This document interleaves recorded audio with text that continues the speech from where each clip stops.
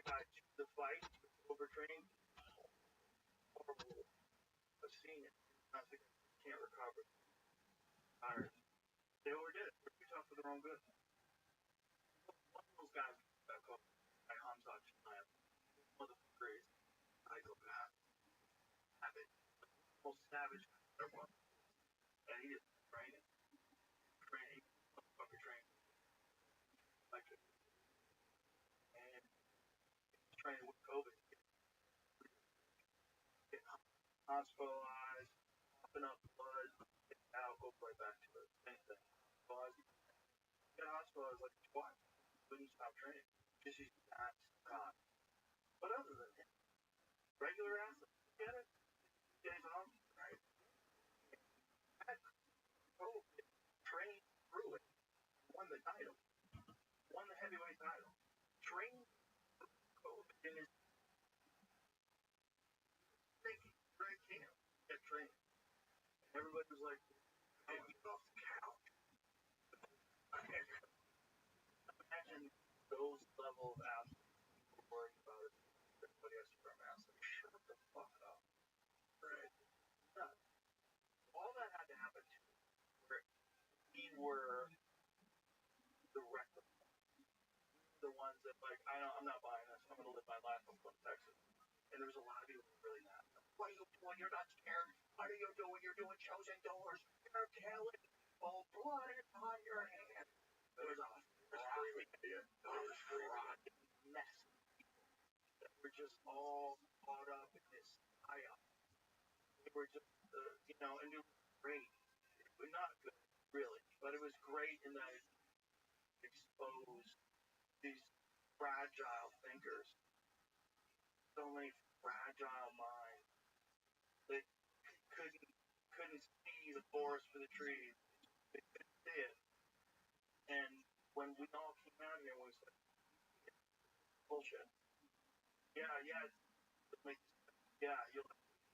for a week. Yeah, get vitamin drips. You'll be all right. Like, yeah, what we're dealing with for real. And a lot of people agree. And then it turns out we were right. It turns out we were right. At the end of the day, we were correct. We were correct. We want to live our lives. We all went back. It's who? It's right. Who? The fucking government has been lying to you about this. It's hard to look back on it and realize that it happened. That it really fucking happened. We were locked up. It's not good because it's like when you find out your friend's a bitch and then you have to count on him again in the future. You're like, dude, don't fall apart on me. Right. Show up. Like, don't get scared. I need help. Like, you find out your friend falls apart under pressure. Like, oh, great. Why are you crying? Like, what are we doing? Don't cry. Crazy. Like, now you can't count on Mike. Mike falls apart. Shit gets hot. And this is how it feels like a good percentage of the country. There was a joke from my last special, but I really feel this way. We lost a lot of people during COVID, and most of them are still alive. I wrote that line thinking about specific friends. Like, what did you think was going on? What did you think was going on? Yeah, but when changed your entire fucking life for this. Yeah. It's when you listen to our government tell you can't have outdoor time because like a disease you already have, you've already gotten through it, and they're still telling you this. We're a year and a half into this fucking thing, and so you're right. So many people, that's right. So many people also, and that's the beautiful thing. Their actions, the people that are with you, those are the ones you want there. Those are the ones we got the best of that. The most fun to this comedian. Something happens in society, like, yeah, fuck you. Right. Or eat a steaming bowl of fuck. Eat a steaming bowl of fuck. No matter what, And world, I need that. I need Tony. I need like that. The same way we all of collectively manifest together without you putting it there. Yeah, so you guys come on down to Texas and check some other. See how much fun we're having if you don't believe it. You think we're making stuff. Because I also almost bought the cult. Yeah, right. That would have been, people say, that would have been horrible. It wouldn't have been horrible. No, it would have been amazing. Because it's a cool place, and it would have been, that would have been, it would have been amazing. It's a big spot, and it's hilarious that I feel terrible for that guy, but that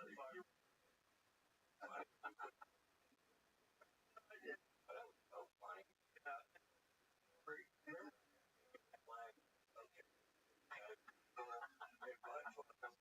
They fall into the category of I talked to the same thing. That's not illegal at all. Right. Trying to let me fuck him in the ass. It's kind of technically not illegal. The watch going back in that's not illegal. That's not drugs. The guy was a hitman and a gay porn star. Like, what a combo. Right. And then when they found the gay porn, like, you watched the documentary, right? The documentary's incredible. But Ron, the people at home, Ron had performed at that place. I fucking love that theater. You should buy that place. And then it's for sale. Like, oh, we're in. Right. And then Adam, he did this documentary. And I called him like, oh no, Ron, what have you done? Yeah. What have you done? I watched the documentary. I don't think I at that time that's what that was. I don't hold building whenever I first did. I'm babysitting the videos of the guy around. Yeah. Oh yeah. That was what it was years ago. I mean, years and years ago. So I knew about that anyway, but I didn't realize that was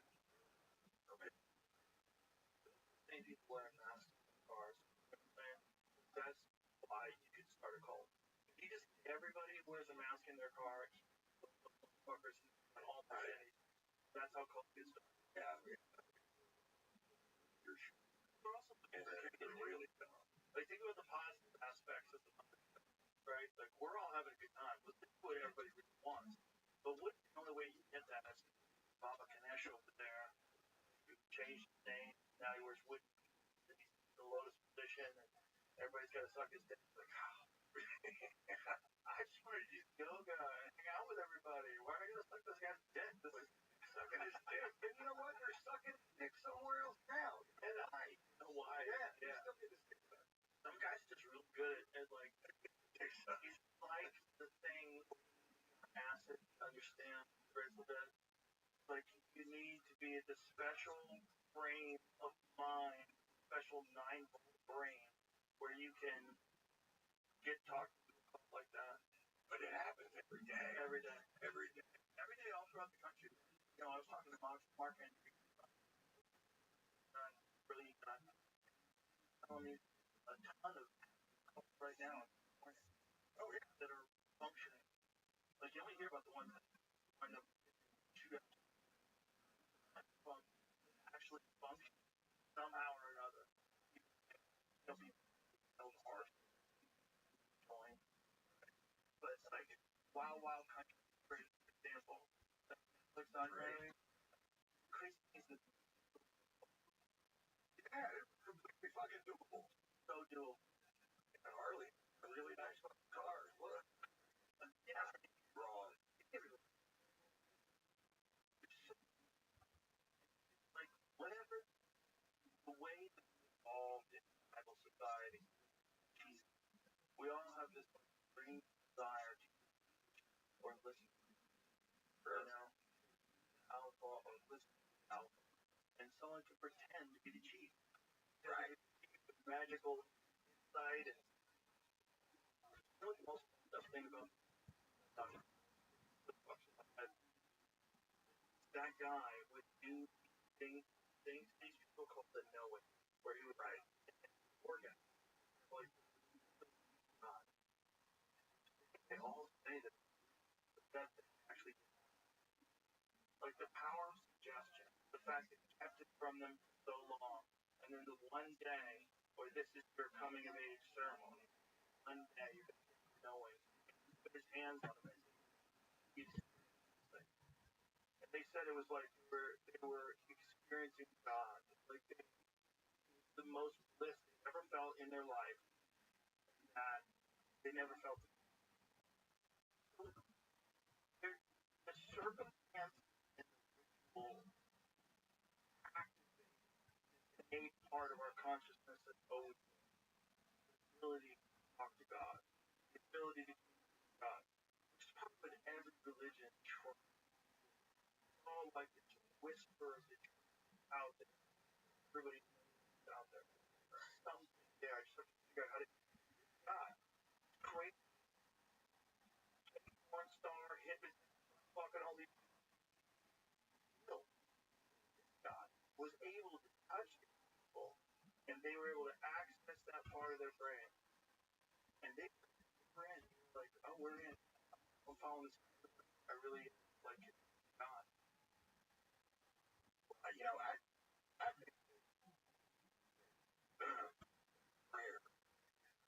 from the prayer is a thing. That's why it works for anybody. I believe it's change and you change. It doesn't matter what you bring. It's a physical transfer.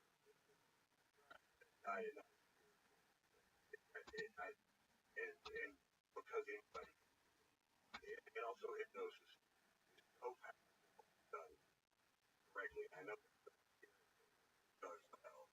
And so if you have both of them, power of that's the problem. That was what they did. Manson family. Turn those down. It was part of Chaos book by Tom O'Neill. It's about the Manson family murders. One of the things that they went into was the fact that the guy who worked for the CIA at the time was part of MK Ultra. His name was Jolly West.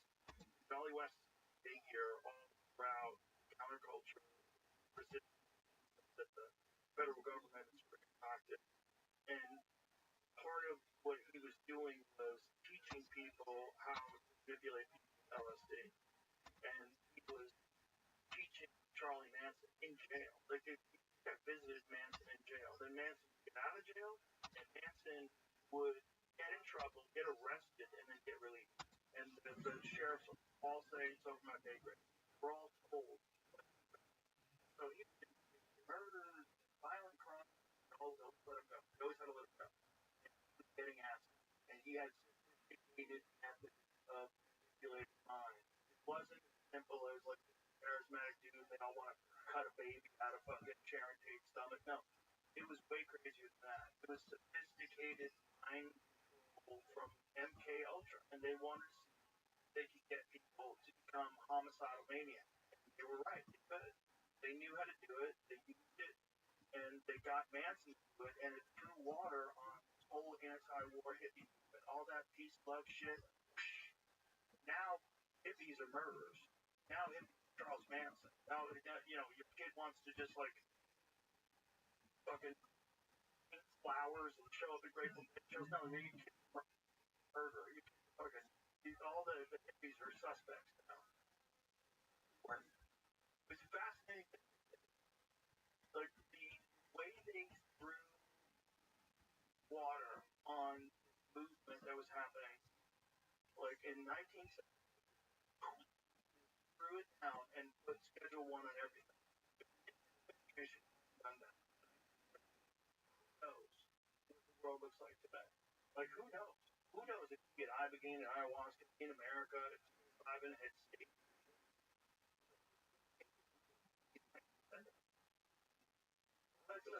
Yep. All that stuff became Schedule 1. Marijuana was always illegal from the 1930s.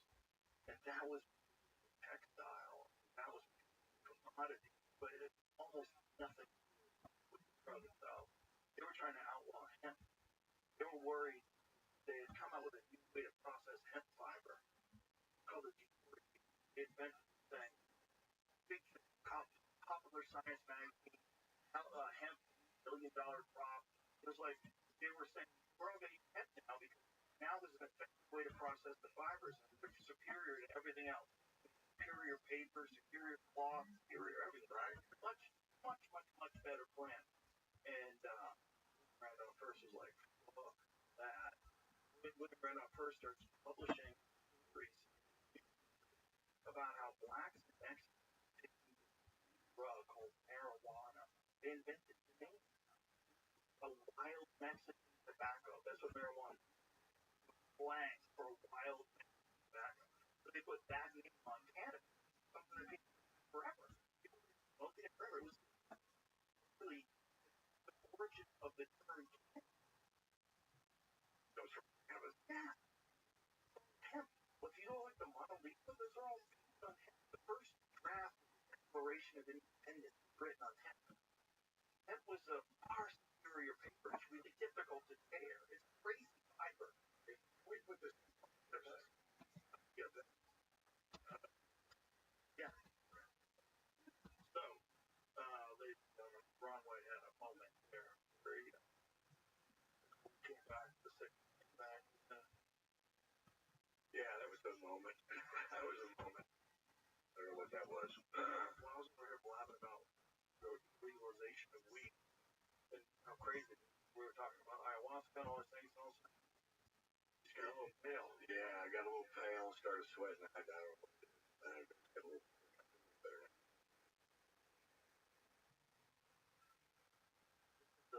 How long? I felt fine all day. I felt fine, yeah. Oh, you know, Has this happened before though, or it just comes on out of nowhere? no, this is the first time. So maybe it's like another thing, like a food poisoning. I don't know. I don't know what it is. Wow. Had a couple IVs, right? I had it last week, and I'll go. Sure, I'll be fine.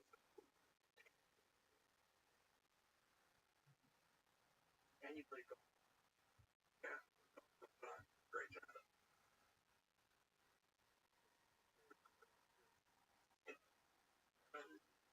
How about here? Real weather.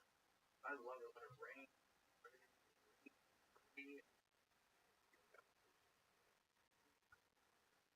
Your name is this thing that I've ever seen.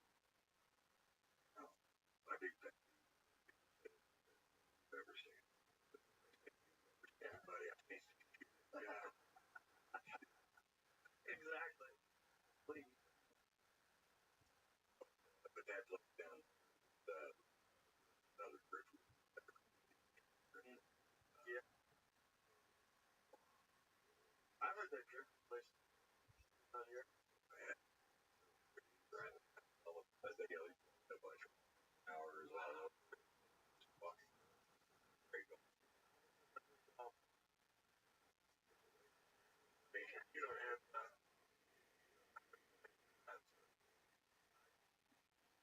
Would love it. Sure. But we should probably wrap this up. I feel better. You alright? Yeah, I'm Keep rolling a little bit? yeah. Alright. Well, it's a 20th century. I don't know what to feel like. Yeah, I don't know. But I swear I feel better. I don't feel anymore. I see. I'm not myself.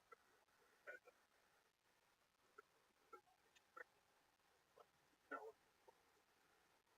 Yeah, fighting on them. We're doing all the time fighting on them. yeah, I'm still coming. I'm gonna drip and come to a sad. Of course. But Camp Patterson goes. Oh, good.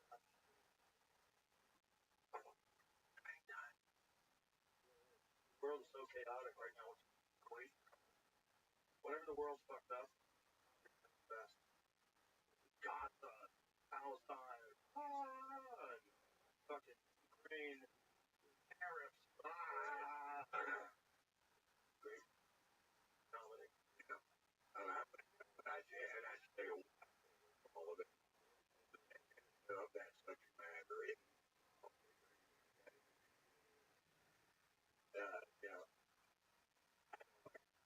my crowd. They want one of in the I've always I'm just let us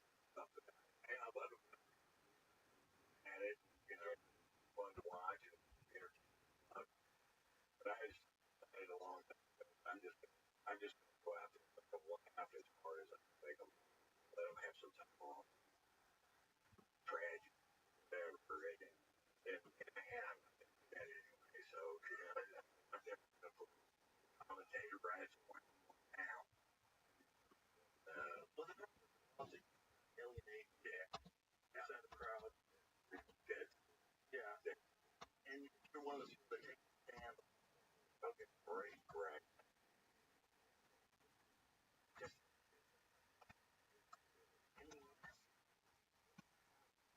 so good. Someone laugh. If you're good at it, Right. I saw people try to on that level, but that's really, if you're good enough to write about that, then write about it. But if you're not good enough to write about it, fuck alone. Fuck alone. That's black belt material. Yeah. Level, whatever. Yeah. Mitzi Shore and Brian Olsen on stage. That's not I know that. She's like, no way. No. Hey, the whole couldn't wait. Something fucking outrageous.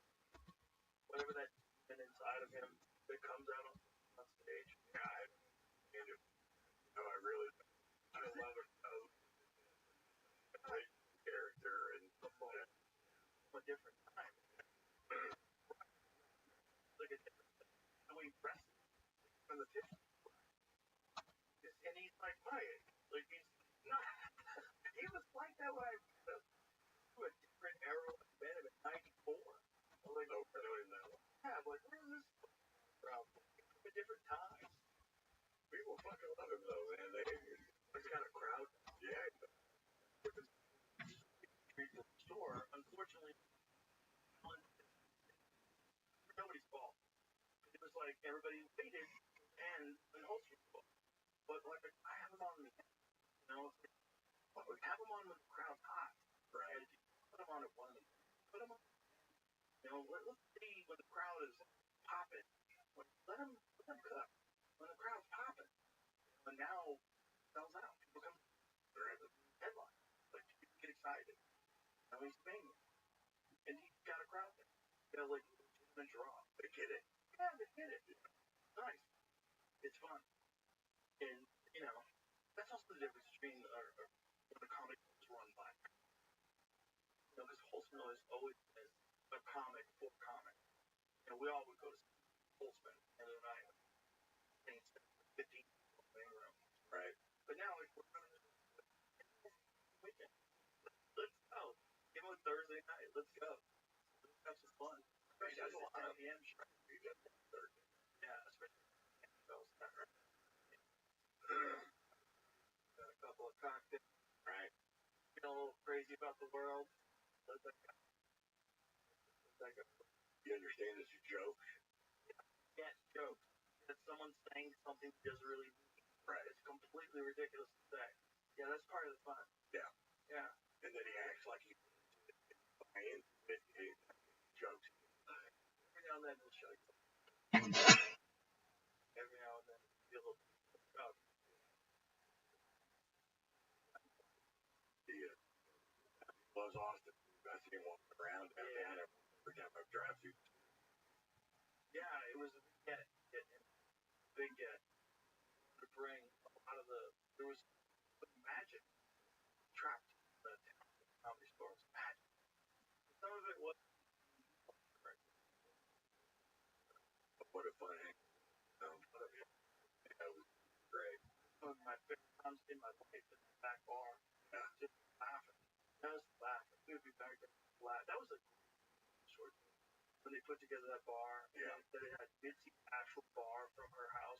Bar there. I didn't know that. Yeah, that bar didn't used to be there. Like so, the early days that was.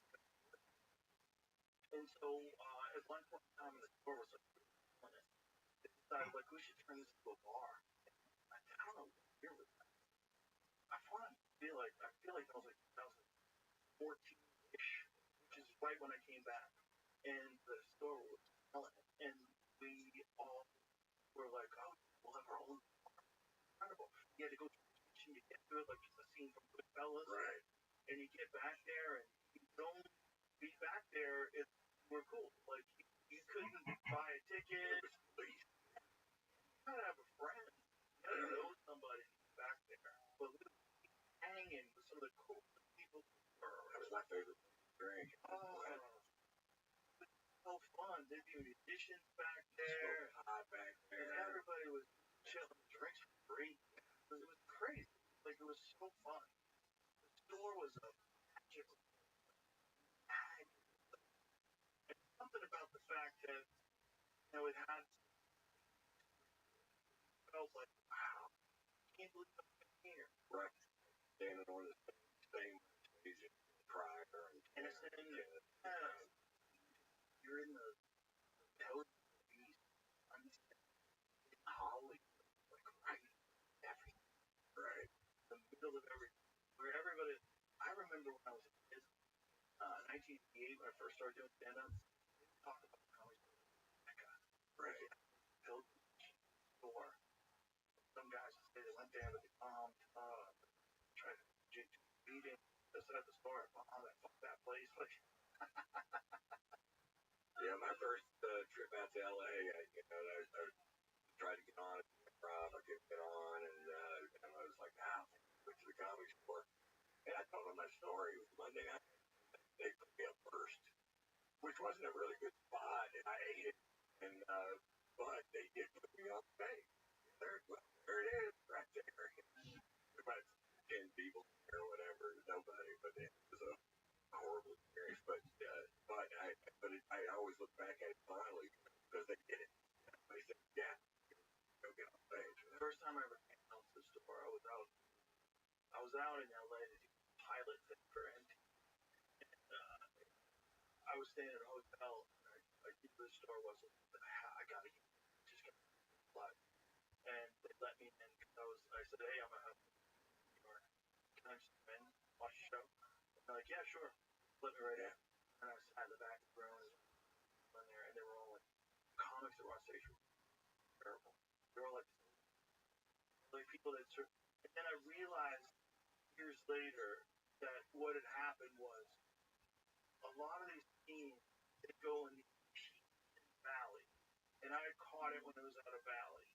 And before it was at a peak, like the Kinnison here, it was a giant peak.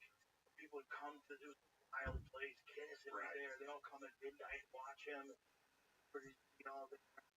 And he had died in like 92, I think. And I got there in 94. So it was like absent. Oh, right. It was real low. It wasn't a lot of like leftover people that didn't bring the 80s to make it. Right. But they're still around. They're still doing stand-up and hoping that something's going to happen. Tired of that. It hadn't happened for them. They're pilots. They didn't want it. There was no agents. There's no one comes to the door at that time. They would go to the improv. They would go to the lap. That's where the industry was. So if you really wanted to have an actual career, you would that's the door. And the two sets like Freeman. Language! What's your language? Yeah. There's a lot of that back then, right? EB day. Everybody thought you had it. When I came back to the store, it was Tate.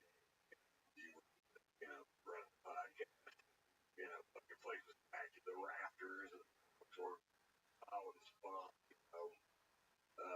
We had a magical run. Yeah. There's a magical run.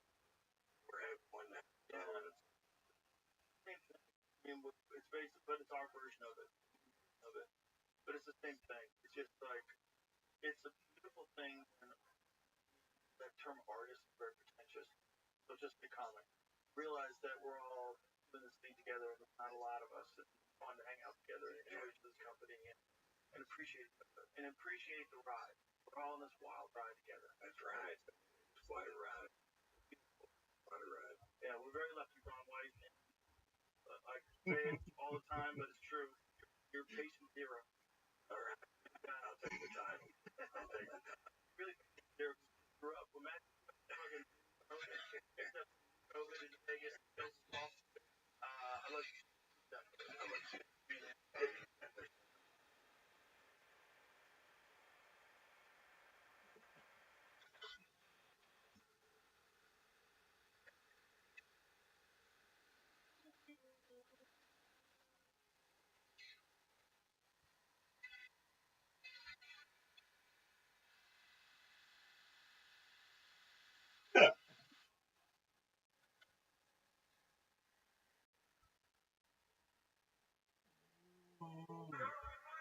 Check it out. Good job, Logan. Extreme.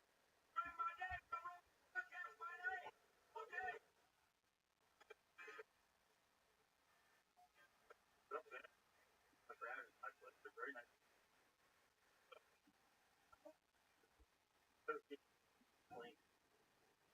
So I'm founder of a company called the World Reservation Reservation.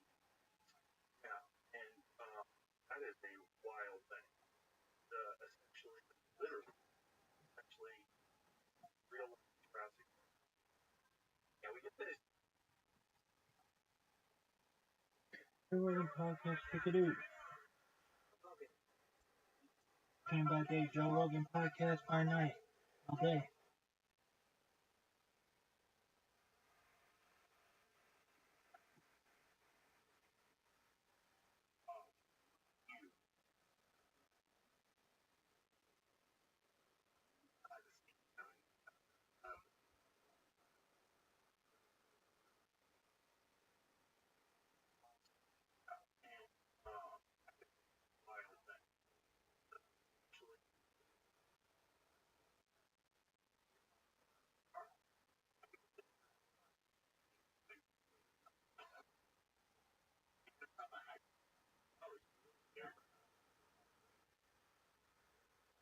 Well,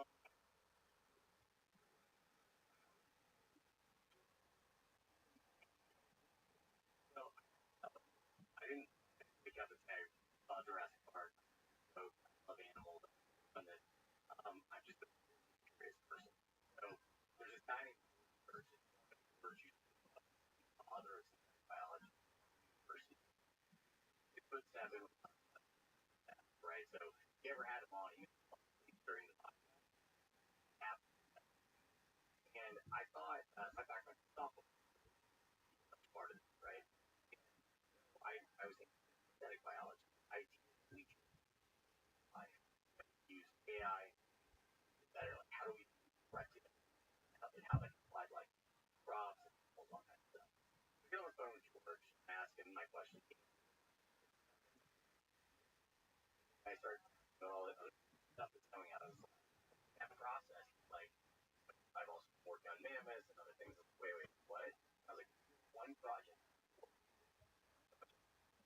this whole about how to bring back nature, introduce this art, help these technologies, concert technologies help. And I kind of thought it was a fucking joke. I literally thought, like, art is going to be for men. Joke. But then I stayed up all night, working the man through line. Whether it's 6 minutes or even square, whatever is in your main through line, produce that mammoth. I wanted to do this. So I called him back the next day. Later, I'm in his lab. Off the race is done. Okay, we're going to try to go something to bring back. How did you decide what to start with? So, started with the mammoth first, right? Because first, I've been working for 8 years for technology. We thought that there was a development conservation. There was some ecological modeling that had been the reintroduction of wild. To actually so that was a place to start. After we launched, like, something crazy viral, and all these other folks from extinction research started calling us, like folks from like the style fantastic creatures. That should hear with the dodo, everyone started calling it. How does one, like, let's before we get to what you said earlier, talking for that, how does one do that? What I understand, the elephant, yeah, we can walk through the whole process. So first you find it's pretty shitty on a good day. But then it out of our body for out of it starts to braid. Only define a lot of about 109, ranging from 3,000 years old to 1.2 million.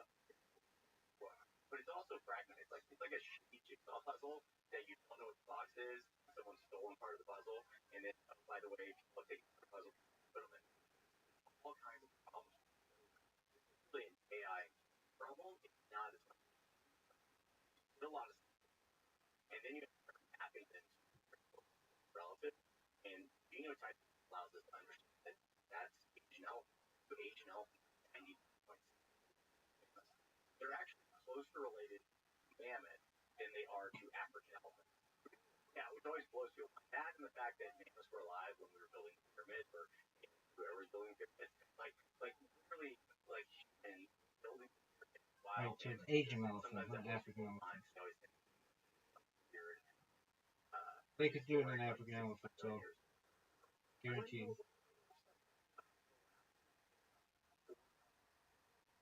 On Wrangell Island, yeah. So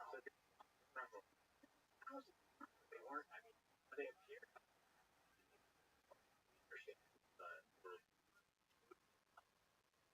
But as you all this period right now, we have Wrangell Island, northeast of Siberia, And they just a small island. They just ran out of resources there. Like what happened? well, there's a couple of different things, right? One of the with Wrangell Island that they actually there's lots of inbreeding. There's lots of like genetic problems that happen on a How large is Wrangell Island? I'm not quite sure. Okay. And essentially, though, Wrangell Island, and there's another island called St. Paul Island, also in Alaska, and Russia, also just kind of the last that you know me. And they died off with those. And now some actually, there was actually another that they actually have water, they have access to water.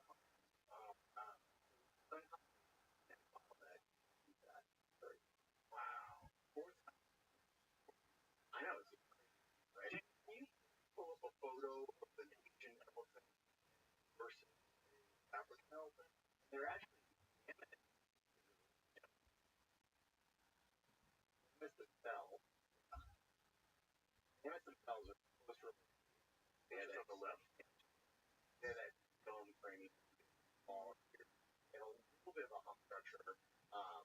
Mammoths, they have these massive, right? Lots of those mammoth bones. Actually, their heads slowly, and have the entire ridge, but that's extra muscle motors. Also about the Asian elephant. Some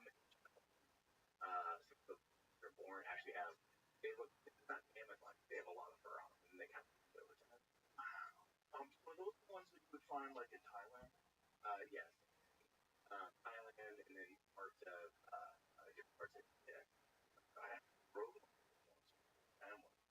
Or did you go to one of those places like Caramel? Yeah. You have to like get over and feed them sugar cane, wash them, and play next to them for like a couple hours. And then once it started to cool, they let you ride.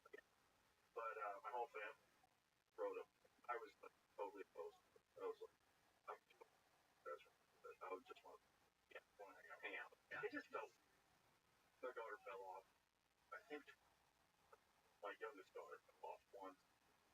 And I was like, that wants us riding. Yeah. You know what I mean? It's Asian kind of a weird.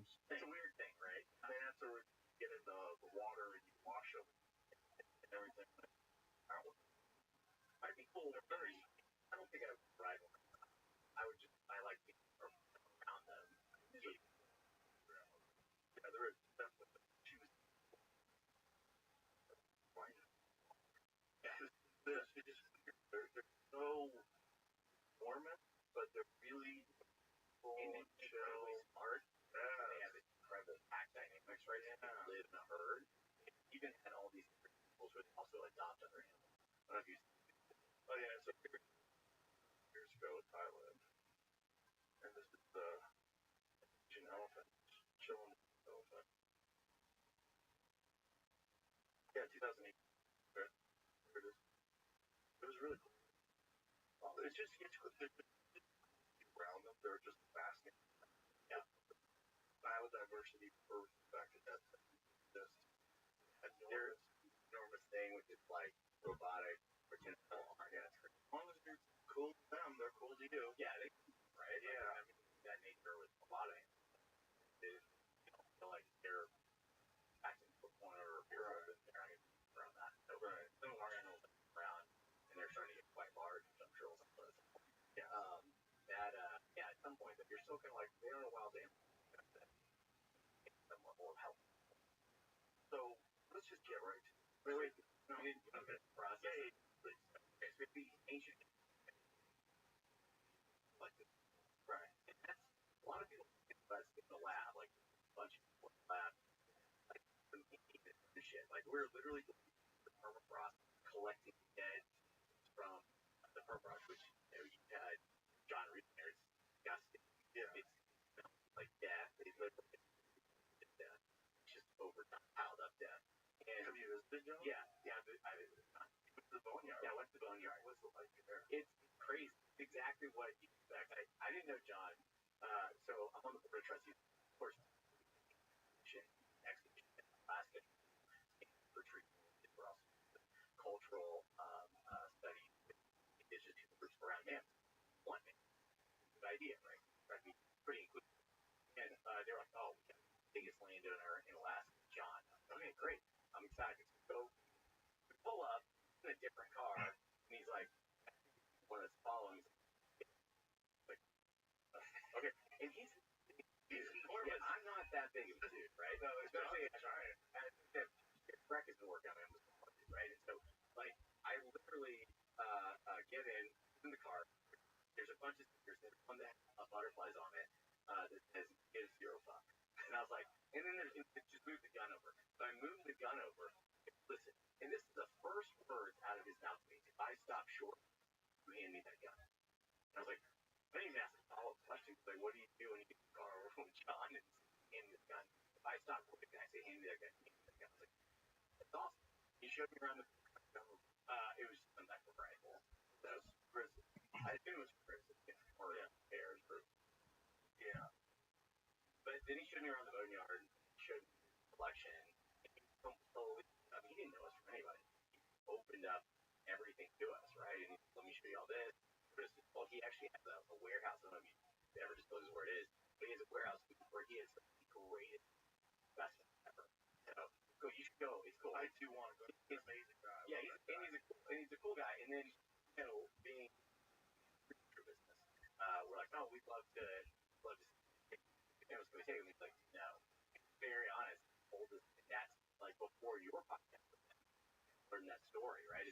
That's what sucks is how like some people can ruin it for everybody. Because outside of Fairbanks, it's not easy to build a biocontainment level 3 lab. Right. But he's like, build a lab here, whatever you want. But he's owns. So he's very consistent. Well, the whole deal is true, right? Mm-hmm. And I totally believe. Well, it's a fact. Yeah. They found bones. Yeah. Exactly. Drop it off.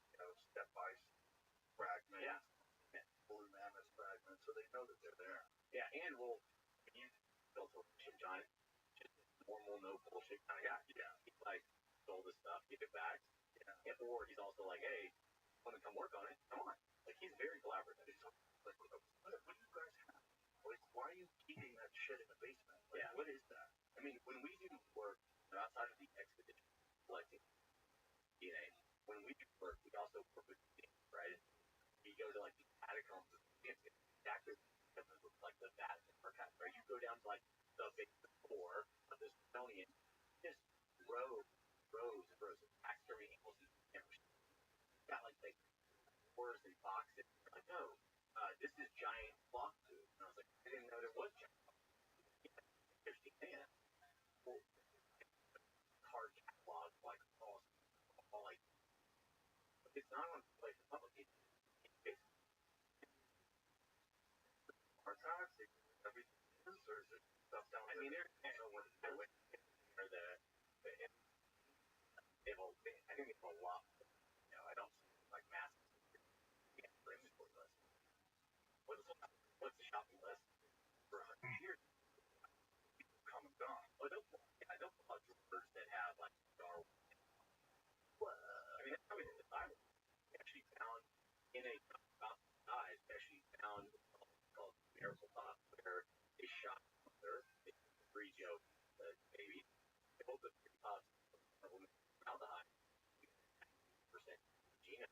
from the first sample. Wow. They also on the battle more later. They also found the bucket. So they actually do she found a full cycle and put online and everything. Also has the ancestry of pup mother. Wow. Yeah. Right. Treasure trove. RV. So if you have what's the process? Oh yeah. So cats are large person over yeah, that's okay. Do you find any exciting? No, I did. So for years, for 50 years, it's awesome. Working on like a budget. Or, no, we're in for 50 uh, flipping from hair and all this stuff will be love the battle scene, but you know shit. And I mean, is there anything more like, but like when I was in the largest marsupial, or the largest marsupial development of any, we do this. Start reading, right? Start reading books about projects. So that's about it. So super decent, and then I started calling past like, I want you to, but no, stop it. Get on that route. So I don't. Why did he do that? Well, because testing the last 2 years, all of it, right? So not just Southern Australia, but all of those camera crap. Nobody that out of bounds probably. I mean, I think area might be are like, yeah, you think you're probably getting because of size. Yeah, he's the western part of Papua. Yeah, the separation and topography separates the Papua dog competitive for them from predator prey from what styles inside. It's just another large.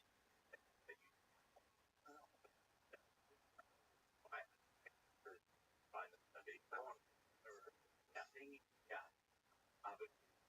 By the way, folks, we're teaching them. Here's a not theoretical. Yeah. This is what's going to get crazy. Yeah, it's gonna get weird. This podcast is blow your bucket. Go ahead, Jane.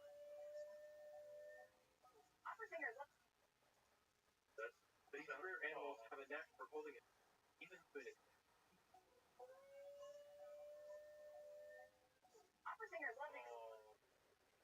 yeah. Do people keep them as pets? That looks like a dog. Yeah, that looks great. No, it looks like a dog. They're wild. They're wild dogs. I'm sure they love domesticate them. Pretty fucking cool dog. And Yeah. that we're fucking. But once you have enough of that DNA, right, from all these have to build comparative genomics closest relative. You can tell that. But I'm from software, so I just there's like this cloud of DNA like be back up like well done for my background, right? So you should assume that I remember someone back that that's which is insane. There's like there's no like Noah's Ark biovault for life. Like how is it? It doesn't exist. They're actually fishing discover how to put it in biobank. It's sort of a mirror on it. That doesn't exist at all. So then you also have to go out and build reference for all like the relative. saves the desolate amount of 99%. How do you bridge that gap? Create synthetic biology. You never have the 100%, right? It's probably synthetic biology. That's what we're using all these different probably for CRISPR, all these genetics. Knock out break. That's always the best. I'll actually to DNA double, right? Rungs of the ladder. Like that's how precise. But that one. Other time, you actually hit this time. It blocks it. There's difference in protein coding region and all these regions that drive extra like curved tusk, from cranium, all ears, the substance fat layer, and hair and color. Because you're only really looking, right? Better AI and models. Welcome. How are you, Timothy?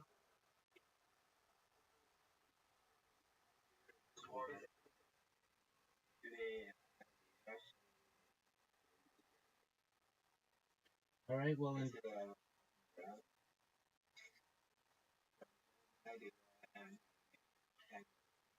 we'll get some water in your body. Yeah. All right. No, I've been up all night.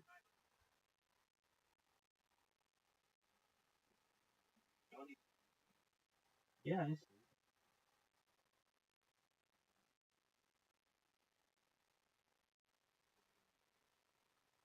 Word, Mockingbird.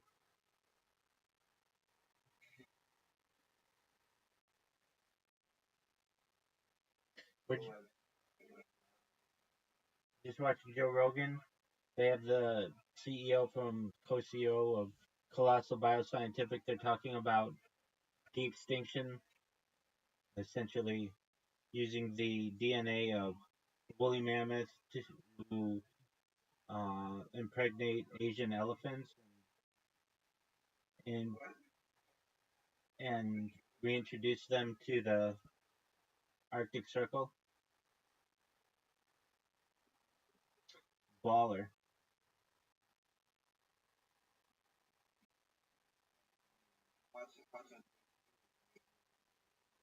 What's on what? On deck? I'm just creating robots.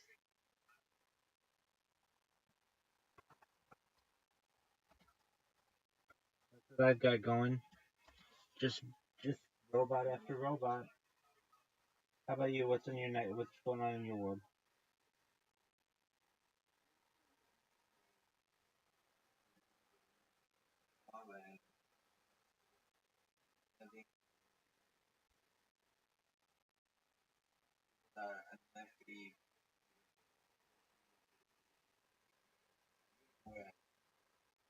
No. Remind me. Nepal?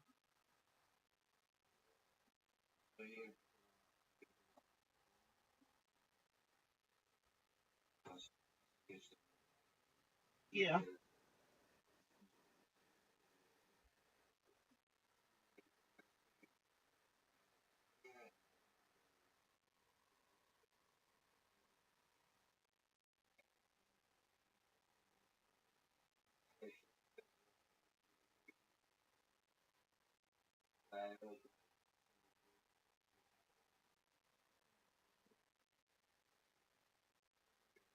Do you know anyone from the Sherpa people?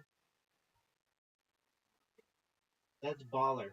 Okay, can I tell you something about them? All right. So a lot of people think that, at least like in English, when you refer to a Sherpa, you're talking about someone who's carrying a bunch of stuff up a mountain, but that's not correct. The Sherpa are a people. One of their common careers is being what you would call a more like a portager, someone who takes something from one place to another. But just because someone's a Sherpa does not mean that they're carrying stuff. That's a group of people. Is that correct? Yeah. If I ask, I have, and he doesn't like Mount he doesn't. Exactly. But like, if you refer to someone like, oh, that person's a Sherpa, in in English, a lot of times people just assume, oh, that person's like carries stuff. That's untrue. It just so happens that a lot of people from that community carry stuff, but that they're portagers. Some are portagers, but some are not. Just like your friend. About one of the they don't really get like French. You know what I mean? Yeah. You know, You know who the like probably I would say the most famous Nepalese person is?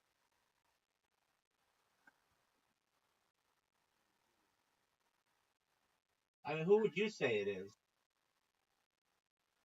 I don't really know. Like I don't know. Yeah, so I mean, I don't know. This is just my opinion, and it's debatable whether he's was born in Nepal or Tibet, but it would be Tenzing Norgay. Do you know who that is? Oh yeah. But let me look it up. Who's the most famous Nepalese person ever?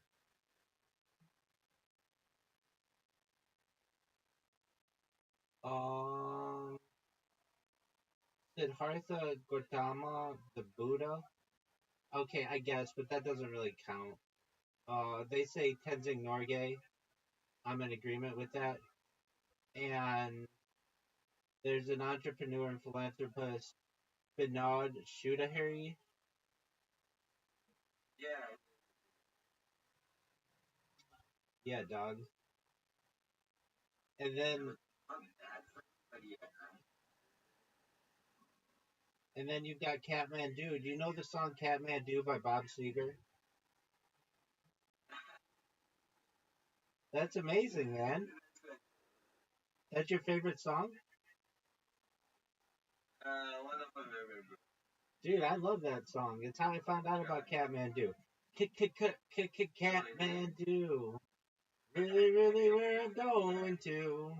If I ever get out of here, I'm going to Kathmandu. I, yeah, I love that song, man. It's a great song. What else do I know about Nepal? Um, well, you guys are kind of in a border dispute with China, and and they're kind of aggressive, right? Eh, And we're not that.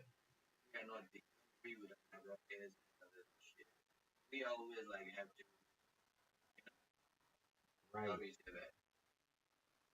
But they, I don't know. Nowadays it's kind of fine because India and Pakistan. Yeah. So China do want to get with us, and so they it is always like a So Nepal is there is a some kind of thing. This is more an India China thing, but you're in the middle.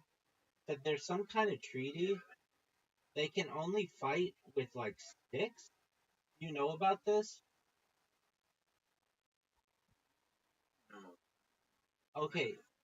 Yeah. So China and India have never had or have had multiple border skirmishes where troops use sticks and rocks instead of firearms, adhering to a 1996 agreement that prohibits the use of guns and explosives within 2 kilometers of the line of actual control. one notable clash occurred in 2021 in where Indian and Chinese troops fought with makeshift weapons such as sticks, metal pipes, bricks, and stones. These confrontations are part of an ongoing territorial dispute between the two nations, particularly in the Himalayan region.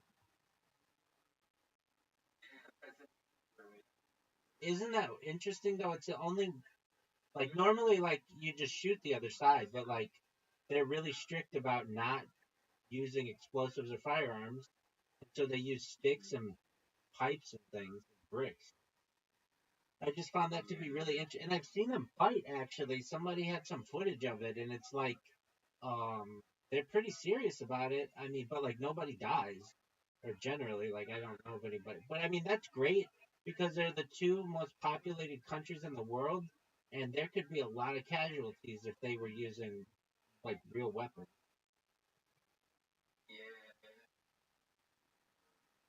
Oh, yeah. So, I found some footage of it. So this happened, like within the last year. Just seeing what happens. So it's like they're just it's combat footage. They're just like basically like you'd be with your friends, and then they just start wailing on each other, beating on each other with sticks and rocks and stuff. Like very interesting that these countries could literally destroy each other, and then this is sad though. So what was happening?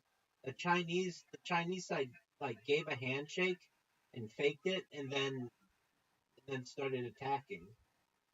So it was like kind of mean of them. Wild shit.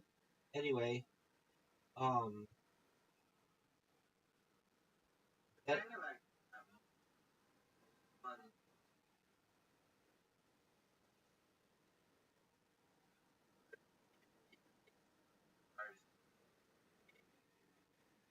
They're waiting.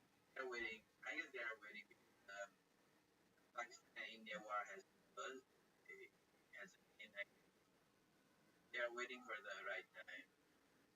yeah, and at least like they're like at least China is really into maps, and like on all their maps they like make sure that Mount Everest, like the very top of it, is in Chinese, and because like if you control the highest point on Earth, that's like a very key area to control. Though as a kid, I always knew it to be in Nepal, but I guess China has taken that over. If you ask me, I always think of it as being in Nepal, but um, You don't lose what? Sorry. that's okay. Like if you were to ask me, like as a kid growing up, I've always thought of Mount Everest to be in Nepal, but I guess it's like half of it's in Nepal and half of it's in China. Sure, sure thing.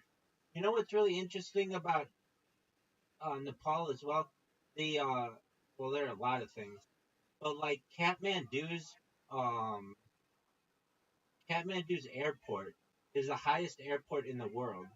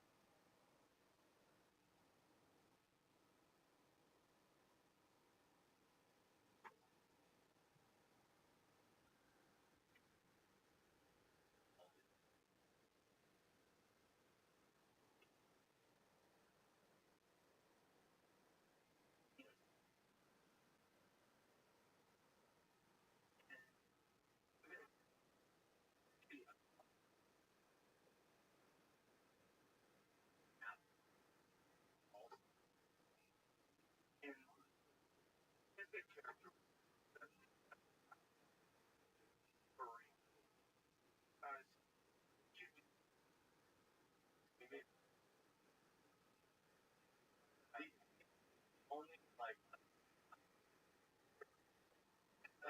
people have lost right like there's I was on the phone with a modern aggressive journalist and it's going quite it's moderately aggressive aggressive well when I some people doing stuff oh yeah everyone likes yeah. My daughter actually comes on yeah so we get that a lot every week I'm on my laptop every now they're horrible so this is fully mine we basically said look what are the core type or phenotype flash um one of the most always about 200 millimeters in that virgin ice element ram very happen house all of us regime try to look at it that were they not just putting random there that could either hurt the animal kill them right or how to work right really thought about the ice and like okay, there's people that are like point it's we made 36 mice they're all healthy there's 36 mice and what's crazy about it is we're excited about it it shows that the process from a carrying it changes 100% efficiency important part 100% efficient yeah that's that difference the one thing if it was a those the little guy on the left funny but yeah makes you love them and that's the color that we get most famous for like a gold brown right I mean pull them out what this you very one I did like period pretty well actually had on brown from it get that how there's people that are making shirts that aren't us pillows are like nice and then there's a meme account guys like the CRISPR baby went to trouble for making babies in China yeah this account yeah yeah and meme account though actually on X either a bioweapon in that Colombia so I weirdness of mouse when viral trying to show is that our multiplex edited all of the genes most people edit one gene let that mouse second lineage so one let that mouse they'll stack operation you don't have to deliver all of those at one time all of exactly what we want and you have this monoclonal cells all of this stuff which is overkill but didn't know that none of them have unintended consequences or off target effects that we know that mice that cloning know that they'll be helpful so we try to spend a lot of time on that we're certified by world built this sort of farm making film that's right so care about not just first engineering first so the Roy Mouse was a good proof of concept that we are working on are working exactly very transferable no everyone keeps asking but you know but actually got and so much out of you hold on fixing the time so it's not our business model that animals sell those ice but it's kind of not crazy it's dangerous though to leave ice so someone says I want more of these yeah if you put them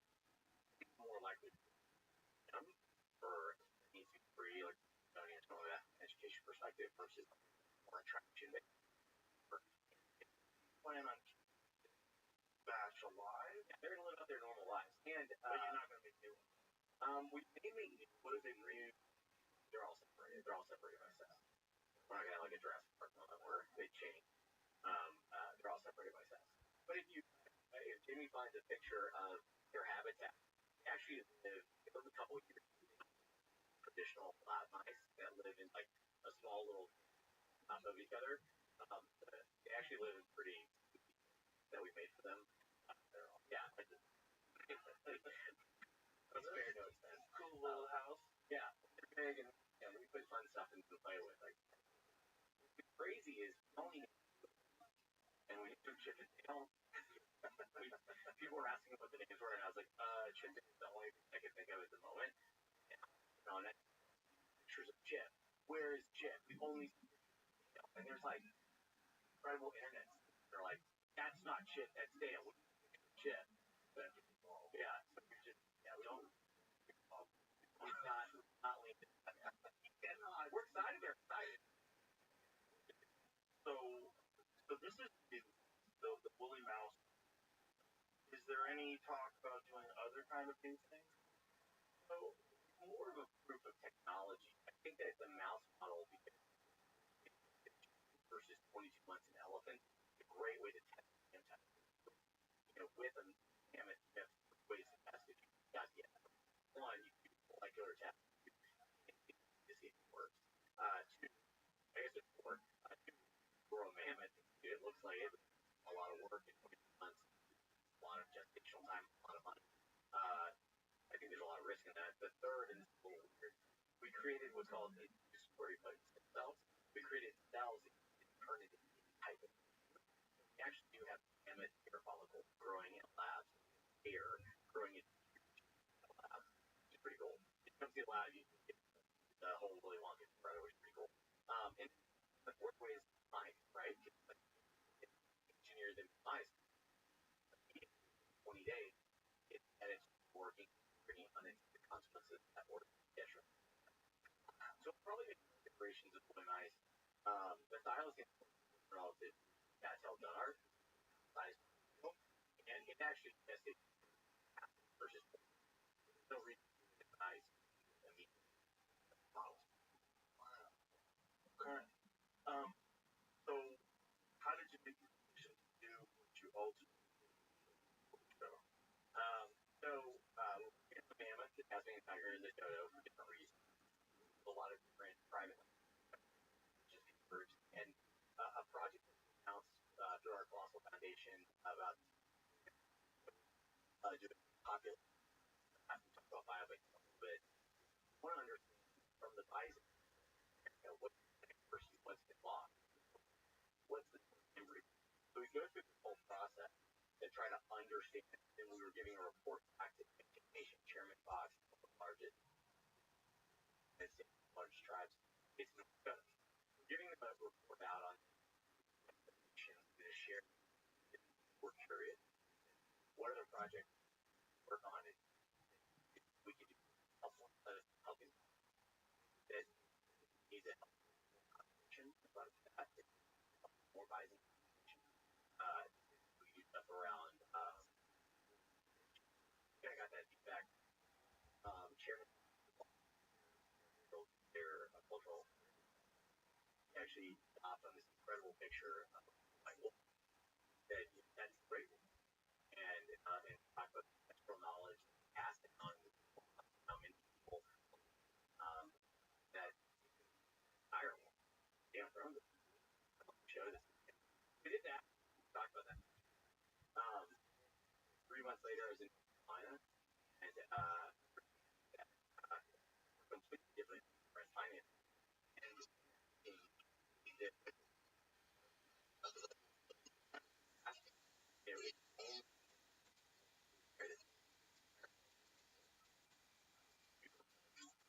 There's like wow, it was a massive loss of diversity, massive model. Wait, we're supposed to be this country of innovation. We can save our own. Think of like Erica West, like wolves, like boring, drought bears get proud. Bison thought that icons were like captain. Put that kind of on the list. And in a weird series of events we had all these kids over the last 3 years, and teachers, parents, were going to pilots. You get boxes, freezing, pretty cool. Or lab, and all the Hollywood, Tom Brady in the business about it. Most learned about it. Now, like, everyone's excited about it. And talked to about the direwolf again. Who thought maybe there was an opportunity to bring back in America direwolf. In America, but predominantly coastal. And thought it was something that could bring back the direwolf. Also help conservation, bring like sci-fi, bring this science and conversation around conservation. Thought it was a cool idea, but we had no idea. They're dead direwolf trapped in permafrost, or most of the direwolf skulls out there, there's thousands more branch on them. If you go there, they have a beautiful wall, but because of deepness as there's nothing to that. But about 6 years ago, a group, including Beth Shapiro, our chief scientist, that was kind of just a simple dude, right? They actually found, they actually got 0.15 excellent purchase together. Because it's not really enough. About we about different times that our gaps stuff for code AI software. Built part of our knowledge to solve these complicated problems that are harder to solve and open that for conservation for free. Then also so our first competition went out by and we actually went out. so you have this 1.5. Yeah, 0.5, so 15%. Okay. So I went to that with only an advisor at the time. She's like happened. Struck the sample on a Runa. We scoured if it's possible.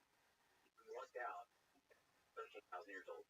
The skull itself, 73,000 years old, not exactly sure, but it's kind of a riverbed. It found a riverbed at the top of the found like permafrost. It also found it. So there's a bone for all of us called the petrous bone. It changed a lot from after born. Great, better than some here. So that's permission. Very carefully drill back to the underside of the skull and remove the petrous bone. And we got really lucky. When the first skull, about 1,300, so more than back. Well, and then we got a knock on the door. No, so we took that DNA. Can I ask you before we even start with this? Yeah. The aggressive reporters, is it they're playing God? How do you have the right to do this? So it's been a journey. Okay, the journey that we've had. We started it. We didn't have any, right? We're like pros wanting to teach animals, and boy, got $6 of funding. They don't have any science to top. That was the phase, right? And then we're like, as an entrepreneur, my job is to hire much smarter people than me. Gary's got me on. Yeah, I mean, I'm bringing that for you. Well, I'm not saying they're bad for him. I'm saying that I Allegedly. Partake in the probably bad for you. Yeah, but you gotta do it. Everyone got to do it. So, my question, if I was going to grill you, if I was a reporter, like, what right natural process of nature and to inject your curiosity and your ability to create new. I think that you become the apex predator on this planet, and we inject our curiosity. This is every day we overfish the ocean, we overhunt things, the thylacine, the Australian government put a bounty on its head and killed it off, right? And every time we cut down the rainforest, every time we drink hydrogenated water, we are playing God. Right? We are changing. Humans are really good at changing the natural world. Now the good news is there's been a lot of work around ecology, understanding what the free wild understand, times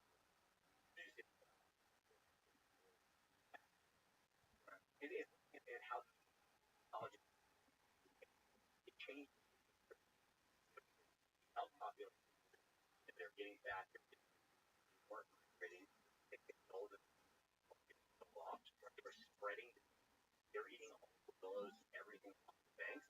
Therefore, beavers are like the most for climate probably they make wetlands, they cause the rivers and ponds first of all, different types of fish, different types of animals. We have this thing called trophic downgrading, trophic cascade effect. That's fast. I knew people that lived in Montana before full reintroduction, and a lot of people don't like it, but most of them are elk that were something out. That's the reality of it. But telling they had so many that were living, they had such a large population versus the actual resources available. They had all these crazy hunts over the counter, like you could hunt cows, yes, no. So in the middle of the winter, where they can't move good, yeah. Watch your clothes? They were just trying to make a whole population. They were trying to.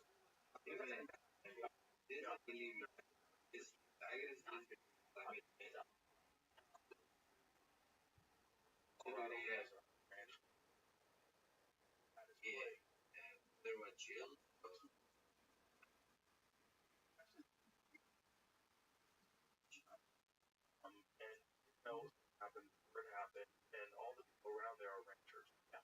So already 5 wolves, this a dozen cows. So the problem is they killed elk as well. In fact, I took a photo of an elk leg that was down on the ground. Yeah. Killed. I'm not a big fan of vote on whether or not you should do it. I'm a big fan on having real wildlife biologists assess situations. It's Colorado. Colorado obviously borders Wyoming. Wyoming has wolves are making their way to Colorado already. They are protected. The public actually asked territories are killing people. Yeah, or to stop at a magic border. Right. Yes, you're doing that where there's ranches. Great. In Colorado, because the first batch animals that they had captured, they're killing wildlife. They moved to Oregon to Colorado where they kill wildlife. Yeah. They're killing. I'm saying wildlife, but I really meant it was animal agriculture. They're killing domesticated cows. They're killing calves. They're having a real fucking problem with that. And it is something to be continually monitored. That shouldn't just be on some random vote how you feel about it, right? Like, I people live in these high populations. I could, right? Like, he is leading cause of death of elephants, right? Like, we have to. Don't want to bring. Don't use these thoughts. There are the animals we're going to walk and measure. I don't think we're smart, but not just predators, but also like the large herbivores.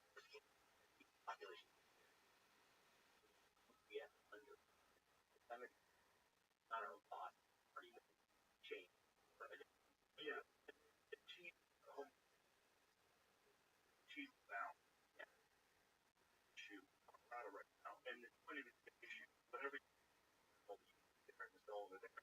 And I think in Montana, I think you're right, and I think there is an argument that maybe the wolves being there is better.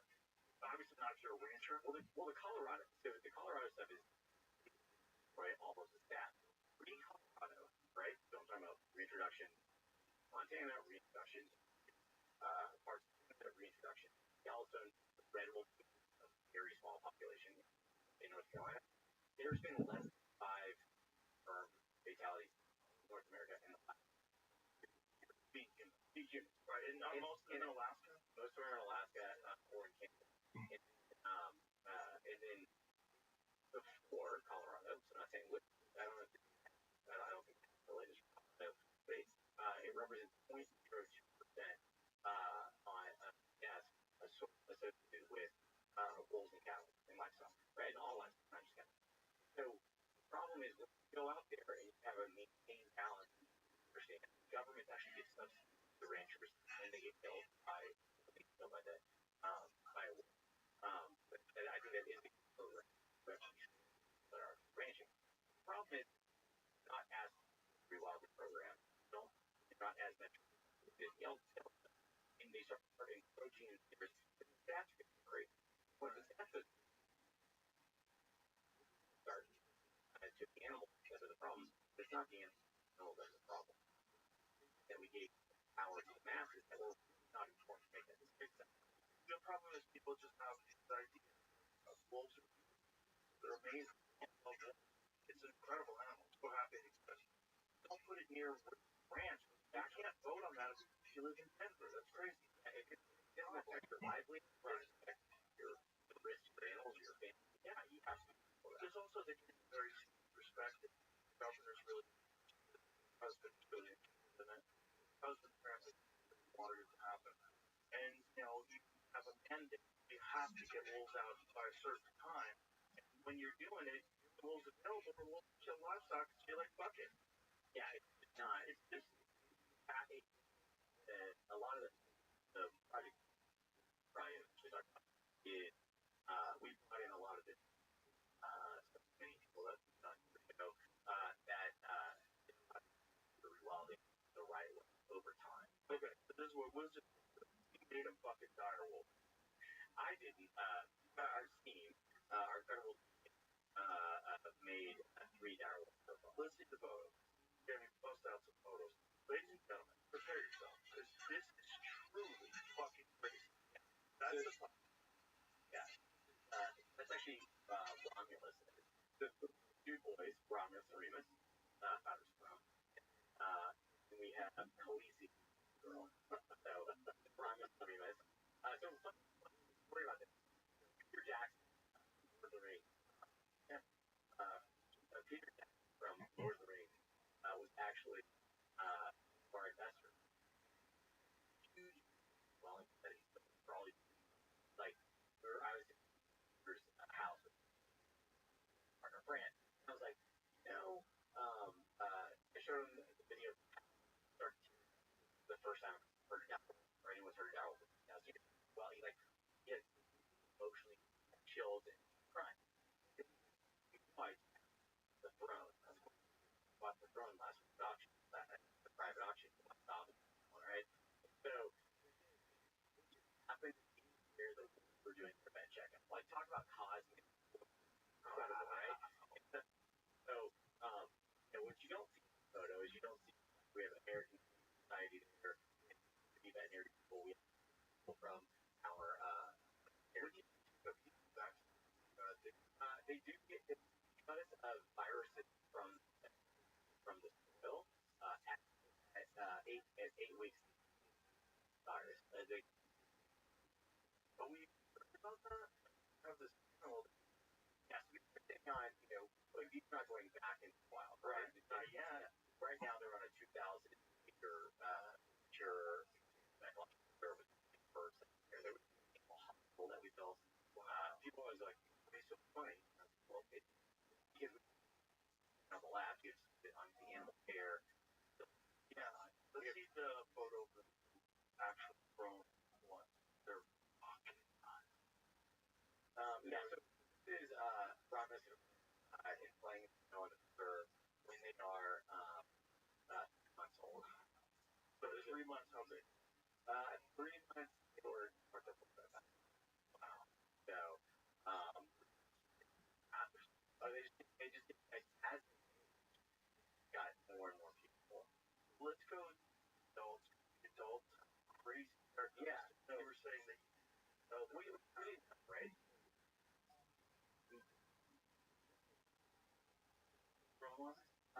Still 5 months old. They're 8 pounds. 5 months. So wolves typically grow 12 to 14. So they're not full grown yet. Wow. And how big is it already? 8 pounds. About 5.5 feet. And the man. Yeah. And so a couple things about wolves. Yeah. You know this, right? We do that from license. With about 12,000 years ago, when a lot of like that were dry and we're dry as cool period. Well, right? We knew all we knew. So all we have to example remain were 20 to 25% larger. They really weren't as their body weight. Their skulls, like I don't assume that they're from. We did find out in the genome that they were white. For a while that they were red. I just wanted to take her and natural. They're an Arctic hunting. yeah, I just look. And when they're eight, their fur almost full of great. So is it like polar bears and it's hollow? Yeah, it's not. It's like, but incredibly thick. It grows as they've grown it, they started getting kind of like, which is females as well. Well, the female she's only also so there's a couple other photos. Wow. Yeah, I mean they're just. And I mean, funny. Someone they on our almost like Shetland at some point, right? Right. They're so stocky. They're stocky. They're thicker. They are absolutely. Yeah. So maybe and able to.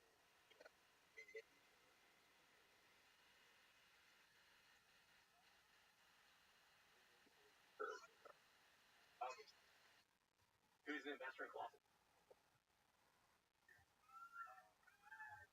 Oh. Nature's cute little murderers.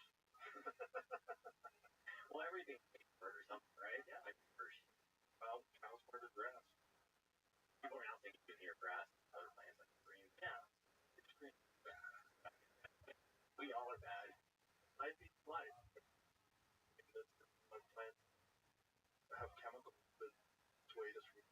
What do they? So lots on corn. They built 105-year-old guy. These were actually different horns from elk and others that were putting out there. Like dog legs. I get So are you letting animals kill things? We're combination of sizes, horse meat. planning on letting them kill things? We're just about to introduce carcass, being them part of a carcass, and that others for now. Are certain hunting. I mean, they are on a wild 2000 reserve.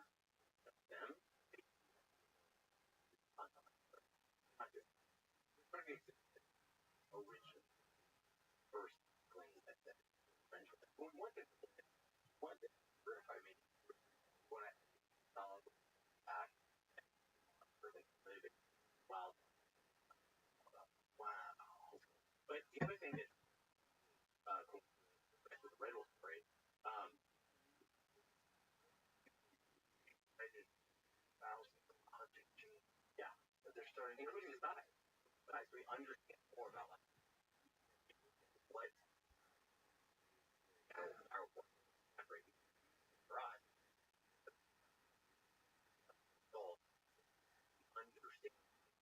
the genetic side with that actually understand what was in the Darwin genome and what wasn't populated genomes, right? If you and I are 50,000 years apart, did a lot of time period.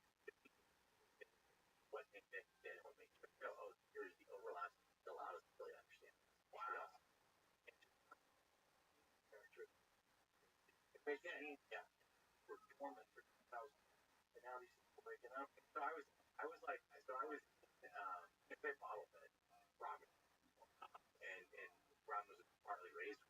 He'd go out to I check on him quite frequently. So northern guys who don't stay where it is. But mainly for not just the animals, but for people. Ever since we launched the Woolly Mouse, had very excited to show up at our labs around it. Show up, wanting to be nice. So showing much as we're always very, very nervous. I always grab all the videos and want to make sure that no one can get out. Internet. Try to find. Yeah, so I'm not trying to challenge everything. Yeah, I have to. Some Saudi Arabia. Yeah, exactly.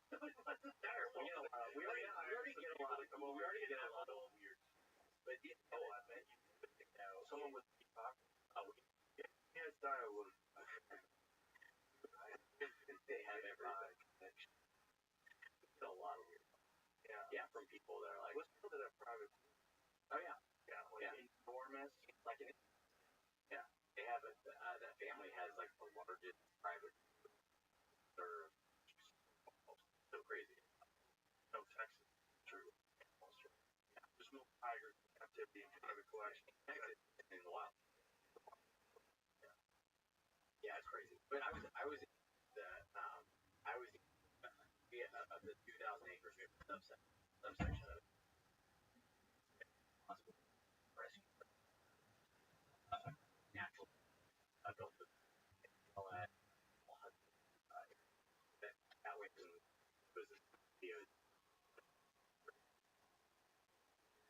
And funny, 2 weeks ago, I was up there.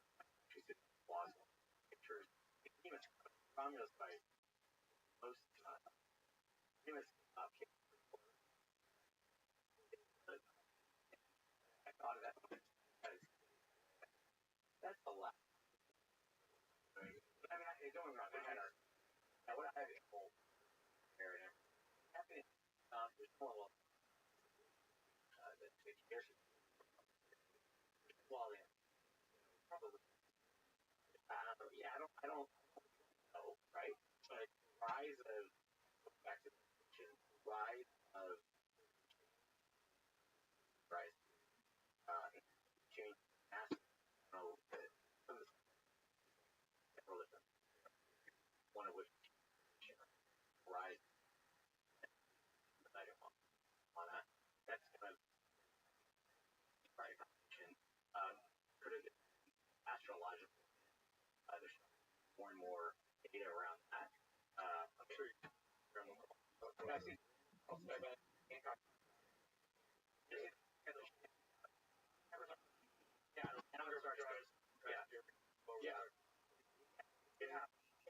Yeah, that's also happened.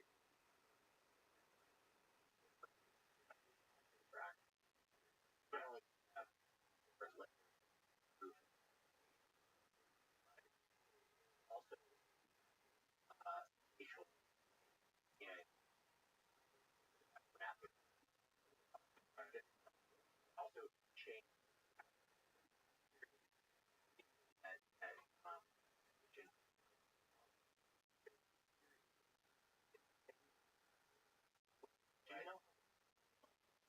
before it was brought, like you get like melted caps for some sort of immense cosmic and trillions of pounds. Same rate ran through the and just carved these gouges. Some acid was like I mean, out looking enormous core. realized the gorge was formed by water rushing at its greatest speed, and then sort of the boulder that are just out in the middle of nowhere, moved by this immense amount of water, and then lay the ground, the features of the ground, like features that I hope great, and it all tracks. It tracks all over the world. It's like the reminds me of stories where they show the side of oh man, a lot of water erosion, and they like the photo, and he's like, that's not water erosion. Dr. Robert Rothschild, at Boston University, guy proposed thousands rainfall, and he knows last time rainfall like that in the Nile Valley was 9,000. So the whole through it, like, why this stuff was actually built? Are we just doing it because we decided 500 feet and that's it forever, and no one wants to let that go? Well, I'm not a scientist. That's an entrepreneur that built teams for people to find things that work. And what crazy academic system, non-academic, right? But I don't read the comments. I don't read the comments. I see quite well. But academic, 95 of the top scientific advisors, Nobel laureates, and whatnot. You got fund 17 academic universities, right? All over the world. We fund, right? All over the world, right? And they're doing this work integrated with different ideas from academic and technology. And our top people that work closely. So I think what drives me very academically, they live in this world, super kind of like fortune and glory world where it's like it's a popularity contest. Someone has a paper, their entire motivation, publish or prepare. So one of the other things we bitch about is like, you guys don't write scientific every music. We're not an academic university. We're not. I don't have to write a paper on anything ever. We do a couple here and there because we share our knowledge, right? But we do back to like for every single peer review, like you would have 1,000 scientific papers, no man. I'm writing something. There's one impose their idea of what you're supposed to do, not supposed to do. Well, they want to impose more of their idea already established in that establishment. So it's public anti-scientific advisors, top women in the world, or all sides of from all sides, every single spectrum out there. We have another probably 40 advisors.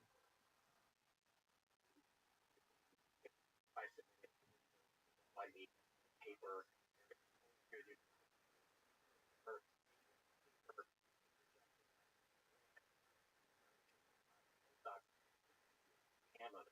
right? We have enough science. We have labs, we have money. We're doing concert and this whole philosophical perspective of these like all these perspectives about it from the scientific community. The more of course. The problem is not science. The problem is what you see in squabbles, like ultra personal squabbles, where like horrible vitriolic statements made about people, like they're not happy. Exactly. The same problem all of life is itchy little people, itchy little monsters, and they have taken over something that's incredibly important. Their work, their work is incredibly important. Yes, but it's the core of their being. They're a physical person, and they can't. And that is why we don't have cars and tell you we're not going to live on Mars, right? And so we didn't have like I think it takes time. But it doesn't come. But also I can focus on not full, right? If you want to go to Mars, you want to go back to Mammoth, you have to design entire made across every. Whereas you're only incentivized that piece of it. But it's also you're dealing with grants, enormous amounts donated and given to these institutions, along with whole ideology. It's not simple as let's follow data. It's all got to be attached to this very left, almost preposterous ideology. Everyone has it's fucking science. But no, it's not true.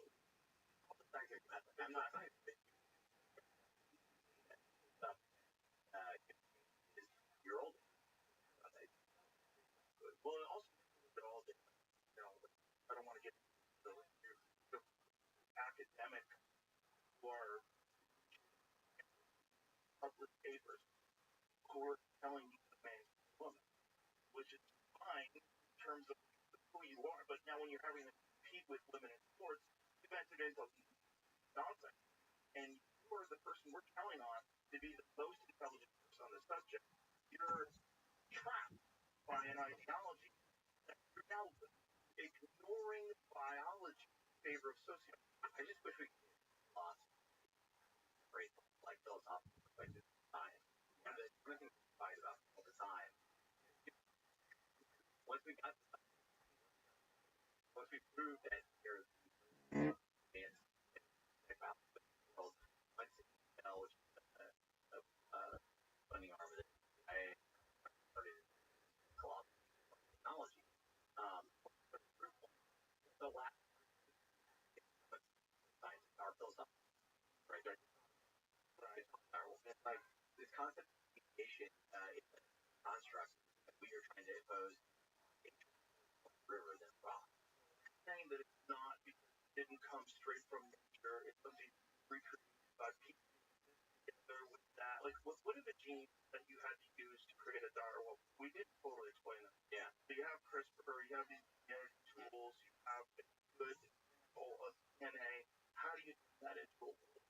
Map them next to it, and it was a study that came out about, once again, back to scientists, about scientists. There was a paper that came out years ago. They didn't have much data. They said that direwolves related weren't jackals. And that's because at the time, it only had 25% of genes. They just called the data. It's not negative, it's all data. Now we know that they actually work with more data. Which wolf? Gray wolf. Or is it gray wolf? Work with broader. Now, do that. Start looking at all these genes and start to understand the differences that certainly are responsible for size, for muscle, for craniofacial differences, right? So we start to tap into where are the different gray wolves, where are the different direwolves. With those, a lot of that we take them from the direwolf to the wolf cell line. Process. We talked about this earlier. Process called synthetic cloning, which is effective cloning. Cells, another cell. You take that embryo and you start it. And to a 100% direwolf, or is it? Right. So you see, right? Science is going to figure out how you classify. You've got certain people that'll say, okay, species is like something that can't breathe. That's literally a definition. This animal can breathe, this animal. That's something. Some other people, paleontologists, and some of them love us, like of ours, tigers in their one tail, that's horrible. Many of other paleontologists just hate us. And it's going to transform all this. It's the only thing that is going to be over time. And I asked the paleontologist that if I made a mammoth with like, that was giant, like pink curly fur, and it had the right thing that it's more scientific paper say that, and she's like, yes, but that doesn't matter. No? It's a big question. Why is it in this world now that's like modern old or but this I wouldn't Maybe 3 fucking direwolf. That's not moderate at all. Yeah, but it's kind of one of the crazy things. definitely in the crowd, right? It's right up there with Yeah. So when, well, yeah, I know. Free that someone is going to get, it falls into realm. There's philosophical elements, like application. All of it around there, right? But they made offering all the time. Marriage will tell you over there, aquatic is hold to death, right? Except I always ask you, your offspring are if it's not like a dog. Yeah, it's different when something, right? So we are not the same, right? I don't know if percent, you probably have some percent you're an active or a hybrid. So, one of those points, though, I'm talking about just because it's free with a there's like I said, there's 6 different ways to in your graphics. Funny around one piece of code, it built a road through, and the train goes to one on 2 sides of the street, and they're kind of the same fucking code, just because it's a road. Just because we as geographic, the only argument we now have is good is when no code. I asked, did you see Jurassic Park? I was like, what was Jurassic Park? What was Jurassic? To your question, what do you think? What was Jurassic Park? Could it be? Yeah, like, you're gonna take your kids to Jurassic Park. What is it? They took with a bunch of other stuff. Are they dinosaurs or were they genetically modified GMOs, modified organisms that had inserted genes and lots of they dinosaurs? Turkey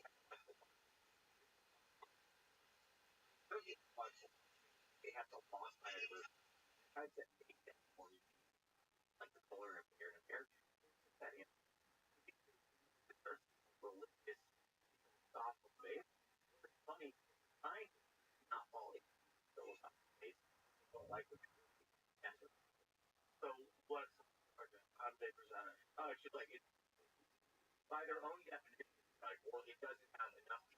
So I was like, so I said, but the second direwolf that we have, the second from food has less. Well, does that mean that wasn't a direwolf? It just turns into an you're missing the conversation. I would like to know. So what is their point? What is our overall argument? The general point of that was that they want to pick one condition that no animal, including our animals, fall into. Right? It's just the framework that they set. It doesn't kind of against our space of argument. So we're back to something human construct.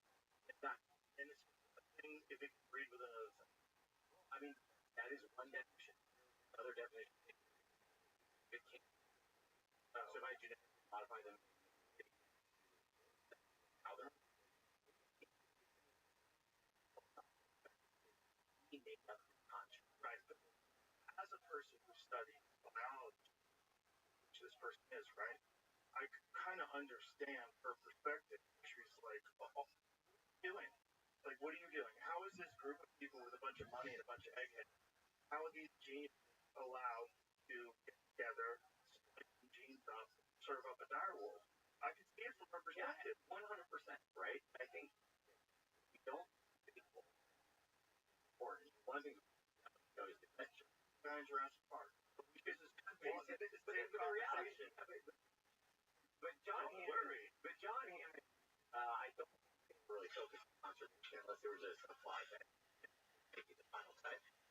He actually probably just crashed. Yeah. So if we could show the red wolf, he's have to bring back one red wolf and yeah. So if you go to the red. So I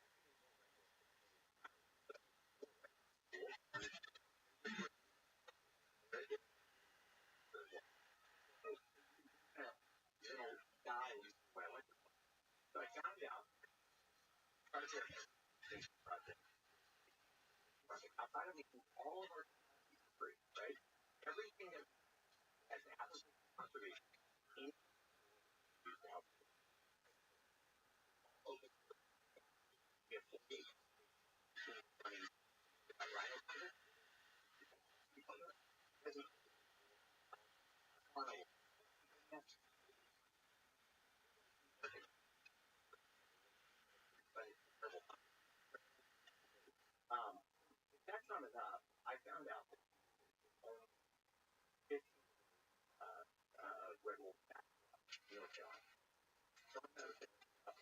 are they growing now? We'll get.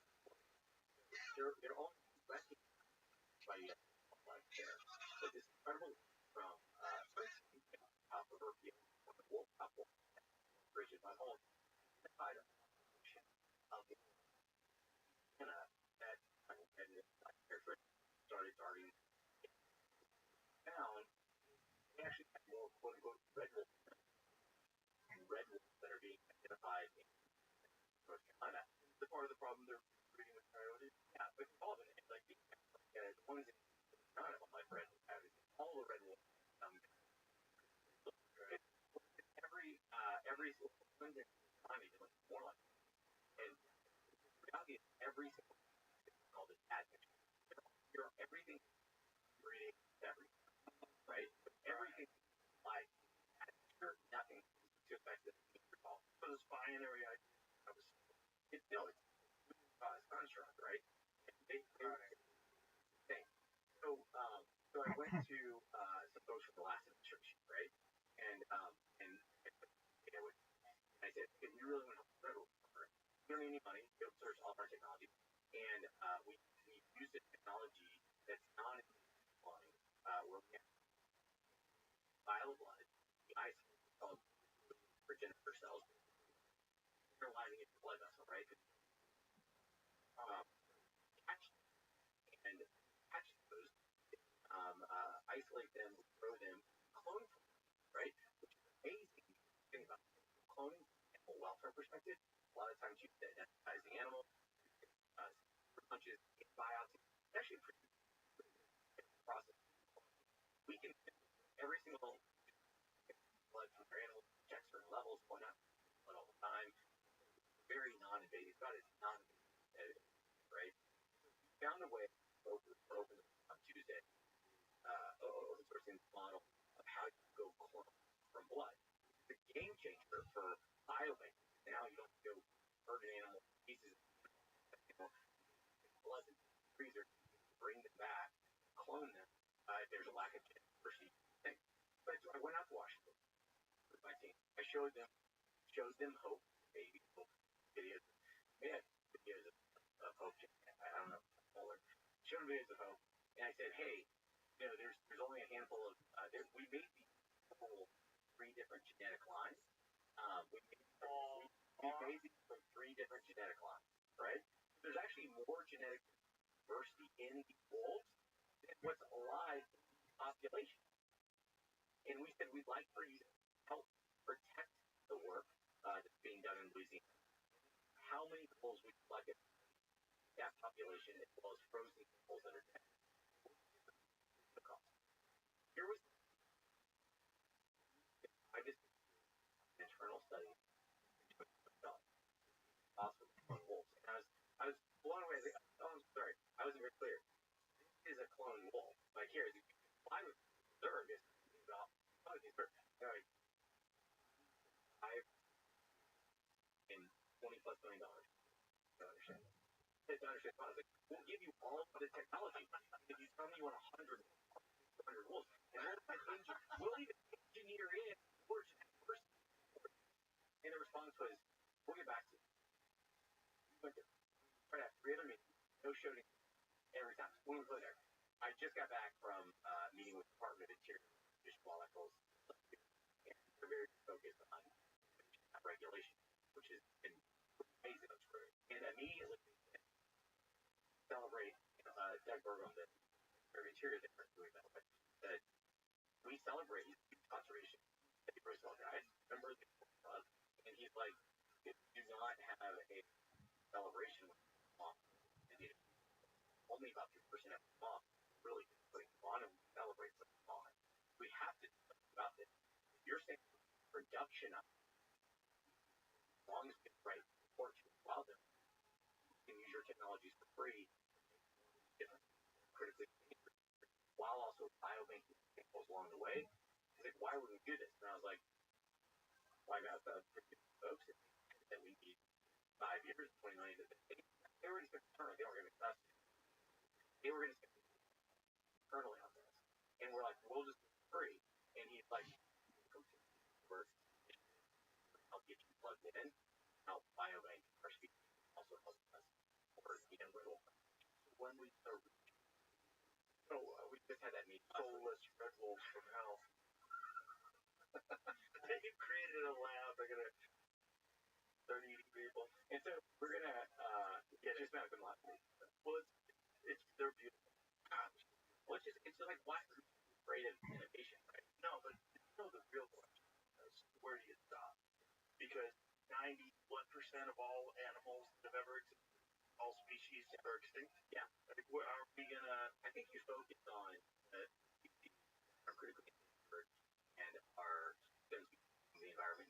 Right, but the ones that we drove back, but the ones that we drove to, right? So it's debatable whether or not we bring dire wolves to extinction. We don't really know what happened thousands of years ago. I'm inclined to think that the death of 65% of North American megafauna happened really quickly. Really quickly. Yeah, I'm inclined to think scientists believe it was an asteroid or a comet factor, correct? I think most likely we do know that anthropological effects from early man went under that we start to see in Australia and other places, but it's your point is much slower, much slower. Yeah. Are you going to bring so we get everyone seems like their favorite animal for us to save, right? Like dire wolves are my favorite. Yeah. Dire wolves. Yeah, like but I want to. They're amazing. They're beautiful animals. Yeah. They're tiger. We put it that as class. Commonly, Mylodon as not a really great Mylodon DNA. It's great homotherium. Another type of thing. Oh, I didn't know there was more than one type of They classify it differently. I'm not. I mean, we like to study ancient, right? Like one of the things where if John Reed is 100% right, is they knows tigers in Alaska. That's just right. There probably no Smilodon there, but there are homotheriums which are found them that we're not supposed to be. I'm hoping I've held a dire wolf call. I hope you find something that in his facility. Yeah, I think we talked about that. But they found cave bears, short-faced bears. Wow. Yeah, so the homotherium is still a saber-tooth cat. But what happens is, it gets back to that philosophical perspective. They think that if you look up Smilodon in comparison. So this has shorter stick, but still. Wait, so CGI image of it again, Jamie? Cool. And I don't think you should bring something like that back, but if you do, I'm gonna. I mean, I want to see one of the things.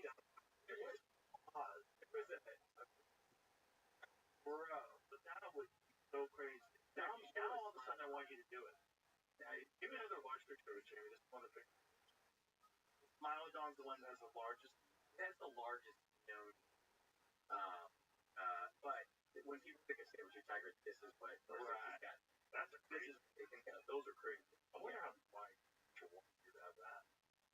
Yeah, you're saying eyes like that. It has to be, right? Something where there's a genetic and their jaw is. Look at that one on the right, lower right, Jamie. Below that to the right, there. Yeah, right there. Click on that. I love because we don't have the day from it, so we have no idea what the color pattern is, which you can see here, right? Tails got long tails, got leopards, right. We don't even know if they have long tails. Wow, that was wild.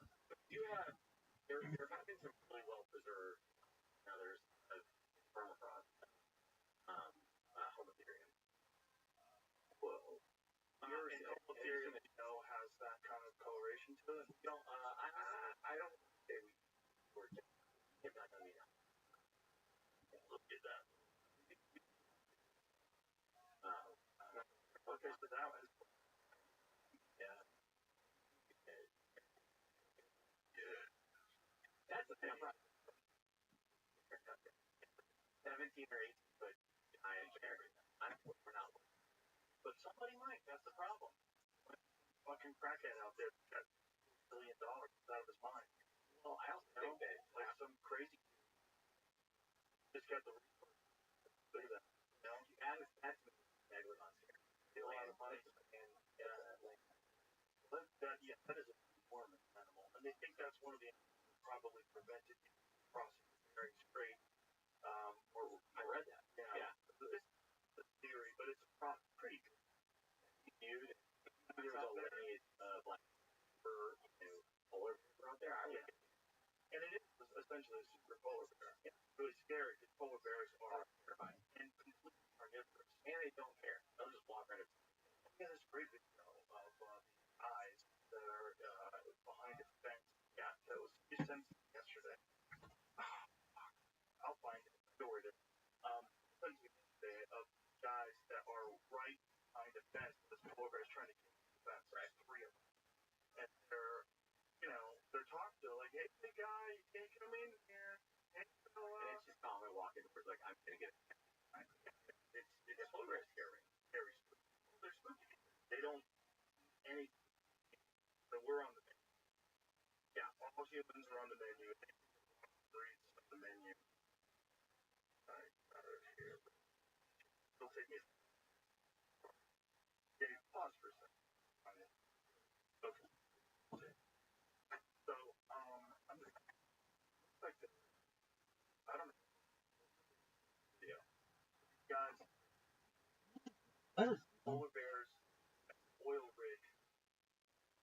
So it's probably, I don't know. Look at these guys. Pound. Trying to eat. Look at this. People behind it. Yep.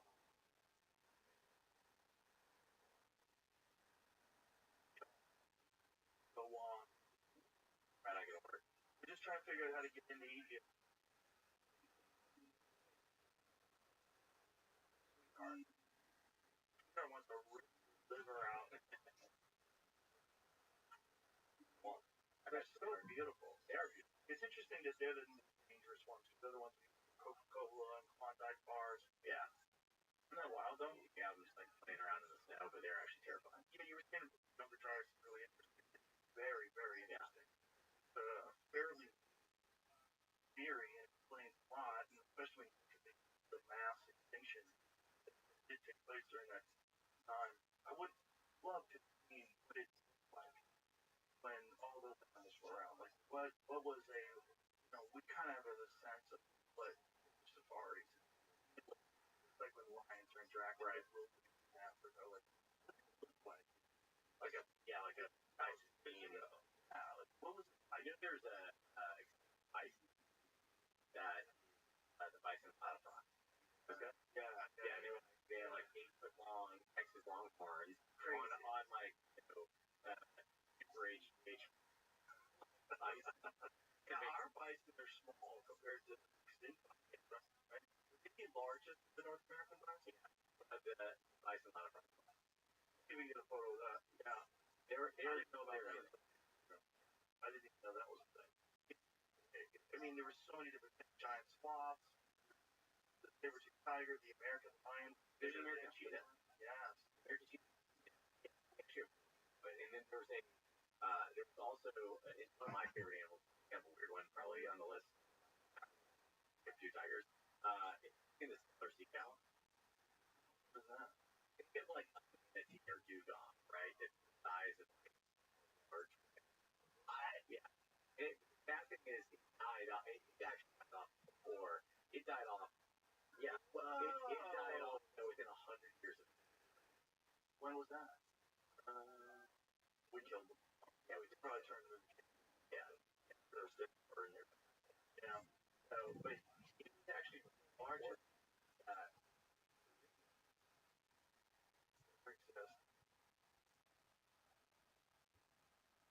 See if we get a photo of that. Yeah.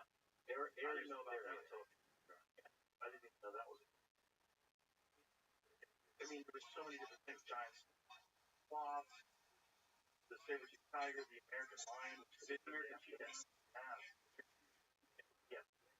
And then there's also one of my favorite animals, one probably on the list, talk about the owl, tiger. Another sea. It's like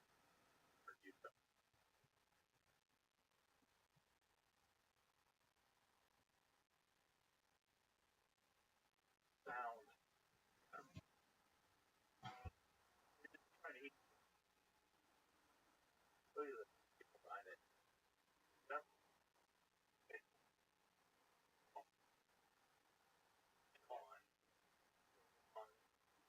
right, I can work. how to get into Egypt.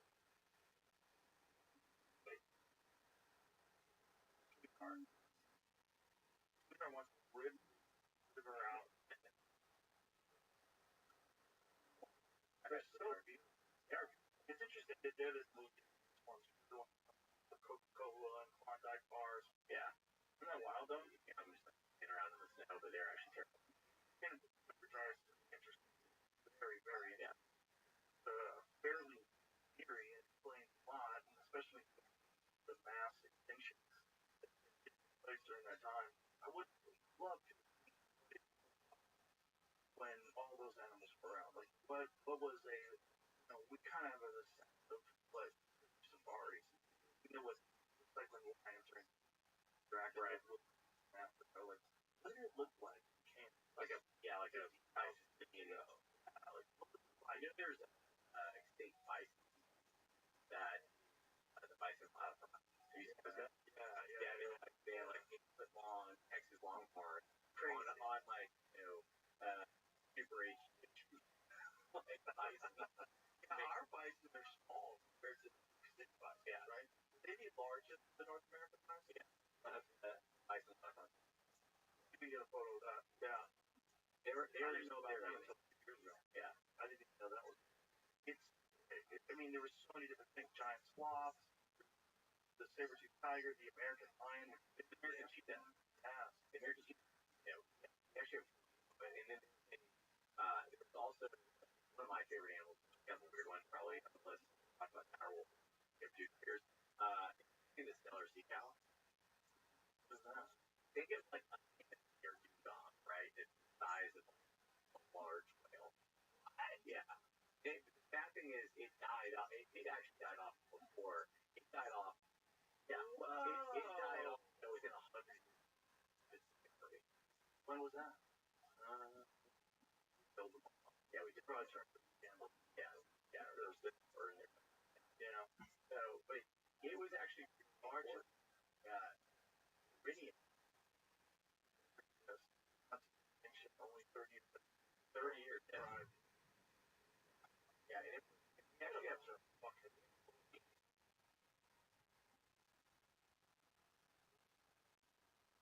that the bison platform. Yeah. They had like 8 foot long Longhorn on like super H.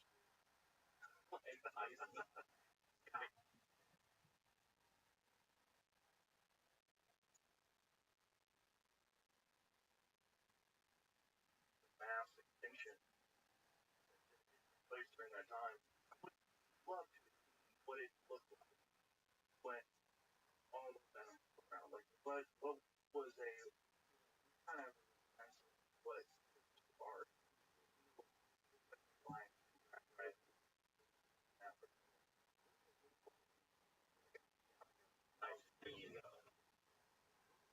There's that bison platform. Yeah. They're like 8 foot long Texas Longhorn on like super H. Our bison are small. Extinct bison. They be larger than the North American bison.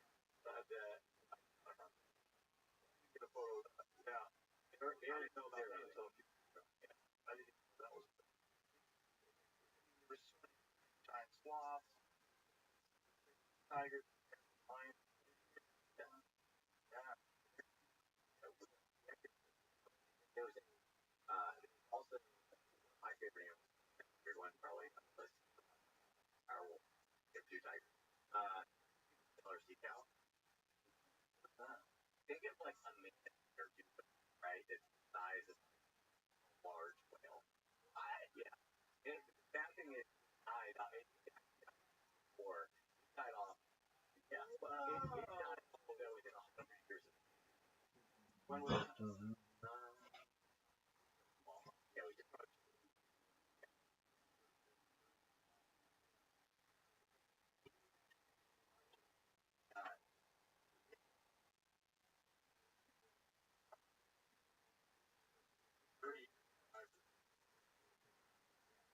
we actually have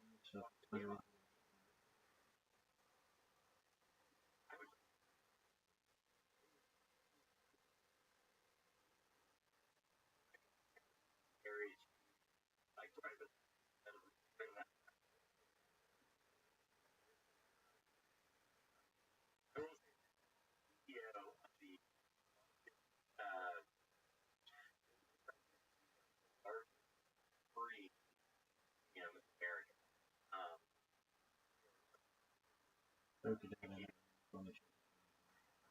I will tell you from it. Is still weird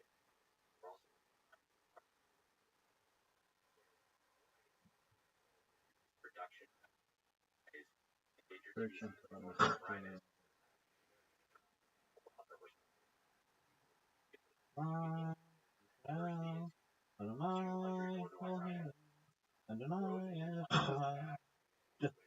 Friction.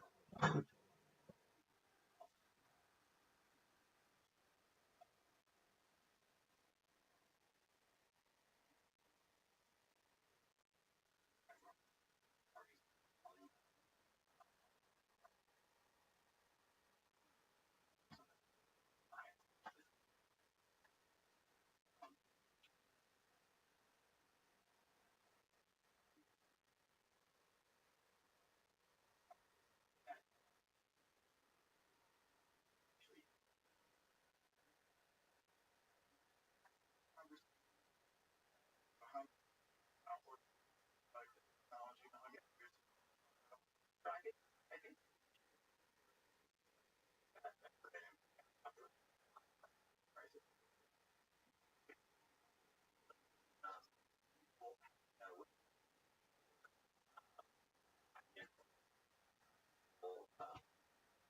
all of that right. Also, like a global firm, like through philosophical, uh, philosophical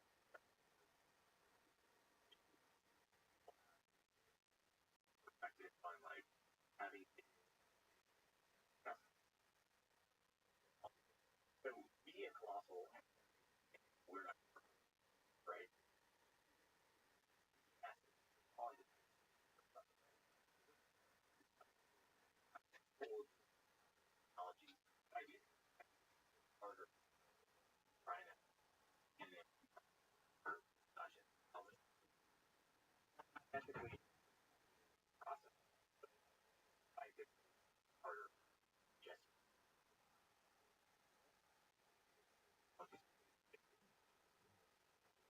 that's what really created I optionality or I first um but I mean the people that are skeptical of what they point to what involved life having sex and then the sperm fertilizes the egg a child is born they raise the child some of their behavior characteristics just genetic and then they integrate into the community and but they just like that like what is that that's the where is that you know what I'm saying like great though how much of child's development is the mother and sharing. I would. Right. What if you're making? What if you're making a because there's no empathy, there's no connection. No connection. Yeah. Well, they come out of the gate, catches and fucked up. Like really, that's it's fair point. You don't know what the process is. While away out of the people that are working in technology typically for right now, we're focused on it for right. What I asked the question was scaled out. Yeah. Out 100 years from now, like what did you do? I think my biggest thing that I could see was if we had a world where we like this philosophy rewilded back into their natural habitat, revitalize these systems that it your what did Arctic look like back that was actually a crazy been done by Park by irrigating. It's actually shown that wilding northern Siberia tolerant megafauna actually can revitalize the ecosystem and add biodiversity. It actually ground temperature colder in the winter, sequesters more carbon. So the idea of nature-based nature ecological model is that I hope that we are successful at, and I hope that Colossal is also successful at from the. We're talking about mammoths. Study showed that it would help. Muskox, of course, so doing it right now. Right. And there was some talk about eventually with mammoths and then releasing those mammoths in Siberia. Yes, that was something that's hilarious. Is small. Hello from some Russian oligarch. Mammoth. Yeah, I mean, look, going back to your political, geopolitical lines, right? The animals don't, right? So you'll probably not rewild our first man. Your camper. But you will rewild a mammoth. Yeah, I think our goal, like, not that, like, if Jamie look at Colombia or / Tasmania, for example, we actually build working groups of folks around, like, everyone from academia to private landowners to groups, governments, understand, like, we don't have a dialogue. I think we'll have a dialogue in this thing. I think based on where we are, current forces, we're stepping first between Attel Dunnar, which is like the map, and a wolf in this, right? But we actually kind of people. So it's a wolf-like Martian skill. Yeah, it's actually it does. It actually also is a backward path. The most pouches, the wombat is backward. Burrowing in. Oh. So that's like baby. Wow. God, nature fast. But if you scroll down a little bit further, you'll see it's just that we actually have gone out and partnered with all these different. So we're not styles. Really has around wilding styles, and one of the is the log. Back to your how does we, for example, element in the ranches. Well, the economic driver right now in Romania is actually logging. If you think that you're going to reintroduce animals back without them or their lobbyists, and without them having a perspective, then I think it's just a way to look at the world. We, as ILC and others, we try to build these working groups in ahead of time that people get excited about, what are the challenges, what are the unintended consequences. And that's not our job to persuade them, it's our job to have to listen to them and figure it out. And, that approach, like, to our critics and listening to be included in these has helped us dramatically through what our rewilding strategy is. When you have a rewilding strategy, what experts do you bring in to have the discussion of what kind of an impact it could have done it. Wilding, let's be clear to everybody. Yes. Not releasing direwolf. And a wolf. Boy, mice are not getting really. Right. Yes. So this is all theoretical. But if you do have one, what would you look at typically? How do you take into account all the different species? You take into account, like with the thylacine, particularly because it's a large predator, the amount of animals it's going to eat. Right. These animals are not conditioned. They haven't evolved to be around this thing, and almost 100 years last from there. So on the evolvement, it's actually kind of weird. Ecological studies. You work with ecologists, conservationists, predator experts, like people that understand predation, that understand the landscape. We have a project right now. It has been the main like Wile E. Coyote, where he's like, right? If you had that cutout, we made cutouts of silent, also cats and dogs and other, and we put them out in camera traps. And when you review the data, you'll have like a small wombat or walking through or wildcat through. They'll see a cat, they'll see a cat on a couple of cats. When they see birds, hundreds of them, right? When they see cut out in shape and coloration, size, and styles, freeze, absolutely. Yeah. We've been collecting the data for 18 months or about on it. Like generational trauma baked in to to avoid a dialogue. What did it survive? Without a language passed down, but yeah, it makes you wonder, like, how much of that is enough? When people have a phobia, or arachnophobia, fear of spiders, like, what is that from? Like, crippling. I've seen people that have crippling fear of spiders, where it doesn't make any sense. So probably somebody got almost killed by a spider, and that's inside of them. Right. Those genes passed on. They speak out. Well, I was with Fear Factor. We found out that someone had a fear of spiders for years. That's what. That was on the show. Yeah, every accident in my heart. Yeah, it's like this is terrifying. Yeah. Whenever I'm in a fucking hotel and I'm on like the floor, yeah. Why? So I don't have like it's really hard to get out of here. It's so scary. It's just like, yeah, fuck home. Fuck that. No. Here? Yeah, Jamie is way up high. Jamie sends me pictures from his house right now. No, I can't. No, I'm not.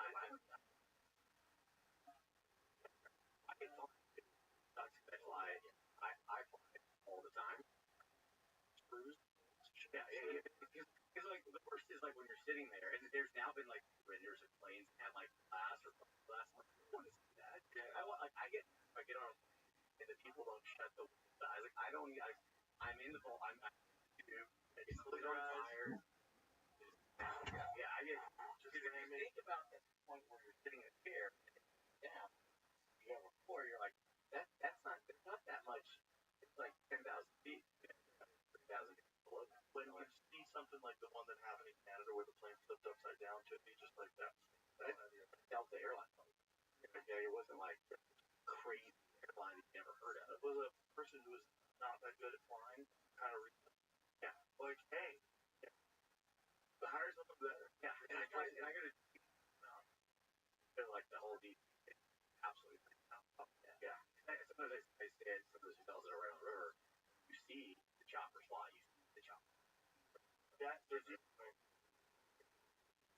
oh yeah, did you see the one in Thailand? Oh, did you see the water that's flying off the in the flying off the roofs where you see like from the ground it looks like it's raining. It's crazy. Yeah. Oh, look, that would be the last day I would spend in that fucking room.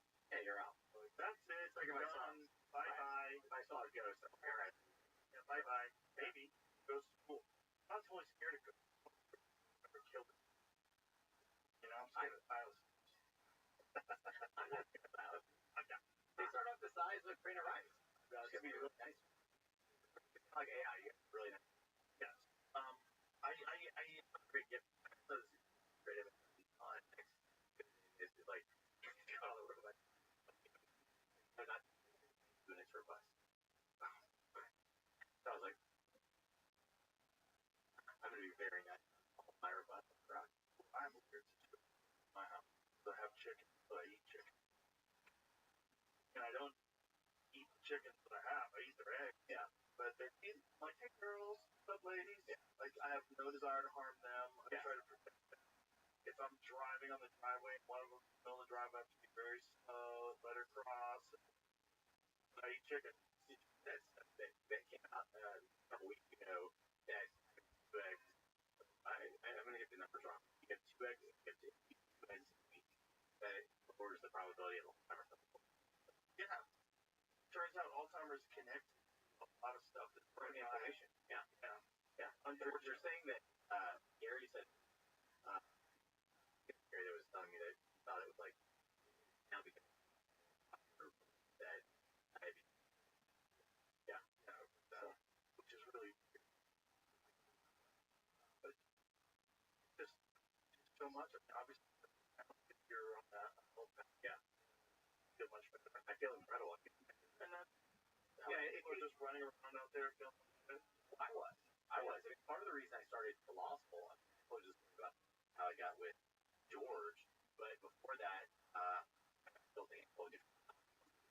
My last company was that's company, and building it, running it, and early 2020, I had to be. So I came back. Yes, Vegas, saw everyone in the world, right? There, it's big. Week and a half later, I'm in NASA Marshall with the director there, producing for NASA. I'm in my own company. And one of my number two at the company, Kevin Craig, strategy officer, he was coughing. Well, we both kind of like shit. I was like, oh, we've been on the road a lot. We came back. Craving your next action-packed adventure? Audible delivers thrills of every kind on your command, like Project Hail Mary by Andy Weir, where a lone astronaut must save humanity from extinction, narrated with stunning intensity by Ray Porter. From electrifying suspense and daring quest to spine-tingling horror and romance in far-off realms, Tell me about Project unleash Circle. your Listen, keep woman. you guessing. Discover exclusive Audible originals, hotly anticipated new releases, and must-listen bestsellers that hook you from the first minute. Because Audible knows Tell me there's no about greater Project thrill than Circle. one. What? How? Even with one father was there. Audible.com/. I gotta watch. That's so funny.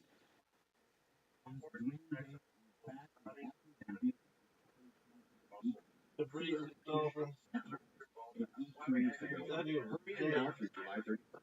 Visit the local authorized or learn more at musa.com/dream. The following is the first-hand protection. His power is stronger than stronger. Might kill us one.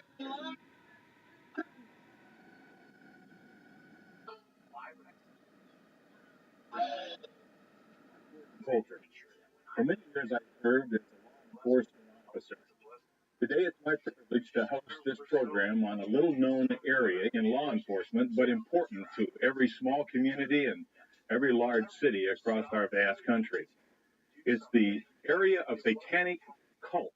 Kids were railroaded because of their mullets, dark clothes, and fascination with the occult. It makes me scared that, this could happen to any of us. And it did happen to these 3 young outcasts, who came to be known as the West Memphis Three after their hometown along the Arkansas-Tennessee border. Jamie Eccles, Jeffrey Kelly, and Jason Baldwin, teenagers then, in their mid-30s today, convicted of what many labeled a literal witch hunt. No physical evidence against them, imprisoned for nearly 2 decades. Now let's look at another one of these. This is where we go into the Dungeon Master's Guide. Who is the Dungeon Master? Well, the Dungeon Master is a person who plays God in the game. and he controls all the situations. In fact, the books tell him that he is the god of the game. Well, I know that when I did my message, and this has happened, I have letter after letter where people took the pieces. Now, there's sixes involved in the pieces of the game, but they take the pieces of the game, they would throw them in the incinerator or the fireplace, and screams would come out because there seemed to be some kind of spiritual forces inhabiting those pieces, and children would drop out of life. They didn't want to study anymore. Evil powers are trying to brainwash this generation of children, but the truth will set them free. You can take that truth to them. Let's pray that churches across the nation will rise up and expose this deception of a generation. In the name of Jesus, I break every stronghold, and I command that Satan loses hold upon your household, and I praise God for it. Amen. See you next time. In sociology, satanic panic is a phenomenon characterized as widespread fear about the presence of satanic ritual abuse in one's community, state, or country.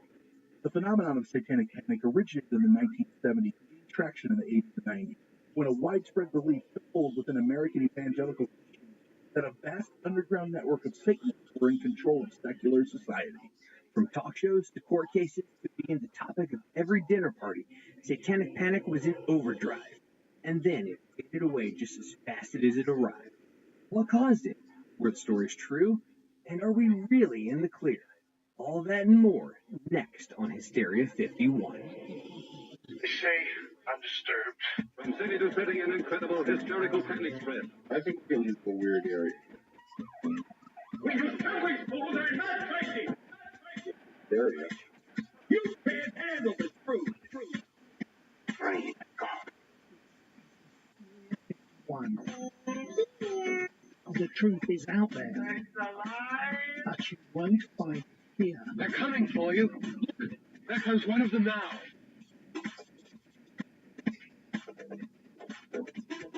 Welcome in, Hysteria Nation, to the podcast that's never been the victim of satanic ritual abuse.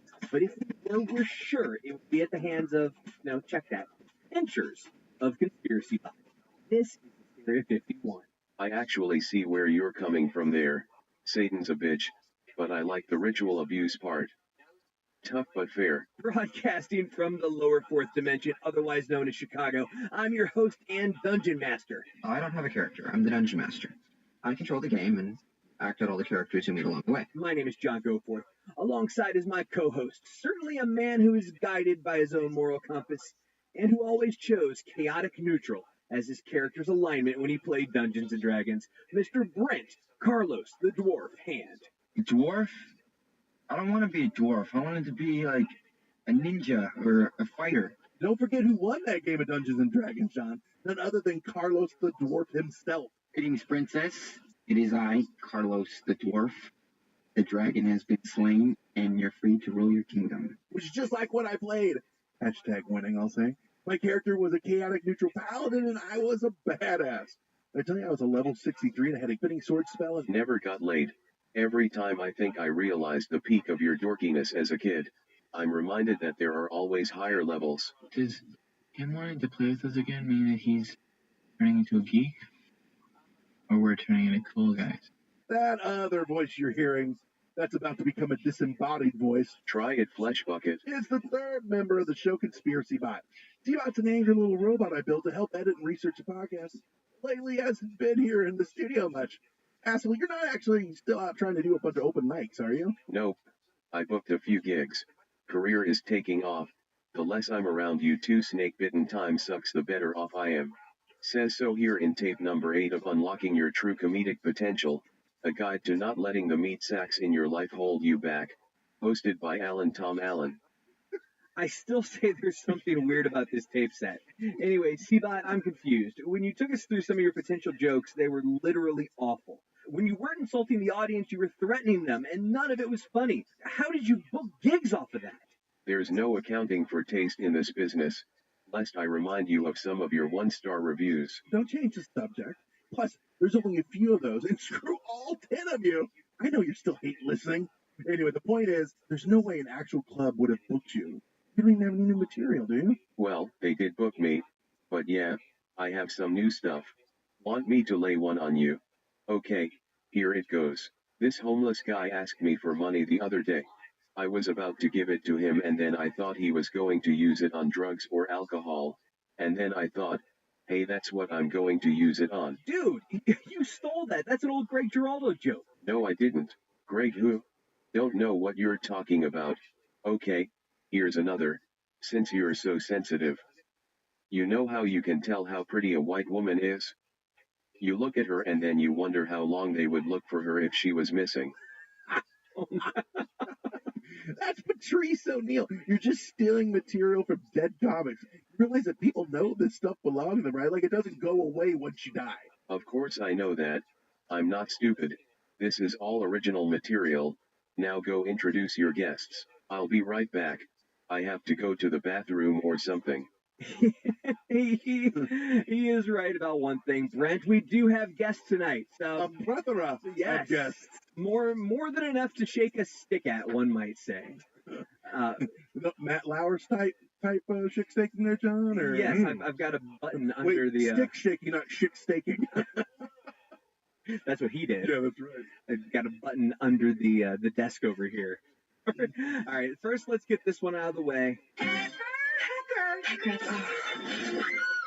His name is Pecker. Due to a scheduling redundancy and some bad handwriting, welcome back to the show, Joe Peck. What a pleasure, guys. Glad to be one of the points on this pentagram this week. That's all I have to say. That is true. There will be 5 people on the show. It's almost like you planned it that way. Or just realized it and giggled out loud before the show. Right before the show. It's almost as though you intended to record a podcast. Then up next, we got another returning guest. But this one we actually like and invited him on purpose, Mr. Kevin Crispin. What's up, guys? How are you guys doing? You know, is it weird that the 2 guests that we probably have the most requests to be on are now here? And we actually brought you guys here so you can fight, because much like a Highlander, there can be only one. I was just going to say, I don't even think we'll need to fight. Like, my guess is at some point here, one of us is going to explode. That or oh, yeah, that was the chili, though. I did invite everyone over for homemade chili. Sorry, before, Mike. So. Not everyone. Yeah, thanks for that. Yeah. Speaking of the guest that is coming to us via Skype, you gotta love the miracle of modern technology. It's coming to us from halfway around the world, the mythical land of Fort Wayne, Indiana. I assure you it actually exists. Yes. Mr. Michael Cole. Mike, welcome to the show. Thank you. Thank you for having me. It's a pleasure to be here. And by here, I mean locked in my office for a while drinking a beer. So, Mike, we had you on for our satanic episode. You want to tell everyone why we chose you for that? I mean, I think you want to get it off your chest now, or are we going to wait until later? Well, I don't know, if I want to, have any spoilers or anything, but hail Satan. And, yeah. I just think it's amazing that you're all the way over in Fort Wayne, Indiana, and it sounds like you're right next to us. Modern technology. I like to think that I am the bottom and most important point in this pentagram, but I'm probably top left. I had to pick, if I was going to pick any of the 5 of us to be the bottom, it would have been you. So, yeah, it's not as much of an honor. All right, assholes, I'm back. Let's get on with it. So, we talked about it. Satanic panic. What the hell is satanic panic? Well, let's first define it. I think I saw it in the liquor store last night. It's right. Cinnamon flavored. Wait a minute, we're in Chicago. Like, are we not here to talk about the play this year of Chicago Blackhawks right-wing Richard Panic? That's exactly. Dick Panic. Huge Dick Panic fan. There wasn't. Well, I'm horribly unprepared. I had a bad case. Wasn't there also an NHL player with the last name Satan? Satan? Oh, yeah. Yeah. Oh, I did not know that. 40 goal scorer. Absolutely. Yeah. I'm going to have to worship him. Welcome back to NHL Live. I'm your host. And I'm not 100% certain of this, but I'd say I put it in the 85 to 90% range that he played for the Devils at some point. All right, so let's define what satanic panic is. So we're talking about a period of the late 70s to the early to mid 90s where there was mass hysteria. You doing it there? I heard that around this country surrounding the possibility that youth were being systematically raped, tortured, and killed by underground satanic cults. Right. Or some sort of sick derivation therein. You know all the stories. It was also referred to as satanic ritual abuse. And I'll tell you this, Brent, I haven't researched a story that has used the very name of this show more than this. You're exactly right. Everyone is. It was satanic hysteria. Hysteria was sweeping hysteria. the nation, yeah. And it wasn't the first time. There was less 51 involved. That's true. That's true. More like 42. And it wasn't the first time that moral panic, was going to sweep this country. And I'm sure, unfortunately, it won't be the last. Look at we had McCarthyism. Unfortunately, the Salem witch trials, if we're going way back, and this was almost like its own witch trials in and of itself. The country wasn't around then, but it was certainly in the geographic area. And this actually kind of some of the same elements of the same Salem witch trials reared their ugly head during the Satanic Panic. Right. So things came to the head in the 80s, and that's not that big of a shocker because that was the decade of decadence. You had Wall Street and yuppies, cocaine, Miami Vice, break dancing. Miami Vice. So the decade of Schwarzenegger and Stallone blowing shit up and killing the bad guys. It's also the decade. Paul Hogan. Right? Also the decade of AIDS, the Cold War, and constant talk of devil worship. That's not a knife. This is the knife. That's not a devil. This is the devil. So basically, the good old days is what you're saying. Exactly. Yeah. Like, we're men. Yes. And sheep were scared. When we thrived. Satanic Panic was sweeping the nation. Everywhere you turn, someone was trying to tell you that dark powers are afoot, trying to destroy normal life as we knew it for the Dark Lord and his evils. I don't mean to laugh. Does that offend you? Everywhere. Does that offend you that the dark powers weren't a hand? They were a foot? They were a foot. Crush that one. Out of the park. Going, gone. Go forth and gone. So we're looking back at the time, like, were they crazy? Or was this really happening? And if so, to what scale? Well, we were taught not only were these things happening, but they were targeting children and teens. That was everywhere you're hearing this shit. And each time we set foot out the door, we were faced with the possibility of ritual satanic abuse. Like, be careful, don't go down there. That's where the bad kids go. Yeah. They'll torture you. Man, I tell you what, don't go to the fucking Piggly Wiggly. Well, it turns out you can't get pig blood at the Piggly Wiggly. Yeah, I done. Preaching in the choir. Satanic choir. False advertising. Right? But, it's terrible to say these things, but sexual abuse, sacrifice, cutting, torture, animal sacrifice, you name it, all of it was coming to get you in the 80s. That's what dogs and cats living together. Or as we like to call it, the age of Reagan.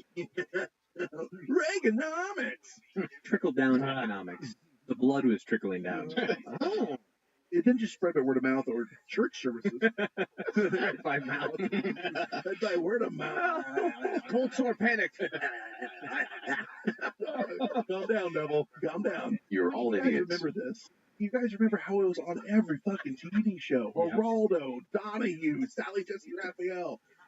All that All shit. the top journalists. Hey, in the 80s, that's where people That's got it, their buddy. shit, Well, yeah, Jerry Springer was still the mayor of Cincinnati back then. Yeah, I mean, all they had to talk about was the devil and Princess Di.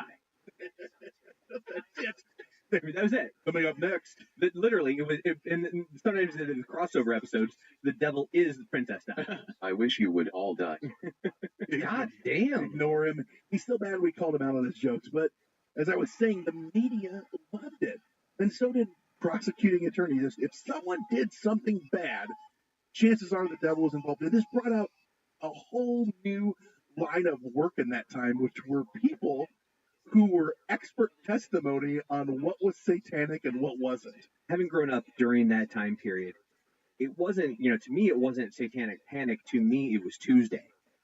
Like, I remember just being warned about all of this stuff. Don't listen to this music. It's horrible. You can't, Dungeons and Dragons, you can't play that. That's the devil. Like, I was just the genuinely way, scared of it.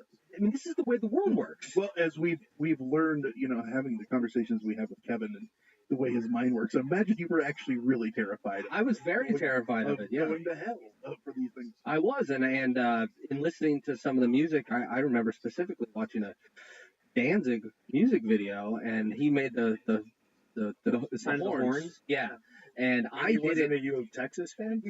No, right. He wasn't hooking anything except for my soul. But I made that fist or the horns in my house, and I was like, no, maybe my left hand's going to go to hell. My right hand is. For so many reasons. I don't know. Now you were from further south in southern Illinois. You're getting down towards, Kentucky there, Mike. Yeah. Was it But do you remember it like that, or was this just something you're like, oh, my parents never talked about? Oh no, I remember it rearing its ugly head left and right, and I was very active in the church at that time. And a friend of mine, who's actually the guitarist in my band, had this Grateful Dead necklace. He probably got like Spencer's or something. And I remember this girl at church telling him, "That's evil. You need to take it off. You need to get rid of that." And he gave it to me. So apparently I was fine. You know, it's not gonna harm Mike's you. already going to hell. Yeah. Just give him the necklace. That's why you wanted him to take it off, right? Was to give it to you. Yeah. Yeah. Like, well, you need to get rid of that. I'll put it dispose of Put it where it belongs, around the neck of Michael Cole. I remember being over at my buddy's house, JJ, and he was listening to Appetite for Destruction. Yeah. And I'm like, I'm not allowed to listen to this. I'm gonna go to hell if I listen to this. And then I kept listening. I'm like, the first time I was over, I'm like putting my fingers in my ears. No, yeah, I can't listen to this. And then like the second time, I'm like, this is really good. I really like this. And so then I went out and like with my allowance money or whatever, I bought it. And yeah, it got taken away from me. But did they let you keep the night train? Well, I had already drank all of the night train. Right. So Do you guys remember the Poison cover with like the long tongue and like the satanic face? And then they redid it because so many people were like, "This is the work of the devil," and it was just a black bar, and all you could see was like the eyes of the face because there was so much. So my sister had that tape, and my parents let her keep the cassette, but they cut paper and put it over it so you couldn't see it. So they essentially did what marketing did later on. Parental advisory. I also remember going to church and they hand out things like Procter and Gamble. They make things like it's Tide, but things like that, like They do. household. Tide, yes. And I remember this thing was going around like, you got to look at your Procter and Gamble things in your household because they have like a pentagram or the sign of the devil. So we went home and I swear to you, looked at all our things and couldn't find any of these quote unquote symbols. We go back to church next week and people go, I found it on this or that or the other. And they're trying to tell people not to buy it. Then you find out that's all just BS later on. That's just S.C. Johnson and Wax fucking with everybody. Yeah, like those bastards over at Johnson & Johnson. We did it, sir. We've done it. Did any of you guys growing up, this happened in my town, small town, there was a house that had upside down crosses put in the yard? Oh, the Devil House. Every town had a Devil House. Yeah. Every town had the Devil House and the girl that broke a hot dog off inside her. Wait, you knew her too? Yeah, about that. I'm going to need you to put them way up inside your butthole. Joe, what was it like in your town growing up? I couldn't even talk about my town because Joe was the one putting the crosses in people's yards. And the hot dogs. I didn't just grow up like going to church and stuff like you guys are talking about. I grew up with a dad who's a pastor. Oh wow! So I mean, there was a whole nother level to this whole thing where not so much my dad or my mom, but definitely the other pastors in our church or in town. You know, we saw some of these kind of things here and there. You know, the seminars on what to look for in heavy metal music. Absolutely was constant. Did your dad's church have the what were they called? The chick strips? Chick strips were, I believe, is what they were called. They were comic book strips that would elucidate the horribleness of things like Dungeons and Dragons. And yes, I know exactly what you're yeah, talking about. We absolutely had those. And it's like, I don't want to burn in hell. Well, then don't listen to that. Yeah, Sally. Well, here, you just take Jesus Christ as your Lord and Savior and burn Is that how they told kids through these cartoons? Correct. That's right. That's Because right. The everyone perils of you know. Everything that was different as society and culture was changing didn't just represent to a lot of people the changing of society and culture, but it's something evil. It was just this whole. Well, it was just. I mean, it was. I look at it as it was a generational thing. It was the Beatles and you know Elvis Presley in the '60s all over again. Yeah, like it was the same stuff. Like my parents sit there and laugh because they're like, yeah, we wanted to listen to the Beatles and Elvis, and our parents and all of their friends were like, what? You can't listen to that. Look at his pelvis gyrating. Right. And then. Or look at their hair. Yeah, and then my parents' peers are all like doing the exact same thing. Long hair. That guy's got long black hair. That's That's exactly right. It's because you're into these things does not mean that you're not into God. Right. I mean, your father was a pastor. It's not like you were renouncing Jesus Christ because you enjoyed GNR. No, we were listening to Bob Dylan records. Just, he's like, yeah, maybe don't tell everybody at church that we do this. Were they his Christian records? They were. Actually, they were. By the way, random little press suit. Bob Dylan just released a box set of all of his Christian Trouble No More. Yep. Trouble No More. It's great. Great album, by the way. Yeah. Oh, I love it. We'll talk more about Dungeons and Dragons later, but one of Larry Gygax, one of the creators, was actually a religious man. Oh, yeah. And that's why he looked at it so funny. He's like, you people, what is are wrong dumb. with you're out of you your people? minds. And, like, a lot of these people that were in the bands were religious. Like where are you people coming up with this crap? I mean, that's why I only listen to Stryper. Stryper was one of the most controversial ones when I was a little Is it kid. because of the Y? Yep, partially. Or is it because Ted Cruz was in Stryper? Have you ever seen that meme? There's a No. picture of a guy in Stryper who looks just like Ted Cruz. There's also a guy in Stryper that looks just like the Zodiac Killer. I don't know if you know that. Wait a minute. All these stories you're talking about had to come from somewhere, right, John? Where do these stories come from? Well, they didn't pop up out of nowhere. The seeds of these stories had been planted in the pop culture zeitgeist for years and years and years. Historian Philip Jenkins points out that Herbert Gorman's 1927 novel, The Place Called Dagon, is a big shaper of the future panic. It's a story of devil cultists, and it really was radical and influential. H.P. Lovecraft names it as a big influence of his. Wow. It's 100% fiction. Elements of the story could be seen in many of the stories that would be told as true across the country in the 80s. Well, don't forget also all the horror flicks from the 60s and 70s, like The Devil Rides Out, Rosemary's Baby. Look at even going on forward, The Omen. It's all for you, Damien. There's this book that came out this year called Paperbacks from Hell that goes to the 60s, 70s, and 80s horror boom in literature.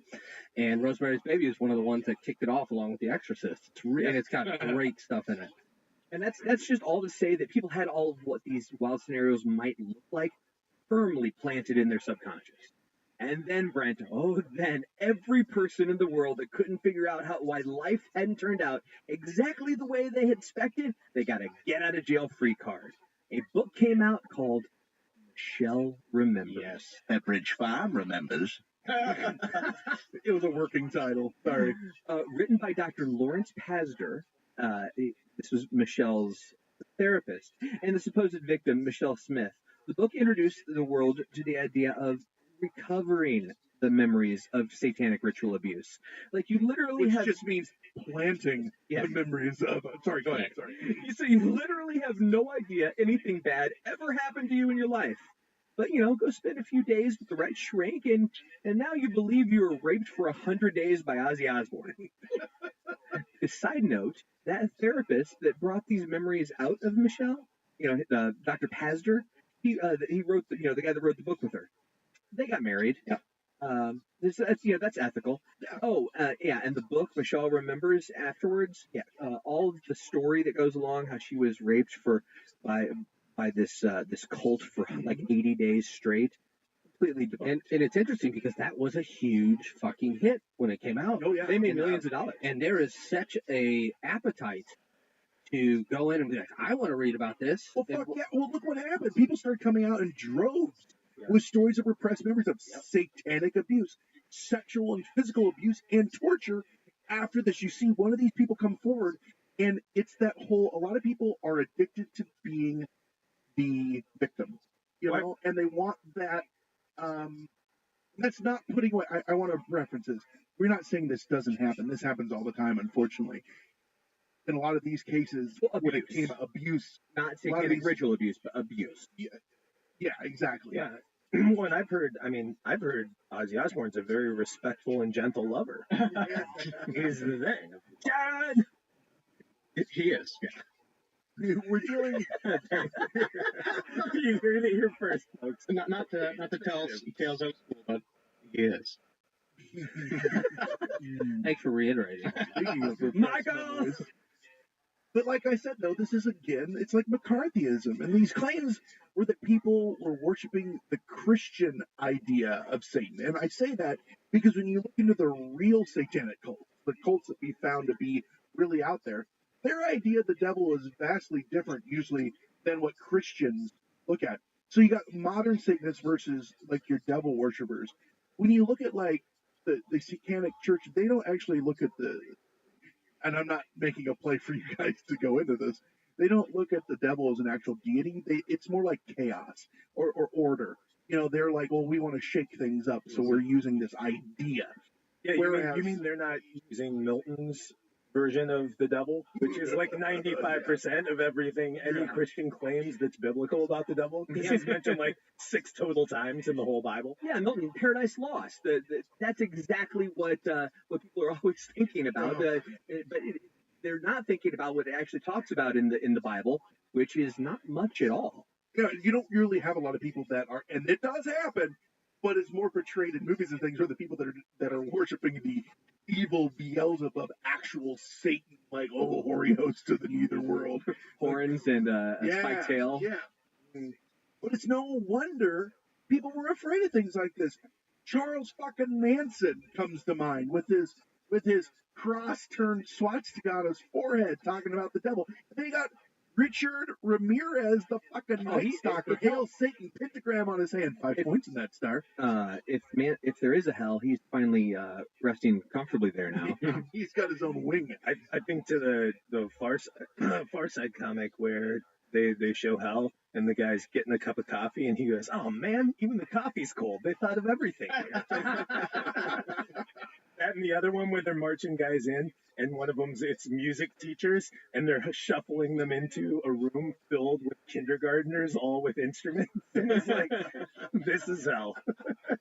And David Berkowitz also claimed to be part of satanic rituals where they killed German shepherds out in this park in New York and New Jersey. I don't remember where he said it was, but the stories change all the time. That was just one of the many that he told. Wouldn't he put a pentagram when he would sign his letters, Michael? Yeah, Or am I making that? I don't remember that detail. Okay. What did he sign? The one he sent you? Davy. Corresponding. Davy. Did he dot his I with a pentagram instead of like a heart?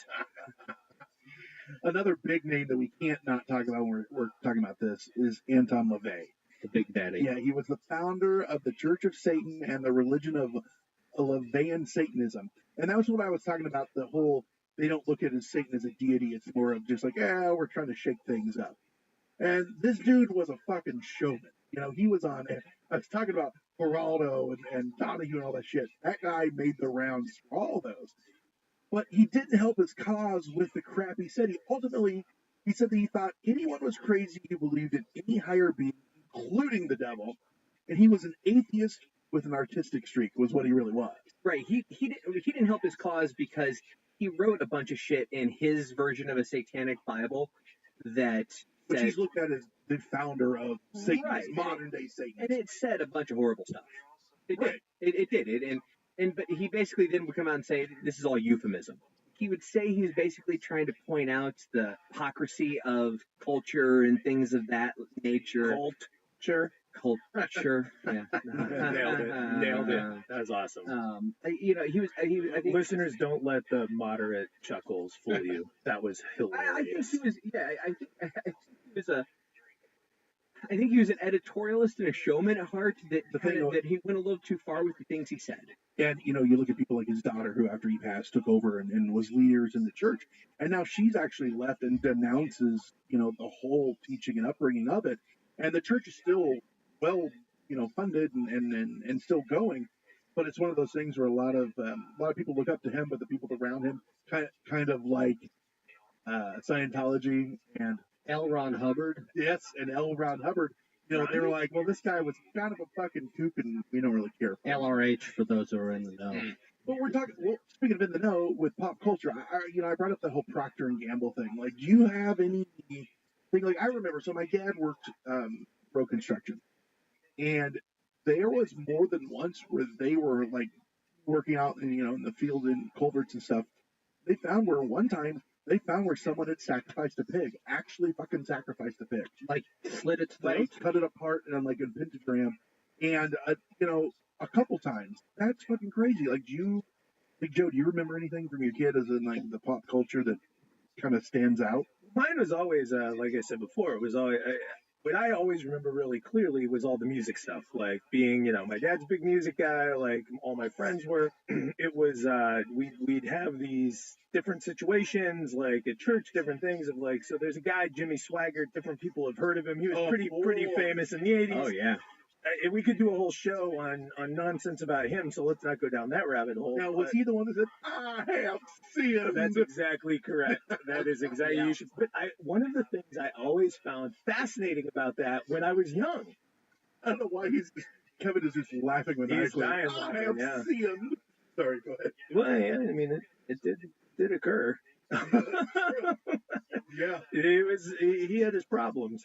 But I always found it fascinating that, so my great grandmother loved Jimmy Swaggart's piano playing. And she had all these records of it, and we'd listen to that at Christmas when we were at her house. And it was, so I came to find out his cousin is Jerry Lee Lewis. And they're rockabilly, rock and roll piano players. If nothing else, it's a very talented family. But yeah, how about it, man? Jerry Lee Lewis, who once drove his car through the gates of Graceland going in to kill Elvis. Well, yeah. Maybe not so much, but anyways. Ooh, future episode? Maybe. I'd buy that for $1. Exactly. But I always found it perplexing, and I was pretty young when all this stuff was going on. Like similar to John, I was born in '79, close. Like I was like 10 years old when at the height of all this stuff, and what I found weird was I'm like, so wait a minute, his music is the rock and roll stuff that I would ask my mom and dad about this. I'd be like, his music is the stuff that you guys have told me, your parents, Grandma and Pap, said that you shouldn't be listening to because that's the devil's music, and that's what he plays, and now he's writing books about this other kind of music in the devil's music, and I was always baffled by I think we all know that Pap doesn't have the best taste. He did introduce me to Nat King Cole, so we'll give him a pass. Well, that was unforgettable. Nat King Cole and Hee Haw. Yes, it's exactly right.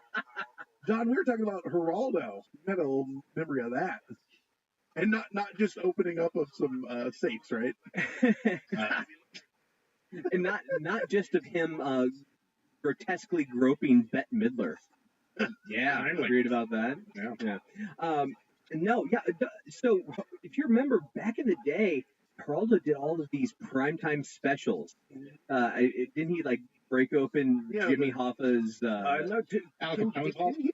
Al Capone's safe, but nothing in it. I thought he did Jimmy Hoffa's They find where he was glove buried? box or something like that. I just know from The Simpsons, Homer Simpson with the B Sharps wrote a song about there was nothing in Al Capone's vault, but it wasn't Geraldo's fault. You guys remember that song? But one of the big ones that they did, I remember watching this thing, Devil Worship, exposing Satan's underground. Well, he wouldn't very well have an above ground, would he? Well, what do you think's in the Hollow Earth, Joe? Oh, yeah. It all comes full circle. Always. Wow. So, I remember watching it at the time and being enthralled. If you go back and watch it now, which I did, it seems so ludicrous. It really does. Luda. I was going to say, was it in Atlanta? Atlanta, yeah. It really does seem ludicrous, but you can see how good Geraldo was at his job of both putting words into people's mouth, but streaming a narrative to people. I mean, he put together a really good narrative. Yeah. So this show was like a 2-hour special. When I learned never trust a man with a mustache. With that mustache, he had FBI investigators. He had Ozzy Osbourne on via satellite. It immediately makes you wonder about the credibility. Who was a lot more lucid back then. Yeah. Which means he was drunk. He had Anton LaVey's daughter. We were talking about her. She was wearing a nice little pentagram. So she had not renounced anything yet. She had some dude from the Temple of Set who looked like hair and everything. He looked like a Romulan. Where do you think the Temple of Set hails from? Oh, Romulus. Okay. And then he also had a couple murderers on from jail who were all saying, yep, I did it because of Satan. That's definitely why I'm here. And my lawyer sitting here next to me says so too. And also, are you going to pay me? You know what's bad? When the rational one on there is Ozzy Osbourne going, no, this is all bullshit. You know, like this isn't true. I just came from Birmingham and listened to a little Beatles records. And I thought I would make a little music. But you can completely see why they had Ozzy Osbourne on, because he's like the one rocker from back then that actually couldn't acquit himself well. Yeah. Like even back then, even with being lucid, he still, you know, I don't understand. I just needed to take a piss. It's all for his show. It's a Polish show there, right? Yeah, he was just having a competition with Keith Richards on who could be more unintelligent. Right. And he just, but even then, he said, just show. I mean, it's just a show, man. But Geraldo's talking to the guy from like the Temple of Set, and he's like, so all these charges that were brought against you were dropped. It's been proven you didn't do this. So I don't want to spend too much time on this. But the charges did say that you did X, Y, Z. And it was all like, you know, child this and rape that. And like, hey, Geraldo, you just got done saying that he was acquitted. It was proven he didn't do it. Why are you? But I don't want to spend a lot of time on it. But like, he's so good at driving that narrative. Yeah, did somebody say showman? Exactly. Right? Exactly. And the whole thing is just set up to convince. This 2 hours is in a nutshell where the media drove the satanic panic. Well, and speaking of showmen and the media driving it, look at and Ozzy Osbourne, fucking music. All these examples of music and people saying, "Oh, play their music backwards, play the tape backwards, and you're going to hear these messages and shit." Well, guess what? I like to party. Just like looking at a cloud in the sky and you can see a face. You listen to something backwards and you can kind of hear whatever you want. It's going, I heard kill your parents, eat your peas. Like, come on now. Like, what? In that order. I found a really sweet recipe for pot roast listening to a good simmer. Listening to a Meatloaf album backwards. Ironic. I mean, scoff all you want, but Paul is dead. Yes, thank you. Thank you for bringing that Yeah, up. the bare feet.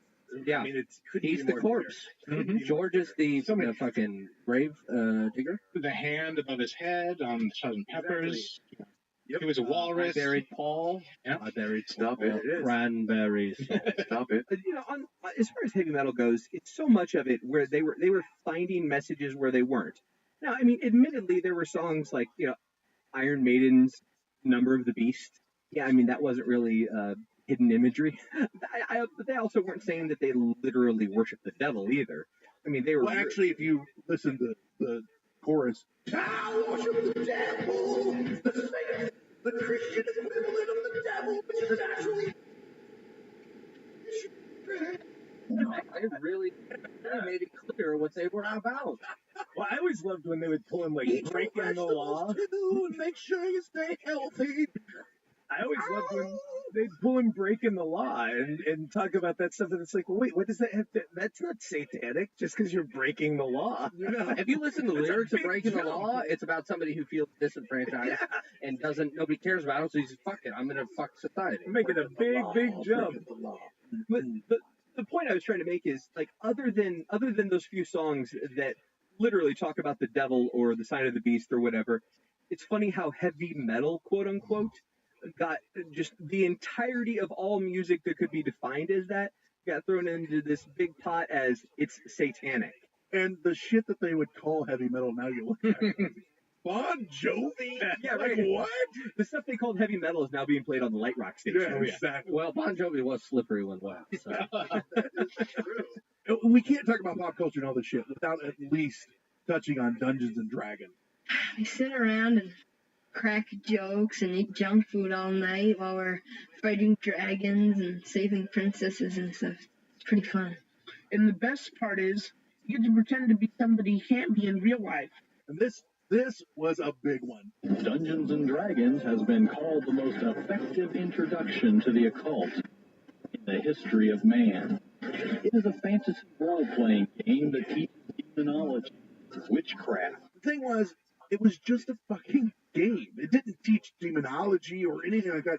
In fact, John, you actually said this. Gary Gygax was a religious man, one of the creators. Oh, yeah, a saint. But Christian fundamentalist groups pounced on anyway, and it all started with James Dallas Egbert III. We call him Trey. I call him Egg. John, what's that story? So, Egbert, it's a sad story. Egbert attended Michigan State University. And I didn't mean to. That is this is pretty a sad. sad. Story. Oh, yeah. Well, it is sad if you're Spartan. On a summer day this is the late 70s, on a summer day in 1979, he disappeared. Parents didn't know what happened, so they hired a private detective. Fuck this guy. Not Egbert, but the private detective, William Deere, to find him. So Deere traveled to Michigan State to look for him. Knowing little about fantasy role-playing games, Deere theorized that Egbert's disappearance was related to his involvement in Dungeons and Dragons. He found out he played D&D. The disappearance has to have something to do with that. Case closed. And the sign on his door that said "Out LARPing." Out LARPing. Magic missile. Magic missile. Not only did he believe that and use that in his investigation, he also told the media he believed that. And so the media took it and ran with it. Students were reportedly playing live-action sessions of the game in the steam tunnels below the school. It was speculated that Egbert was injured or otherwise disappeared during such a session. Ominous. Yeah, so this detective, he found a corkboard in Egbert's room with wind-up thumbtacks on it. So naturally, it was a map of set tunnels. Now, they actually showed from back in the day where they showed the thumbtacks and then they put over the map, and it is not. It's not even close. No, I mean, it was kind of a square and kind of not. And they're like, well, that's it. And that's what's his. That was his big aha moment. It was like one of those things that you ever sat there with the thumbtacks and you're just bored and you start to put them in a line. Like he said, he went to the media. This guy went to the media, let everyone know he had cracked this case and he's in these tunnels. Well, it turns out Egbert left his dormitory room at Case Hall and did enter the university's steam tunnels. He did. Not to play Dungeons and Dragons. He consumed methaqualone intending to commit suicide, but the attempt didn't work. And after waking up the next day, he went into hiding in his friend's house and was just, trying to lay low while all this shit is blowing up. And unfortunately, he did commit suicide the next year. Yeah. But the point is that D&D was never related to it. It never had a thing to do with the story. But once the name got attached, thanks to old Mr. Deere, it never got unattached. It's almost like one of those things where you see on Facebook now. Someone will share a story. You're like, that's not true. Doesn't fucking matter. Someone saw it. Right. And then you might not even realize in the back of your mind 3 weeks later, you're like, did I read that? Is that true? And you tell someone, and they tell two friends, and they tell two friends, and all of a sudden Dungeons and Dragons. When I was a kid, I wasn't allowed on Saturday morning cartoons. I wasn't allowed to watch the D&D. It wasn't allowed to watch. My parents were just in the other room. They had no idea what I was on doing. The opposite side of, it was good, the Jeremy Irons movie, not so good. Oh, yeah. There's a Dungeons and Dragons. But wasn't that the whole Egbert thing? Wasn't that the basis for Mazes and Monsters, which was made into Tom Hanks' vehicle? His first film. 81. Yeah, it was really early. Like, this happened in 79, and the movie came out in like 81. 82. Rhoda Jaffe wrote a book. And then, bitch, I hate being wrong here. A mutual friend of ours, Nick and I, used to play a game of Name a Bad Tom Hanks Movie. And that was one of the few that we could ever come up with. Bachelor Party bad? I don't remember. remember. Joe versus the Volcano. Producer It's a great movie. What the fuck is wrong with you? Producer and I, Lisa and I just watched Bachelor Party and Do Joe not versus skip the over what Volcano. Joe just said. Both of them pulled up and are fantastic. He is not welcome back on the show, and I mean it this time. Oh, I stand with the Volcano. I'll leave a video cassette of Turner and Hooch on the seat, and you can deal with that. I will. I enjoy that movie. The Man with One Red Shoe. That's a fantastic movie. Is it good? We also just watched Splash. I guess Splash is also awful. This is awful. Dragnet, awful. Dragnet is not good. It was actually the first moment I realized that Dan Aykroyd isn't really all that funny. That was that movie where I was like, wait a minute. Mike's right, though. Mike's right. Dragnet. Satanism. Straight up Satanism. Oh. It was straight up. That was the plot. They were after that Satan. must be why I didn't like it. They were sacrificing people, throwing in that giant snake down there. With the goat leggings? Oh, yeah, good stuff. Yeah, everyone had goat leggings. Where are your goat leggings? Here, you can borrow some of mine. Well, now I got to go back and rewatch all Tom Hanks movies because maybe I was just trained because of the Satanism aspect to not like Tom Hanks because he was part of the most likely thing, yeah. You're an idiot. We're going to take you to break, but after the break, we're going to look into actual cases, stories that helped shape the Satanic Panic and the lives that it affected. Next on Hysteria 51. I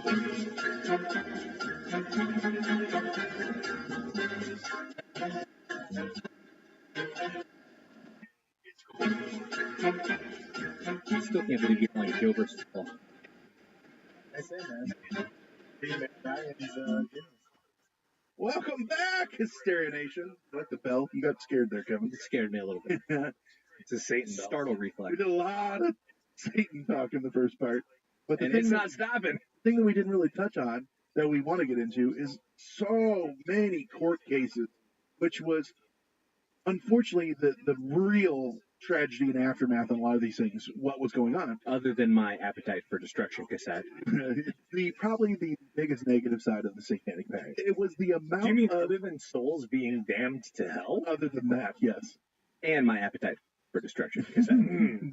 It's the amount of litigation and charges that were filed against people in the name of satanic ritual abuse, where there was no hard evidence it had ever occurred. It was just one of these grasping things that people were looking for. And first, let's talk about everyone's least favorite, child abuse. And two cases come to mind: the Franklin case and the McMartin preschool case. So let's first talk about Franklin. John, you want to tell everyone a little backstory on that? There's not much to it. The Franklin child prostitution ring allegations took place between 88 and 91. They involved an alleged child sex ring serving prominent citizens of Nebraska. Lots of prominent citizens of Nebraska. The list goes on and on. As well as high-level U.S. politicians. That sound familiar? Yeah, right? When I get a serious craving for something I want to eat, I need some cheese, tomatoes, olives, and maybe I need something to... If you haven't heard that before, that's the intro to our hashtag Pizzagate episode. I believe that was our that was in the early years. That was our 12th episode. Yeah, only Bailey were available right now. Yeah. Oh, yeah. Now we're just going to add a little spirit cooking and pizza parlor child sex dungeons to this. We're off. We're off to a good start. I got to go. So the allegations claimed that the alleged sex ring was led by a, quote, cult of devil worshippers involved in the mutilation, sacrifice, and cannibalism of numerous children. That sounds awful. They centered around the actions of Mr. Lawrence E. King Jr., who ran the now-defunct Franklin Community Federal Credit Union in Omaha, Nebraska. That is a mouthful. Well done. Thank you. So what happened? After an investigation, a grand jury determined the abuse allegations were baseless, describing them as a carefully crafted hoax. Not only did they say it was bullshit, they brought up two of the accusers on perjury charges. 21-year-old Alicia Owen, who was indicted on 8 counts of perjury. Actually indicted. She served 4.5 years in prison. Yeah, and the same grand jury also indicted multiple officers of the credit union, including King, for crimes related to embezzlement of funds, but no satanic cannibalism. So they actually found out, well, something's going on here, but it's not Satanism. That sucks. Like you're sitting there, man, I'm just sitting here stealing money like a normal criminal. A normal 80s crime right there. And I get accused of all this horrible stuff. You watch Superman 3, you get a good idea, and damn it, Satan comes into play. But not to be outdone, see, that was a short case. The great state of California jumped in on the action here. Oh boy, did they. The McMartin preschool trial was a daycare sexual abuse case in the 80s. Members of the McMartin family, who operated a preschool in Manhattan Beach, California, one of my favorite places in California, were charged with numerous acts of sexual abuse of children in their care. The first time we've mentioned somewhere in California on this show that Brent hasn't been able to say, oh, I was there 2 weeks ago. Ooh. Actually, it was about a month ago, I think, right? When was it, Lisa? A month and a half? Oh, Lord. Wait, why were you visiting a preschool? Stop it. Stop it. So after 6 years of criminal trials, no convictions were obtained, and all charges were dropped in 1990. And when the trial ended in 1990, it had been the longest and most expensive trial in American history. It actually cost taxpayers upwards of $15 million. So the big question is, what happened that ties it in? Well, in 1983, Judy Johnson, and this is a character, this chick, mother of one of the students, reported to the police that her son had been sodomized by her estranged husband and by McMartin teacher Ray Bucky. And why did she think that? Well, her son woke up one day and had some painful bowel movements. So, in other words, hey, Mom, my butt kind of hurts. Her natural reaction, you've obviously been anally raped by not one, but 2 of the men in your life. Right?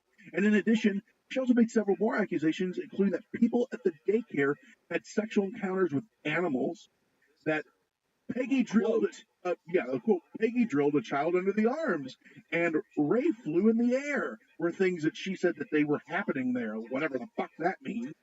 And Ray Bucky was questioned, but was not prosecuted due to lack of any evidence. But the That he flew in the air? Yeah. But that didn't stop the cops. Here's where it gets interesting. This is the kicker here. Police then sent a form letter to 200 parents of students at McMartin School stating that their children might have been abused and asking their parents to question their children. And you know what, Joe, I'm actually have you read an excerpt from the letter itself. Please question your child to see if he or she has been a witness to any crime or if he or she has been a victim. Our investigation indicates that possible criminal acts include oral sex, fondling of genitals, buttock or chest area, and sodomy, possibly committed under the pretense of taking the child's temperature. Also, photos may have been taken of children without their clothing. Any information from your child regarding having ever observed Ray Bucky to leave a classroom alone with a child during any nap period, or if they have ever observed Ray Bucky tie up a child, is important. Please complete the enclosed information form and return it to this department in the enclosed stamped return envelope as soon as possible.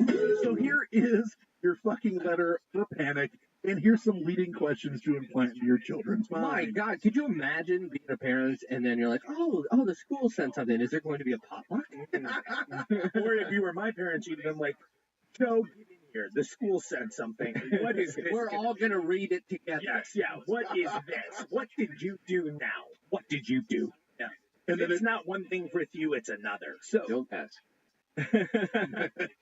So that mother, I also heard that she began checking her son's anus before preschool and then after preschool. Yeah, and he had like fallen at one time and maybe got a bruise, and she's like, well, there it is. Wait a minute, there Mike, it is. Like, expand on that. Checking, like, seriously, checking his anus? Seriously, checking his anus in the morning. Because I hadn't heard this. And then checking whenever he came home, and it looked a little pink or whatever. So, yeah, so the sexual abuse was almost going on at home rather than at the preschool. Well, then let's swing this pot with Judy Johnson. She's diagnosed with and hospitalized for acute paranoid schizophrenia, and in 1986 was found dead in her home from complications of chronic alcoholism, all before the preliminary hearing in this trial ever even concluded. So the one who came forward and said this shit's happening was a paranoid schizophrenic who died of alcoholism. But you know what? We're not going to let that narrative stop us from this case moving on. And that was in 1986. In 86. Now, this trial didn't end until 90. Yeah. Several hundred children were interviewed. And the best part is the interviews. At least the techniques therein. Yeah, so they got this the set of interviewers, this company called CII. And experts, John, experts. Yes, and they had these new techniques that they were going to use. And by techniques, I just mean whenever they didn't get the answer they wanted, they asked the question again. And then they asked the question again. And then they asked the question again. And then when they didn't get the answer they wanted again, they started suggesting, well, did this happen? Well, did this happen? It's almost like they got jobs after that in West Memphis with the police. Sorry, keep going. Wait, is that foreshadowing? Is that foreshadowing? Yeah. Whoa. And then, of course, you're talking to children. You're talking to preschool children. They want to say what you want them to say. You're adults. There's no actual tapes of these children being interviewed, but CII released example tapes of the way that they would do it, and they used puppets. So you got Elmo interviewing you. Oh, you mean that they did this? Oh, no, you actually meant that they did this, right? Yeah, they suggested the allegations to these children, and then asked the children to pretend or speculate about those events. Like, if I had sexually abused you, how do you think it would have happened? And then after all this is done, I'm doing that as the puppet. I'm doing it with my hand, as everyone here can see. You can see that, right? Yeah. And then they go, okay, now tell us what happened. You know what's funny about that? Just last week, I was at Thanksgiving with my nieces, and one of them's 4. And we didn't have a puppet, but she was telling me the story of seeing a deer in their backyard, which was true. A deer was in their backyard, but apparently my niece upon seeing the deer with her sister, who's 6, and my sister, who's their mother, in the backyard, got on the deer and rode the deer around the yard, and the deer pooped on her leg. And instead of laughing and entertaining the story, Joe just looks at her and goes,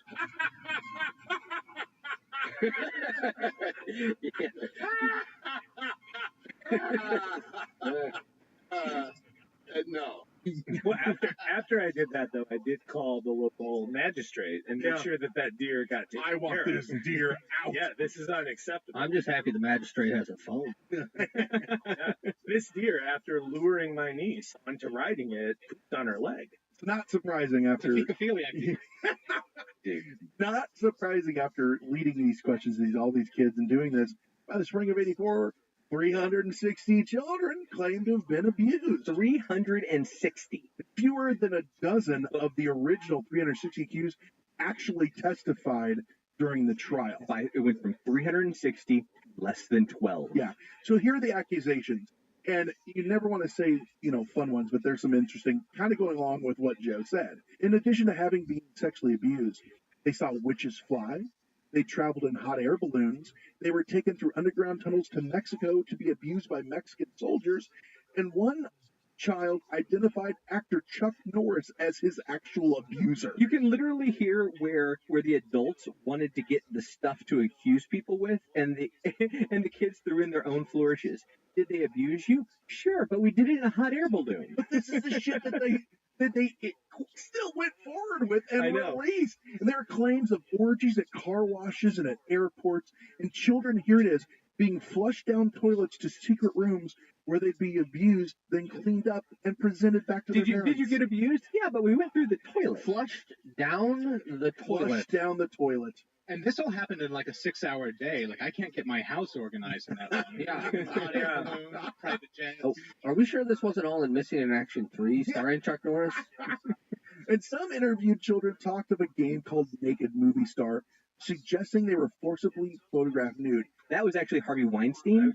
But during the trial, the testimony of these children stated that the Naked Movie Star Joe's just game... mad that I got to it before he did.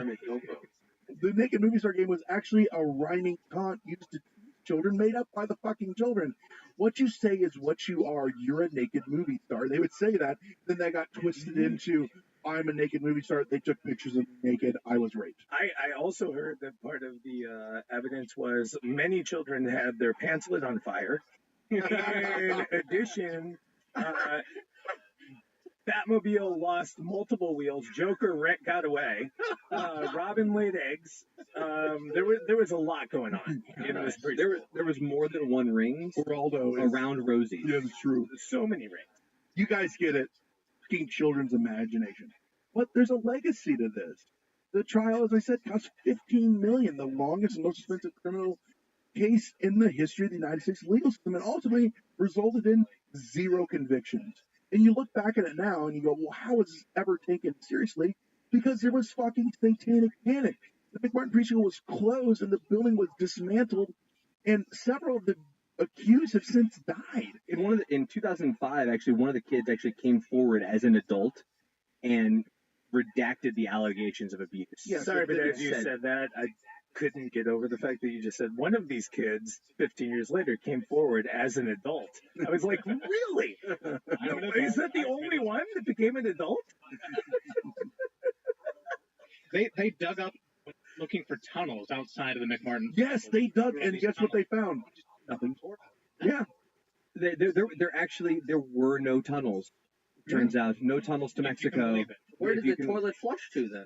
It turns out it wasn't even the magic land where the rest of these kids are not adults. Yeah, exactly. Joe. Neverland. But the person who came forward, actually, there's a quote. Said, quote, "Never did anyone do anything to me, and I never saw them doing anything. I said a lot of things that didn't happen. I lied.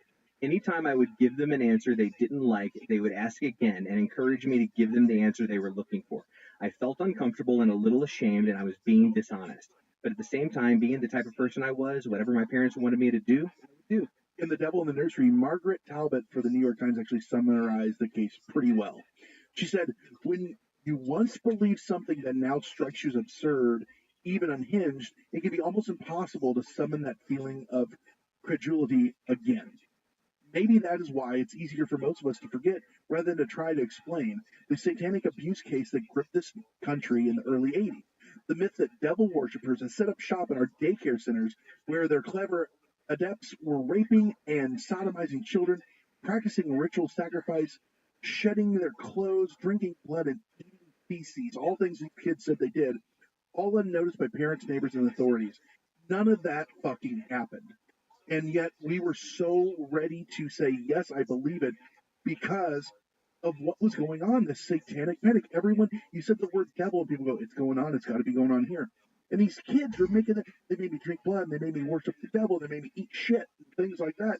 And you go, well, that makes sense. And the fucking police and everyone went with this. I mean, at least they didn't get convicted. Well, I was just going to say, I rarely ever attempted in any way to be serious on the show, but like, my God, at least that's the silver lining. Nobody actually got thrown in jail for this stuff. It still ruined their lives, don't get me wrong, but like, it had to be awful, like going back out into society after that. But at least they're not in prison. Got a quote from a McMartin parent here from the Geraldo Rivera show that's just shows how far these people, they're just talking amongst themselves. Mm-hmm. It's just blowing up. It says, the truth about Satanism is they truly do use blood, and they mix it with urine, and then they also use the real meat, the real flesh. This is what makes Satanism true, and this is what 1,200 molested kids in the city of Manhattan Beach have told the sheriff's department. They just made it real. Yeah, that's what... I mean, how many more kids could there even be in Manhattan Beach? It's not that big a patch of land. Yeah, no way there was 1,200 kids like, there. There was no child untouched by Satan, apparently, in this neighborhood. Or zero. And that's not to say, like we say, Manhattan Beach had the Ghostbusters 2 thing going on where that slime was just oozing under it. Yeah. And everybody was affected. The Upper West Side? Or Aquaman rolled through there with all of the children of Atlantis to like double their numbers. So, those are two cases of child abuse where the satanic panic hit. But there were also court cases where it wasn't child abuse. There was also cases where other things went on trial. One such case was where heavy metal music went on trial. Could you say they were breaking the law? Breaking the law. Dun, dun. Breaking the law. Breaking the law. Judas Priest on trial, John. Talk about that. That was my Beavis for you, by the way. That was a good try. Thank you. I appreciate it. It's been a while. We all knew what it was. Thank you. I am Cornholio. I need to be for my bunghole. I'll let you all laugh. You were laughing to yourself. I'll insert just so there. everyone knows, John's wearing a Winger t-shirt. Right? Yeah. He makes us call him Kip. You're all hilarious. All right. So one day in December 1985, Raymond Belkamp, who was 18, and James Vance, who was 20, had been drinking for 6 hours, smoking pot and listening to metal, and listening to Judas Priest's Stained Glass album. After which, each man took a shotgun, unfortunately, and shot themselves. The same shotgun. Belkamp died instantly, and Vance lived. He sustained serious injuries, obviously, and left him disfigured. He died 3 years later. Before his death, Vance and his parents sued the band and the label, CBS Records, for $6.2 million. They claimed that Judas Priest had hidden subliminal messages, like try suicide, do it, and let's be dead, in one particular song on that album, the cover of Spooky Tooth's Better by You, Better Than Me. How many times have you haven't been hanging out at a party and someone goes, throw on some Spooky Tooth? And I always get the fucking cover, man. I just want some original Spooky Tooth. That's always the best parties. That's where you know there's going to be cute girls. That's exact kind of party. Spooky Tooth, it supposedly influenced Vance and Belkamp to form a suicide pact. They were, quote, mesmerized. The suit went to trial in July 1990. Now, the reason it was able to go to trial, the judge actually stated this. Anything in a song is protected by the First Amendment, whether it influenced them or did not influence them. But the allegation is that they hid subliminal messages, exactly. And that is not protected by the First Amendment. And to get at that, they played the song forward, backward, sped it up, everything in an attempt to prove that the group brainwashed these two men into killing themselves. Wouldn't you like to be that judge just sitting there listening to that shit forward, backward, sped up 4 times, just like you said with Rob Halford? Yeah. So lead singer Rob Halford had to testify in court. Wait, do you think a party broke out when they were playing when they're playing music over and over I like to party. It's like a Schlitz gay commercial. There's a kid. They bring out a keg. It's great. Wait till you see the pool. But he had to testify. He said that the supposed backward masking, that's what they call Backmasking. Yeah, backmasking. Yeah. And it was actually the sound of him exhaling, like him breathing. And the band's attorneys also drew attention. Thanks for that. Yeah, I appreciate that. The band's attorneys also drew attention to the fact that Vance and Belkamp had pretty troubled childhoods, and they had substance abuse problems. The judge ultimately decided that the group was not responsible. Right. I watched the documentary. There's a documentary on it called Dreamer Deceiver. It's messed up.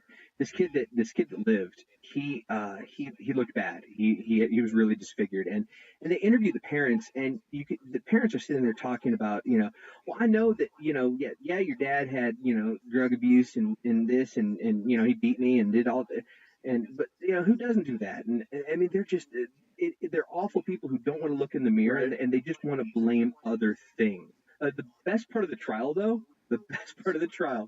Halford made such a good point. He played another excerpt from the album, forwards and backwards. And when he plays it backwards, he says, see how this part where I'm playing right here, it says, quote, I asked for a peppermint, I asked her to get one, and the judge says, yeah. The only thing is, I randomly grabbed this piece of music and attached this phrase to it this morning. Mm-hmm. It's whatever I tell you. Meaning I played this backwards, told you what you're going to hear, and now that's all. And now that's all you can hear. Yeah, like, oh yeah, I said this. You're right. Like I said, it's like seeing a face in the clouds. Once someone tells you it's there, you're going to see it. Isn't that a Nicholas Sparks novel? Faces in the clouds. Yeah, it should be. Well, that's why I only listen backwards to my personal recordings of local bluegrass bands playing at county fairs. Yes, To get my message. Good, That's where I get all my message. This is a sad case because this kid was still alive for years, having to deal with 3 this, years. and his parents, like you said, didn't want to look in the mirror. No. But And it's really ultimately he died. He checked himself into a hospital. He died of a drug overdose. They say an unknown cause. We're likely suicide, whatever. Either way, it's sad that he passed away. But at the end of the day, that's not Judas Priest's fault. And speaking of not the fault of the people, we could not do an episode without talking about the West Memphis Three and Satanic Panic. This is a case that really hit home with me at a young age, and I have followed and followed and followed. If you guys aren't familiar with the West Memphis Three boys, 3 victims, Stephen Branch, Christopher Byers, and James Moore. 8-year-old boys. They went missing and were found to be in a stream outside of West Memphis, Arkansas, dead. And 3 boys were arrested very fast. Eccles, Kelly Jr., and Baldwin. Why were they arrested? Because they were the local Satanists. Damien Eccles was into Anton LaVey, and he was into the Church of Satan, Wicca. He was a practicer of magic. But they're not the only people. There's other players.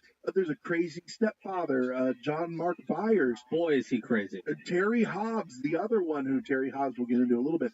Also, the night that these boys went missing at the local restaurant, Bojangles, a man runs in covered in blood, goes in the bathroom. They go to call the cops. The guy gets spooked and leaves.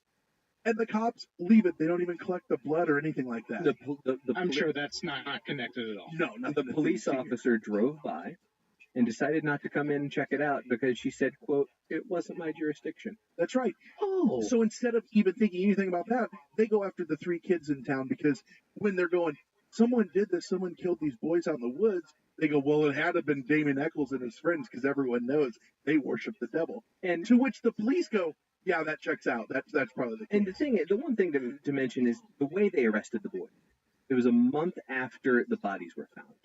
And while that seems like a short amount of time, in a small town where 3 8-year-old bodies had been found and their sexual organs had been cut off, they had been beaten and hogtied with their own shoelaces. Yeah, it was. They were looking. The people of the town were looking for blood, and the pressure was on the police. So can you imagine what that would do to a small town? Oh, of course. Coming from a small town a myself. Small, very Christian, very, very Southern town. So they bring these kids in. They specifically brought in Jesse Miskelly. Yeah. And Jesse Miskelly of the three is mentally challenged. He has an IQ of 73. Yeah. Which, Developmentally disabled. Yeah. yes. And I think 70 is functional, like where you can actually function in society. I think is where the line. Also, and this isn't a joke. I mean, I think it's a good barometer. Forrest Gump's IQ was 75 in that movie, and just think about him as somebody and how he functions. And they interview him. We'll use the term interview for 12 hours, but they only record the last 45 minutes. Yep. Why is that, I wonder? And it's funny when they do interview him, after all these 12 hours of teaching him what to say, he's still getting it wrong. And they're like, so when did you go into the woods with Damien? In the morning. Are you sure it was the morning? Maybe it was after school. Well, the night starts at like 6 o'clock. Wasn't it after dark? Yeah. Okay, you said after dark. Okay, we're going to go with that because that fits the narrative. It's fucking disgusting. So they get him to come forward and say, yeah, we killed him. And they did all these things, these horrible things. They arrest the boys. So yeah, they go ahead and arrest him. It's a month after the bodies are found. So it's June 3rd, 1993, and they're all arrested and charged. And then Miss Kelly comes forward after that. And they're like, "Why'd you say that?" He's like, "They told me to. Like, I didn't really do those things." Yeah, he just wanted to go home. Yeah, they kept telling him like, "We'll let you go home." He's like, I didn't think I was confessing to anything. I was just telling the story they wanted me to say. So then you got February 4th of '94. A jury in Clay County Court convicts Miss Kelly of first-degree murder and he's tried separately. Yeah, the death of Michael Moore, and second-degree murder in the murders of Stevie Branch and Christopher Byers, and he's sentenced to life in prison plus 2 25-year terms. He got the plea deal because he's the one he got the lesser because he, came forward and helped them. Second case, March 18th, Baldwin and Eccles are found guilty of capital murder by a jury in Jonesboro, and Baldwin is sentenced to life in prison. Eccles is sentenced to death. Do we know why he was sentenced to death as opposed to... He was the leader, quote unquote, of the group. Okay. And his life in prison was hell. While Eccles was in prison, he was beaten, he was tortured, he was raped. He was kept in solitary confinement so long that he had, his eyes became where sunlight bothered them, sunlight bothered them. And he was getting sick because he couldn't get any vitamins from vitamin D and shit like that. Their sentences are carried out, and it as you can tell from our tone, we're not necessarily sure of these convictions. At the same time, all of this is going on. A documentary crew happened to be in the right place at the right time. Right. In the first case, they jumped in and they recorded. They were there basically as the kids were arrested. And you might have seen, they're called Paradise Lost. The first one came out basically right after mid-90s. Yeah, right as it was happening. And it was what, and I think you said this to me, John, it was what Making a Murderer wanted to be. Right. So Paradise Lost came out, and after it came out, it was an HBO documentary. After it came out, a lot of the country started to go, wait a second, this just doesn't seem right. They did a good job of just presenting the trial they just and presented let you make up your own. And so some support started to come out for what was coined the West Memphis Three. But nothing happened. Then came 16 years of essentially crap. The attorneys for each of the three of the West Memphis Three kept asking for new trials, and they kept getting denied because here's the weird part. I'm not a judicial professional, if in case you're unaware of this, but in Arkansas, to get a retrial, to get an appeal through of any type, it first has to be approved by the judge who presided over the original case, which seems odd if you're looking for an appeal. Right. I would. And he goes, nope, I got it right the first time. Yeah. Fuck all of you. Over and over and But not only did they keep refusing it, they come forward like, oh, we got DNA evidence. Nope. We got evidence of jury tampering. Nope. We kept saying no to all this. And like you said, people came out in droves. Eddie Vedder, Dixie Chicks, Johnny Depp, thousands and thousands of regular people like you and I. It literally sounds like a John Grisham novel. Yeah. The whole thing of this we have this evidence here, and they say no. So finally, so 5 years later, they come out with Paradise Lost 2, another documentary. It comes out in the year 2000, and it gets even more people on board, and that's where those stars really start to pick up on it, and the nation starts. There's a website established, the huge fundraisers, and a fervor, a movement starts. So finally, September 30th in 2010, the Arkansas Supreme Court hears oral arguments to determine whether there should be another evidentiary hearing for a new trial. And at issue is each side's interpretation of the state's DNA statute and the intent behind the law that grants evidence or access to the DNA, and possibly if they're going to get a wrong conviction or anything like that. So November 4th, the state Supreme Court unanimously orders a new circuit court evidentiary hearing for Baldwin, Eccles, and Miss Kelly. And the court says that the circuit judge must consider not only the DNA evidence presented by the defense, but any other exculpatory evidence, including evidence not presented in the original trials, because so much it came forward. And I'll give you an example. So you said that the genitals had been removed, and they said, well, this, going into the satanic stuff, this has been satanic, had removed the genitals and stuff like this. Well, these boys have been in water, and they finally had like animal bite testimony and stuff. Turtles and things had eaten their genitals because that's one of the first things that they go for. Yeah, they ate it. And the parts where they said, well, they tortured them by raking them with knives, serrated edges of knives, were starting from animals that had been eating these boys. That one of the main pieces of evidence that they used against Damian Eccles was they said they found this large combat utility knife in a pond behind where Eccles lived. Mm-hmm. And they said, well, see the serration on this knife, it matches these scars that we found on the bodies of the boys. Any investigator worth their salt looks at those and goes, yeah, those aren't scars from a knife. That's from an animal.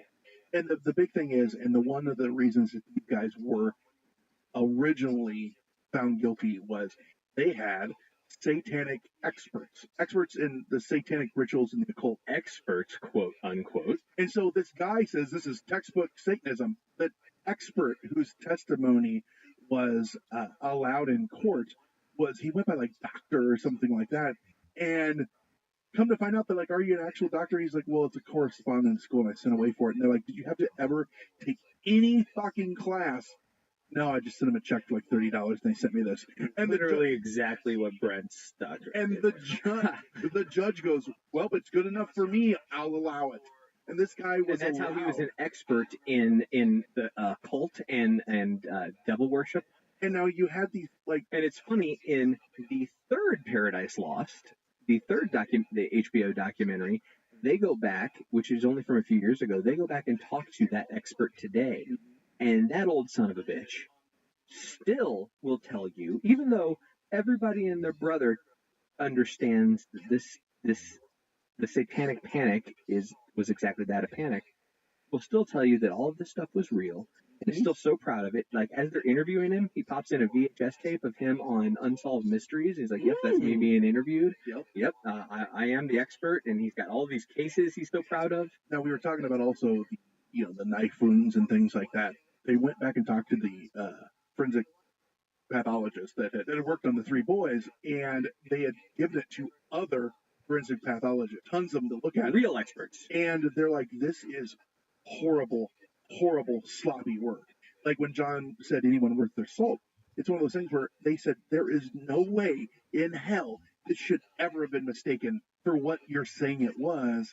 And that guy doubled down like, no, they're fucking wrong. Everyone that you've talked to, hundreds of people, they're all wrong. I'm right.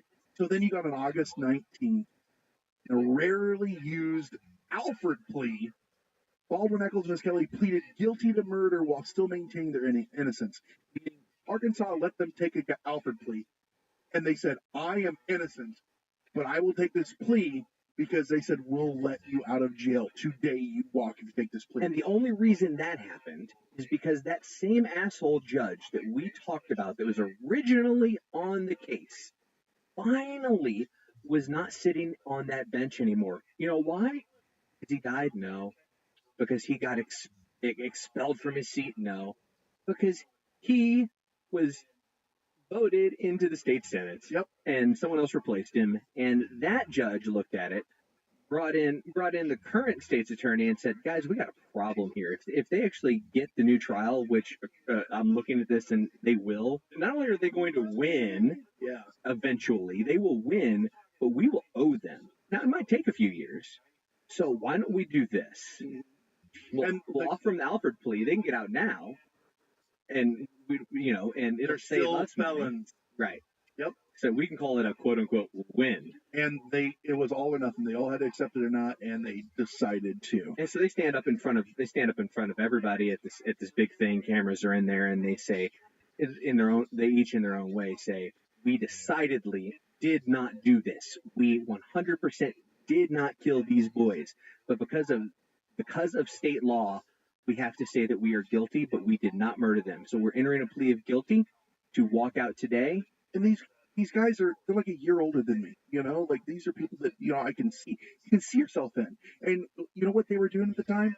Listen to Metallica and reading books by Anton LaVey and things like that. Being kids. They were reading books? Wow.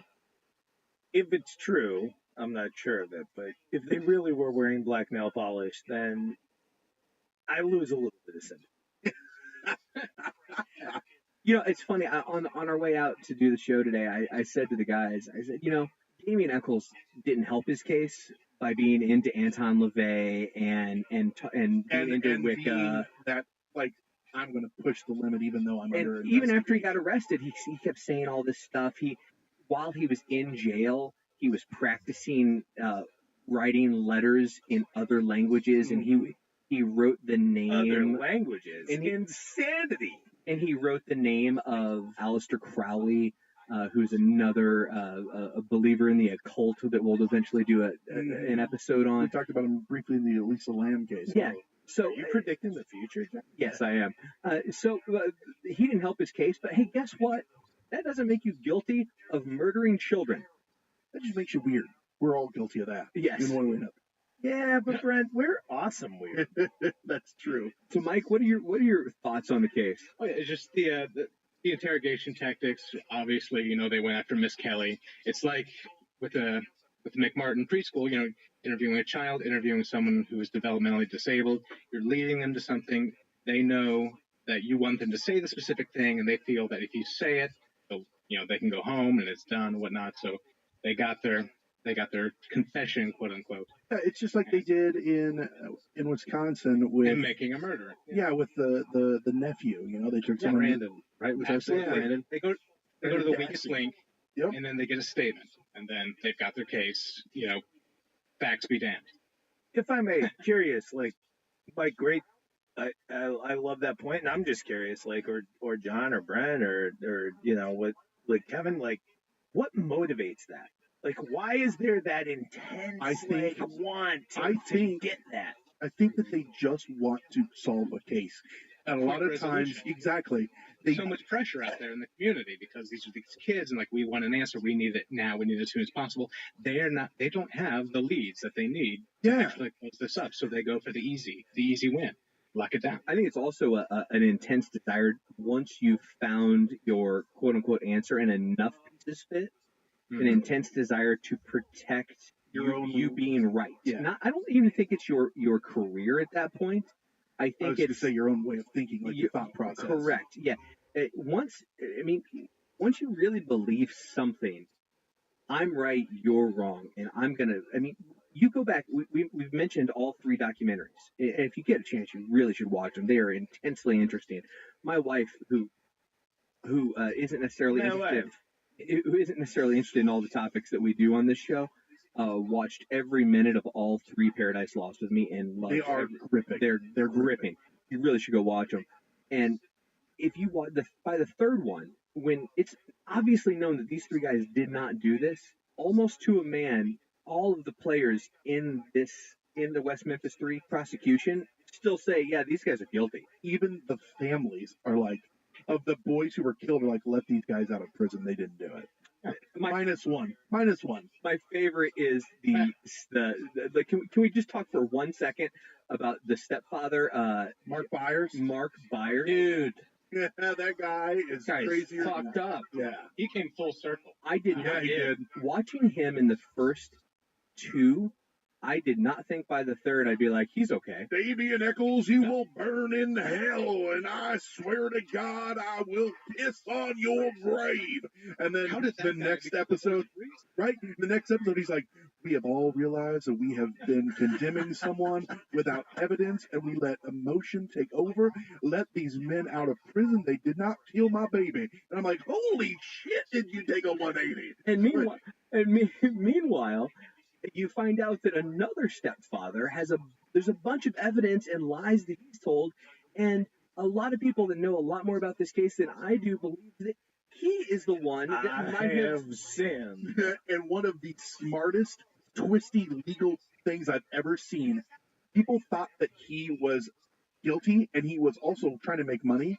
So the fucking Dixie Chicks went online and said horrible things about him, and he sued them for slander. Not buyers. The other, Terry Hobbs. He sues them for slander. And when you sue someone for slander, you have to testify under oath. So then they're like, now that we got you under oath, we're going to ask you all these questions you have to fucking answer. Yes. And he had no way to answer them. And they're like, oh my God, you really fucking did it. Because your character is now completely open, and you have to answer. Here's the problem. West Memphis says, we already got the people. They pled guilty. Alfred Brooks said they did it. Why would we ever take Can I anyone ask else something to about that? court? So when he was under oath, Terry Hobbs, about the slander thing, and then they started asking him about this West Memphis case.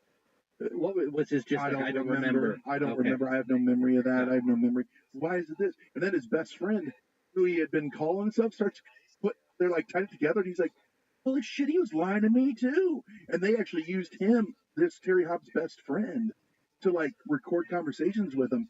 And he's calling him going, you remember we did that? And he's like, I didn't remember that. From the other, I didn't see the other documentary. That's another documentary. West of Memphis, yeah. Now, the movie Devil's Knot, forget that, but the book is the best. Devil's Knot, that actually, it's a case, they break the case down heavily. And they really go into Mark Byers and Terry Hobbs' backstories and stuff.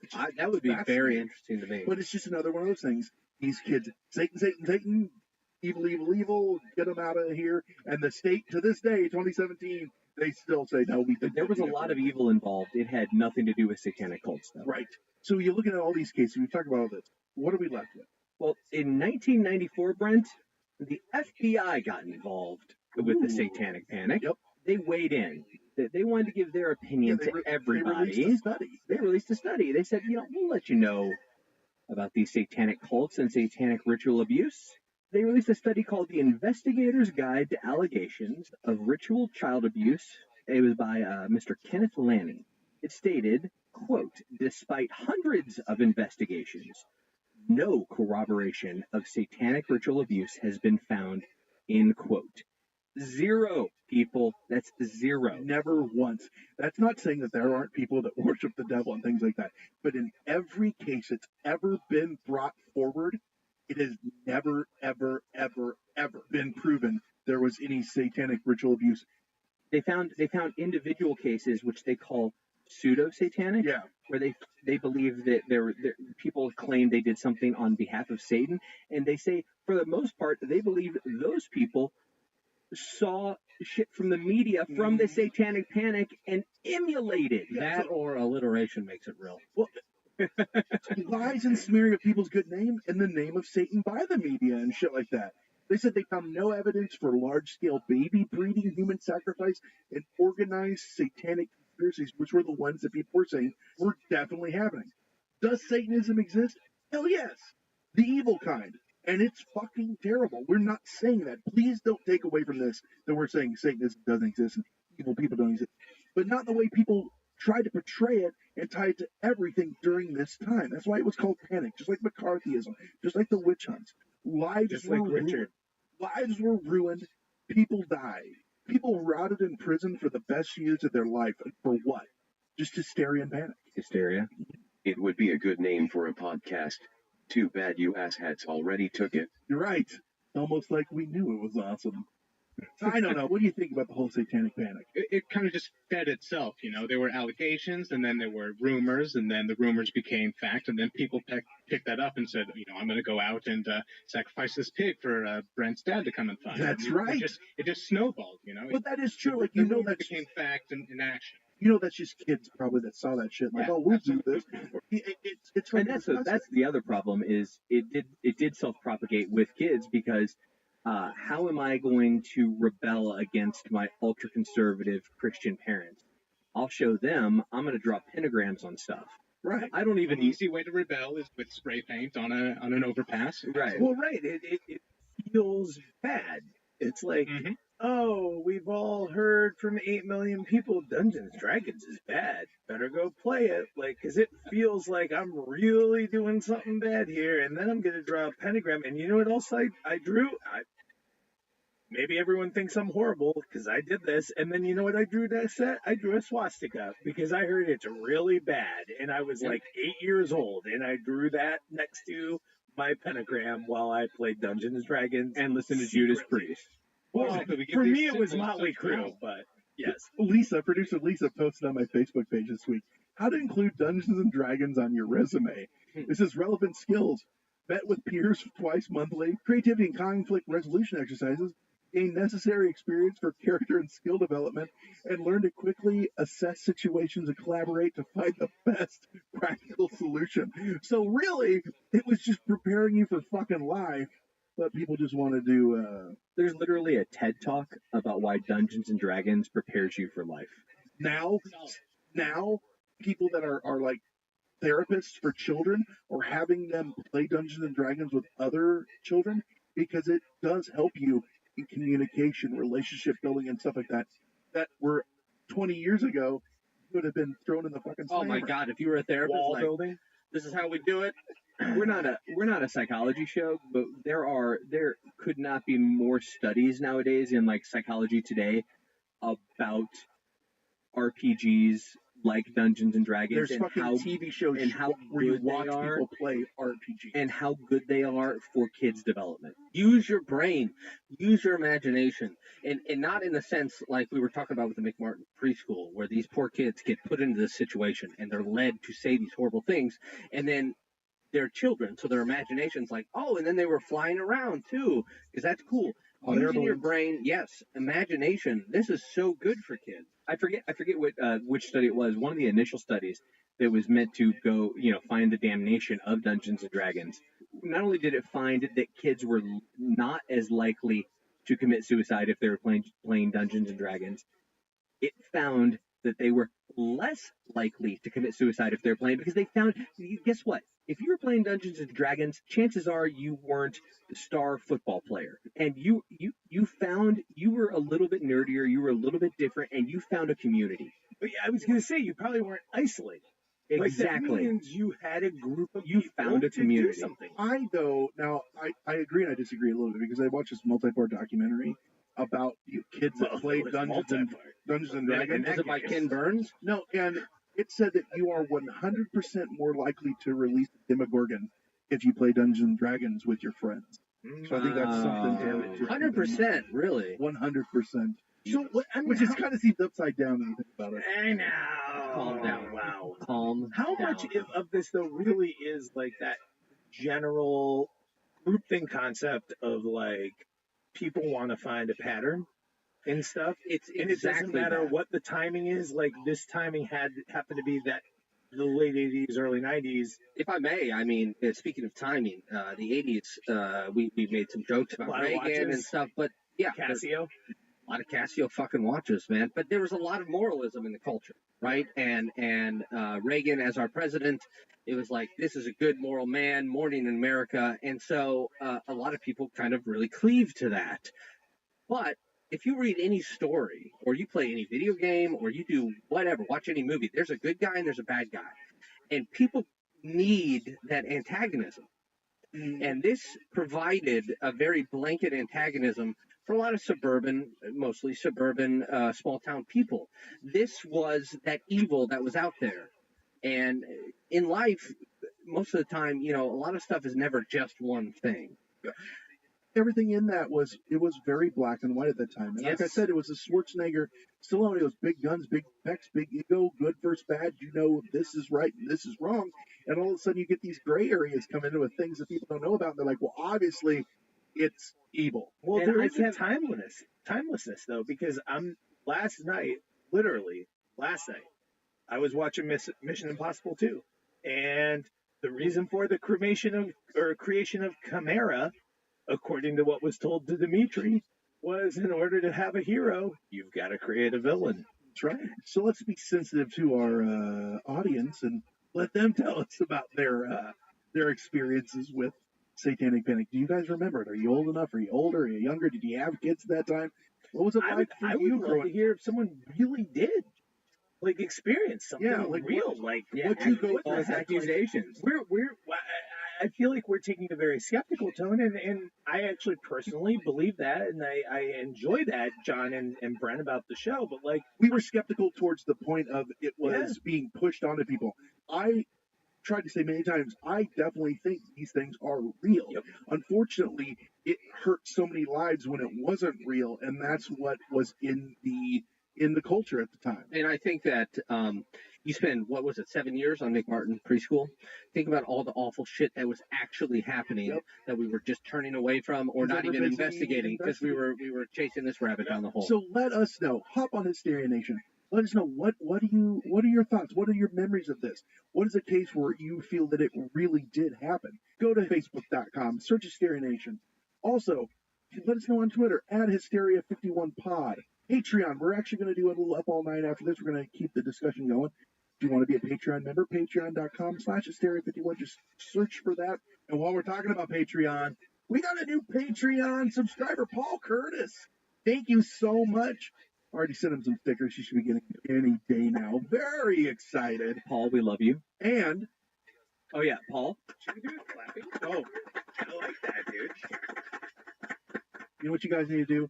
Call his voicemail. Tell us how much you love Don't Paul. be so overly dramatic about it, Chuck. 773-669-7277. Again, that's 773-669-7277. We have 773-669-7277. Can we all I was just recognize trying to. I was just trying to shut up Joe. I was just trying to shut up Joe. No fives? No high fives. No pentagram? How many sixes? We have a couple voicemails. We're not going to play them. This is a very long episode. We're going to play them next time. We have a couple held up. But you got some homework. Tell a friend about the show. Tell them to go to hysteria51.com. The all new and improved hysteria51.com. Go check it out. It is beautiful. Michael I vouch Cole, for it. thank you for being on the show for the first time. All the way from the mythical land of Fort Wayne, Indiana. Now, is that next to Agartha in the Hollow Earth, or is that outside of the concentric circles? It's by Shangri-La. You say catty corner or kitty corner? It's catty corner. Catty corner. I'm catty.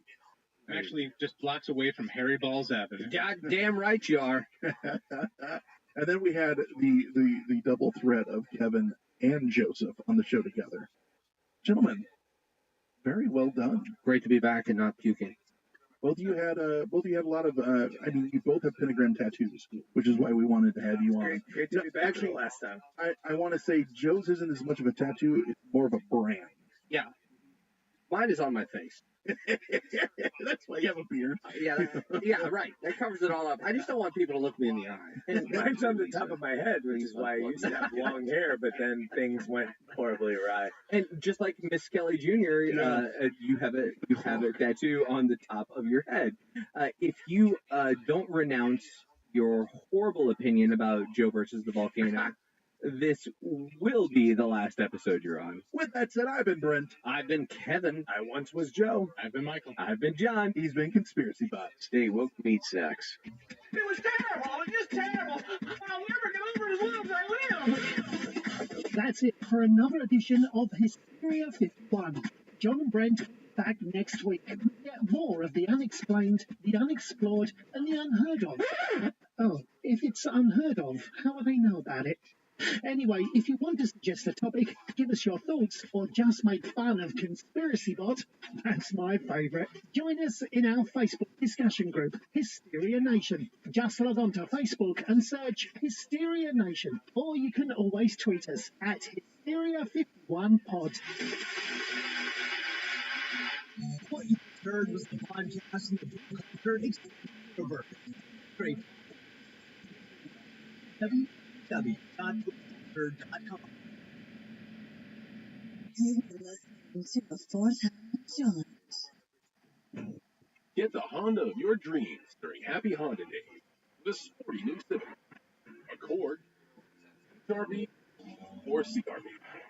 For a limited time, well-qualified buyers can get a 2.9% APR on a 2025 Honda Accord or CRV, a 4.9% APR on a 2025 Civic, and a 3.9% APR on a 2025 APR.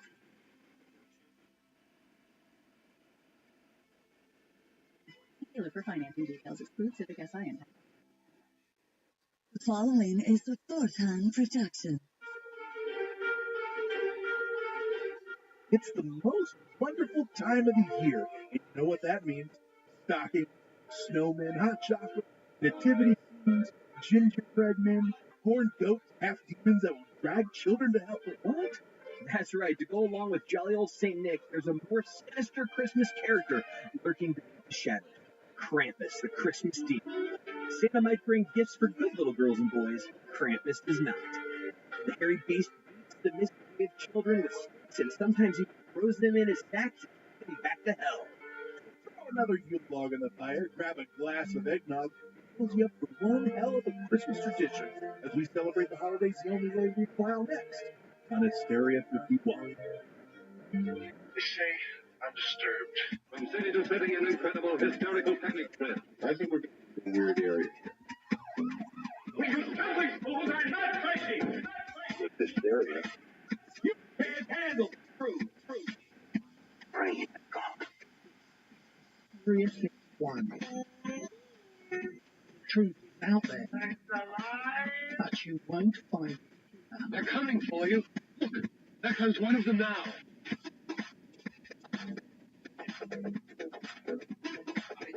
Welcome in Hysteria Nation, the podcast that doesn't always do a holiday episode, but you better believe that when we do, we're going to do it right. This is Hysteria 51. No, we're all in this together. This is a full-blown 4-alarm holiday emergency here. We're going to press on, and we're going to have the happiest Christmas since Bing Crosby tap danced with Danny fucking Kaye. Broadcasting from the lower fourth dimension, otherwise known as Chicago, we're your Yuletide hosts, John Goforth. I can't get the antlers glued onto this little guy. We tried crazy glue, but it don't work. Have you tried Staples? And Brett Hand. You are really Santa, right? No, I'm an accountant. I wear this fucking thing as a fashion statement, all right? And Brent, as we kick off this holiday merriment, regular listeners to the show know that every now and then we like to drop in a clip or two from a TV show or movie that seems to fit. That's right, John. Whenever the time keeps right or TV about is filled enough, drop something in. Number one, he hates bright lights. We know that. But you got to keep him out of the sunlight. Sunlight will kill him. Number two, keep him away from water. Don't give him any water to drink. And whatever you do, don't give him a bath. And probably the most important thing, don't ever after midnight. Right, so here's my dilemma. This being our holiday episode / Christmas episode, do we use movies that are, what do I call them, holiday or Christmas adjacent? Catty corner? Catty corner. like Die Hard. Go to the coast, we get together, have a few laughs.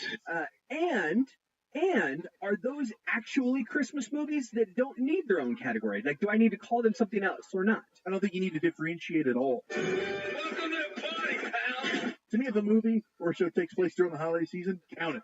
Hell, if they play Jingle Bells at some point, it works for me. What am I getting excited for? Are you stupid? We got a million fucking fools out there. Everybody's watching. Fucking car. They're telling me I'm excited. They think Who played it? I used to what?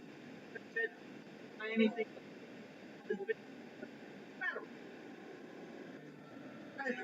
Excited about it? They got a fucking pig. That's stupid. Good fellas, yes, that was a holiday party. You know what? I'm with you. While Die Hard is probably my favorite non-Christmas movie, I'm also a huge fan of The Long Kiss Goodnight. Look, if you want me to talk in front of him, you may be asked to kill it later. Works for me. Call. Fire at the back if you have to. Jesus, old man, how many of those things you got? 3, one shoulder, one hip, and one right here next to Mr. Wally. Don't much pat downs, never reveal it. It's an agent's often reluctant to feel up another man's brain. Any other questions? Yeah. What's the weather like on your planet? I just like to call it a Christmas movie, not a non-Christmas movie, John. My bad. Good point. Yeah, that one was really good, too. But let's not forget the classics. Who didn't want a Red Ryder BB gun after watching A Christmas Story?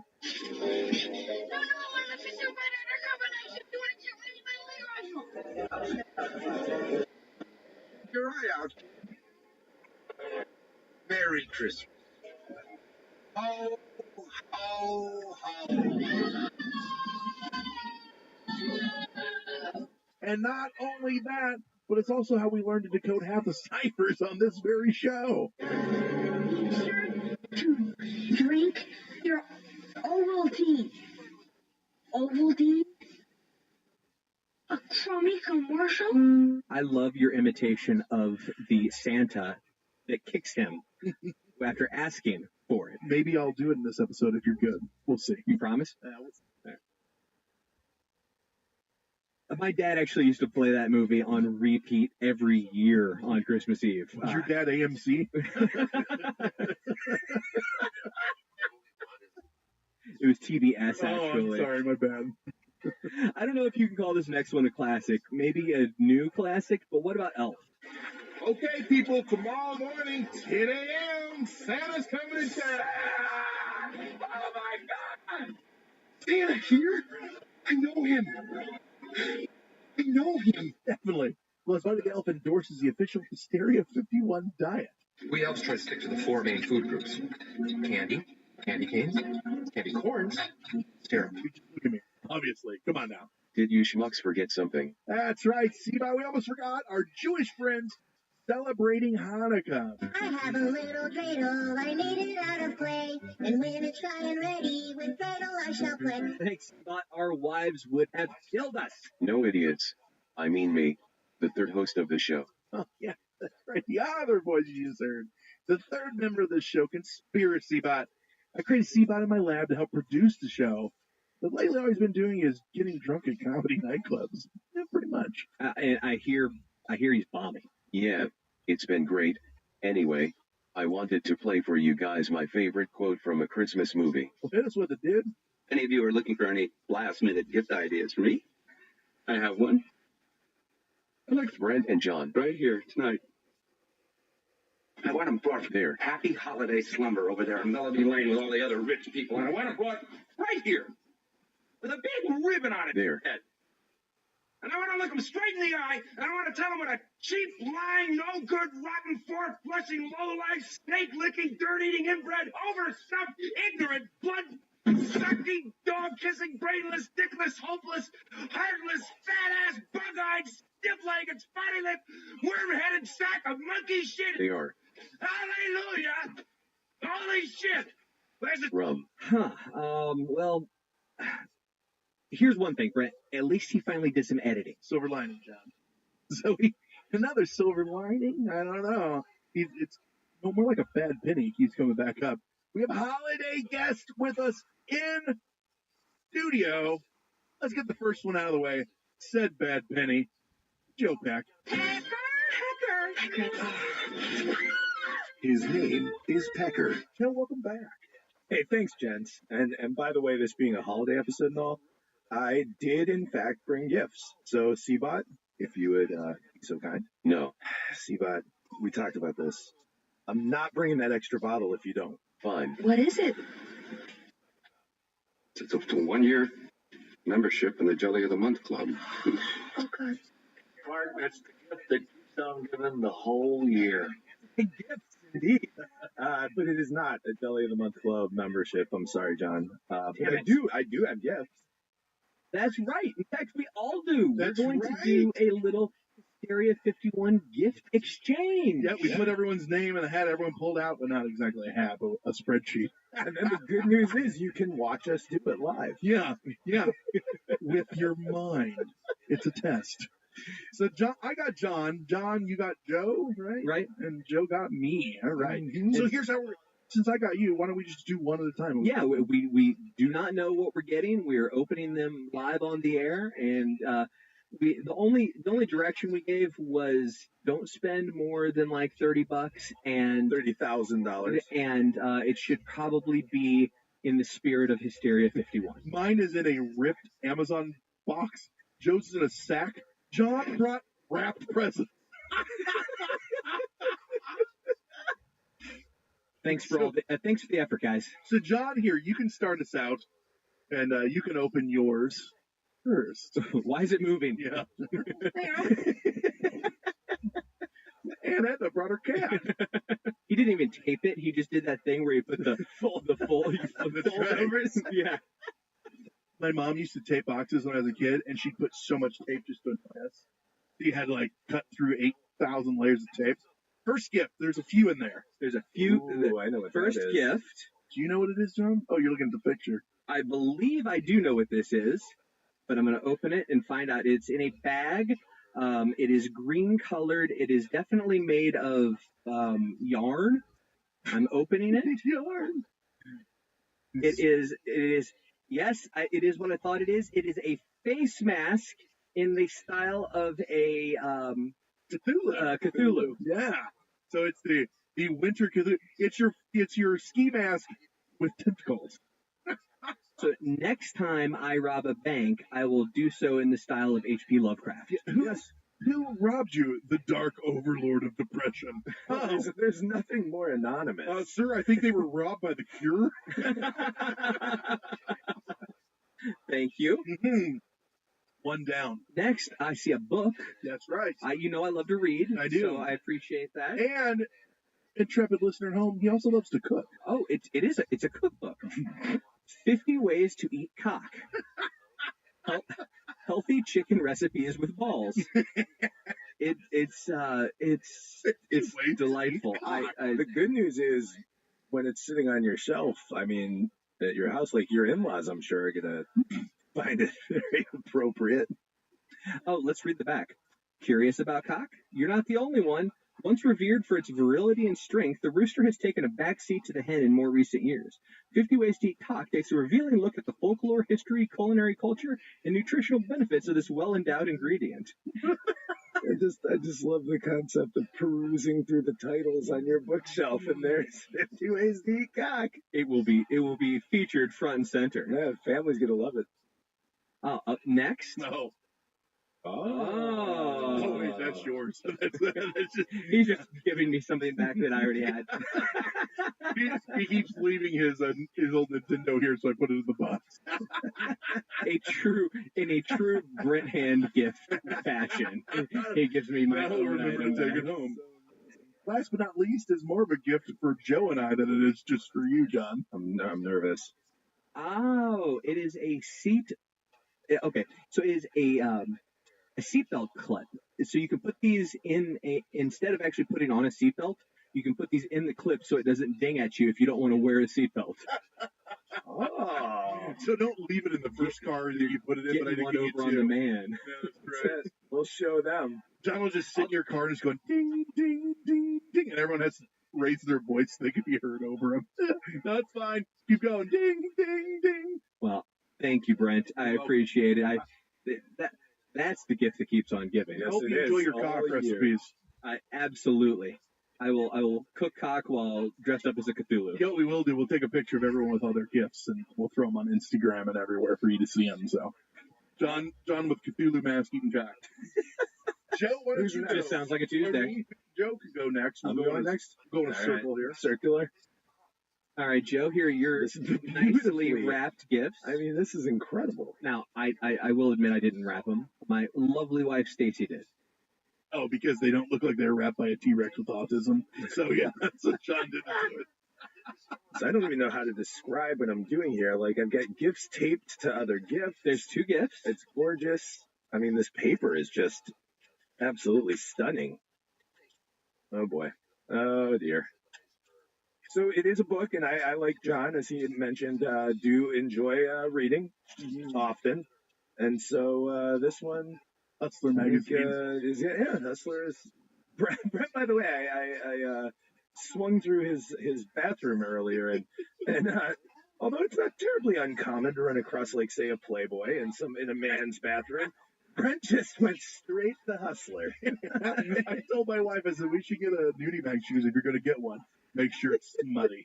I'm like, you got it, baby. So, speaking of books that look great on the shelf, the title of this one is Images You Should Not Masturbate To. So, it's a close-up of a horse snout. Oh, my goodness. What are some of the pictures in there? Cucumbers. Jesus. I'd imagine. rubber pink gloves, and a jelly donut with a bite out of it. A famous statue. I actually have taken a picture from this angle of this statue in Boston. I know what this is. Someone masturbated to it. It's incredible. This is fantastic. There's like an oyster of some kind. I mean, this is just quite the ordeal. Wow, John. I don't even know. It's a knot in a tree with two hands looking like they're spreading it open. It's incredible. I don't even know how to describe it. That was worth every penny. That's a winner, yeah. Now we get to the big chunky bag. Now we get a big dog, yeah. Like, this thing's huge. That's what she said. Oh. I'll just keep those coming until you get this unwrapped. We're going with the end. Joe's doing a good job of not tearing into it, but like Joe's always told, keep that and we'll reuse it next year. Well, I mean, I'm not 7. Oh, what is this? I already like Gummy Bear Anatomy. 4D. Oh, easy assembling. That's good for me. It's a gummy bear, but then it's got like a skeleton and organs and everything inside. So it's like an anatomically correct gummy bear. That's correct. So you can literally take them apart and pull his organs out. Well, that's what I like to do with my gummy bears when I'm eating them, but they're so small. Yeah. So, John, this is a very convenient. You know what's funny about gummy bears is they got the small ones or the giant ones, and for some reason to me, the giant ones are disgusting looking. But when we say gummy bear, listener at home, this one's the size of like a large dish plate. Yeah, this is big. This is the size of like your normal sized teddy bear. Would you say, John, 8 inches? Brent wouldn't know. Hold on, John, you might. I give you a pretty good guess. But Lisa, you want to produce Lisa? Is that about 8 inches? So yeah, you pull it apart. It's not like obviously made of gummy. It's like plastic. You pull it apart and like the brain and the spine. And you sure it's not made of gummy? That'd be incredible. We'll throw some pictures up. Actually, awesome. Absolutely, we'll put pictures up, and I'll even send some live action pictures once it rests, settles nicely into my office. Yeah. And, I'm assuming disassembled. Of course. Yeah. Right next to the statue of Winston Churchill is, I believe, where this one's going. Perfect. Right. I think which was gifted to you, I believe, from the good people of Great Britain. No, that's true. That's true. It was specifically sent to me by them. For my work on Hysteria 51. All right. And Brent, like I said, I got the. Oh yeah. Let him hear it. Like a Trader Joe's bag. Yes. But it's not from Trader Joe's. I'm excited already. This is This is a beer bong that is a skull and spinal cord. Just in time for your winter party, Brent. I am way too excited for this. Oh, the listeners definitely are excited. Go. Look at that. Yeah, it's like your normal, like, I don't know, like, what is it, 3.5 feet long beer bong made of bone. Actual bone, by the way. This isn't plastic. It tastes like raccoon. I don't know if that's 100% on that, but it's definitely some sort, or marmot of some sort. So that's our gift giving. It was actually a good idea, Johnny. It was like a week ago. He's like, hey, you guys want to do a gift thing? We're like, sure. Turned out great. Merry Christmas, fellas. Like, I love this. I don't think I could put it in my mouth. I sound like Stacey Goforth. No, wow. Whoa. Okay. I can tell you when I received it, or when I brought it home and it was like sitting there on my counter, I was like, man, like, I'm a little uneasy at the concept of actually trying to drink out of this thing. Like, I don't know if I can do it. So now that we got the gifts for the people in studio out of the way, perhaps the greatest gift of all, gifts, lack of a better term, because he's not here, so we didn't buy him shit, but one of the greatest gifts of all, coming from Skype, we have one more guest, Dan Kozu. On top of being a comedy writer for the Hard Times, he hails from one of these fucking backwards-ass crazy countries that actually believes in Krampus. Dan, welcome to the show. I hope I did you justice with that beautiful introduction. You did. Merry Krampus night. Merry Krampus? Yeah, exactly. We were talking before the show about all the different pronunciations and how I mispronounce everything, so I'm sure this is going to be delightful. It'll fit right in with everything else. That's exactly right. For those of our listeners who have not heard of the Hard Times or haven't read, tell us a little bit about that website. Sure. Hard Times is basically the Onion for music. It started, I think, in the Bay Area, and it was sort of for the punk scene there, kind of for any punk that had a sense of humor. They kind of started this website exactly 3 years ago. Their anniversary was like a day ago, and they just branched off into the Hard Drive, which covers pop culture and video game satire. So one of my favorite articles you did with Cinemax is now showing after midnight softcore punk. What was the one too that you wrote about the local bully makes fun of a homosexual kid because of his birthmark, not because of not because of his sexuality, exactly. Or progressive culture. You're like, a guy can't help for falling in love with who he loves. That fucking thing he was born with was disgusting. I love how Brent's telling this joke for him too. I know, it's fucking amazing. to him. Yeah. To him, even better. I'm telling our dear listeners. It makes me feel good. Keep complimenting me, please. That's right. He sees through it. He knows what's up. So everyone at home, what the hell is Krampus? Well, John, what the hell is Krampus? You want to tell us? I would love to. So in folklore, so dear listener, we always approach the topics that we talk about on this show as they could be real. We don't know. We approach with an air of skepticism, and we, kind of come to conclusions at the end. We are approaching this one because we know from the start that it is folklore. What? It is myth. That's not what Joe said. I don't even know what you're talking about right now. Joe also still believes in Santa Claus. Well, you're Do telling you also not believe in Hela, Krampus's mother? what you're saying is everything Dan was taught as a child is complete bullshit, John, and I don't really approve of that.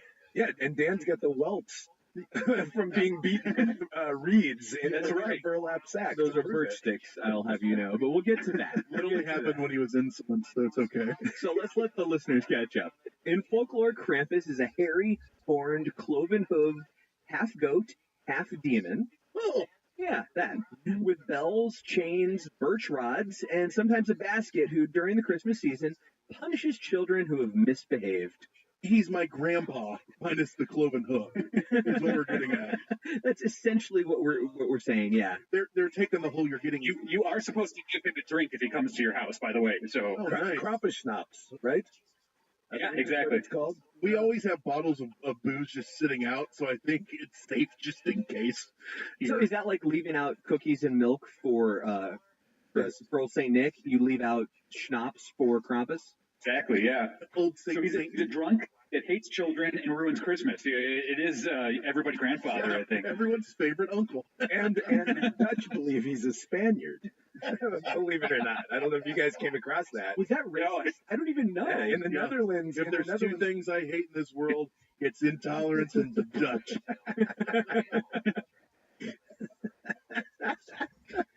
So back to Krampus. Punishment ranges, if he gets you, if you've been bad, punishment ranges from getting coal as a gift. That's where that whole thing came from. So that from. comes from that. Exactly. Being hit by those sticks to being drug off to hell or Spain.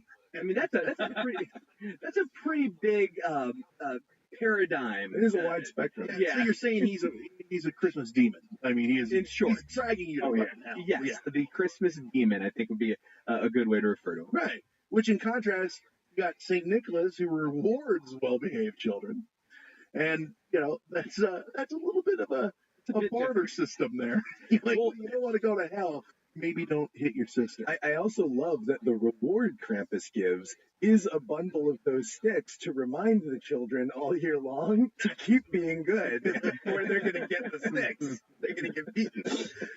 So you're probably thinking, why the hell haven't I heard of it? You've probably heard of Krampus in the last couple of years because it's kind of mainstream how they had the movie in 2015. But Krampus is mostly European, likely originating in Austria and across the German-speaking Alpine region. They just sang his praises over the Alps, is I think what they were saying there. Sound of Music was originally about Krampus. That's right. They just they changed it to the Nazis. They changed it to the Nazis. And before they rewrote it, it was Krampus. Yeah. I did not Had know a lot of rewrites. J.J. Abrams was involved. that guy does everything. Everywhere. He does everything. Man.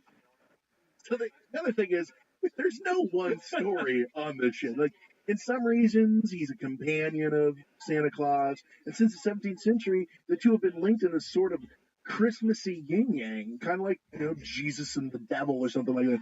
Krampus is Saint Nick's dark companion, and like we said... Whenever I think of Christmassy yin-yang, that's what I think of, Jesus and the devil. Which I want to say is probably Wu-Tang's third best album. And you got, is that the one that there's only one copy of? Yes, it's floating around. That what was the Pharma dude bought? Yeah, that Pharma the guy that everybody hates. Pharma Bro. Yeah. I hear some Juggalos have some bootlegs though. If you want to try to find some. If anyone does, the Juggalos do.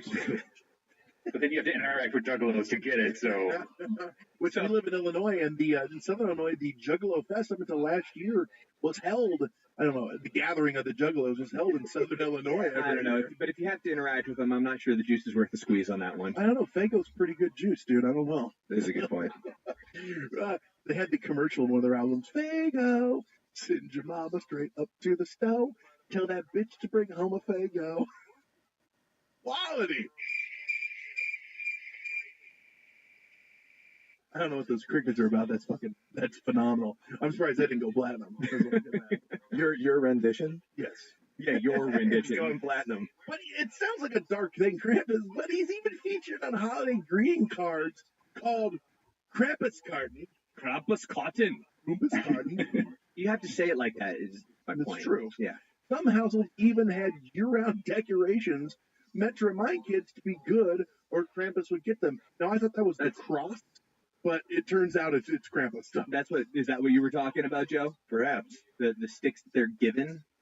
Yep. Now remember, December 5th is his big night. Krampusnacht. Krampusnacht. Krampus visits children and hits the bad ones with sticks. Or, as we said, drags them off to the aforementioned hell.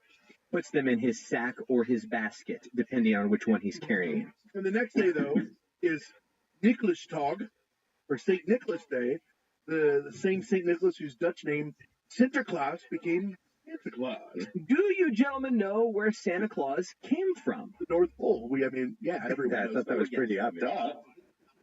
Well, unless you're in Japan, then he comes from the moon. So the modern day concept of Santa Claus, obviously we know it's rooted in St. Nicholas, but when we think of the jolly old man with reindeer and all that, came from none other than Sleepy Hollow himself, Washington Irving. Hey, Santa's American? Santa is American. Get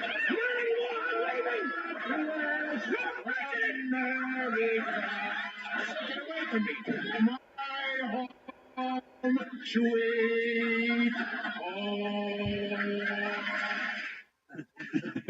Okay. He's not exactly. The same name. Hold on. I'm envisioning a revving Camaro after that. All right, keep going. Sorry. It's starting to get turgid. And a bald eagle. Yeah, you could play Rock, Flag, and Eagle, Charlie's song from It's Always Sunny. All right. Saint Nick is actually a Christian saint who lived around 300 AD in what is now Turkey. But Washington Irving wrote essays and stories that helped shape the specific modern-day idea of Santa Claus. In fact, his 1809 book, Knickerbocker's History of New York, first portrayed a pipe-smoking St. Nick soaring over rooftops in a flying wagon. Radio flyer. A radio, yes. Delivering presents to good girls and boys and switches to bad ones. Knickerbocker's History of New York, I just see this cartoonish, the New York Knicks instead of the Globetrotters. being like, hey, children, this is the history of New York. Come on, Medlaw. Remember, and Curly and all the guys. Patrick Ewing. Well, that's it. Globetrotters from the old Scooby-Doo mystery. Yes. That old claymation, Nick Save Christmas, it was a good one. Yeah, exactly. He just needs a dentist. All right, so Woodstock origin. The Krampus roots have nothing to do with Christmas. What? Yeah, instead they date back to pre-Germanic paganism in the region, which a lot of Christian and things. Who was it? Who could it possibly be? Was it? Oh, I don't know. Satan? Yes, exactly.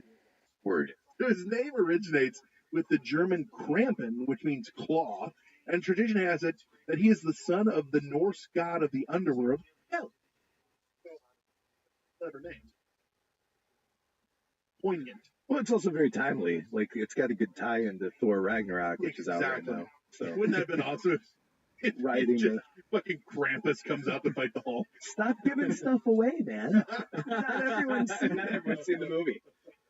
So this legendary dude also shares characteristics with other scary demonic creatures in Greek mythology, including satyrs and fauns. So fauns is in, like, he's got these cloven-hooked legs. Satyrs had the horns. Is it satyr or satyr?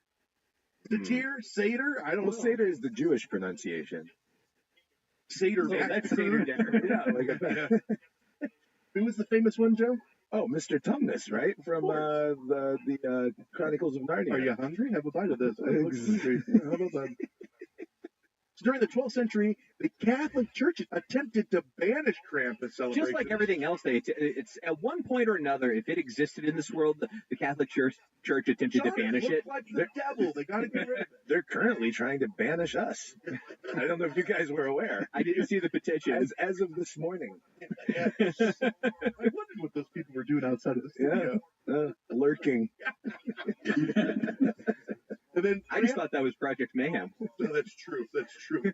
His name was So stupid abortions you guys keep giving. You got to stop with that. Yeah. Damn it. Damn it.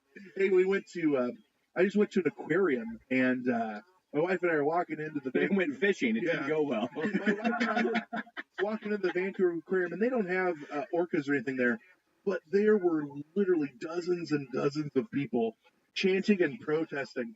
And we walk up to go in, and I'm that guy just walking through them. Oh, excuse me, pardon me, trying to get in, and I don't give a shit. But were there some that were chanting, Amom Shabbat, and then others that were protesting? Not only that, they also had tombstones of all the orcas that have died from the SeaWorlds around the world since like the 50s. And they had them all laid up. So we walk up, and I'm like, so what's this about?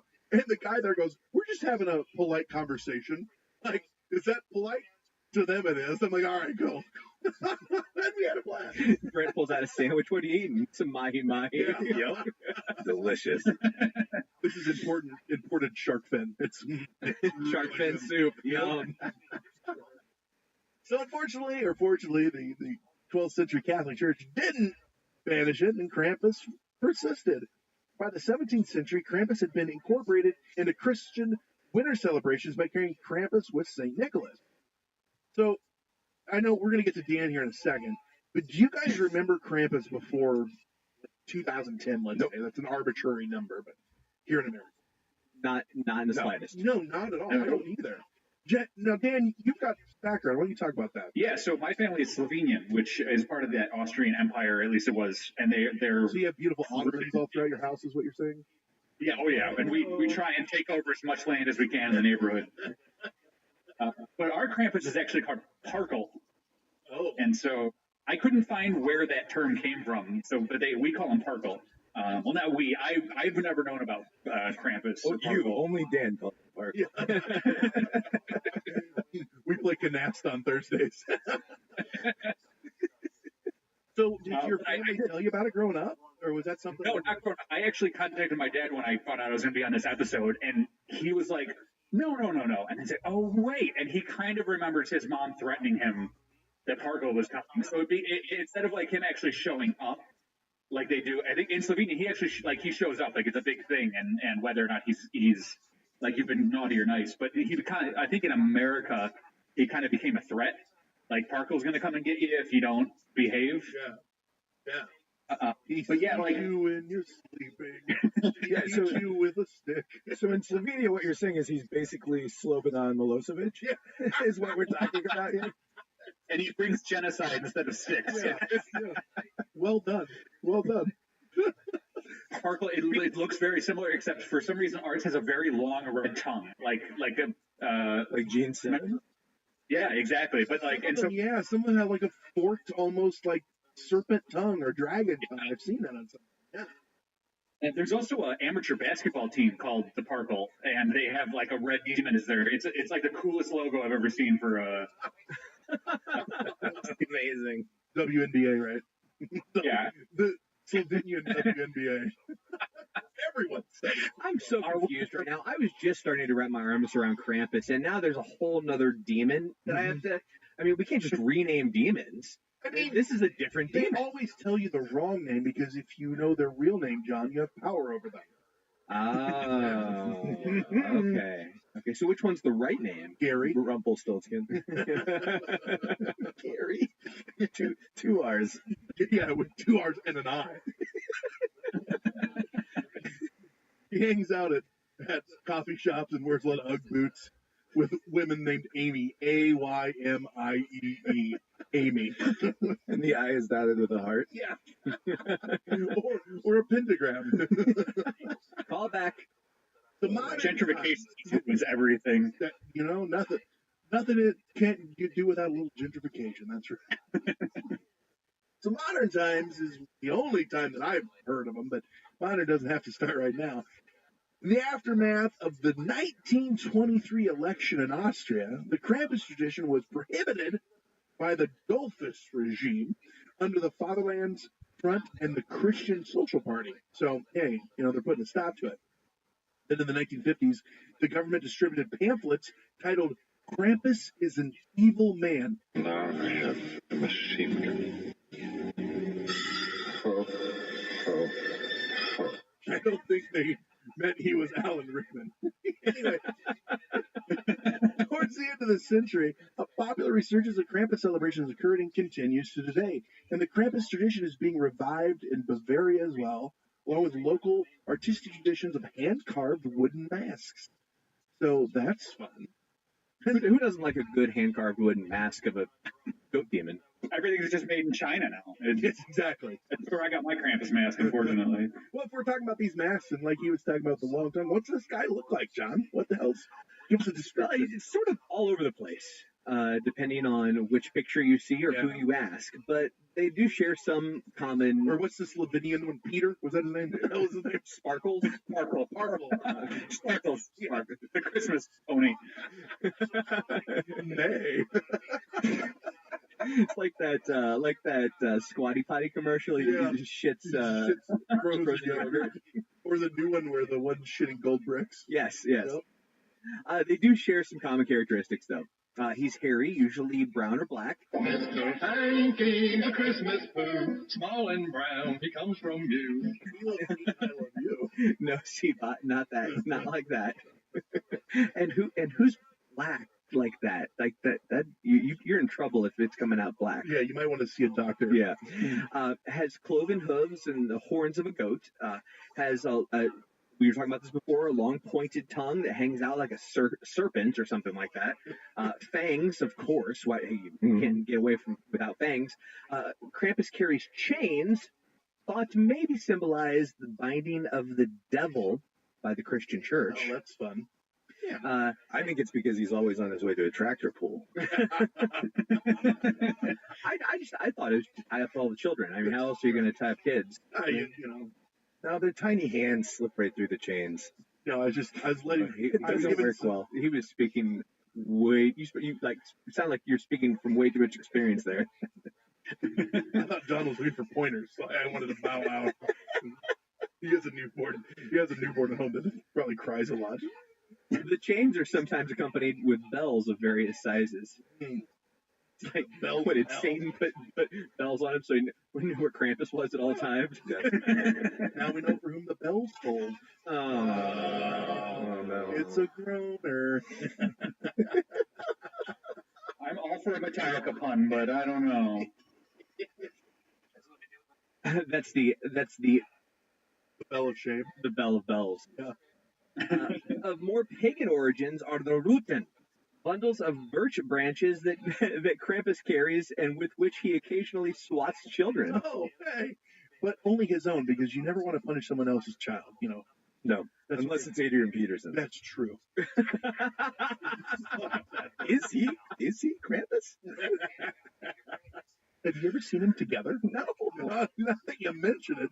I've never seen his tongue. Airtight. And as we get close to Christmas, he mysteriously goes on the IR. Well, like he's got other stuff to do. Or the Vikings are never in the playoffs. Now he's just gone from the team. Now they're in the playoffs. And now they are. And look who won't be. The Cardinals. Exactly. The Rootin may have significance in pre-Christian pagan initiation rites. That's fun. Yeah. You want to be in our club? I got to beat you with a sack of reeds. Wait, so the pagans were the first fraternities? Yes. Yes, that's exactly it. They drank. They invented butt chugging. But I like to think John perfected it, so. Thank you. It's a group effort. Sometimes Krampus appears with a sack or a basket strapped to his back, obviously to carry the children down to hell to, either just keep them there or eat them. And sometimes, going back to those birch branches, sometimes they're replaced with whips, John, and he whips them. Ties them over and whips them. Whip it good. Into shape. Yeah, drags the children to Shape it hell. So, yeah. 50 Shades of Krampus. Yeah, exactly. It's so amazing. That would be perfect. It's so good. And now is the time on Hysteria 51 when we dance. And go to break. Yeah, it is break time, kids. So when we come back, we're going to talk Krampus and pop culture, symbolism, and how it fucks up children, or maybe doesn't. It all depends on how you look at it. All that and more when we return on Hysteria 51.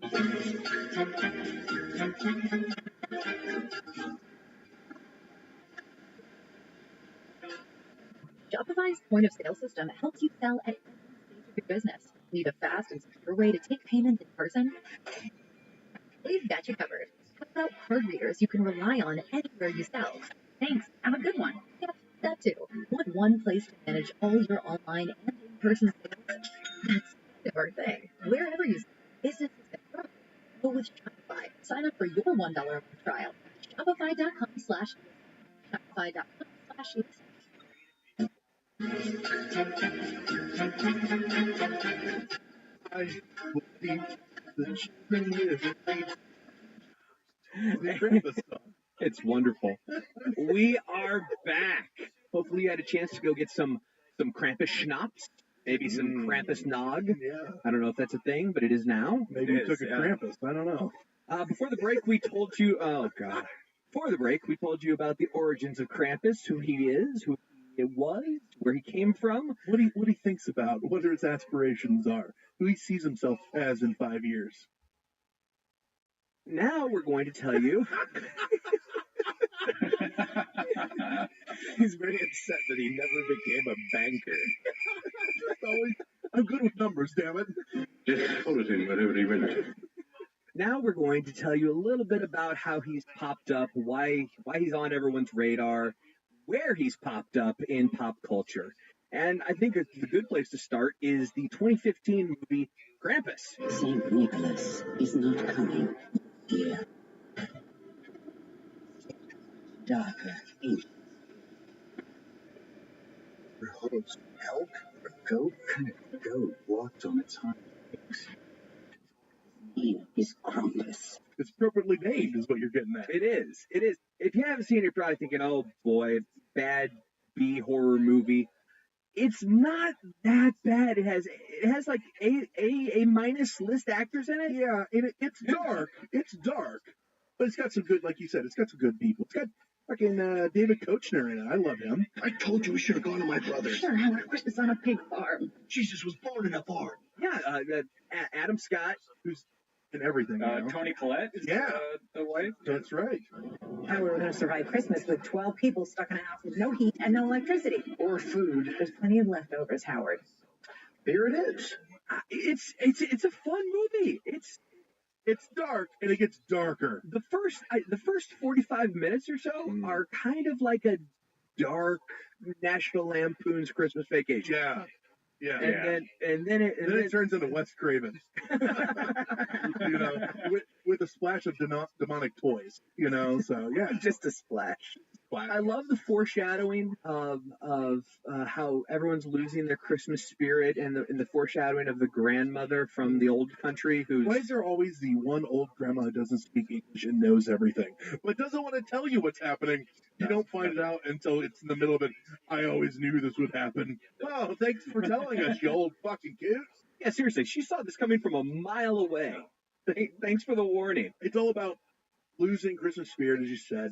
Krampus comes to punish this family, and they literally open a pit to hell and throw the family in it. Now, but before that, Krampus himself doesn't come to get the family. Oh no! He sends his possessed toys and his elves, which are evil in this rendering. Why do they always possess toys in these movies? Why not household appliances? That's a great question. Well, they did possess the angel on top of the tree, and yes, they possessed the gingerbread men. And the funniest part of the movie for me, David Koechner is in the kitchen and he's being attacked by gingerbread men.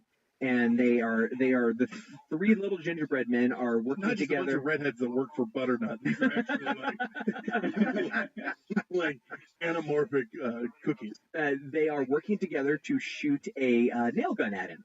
And as they're shooting the nail gun at him, he finally gets a hold of a shotgun and is able to shoot it at them, explode something, and they catch on fire. But he blows two of them away. The third one is just about to get him.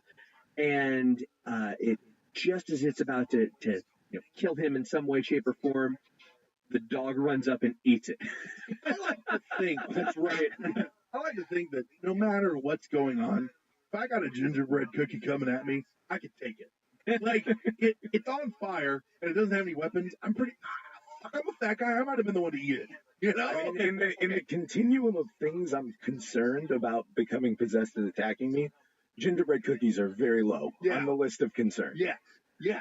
Well, sure, one, but how many gingerbread men do you think it would take to overpower you? That is a great question. It's like the old, how many 5-year-olds could you beat up? I'm gonna go with 12.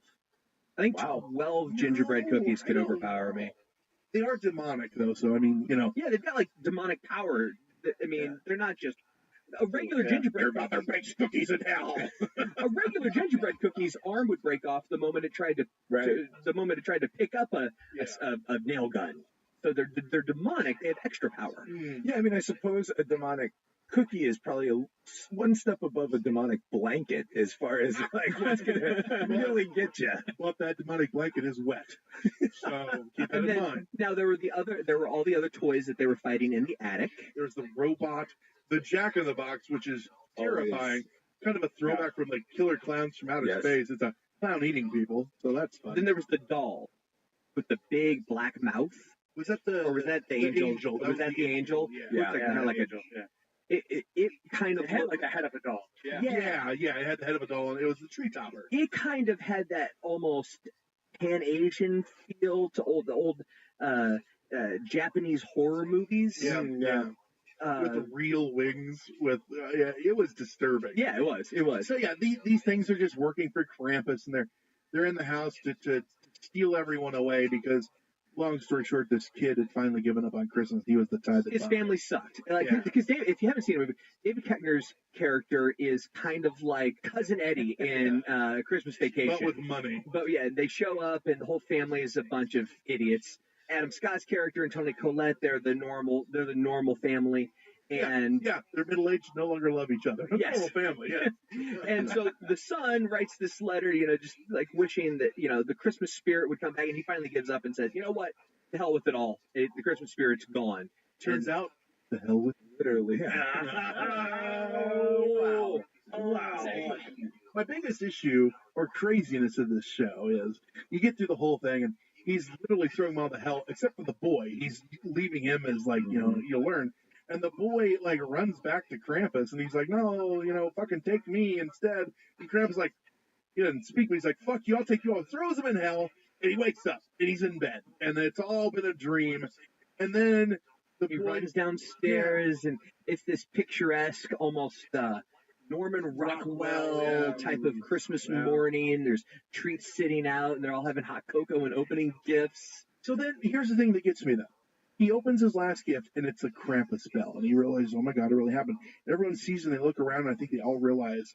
And he had told him, I had a bad dream. They all start remembering, and it pans out, and it's in a snow globe, and Krampus is putting the snow globe on a shelf with all these other snow globes. Oh, by the way, spoiler alert. Yeah. Is that hell? Are they in hell, and he's got it in that snow globe? Or was that just him looking in on their life? Or is that their now world?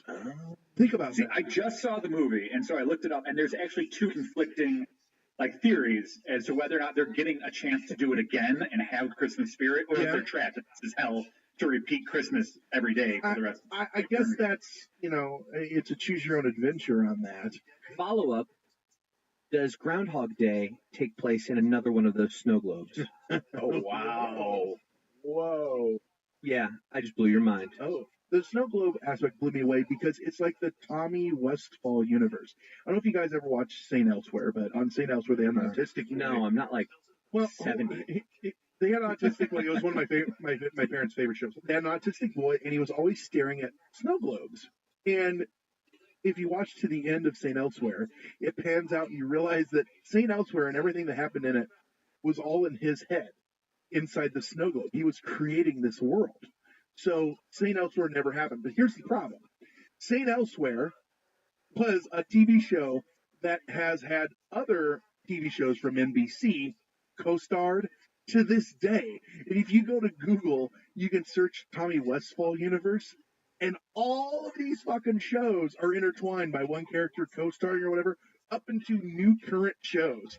So they're like, is it actually every fucking show on NBC is all in this Tommy Westfall kid's head? This autistic kid, he's just making them up? Really? Yeah, it's just, and people have made plotted charts and shit. It's fascinating to drop down this rabbit hole that's Tommy Westfall. So in other words, you're saying Krampus runs NBC? Yes, is exactly what I'm getting at. Exactly. And St. Elsewhere is also based on pagan tradition, if I remember. Exactly. That's exactly right.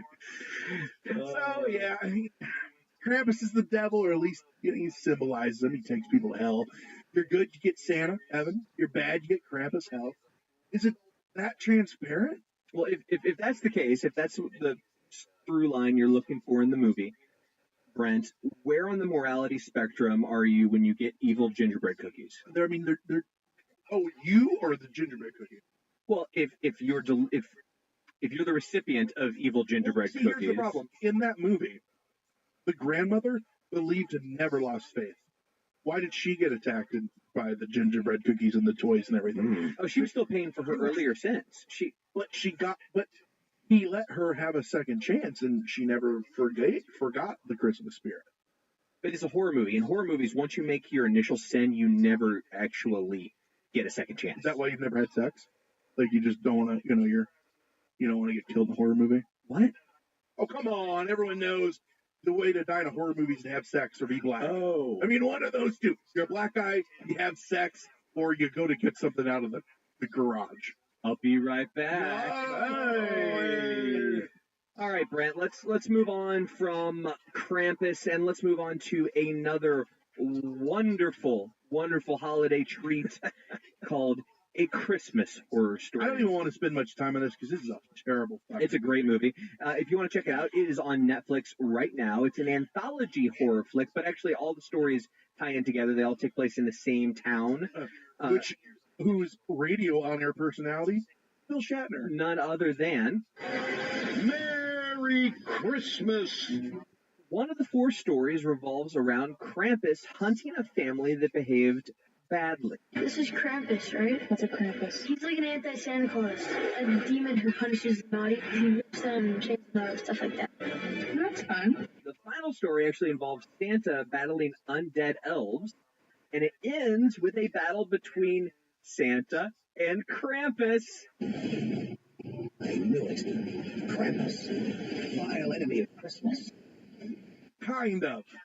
Kind of. That's kind of you're overstated there. It's a trick. It's all tricks. Prepare to be a bit underwhelmed. Yeah, and then they pulled the old switcheroo on you. You know what? Let's not give this one away because we already spoiled Krampus. Spoiler alert: it's evil. Christmas Horror Story. If you really hate yourself, go watch it. It's Now hold on. The whole movie isn't terrible. I wouldn't say the whole movie is terrible. I would say I didn't like the reveal at the end. I didn't like the twist. You get to see changelings. You get to see high school children have sex and then blame it on rape. I mean, it's a barrel of laughs the entire time. You get Bill Shatner getting drunk. Yeah. You can bet anyway if you meet Bill Shatner. You follow him on Twitter? No. Every now and then, especially since he's like fuck podcasts. They're not worth my time. Every now and then he goes on rants. Sometimes they're political, sometimes they're not. And he really, when you see him, I don't know how much work the man's had done, but every now and then you forget that he's like literally 87 years old. Yeah, something like he looks that. fantastic. He does look incredible for 80, whatever it is. And I mean, when you think about an angry, old, drunk, 87-year-old man, follow him on Twitter because that's what it reads like. That's true. Okay, that's true. Yes. Do any of you remember when he was on Wheel of Fortune? I don't know if it's on YouTube, but he must have been drunk because he literally was like interrupting people and trying to like spin without it being his shirt. Commercial, he was gone. They had replaced him with somebody else. Unbelievable. That is hilarious. That's awesome. Have they replaced him with Patrick Stewart? Yeah, did they improve upon the original? Acast powers some of the world's best podcasts. Here's a show we recommend.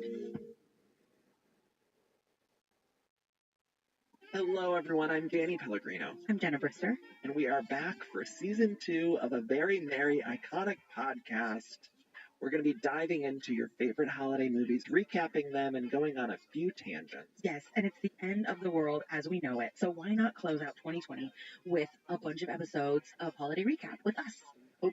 Everyone grabs a cup of eggnog. And a fistful of candy. Cook that bird in the Doritos. oven. We don't care what you're into. Just join us. Grab your bed wine, grab your couch cocoa. We're getting lit on the holiday movies. We'll be doing 10 recap episodes. So subscribe to A Very Merry Iconic Podcast wherever you listen to podcasts, and find us on social media at A Very Merry Iconic Podcast on Instagram, and we'll have all the updates there. Acast recommends. All right, guys. So you look at this whole heaven, hell, and evil and good and Christmas and shit like that. What do you think this does to kids, especially like little ones? And look at Elf on the Shelf. Have you guys seen this whole conspiracy about? They say Elf on the Shelf teaches them that surveillance is okay. Oh, Lord. It's the big machine coming down on them and saying it's okay to be surveyed, under surveillance all the time. I thought Facebook did that. Oh, that's a given. They're starting at a younger age. You're not supposed to be on Facebook until you're 13. You got to start them young somehow. Look at it, though. Is it just bartering with them to be good to get rewards, or does it build character? And then when you're looking at that, is that the whole point of a lot of religions and things like that? Let's stop and I want to ask about Krampus. You're asking these questions. Is Krampus actually a thing? And what I mean is it a thing? Yes, we're talking about it. What I mean by that is, do parents, whether it be here or in Europe, still how to this day, obviously parents all across the world still tell their kids that their presents came from Santa Claus, right? Are parents somewhere, whether it be here or in Europe, telling their kids that Krampus is a real thing? This is just what I read online, but online, yes, supposedly in some Bavarian and Alpine, Germanic places, they still still to this day they do. Yes. I think he still shows up, but I don't think the kids think he's really Krampus. Like if a kid goes on Santa's lap, he actually thinks he's meeting Santa. I think the kids know that this is just a game. They do a lot of parades and things like that, and you see children running up to him. So I think it's more of it's more of. So they don't actually think that if they misbehave, they're going to get eaten and drugged to hell. I don't think so. I like to think they do. I have nothing to back that up. It just makes me. You like to think they think that, or they actually do get drugged to hell? Yeah. What are you doing? Dragging these kids to hell? They misbehaved. See you later. We're not talking about what you enjoy, Brent. We're talking about what's actually true. He's got a case of sass mouth. I guess to send him to hell. I really don't know. I guess we didn't call our Bavarian brothers and find out. Well, here's the thing. Here's the thing. Regardless of the legitimacy of Krampus, I always thought the whole thing with Santa, he sees you when you're sleeping, he knows when you're awake. I always thought that was creepy enough. Knows if you've been bad or good, so don't get drugged to hell. Hey! Like, I mean, Santa has some creepy vibe to him on his own. You don't really need the Krampus.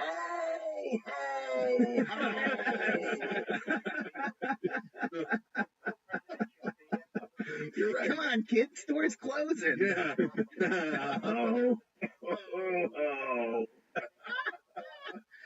Dan, what are your thoughts? I mean, what do you think looking at this whole Krampus thing? I think this is Christian propaganda. Because they took a pagan god that people worshipped and turned him into an evil being and said this is going, if you like him, he's going to drag you to hell. And so I think it was the church trying to create a devil out of a satanic panic. Yeah. Whoa. Call back. I do really like the Striper song. Krampus is everywhere. So I mean, it's really good stuff. I was reading. We were talking about Striper last week, and I was reading. They were talking to Striper like in 2017, recently, the lead singer, because they're still around. Ted Cruz, yeah, he ran for the Republican nomination. And he's like, we don't like to be labeled a Christian band. We are Christians who are in a band, but we're not a Christian rock band. Mm-hmm. And that's actually a good way to put it. He goes, because not all of our songs are about God. We just have to be Christians that are in it. He goes, you've got drunks and druggies in Guns N' Roses. They're not a drug band, and you got Satan worshipers and I forget what band, let's say Danzig, I don't know. They're not a Satan band, whatever. He's like, why are we a Christian band? He's like, because then you get pigeonholed and then you don't get play on the radio and things like that. And I was like, that's actually a really good way to put it when you think about it. But they do have, their number one song ever was "To Hell with the Devil." So fantastic track. It is actually. I like it. I'm not ashamed. Really talented. Yeah. Then you get accused of being the Zodiac Killer, and all downhill from there. Yep. So Joe, Krampus, your thoughts? I don't know. I mean, I don't know if it's hard to relate to it just because you're not a Bavarian. You're not a Bavarian child. Yeah, I mean, maybe it's a culture thing because it's pretty odd to me, the whole concept of I grew up where Christmas was where it is at, man. Santa Claus is the coolest thing, and everyone's into this. Yeah, I can't relate to what it would be like growing up where it's but also there's Krampus. I grew up where it was oh, you were bad? Ha, you're going to get a lump of coal. Yeah. Oh, you were bad? And you're stocking that we're going to beat you with. Yeah, exactly. It's kind of crazy. Block of soap shaped like coal in your stocking. Right. So, yeah, I don't know. I don't know what to make of all this stuff. But I do like the horns. True. John, I'm giving it 2 thumbs up. It's a way to get your kids to act good. I don't know. I don't got kids, but yeah, you brought up a really good point. Do they still teach it or not? From what I read online, some places still do, but I think kind of like Dan said, it's more tongue in cheek. And they do Krampus parades. Fucking crazy.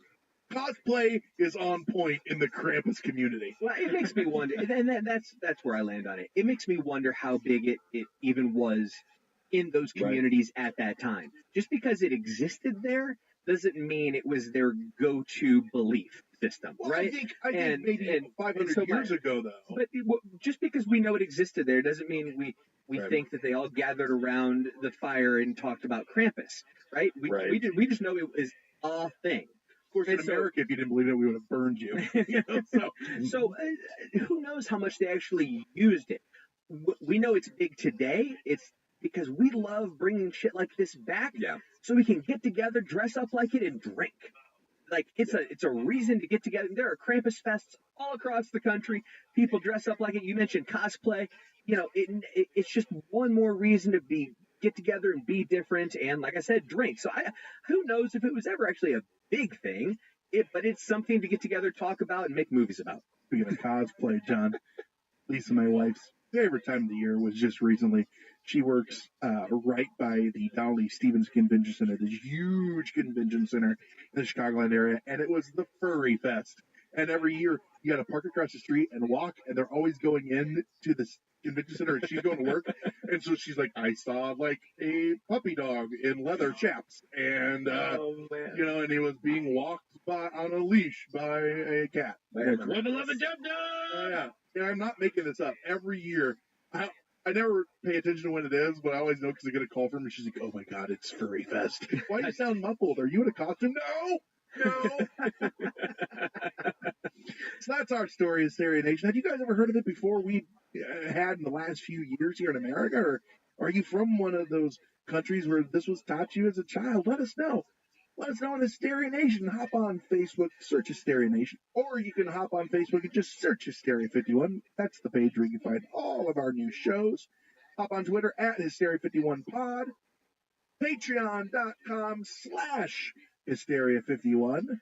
Get all sorts of extra episodes. Our Up All Nights are on there, plus a few songs, including I think I uploaded not too long ago, the Philadelphia Experiment rap that we had made, John. We had two of them. Yeah. We had a professional that was written by the staff here at Hysteria 51 and recorded by the staff here at Hysteria 51. And then we also had one that was recorded by Conspiracy Pod. How about that? Don't forget to leave us a voicemail, 773-669-7277. We got a couple to play, but we're going to get to those at a later episode. We'll play them in the next few episodes. Thanks for leaving them. Please continue to leave voicemails for us. We really do appreciate it. And don't forget, if you forget any of this, you can go to Hysteria51.com, the all new and improved Hysteria51.com. Beautiful. If you want to know what Joe Peck looks like, there's a picture. There is. I'd suggest against it. Featured guest. Speaking of featured guests, Dan Kozu. Thanks a ton. Thanks for having me. Yeah. We're glad that your family came from, what was it, Peter the Horned One? What the hell was that thing called? Sparkle, man. Why can't I remember Sparkles? Oh, that's right. John's favorite color, glitter. Now I remember it. No, that was my favorite movie. Get it right. Confused. So where can they find you online with your Hard Times articles? I don't have Twitter or anything, so hardtimes.net. Yeah. The Hard Times. His parents don't allow him on there because it's the devil box. Thehardtimes.net. All right. So with that said, I've been Brent. I've been Joe. I've been Dan. I've been John. Stay woke, meat sacks. It was terrible. It was terrible. I'll never get over it as long as I live. That's it for another edition of Hysteria 51. John and Brent will be back next week with yet more of the unexplained, the unexplored, and the unheard of. Oh, if it's unheard of, how would they know about it? Anyway, if you want to suggest a topic, give us your thoughts, or just make fun of Conspiracy Bot, that's my favourite. Join us in our Facebook discussion group, Hysteria Nation. Just log on to Facebook and search Hysteria Nation, or you can always tweet us at Hysteria51Pod. What you heard was the podcast Nerd Extended Universe. All great podcasts. By www.twitter.com. You've been listening to the Fourth and Shine. The Mercedes-Benz Dream Days are back with offers on vehicles like the 2025 E-Class, CLE Coupe, C-Class, and EQE Sedan. Hurry in now through July 31st. Visit your local authorized dealer or learn more at mbusa.com/dream. Need parts now? O'ReillyAuto.com offers in-store pickup, same-day home delivery, or next-day home shipping. Get more parts your way at O'Reilly Auto Parts.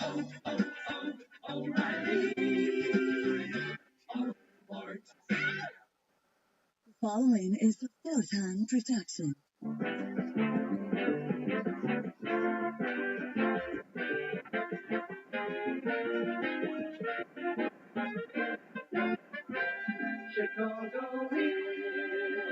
On the south edge of Chicago's Magnificent Mile, Michigan has the historic Congress Hotel.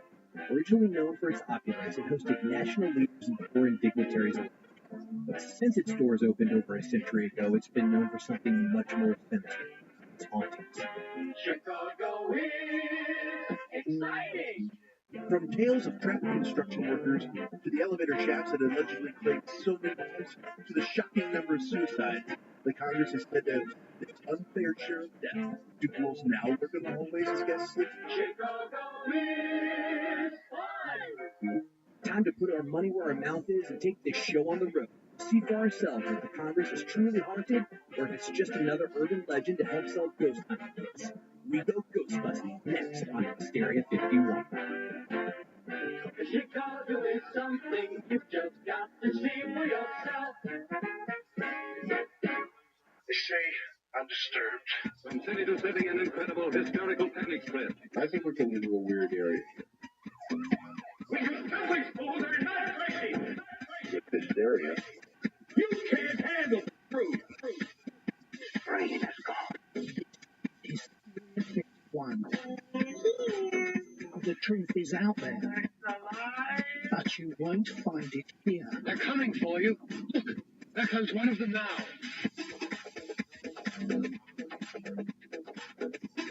Welcome in, Hysteria Nation, to the podcast that doesn't stay in haunted hotels often. But when we do, they're only the nicest haunted hotels. This is Hysteria 51. What are you doing in a place like this? What are you talking about? Place like what? Place like this. Swimming pool, jacuzzi. What are you talking about? I'm spoiling myself right. Broadcasting from the lower fourth dimension, otherwise known as Chicago, I'm your host, John Goforth. Well, I love when you talk dirty. Get your mad ass to this pool with me. Alongside is my co-host, Mr. Brent Victor Maitland and Tell Victor that Ramon, the fella he met about a week ago, tell him that Ramon went to the clinic today, and I find out that I have herpes simplex 10. And I think Victor should go check himself out with his physician to make sure everything is fine before things start falling off on the man. Hey, John, I'm not sure exactly what that had. What the hell?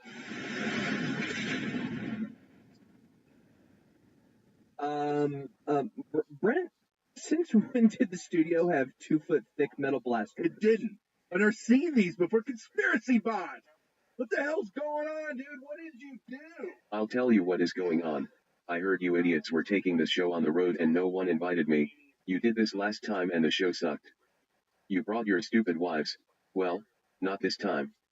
I'm going or no one is going. All right, the fact that you want to come and investigate the Congress Hotel is one thing. The fact that you installed fucking blast doors on the studio is another. How the hell did you pull this off? I know a guy. I got them at a price. That's not even an answer, you fucking bag of bolts. That's it. I'm taking the American Expressway. No more Amazon, no more Elvis B-sides, no more toasters, nothing.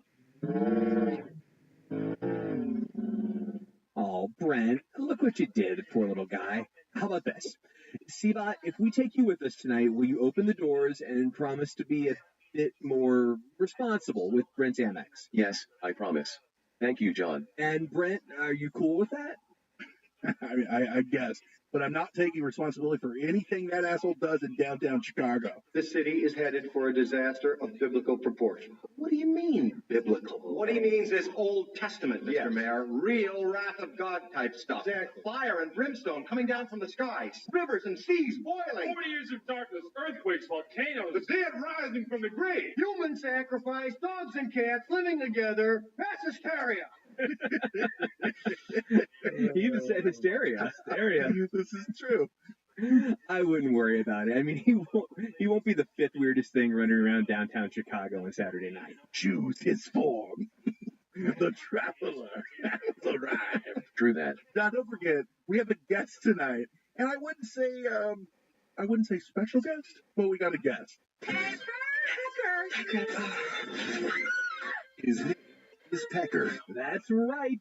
Joe, you're joining us on our investigation. Are you pumped? Oh, so pumped. So pumped. In fact, I actually just got back from Jerusalem, brought some holy water, holy soil, and a piece of the true cross for us, just in case things get hairy. Now, I know this sounds like a line. The true cross part is a line because it's not. That's not. But he actually brought us from straight up Jerusalem a box with holy water, a cross, crucifix. I mean, all this shit. It's real, and it goes with the tainted soil that I got from Josh Hurd from Ectoplasm Show. We're just gonna let him fight it out. Yes. So we are prepared in case things go weird. And Brent, you have all the equipment ready? You know, it's just occurred to me we really haven't had a completely successful test of this equipment. I blame myself. So do I. No sense worrying about it now. Why worry? Each of us is wearing an unlicensed nuclear accelerator on its back. I wouldn't go as far to say that, but I do have I don't know, a webcam or two. I don't think it's quite the same level, but I mean, I guess the closest thing to an unlicensed nuclear accelerator would be CBOT. That or the glow-in-the-dark Ouija board that I bought for us to play with. I mean, one of the two is more dangerous. Now, does it glow in the dark the way that like stuff when we were kids glows in the dark, or does it glow in the dark because of the demons that are working? All it says is there's only one way to find out. It says it's powered by blood.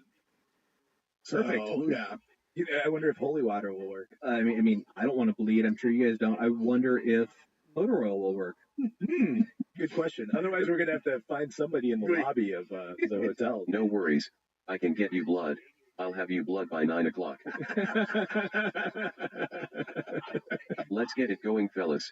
I'm ready to blow this popsicle stand. All right, so like we said, we're talking the Congress Hotel. It's our second foray into going to a local establishment that's quote-unquote haunted. The last time, dear listeners, if you remember, it didn't go that great. John and I went to with our lovely wives. Yeah, our Resurrection Mary went to the cemetery where she's buried to see the gates that she'd melted with her hands, and they just cut them out and replaced them.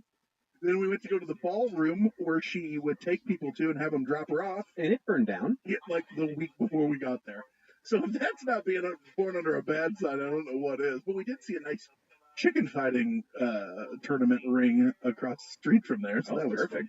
And we ate at, what the hell was the place you took us? The Steak and Egger? Steak and Egger, damn right. Steak and Egger's fantastic. John's looking up the Yelp reviews. I'm like, that's not worth it. Yeah, that's not what you're going to want to do with that place. It was awful. I disagree. It's fantastic. He had a side of bacon, and that's all they had, and him and his wife shared it, and that's all they ordered. Oh my God. True. We had French fries. I ordered like 10 things when I discovered that place. Damn right, you're supposed to. You're supposed to. Now let's hope that the Congress isn't burning down as we speak. So the Congress is excuse me, I did not order this side of hair. Well, that's complimentary. Yeah. They looked at you, knew you wanted it. Yeah, compliment to the chef. Prove it's not from you. At any time while you're enjoying your side of hair and gravy, there's video gaming to be enjoyed. Ooh, yes. The one in the city doesn't have that. Oh man, every place around here either has video gaming or is next to a place named after a 1940s housewife that has video gaming, like Dottie's, or Sandra's, Dee Dee's. They're all over the fucking place, and I don't know why is that the go-to. The naming, target demographic. I guess I don't know. So we're talking Congress Hotel or the Congress Plaza. Hopefully you've heard of it. If you haven't, it's a famous hotel outside of just Chicago, but it is considered the most haunted spot in Chicago, if not Illinois itself, and one of the most haunted places in the country.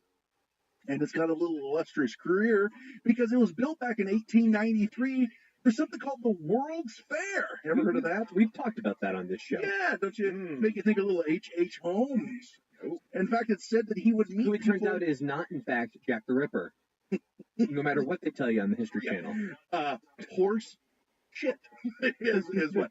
Jeff Mudgett is still shaking the proverbial corpse of his ancestor, trying to get every penny he can out of that. So, did you hear they actually released that they got into the coffin? Yeah, and it's really is him. Yeah. So he didn't escape. He said he didn't trust the scientists that got in there. Of course not, because you're doing all this for television and everything. Why would you pick someone that you would trust? Keep it going for next season. What a fucking tool bag. I'm sorry.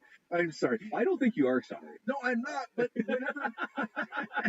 whenever that was disingenuous. Whenever I talk Mudgett online, people get all bent out of shape. It's crazy how like people want him to be fucking right. And I want a solid gold shitter, but it's not in the cards. It's just not the way it fucking works. Well, I mean, I guess it could be. Well, you should put your mind to it. Believe myself. We're going tonight to this place. It's 11 stories and has 871 guest rooms and suites, taking up 1 million square feet. 1 million square feet. So it's roughly the size of most of the palaces for the people in the Middle East. You ever see their fucking places they live in? These giant fucking, I mean, they look like hotels for the dignitaries and the princes and shit. Where do you live? when you have a couple thousand square feet? Well, you're in it right now, so yeah. And we're in it until he decides to open up the blast door, so we might be in here for a while. So this place it's entertained presidents, celebrities, royalty. They've all stayed there, but its history's checkered with an abnormal amount of suicides and deaths, as well as stories of ghosts and hauntings that make up the legend of the Congress Hotel. And when I say an abnormal amount, a lot of people have died in this place. Yeah, I was just going to ask, what's a normal amount of suicides for a hotel? There would be a normal amount. Is there an industry standard? There is for like flights. How many like people die on flights per year and shit like that? Yeah. When you're a hotel that's been around for well over a century, there has a certain amount of people are going to die inside your walls, right? Yeah. That's just going to happen tonight. A certain amount. I hope the number doesn't go up this evening. So it's constantly referred to as the most haunted place in Chicago and one of the most haunted places in the country. And that's saying something about Chicago with the countless serial killers they've had, the Great Chicago Fire, the homicidal robots, so many other everywhere reportedly haunted places dotting the map. Well done, Congress. Present company excluded, of course, Seabot. That's a given. Yeah, exactly. So people reported poltergeist activity, shadow people, and sightings of full-bodied apparitions, including that of Al Capone and Teddy Roosevelt. That guy looks just like Teddy Roosevelt. He's a Rough Rider. So, Joe, I hope you got your autograph papers ready because, You know I do. Now, J.P. Doyle said, well, you never know how you're going to react when you see a ghost if you really see one. I think I know how Joe's going to react. Oh, hello. Hi, sir. I'm just going to be like, hey, dude, how'd you get in here? Hey, try to shake his hand. Exactly. I'm going to offer him a drink. Do you care for a beverage? I hope to But he's God. going to do it. He's going to do it maliciously, like, see, look how it's just pouring through you. Exactly. You idiot, you can't even drink. The Congress also has a crazy number of rooms which have been permanently closed off to the public due to paranormal activity. The owners has gone so far as to wallpaper over some of the rooms so you don't even know they're there, just because too many people want to leave, they want their money back, or people say that they've heard screams. We should bring your stud finder. There's also rooms with, like, that are found one. bolted from the outside with like padlocks and stuff, So the people can't get into it. Yeah, because too many looky-loos. Get out. Yeah, the room that we're in right now I said, originally. or can't get out. Thank you, Seabot. Where the hell were you? Sorry, trying to figure out how to open these doors. What are you What are you trying to? No worries, just keep going. Do we not have an R2D2 around here? So we Screw that guy. So you guys know that this room that we have our studio in was here, just not finished. The door locked from the outside with a padlock, and it still had the bolt and everything on it when we moved in. And Lisa's like, "Oh, that's normal." I'm like, "That's not normal. That's not." Well, like you could keep valuables, and they're like, "Yeah, like your fucking kids." like you think it's a nar you're scared of or something. No, that's where they keep the metal boxes. For the people that find people, fall upon them, slaughter them, and eat them. Seems they escaped from the metal boxes the army kept them in. Found his family in the woods. Fell upon them, slaughtered them and ate. Thank you, Dan Aykroyd. Did you think it was weird when the wall started bleeding? No, I mean that usually follows me wherever I go, so I'm less worried about that. Be more worried if they hadn't bled. So I tell you what, I did take it off the door so that no one could actually lock me in here when I'm here. Dumb white people. It's like Eddie Murphy said. The location also served as inspiration for Stephen King's short story 1408, which later became a movie. John Cusack vehicle. That's right. Who's a Chicago native. Yeah, it's all coming full circle. So 1408 is a story of a hotel room notorious for a number of suicides which have occurred there. However, the real murders and suicides that take place in the Congress Hotel are far more disturbing. Ooh. How you like that for foreshadowing? Or for shadow peopling? Oh God! This show is off the rails. It's just off the rails. We're talking the tragedies, mysteries, and deaths that happen in the hotel. And spoiler alert, lots of fucking poisonings happen in this place. I guess that was the modus operandi of a lot of people that wanted to kill people in the early 1900s. So in other words, when we go there tonight, I need to bring my own beer. You notice Joe brought holy water? Hey, take a swig of that. Don't worry about it. So I also noticed that you said you wouldn't carry it in your bag. Yeah, that's right. So here's a list of some of the bigger. There are a lot more than what we're going to tell you, but these are some of the bigger incidents that happened. So 1900, Captain Lou Albano, one wants to think. I'm glad you guys did it because I was going there. Captain Lou Ostium, a Spanish-American war veteran, was staying at the hotel when he committed suicide by self-inflicted gunshot wound, and his death was eventually ruled a suicide. So allegedly, he took his own life on a Sunday morning immediately after waking from a nightmare. But the kicker is, that's one hell of a nightmare. His family and friends knew of no possible motive, and he was reported to have been in good spirits, and in fact, the day before, he'd gotten married. Wait, question. What's he doing alone in a hotel the day after his wedding? But it was a different time. Question. If he shot himself after awaking, how do we know he had a nightmare? We know because he had been suffering from severe insomnia and night terrors, and it's theorized he must have awoke from one of the vivid and violent dreams, then shot himself without knowing what he was doing. Theorized, so we don't know. Well, and also the day before, he purchased the revolver he used to take his own life. We never know when they find people that have committed suicide, but you can put two and two together. Then you got the South Tower of the hotel, which was built between 1902 and 1907, and it's rumored that a worker was trapped and died behind the walls during construction. That's fun. Just bulletin whatever they rent. Though, and you gotta just keep building. What are you supposed to do? Stop and take someone out of the wall? Well, it's like when you're behind drywall. I mean, drywall is so difficult to actually like. Have you guys ever done drywall? It's always breaking and cracking. Oh yeah. Just get out. I get it when they're building a fucking dam and someone falls into 60 feet of wet cement. They're gone. Right. Drywall. Yeah, It's like, you get out of there. Yeah, like, it doesn't make any sense. It's like, was this guy's name Jimmy fucking Hoffa? Like, how did he get walled in there? The hand? Well, people... Is that the part with the hand? Yeah, so the people reported seeing a mystery hand. Sorry, Toby. We got to keep going, man. It's lunch soon. No, I can see you guys still. No. It's been.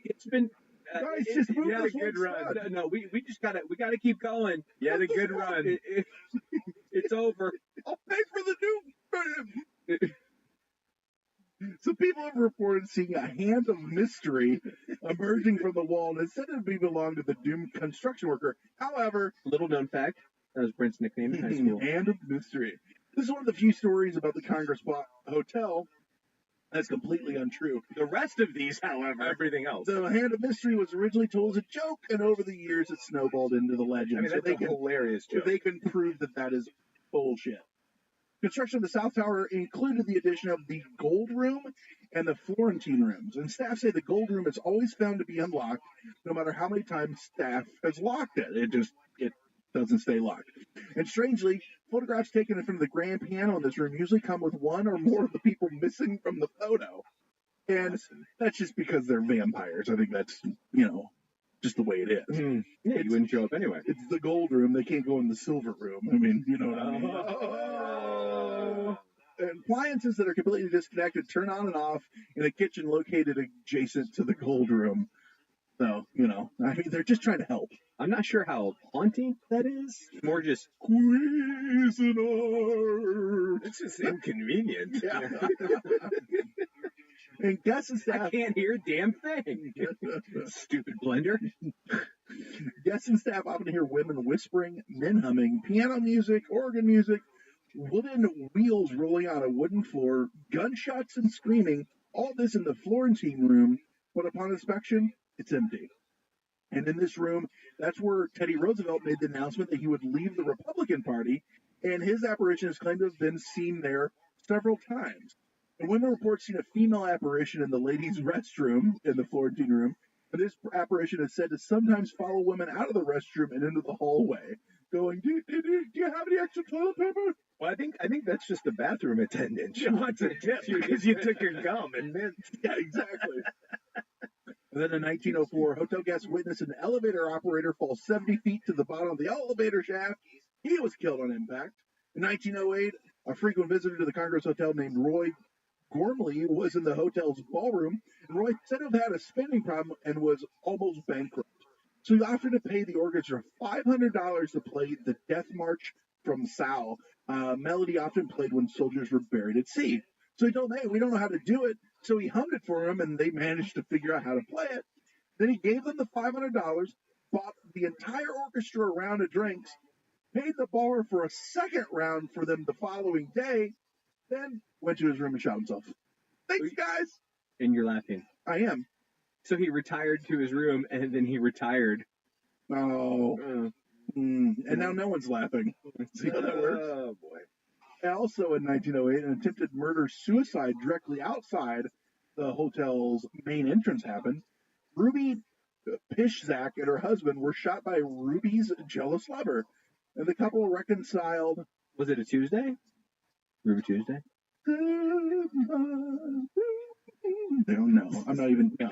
This is the best show ever. I'm declaring it right now. It's like Jim Rome. I'm going to shuffle my papers. Racket. This couple reconciled as they lay bleeding on the sidewalk. However, they both survived the attack, and Ruby filed for divorce soon after, as you're one to do. But you said you loved me. I thought we were dying. It seemed right at the time. And it was her jealous lover that shot the motherfucker. But he shot us. Yeah, but he didn't kill us. In the summer of 1916, a mining investor named Morse David and his wife formed a suicide pact. They're found in room 312 of the Congress Plaza Hotel, having ingested cyanide capsules. Miss Davis was still barely clinging to life and ultimately survived, and she claimed the couple had mistakenly taken the cyanide, believing they were Epsom salt. Well, that's all. She was sent to St. Mary's Mission Home. Epsom salt pills? It cures what ails you. It was either that or cocaine, and they were out of cocaine at the time. Any law? It was 1916. Anything goes. She was sent to St. Mary's Mission Home on Peoria Street in Chicago, where she attempted to jump from the third-floor window, and Miss David was admitted to a psychiatric hospital afterwards. I wonder if she got the water treatment there. Well, it cures what ails you. Then in 1919, a young woman was poisoned at a party held in the Congress Plaza Hotel's Pompeian room and narrowly survived. The same year, an opera singer named Charlotte Calais made an unsuccessful suicide attempt by ingesting poison in her room. Like I said, man, poison. Is that what comes on the pillow instead of chocolates? Yeah. Or did they just have a really bad chef? Right? And then in 1920, at least one man was poisoned and killed at the hotel by Prohibition-era moonshine. Sorry, a little strong there. A woman named Harriet Harrison of Galesburg, Illinois, was staying in the hotel with her husband in July of 1926 when she accidentally fell 6 stories down the elevator shaft. What's with all these elevator shaft falls? Killed on impact. What's going on? They can't keep the blast doors closed. Yeah, that's right. I wonder if Conspiracy Bot, can you help them with that? No. 1928, sloganeer G. Herb Palin, who coined the term safety first, suffered a fatal heart attack in the hotel. Then, so sloganeer, I need that job. That's an awesome job title. It sounds like you do something with pistols, but really you just come up with catchy phrases. Like, I come up with phrases. That's not badass enough. How is safety first even a catchy phrase? It's just 2 words. It's not even like a thing. What had happened is he saw some broad pull down an elevator shaft. So he goes, safety first. You know what should have come first there? Safety. During World War I and World War II, the Congress Hotel was used to house immigrants and refugees from war-torn countries. In fact, here's a story. In 1939, a 43-year-old Czech-Jewish woman named Adele Langer was staying at the hotel with her 2 sons, and they were in the country on a 6-month visa, which was about to expire. Her husband was supposed to join them, but was delayed and unreachable, and she became so anxious that her husband was going to arrive late, and they were going to be deported because the visa was going to run out, that she fell into like this horrible depression. On August 4th of 39, she and her children spent the day at the zoo. Then they returned to the room on the 12th floor of the Congress, and Adele threw her two sons out the window before jumping herself. She died completely unaware that very day, she just hadn't gone to the front desk. They'd received a letter informing her that they'd been offered permanent refuge in Canada. And when Mr. Langer received the news of his family that they all died, he threatened to commit suicide himself. So that's a fun story. You might say they were rolling in the deep. Do you think she killed herself because of the prospect of living in Canada? Blame Canada. Blame Canada. Yeah, but hey. August of 1950, the credit manager and... I don't think I got enough credit for my Adele joke there. You got more to go back enough. to it. You've got like a whole issue today, don't you, John? You really want... Man, issue. I got more issues than time. You want to get into them? Credit manager and security manager of the hotel went to the room of a 25-year-old John Raymond who had a $104 unpaid bill. Mr. Raymond told the two to wait there for a moment, then retrieved a revolver and shot the Congress Hotel's credit manager before turning the gun on himself. You're going to be a really angry dude if money's bad. You're just going to go ahead and take it one step out of this world. But you're taking a motherfucker with you. Absolutely. Oh, you want to be paid for this bill that I obviously charged up and do owe? Yeah. Well, I'm taking you out. Maybe he thought he was a ghost. I said good day. That's true. Then in 1966, an attorney from Rockford, Illinois, named Frederick A., was found in his hotel room naked and strangled by his own shirt. His wrists and feet were bound together with his socks. So that's another fun one. He took the lead Kung singer, Fu, The Legend Continues. What was that guy? David Carradine. Yeah. The Autoerotic Association. Well, the lead singer of NXS. I was just going to say, oh, really? That sounds like his death was in excess. Oh my God. This guy, I'm just declaring it now. This is the last show. Sometime in the 70s, a woman slit her wrists in the bathtub at the hotel. Allegedly, guests who stay in this room have reported seeing her dead body lying in the tub at night. That's not a ghost. They literally just never cleaned up the body. No, I clean.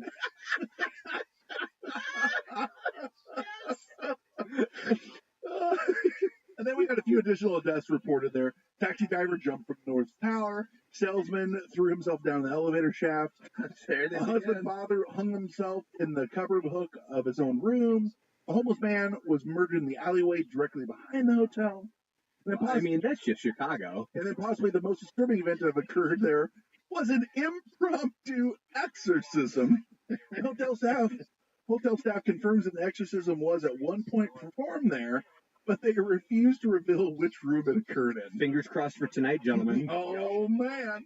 And Al Capone and his welcome to the exorcism suite. Al Capone and his men were constantly there. A lot of them lived there, and they were, as you know, upstanding citizens who were known to do nothing bad, so I'm sure nothing nefarious happened there with them. In fact, the St. Valentine's Day Massacre, the guy who ordered it was on the phone there, made the call, it happened, and then he went back in there and got the call like, all right, it's done. So that's fun. Wow. So what do people say that work there and stay there? Well, unsurprisingly, many of the 871 rooms in the Congress Hotel are considered haunted by the staff, and the 4th and 12th floors reportedly have the most activity. No deaths have occurred in room 441, but this room has been responsible for the most calls to the front desk and security by people saying that things are happening. And guests report being kicked awake by a shadow woman, and I say woman because in the Shadow People episode that we did, they said it was all masculine, always men. Nay, says Chicago, we're equal opportunity shadow employers. Damn straight. Yeah. Strange noises, beds shake, objects move on their own, and staff admit all the experiences of this room have been eerily similar. Then you got room 474, where the television changes channels constantly, and is believed to be haunted by the spirit of a judge who resided in the hotel until his death. And he just really liked flipping channels. Yeah. Wapner. Yeah. Gotta find Wapner. Then room 759, the door is allegedly pulled shut from inside.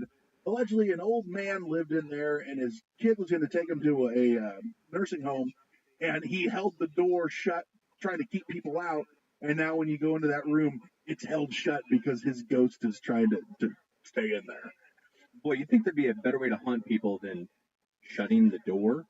That's what I'm loving about most of these stories at the Congress. It's like all the hauntings are minor inconveniences. Yeah. Channels It's like flipping. It's like these people appliances don't not realize working. that they're dead, and they're just like reliving these horrible moments over and over again, like not having anything on television. Well, that's why I'm so adamant about trying to trick these guys. I want to really mess with them. Then the South Tower is said to only have one guest room which is haunted, room 905. The phone in this room has not been functioning for decades. It emits, they say, a constant static. I wonder if they've tried to replace it. Every time it fails. Every time. It's like in Pete and Pete, the phone outside town that constantly rings. This is the opposite. This never rings. However, there's additional reports of paranormal activity in the hallways where a boy approximately 10 years old or so has been seen run up and down the hallways in knee breeches and high button-up boots. And outside the elevator on the 4th floor, people report hearing moaning. You don't say. Staff and guests say the 12th floor is by far the spookiest area in the hotel. People say that the 12th floor hallways, they experience feelings of panic and a sensation they're being watched or chased. And they say they see a 6-year-old boy believed to be a spirit of Carol Langer, who was thrown out of the 12th floor window by his mother and has been spotted in the hallway on countless occasions. Like, Mom, don't throw me. That's terrible. The floor is also home to one of the many rooms that has been permanently sealed off, and staff revealed that the reason behind closing this particular room is that it was too horrible. I want to own a hotel and just like random room. Like, nope, you can't get in there. Why? Ground sour.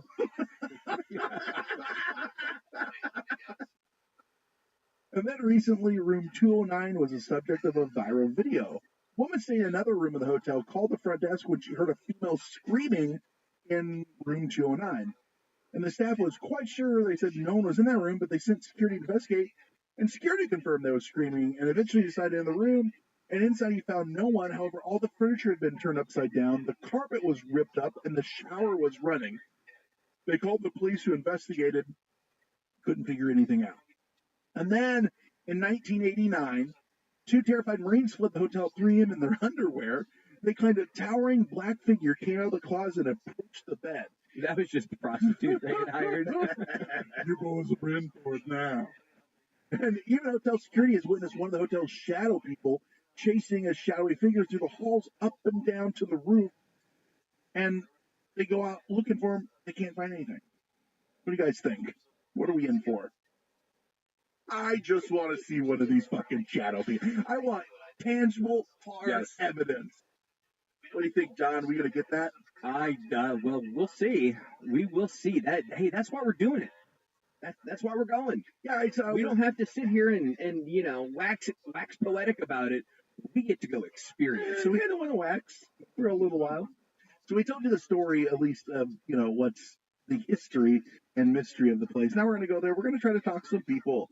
Go to some of the quote-unquote spooky places. Hell, we might even play the elevator game. If we ever, play the elevator game. Ooh, I like it. Seabot, how are things going over there? Almost got it. All right, I think we'll be able to get out of here on time. So now you know the stories of the hotel. Up next, after the break, you're going to hear our story of what happened to us at the Congress Hotel. When we come back with more Hysteria 51.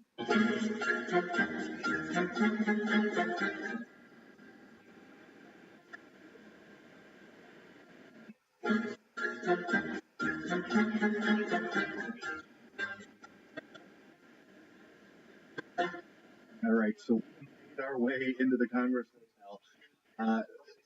First impression, John. We made it to the room and set up some stuff. We got our Ouija board and our sound and everything set up. What are you thinking? Oh, it's a gorgeous place. By gorgeous, you mean awful? Fuck. Yeah, it's old and not worth half the price we'll be paying. So our room is, and we'll post a couple photos. Our room is very small. We had 2 queen beds. They are double at best. The ceiling is a good 12 foot tall, so it's at least a tall ceiling. And as we're going, but it's bleeding, so I thought that was nice. There's also a solid 19-inch TV, which is what we request. But it's wall mounted. Wall mounted, of course, because that's what the ghosts would want. Also, upon walking in, one of the lampshades was tilted, so I don't know if that's paranormal.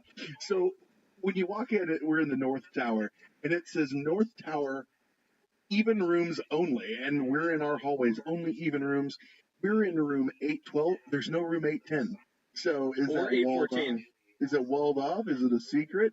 We don't know. Or were they just bad at counting? And a really good way to start out this whole journey was we went to the front desk and we're like, so, like, what's the most haunted room? And the guy's like, that's all bullshit. None of that's true. There's no haunted rooms. Great. Well, way to sell it. Exactly. Well, and also in the room, the lamps are on tables, almost as if someone put them there. Then I said, okay, but if there were, what floors? Well, not yours. Oh, okay. So can we move floors? No. Also, there's no such thing as ghosts in this place. All right. But if there were, not on your floor. The 12th and the 4th. Yeah, damn it! He did say that. There are no ghosts, no. But if there were, 12th floor to 4th floor. Can we stay on those? Absolutely not. So we'll go up there later. I will say the glasses that we were mixing our cocktails in, smallest glasses ever. I would say appropriate for the small hands of perhaps a certain president. Teddy Roosevelt was drinking his cocktails out of them. That's exactly. He was writing news and drinking some slow gin fizz. Appropriately, I'm halfway through my first cocktail, and it kind of has that old man, old glass scent to it. You ever drink out of an old glass that starts to waft that weird odor? I don't know old man smell. It smells like Tony Danza's breath.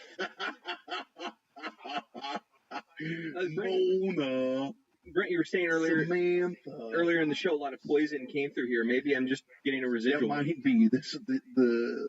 The nom de plume of the whole thing was poison.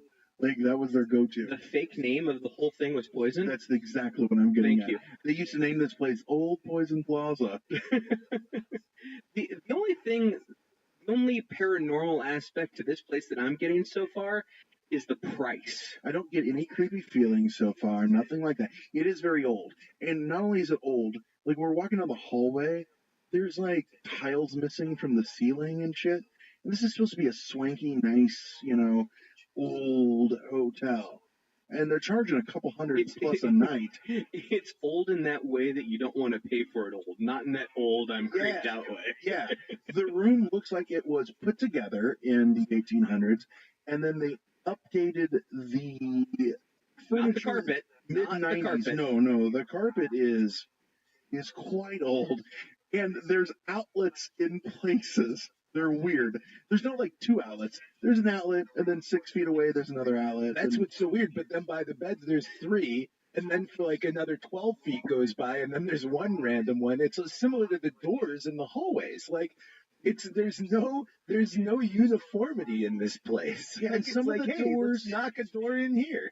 And the door handles are like 1800s, but then they have sliders for keys. But then some of them look like they have regular keys to the door. Yeah, so I don't know. We'll take some photos of a lot of these things for you guys. And the bloody cadaver that we passed by on the 7th floor. That's just old Greg. They said that he's... Oh, just to ignore that. Yeah, exactly. Okay. No, but so far it's been interesting, to say the least, I guess. But interesting in a bad way, not in a podcast-worthy way. No. And it doesn't take much to be interesting in a podcast-worthy way. I mean, we have Joe on routinely. Though I will say, as I'm sitting on the bed looking into the open door into the bathroom, that it does look like there is the hole to the attic in our bathroom, so maybe we're going to have to push and see if that thing opens up. And definitely. And see what happens. So that's been our experience so far. Nothing too great to report so far. Just got into the room. We're kind of getting unpacked. We're going to walk the halls, look around. We're going to take some photos and maybe see if we can find some maintenance people, but everyone that we've talked to has not wanted to speak to us or said that's bullshit and it's all bullshit. So way to sell it. But we haven't found a maintenance man yet, and we all know that the great stories come from the maintenance men. So we'll keep searching. Well, that sucks. Let's see if they have better luck elsewhere in the hotel. Spoiler, they suck, so probably not. All right, so we are in the, what the hell is this called? The Congressional Suite, AKA the gymnasium. And it's carpeted. It's a carpeted, stinky gymnasium. It was literally used to be a suite, and they just made it into a gym. Thank God they keep it so hot in here. The whole third floor. So this is on the third floor, and it is. I didn't bring the temperature gauge. I should have. It's in the 80s. I mean, it's sweltering. It's in the 80s. It's uncomfortably warm. So we have reached out to other individuals as we walk by them, hotel staff, some of the cleaning ladies. They will not talk to us about anything paranormal. They just go, I don't know what you're talking about. I've heard those rumors. We know nothing. Like, well, can you tell us where to go? No. So we decided we're going to check out. It's less mum's the word and more they're annoyed with us. Yeah, and like, and so we decided that we were going to go check out the gold room and the great room and all the big fancy haunted places. And we made our way into one of them, the Great Hall. I found a open door. It looked like it was all shut, the halls are locked. But I shouldered my way in and we got in there. And Jimmy did. No, I did. It wasn't like I had a butter knife and a credit card. I just a little elbow grease. I need an ice pick and avocado. I've gotten to rooms before. So it was dark. So it's dark. It's old. You're hoping it's spooky. We're walking around and we're looking for stuff, and it's just old and crappy. It's like being in an old like church, like fellowship hall type. Yeah, that kind like of big, and it didn't have the 60-foot ceiling. Yeah, it didn't have the feeling we've read in like blogs and stuff. I'm not getting the ominous, like weird, creepy sense that people talk about. No, not at all. You're in kind of an old, rundown type of a hotel. And we all stood around. We got silent. Like John said, let's do this the right way. We stood there. We got silent. We didn't hear anything. Didn't feel anything. And then all of a sudden, I felt a presence that I hadn't felt before. It was security. Saying, pardon me, sir. Actually, I don't think he said sir. They know that people are doing this shit. They clearly are used to people nosing around. Like the security guy, I think Brent pointed out, like he didn't try to admonish us or anything. He just said, guys, this area is closed. Like you can tell they're used to this. All right, boys, let's get moving. There's a large swath of high schoolers downstairs doing something. Maybe there's a homecoming dance or something. Homecoming prom, something. It can't be prom, but they're dressed like that. They'll keep security busy for a while. So let's see what we can find. Yup. Call that one. One more chance and I am calling it on account of suck. We are back in the room and thank God because we have the windows open. It is so damn hot in this hotel. It's weird. You get these pockets where like one floor will be okay, and then the next floor is literally in the upper 80s. The whole downstairs and the bar area, it's just way too fucking hot. Well, so here's what I will say about that, because frankly, one, I think it's pretty interesting, but two, I want to make sure I talk about my recent trip to Rome and Jerusalem as often as humanly possible with everyone. It reminded me of when I went down underneath the Vatican into the necropolis for a special tour. Like, they keep it 88 degrees and 99% humidity down there because it's an archaeological dig. Ugh. I think, and it was actually hotter in this hotel. I think it's hotter and humider in this hotel on these floors. So I don't know if ghosts require more humidity than dead bodies, but that's my observation. If they do, it sure as hell ain't working in this place. But unlike most ghost shows, we are not going to go and you see folks at home. That is proof that the Congress Hotel is haunted and we have been visited by spirits. No, that is proof that the owners of this hotel are fucking cheap and they will not maintain the correct climate. And just to make sure everyone's aware, and me being a guest probably is the wrong person to be verifying this, but like we really are trying here to like find like some kind of paranormal activity of some kind. We're not coming at this skeptically just to be skeptics. Like, we're looking for it. Like, lights dimmed for you. That actually did happen multiple times. Lights dimmed and got brighter at different times of like movement in the hallway. But I think that's more back onto the whole place is a little cheap. It could be. It could be. But I will say, I mean, we've sat in dark rooms. Like we're not monkeying around with this, and it's just. I don't even gotta get a say, feeling guys, or like, anything. I don't get the feelings that people talk about in blogs I've read on some of the paranormal TV shows. I'm not feeling it. So let me right? say one thing. We went to the number one source to find out. We went to the bar. John, tell us about the bar. Oh, that is the number one source. If you want to get some information, I mean, we tried to talk to security guards. Nope. We tried to talk to cleaning ladies. Nope. We tried to talk to maintenance people. Nope. We tried to talk to the front desk. Nope. We headed to the bar. There you go. And guess what? Chad and Kathy served the shots. Name redacted for protection of the innocent. That's very true. We'll call her Bartender X. Gave us Bartender all kinds of great stories. First story.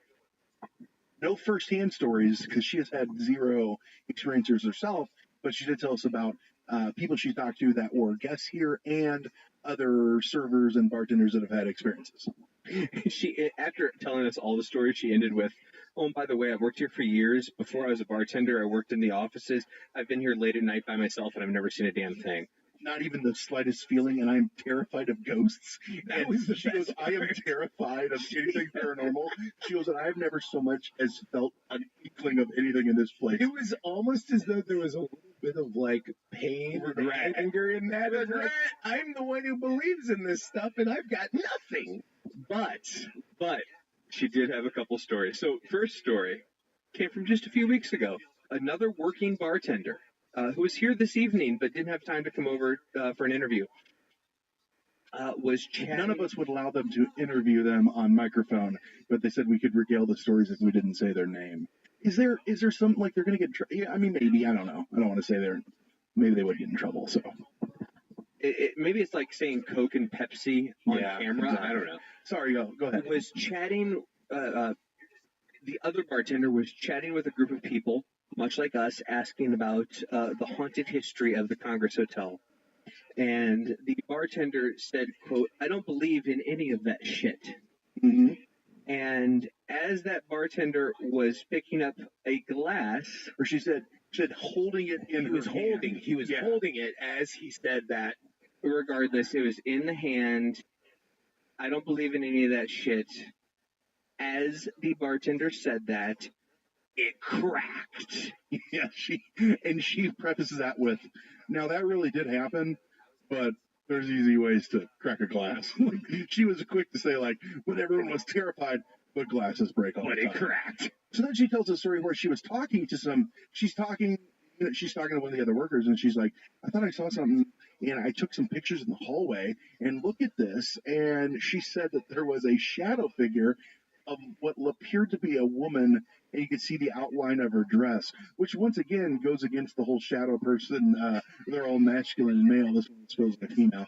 And this was another worker who, unfortunately it wasn't her. This is to get all secondhand information.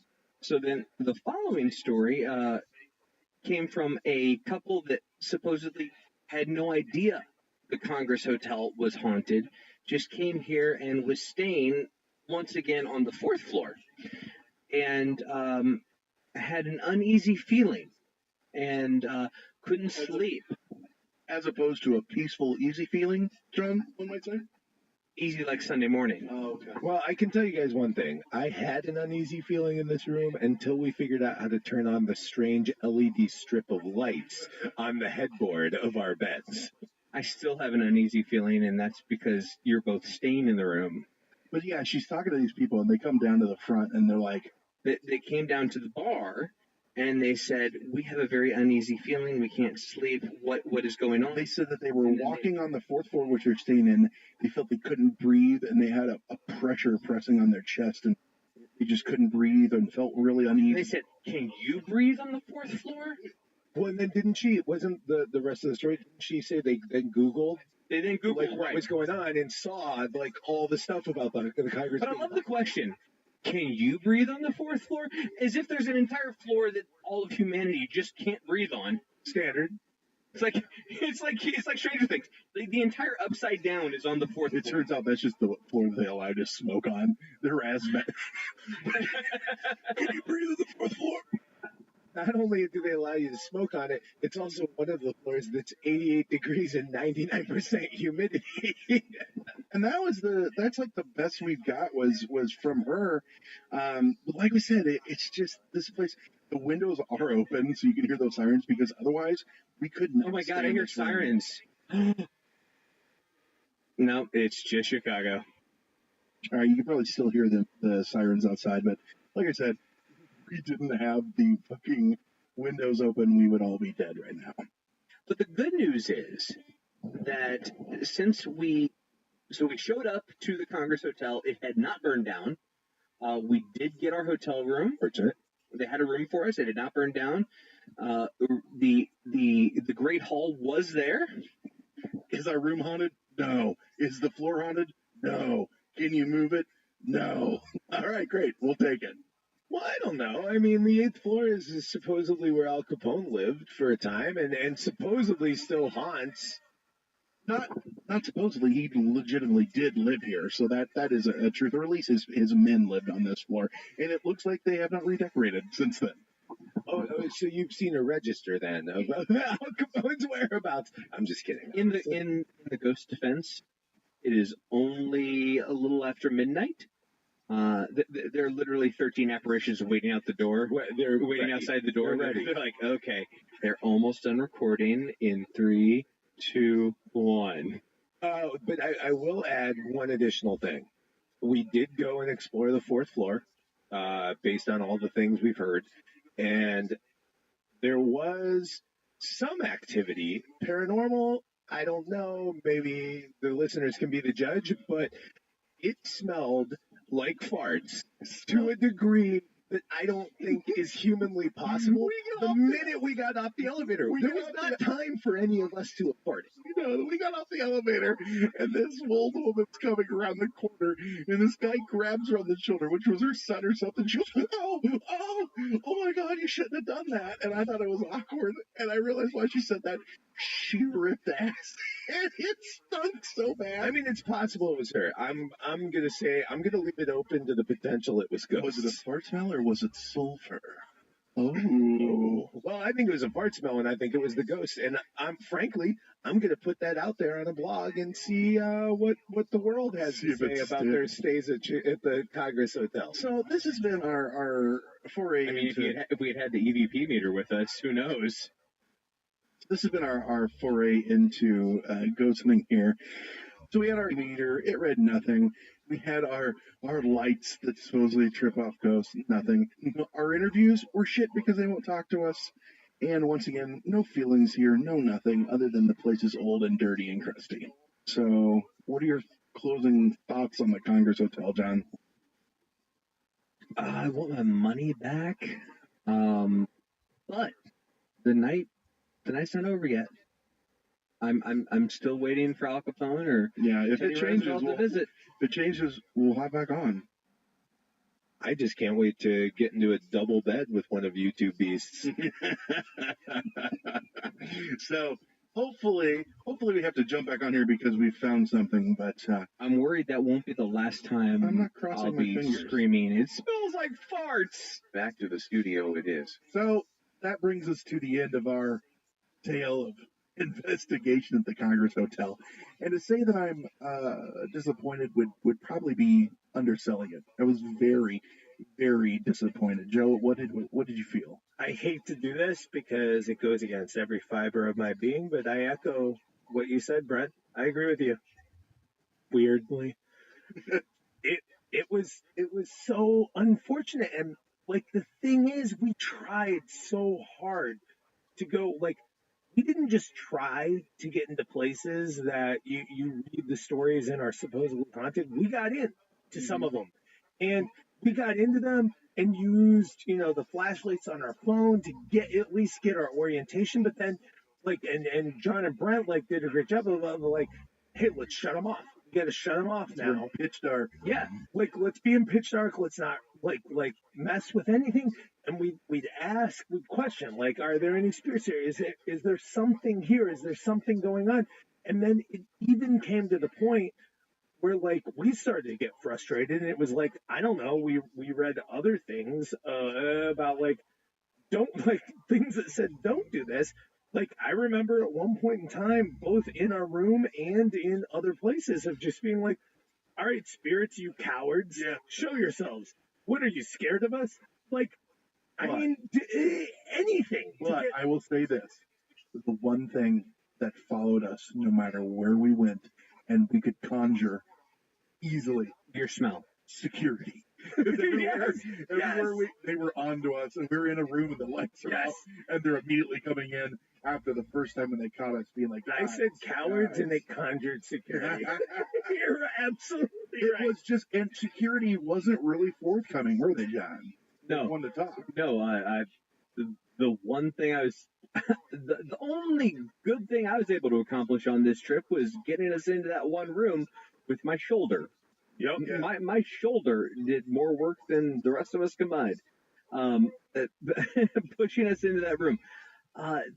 I'll say this: I didn't expect a lot of interaction from spirits. You know, I mean, I think if you listen to the show, you know that I wouldn't have expected that. However, I was really interested to hear stories from the folks that worked there, and we did a lot of talking to the folks that worked there. Well, and I would say we did a lot of asking. Like, we didn't do the talking. We asked a lot. And we tried to get a lot of them on tape, and nobody would go on tape. No one. Zero. And the only person that we talked to, and unfortunately didn't get on tape because he wouldn't go on tape. You heard a little bit of it where we recounted it earlier in the episode. It was the very last person that we talked to, the gentleman from Africa. He was willing to talk about not even himself, but his boss. So but then he's like, so what kind of experience have you had? None here. Yeah, none. Yeah. The problem was, everyone that we reached out to, they go, it's not true, nothing, and they walk away. It's all interesting when it's someone else's story.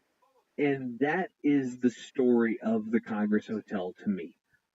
It's all interesting, including the most interesting experience we had, the most interesting interview we had with someone else's story.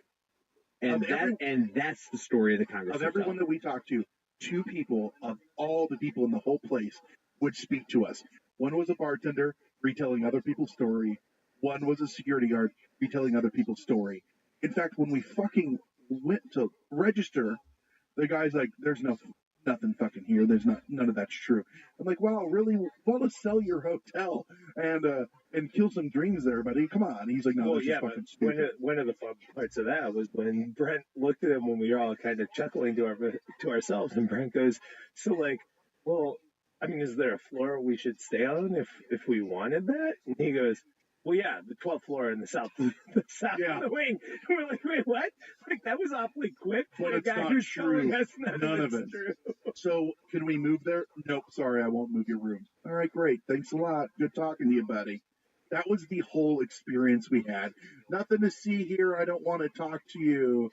And it didn't even feel like creepy, or anything like that. It just felt like an old, dirty place. The thing I don't understand about the hotel is it doesn't keep up with the other hotels on Michigan Avenue from an accommodation standpoint, but it also doesn't embrace its past. Yes, isn't that weird? That's what I was trying to get at. That's not working. Yeah, like, sell that stuff. So if you're be like, so do something. Do something. Do one or the other. Like, if you're going to be old and run down as opposed to old but fix up, like, listen, there are hotels right in that within a 6-block radius that the rooms are really small, bathrooms are really small, the facilities aren't awesome. Right. Like, we all in our day job have had to stay at those places. And they're beautiful. They made them beautiful. Yes, they made them nice. This one, it's like, wow, you've been around since 1890, whatever it was, 3 or whatever it was. This could be a really, really cool, or, to Brent's point, or you could embrace the fact that like lots of stuff is going on here, and they're doing Instead, neither, nothing. and it's weird. How's the hotel? Shitty. Oh, great. Thanks for the update. Like what, John? I think you put it well when we walked in the room. I can't remember exactly. Like I don't want to put words in your mouth, but it's like it's all white and like this is bad. We were like, walking down like, a spiral staircase, and it's creaking and moving, and there's unpainted sheetrock right there that you can see on the wall. And this is in an area where people are walking through. And I felt unsafe walking these stairs. I was like, holy shit, man, this is crazy. And this was the gym of the city at one point that the White House donated a chair yes, to. there was that president chair in there. Like, So, Nation, what we're getting at is we had extremely high hopes, and unfortunately, they weren't met. And not only were they not met by any experiences, they were very let down by the staff there and the accommodations. But have any of you ever stayed there? Have any of you stayed at the Congress Hotel? Have any of you know anyone that has a story? Because that's all we got was conjecture and stories from other people. And read lots of stories of people claiming firsthand stuff. Yeah. And I mean, I'll say it again. I don't know. Maybe I'm beating a dead horse, but like, I truly Is the horse speaking to you? That's unfortunately no. And deep down inside, that's what I wanted. Like there was there was a little bit of me that was kind of scared, maybe as being a little bit overboard with it, but a little bit scared that it was like, hey, we're being all cocky coming in and saying like, hey, wouldn't it be cool if we actually experience the spirit? And like, I was like, let's try to do this, and nothing. Yeah, because we went hardcore at it. We really did. So, John, how can the nation let us know their thoughts on the Congress Hotel? Hop on Hysteria Nation. Get on Facebook, search Hysteria Nation. If you haven't done this yet and you listen to this show, you really are missing out. We really appreciate it, and we have a lot of really good conversations on it. We really do. All you need to do is hop on Facebook, get on the little search bar, type in Hysteria Nation, and hit join. That's all you need to do. Now we also appreciate it if you search for Hysteria 51 and follow us there, because that's where we post all the shows, so you can make sure you don't miss an episode. So please do both. And also don't forget you can hop on Twitter at Hysteria51pod. And while you're hopping on things, let's hop on Patreon. Patreon.com/Hysteria51, where you can become a supporter of the show. We'll send you hand-drawn pictures, stickers. You can come on as a guest, all sorts of good things, and it really, really helps us. And also, let us know what you think with your own voice, John. How do they do that? They can dial the show. They can literally be on the show. 773-669-7277. That is 773-669-7277. You can hear your voice on Hysteria 51. And FYI, it's a request of the show that you use a rotary phone. We just want to hear voices because we heard them at the Congress Hotel, so we're itching to hear some disembodied voices. So we'll take it through a voicemail. With that said, I've been Brent. I've been Joe. I've been John. Meet us at Hysteria 51 Pod.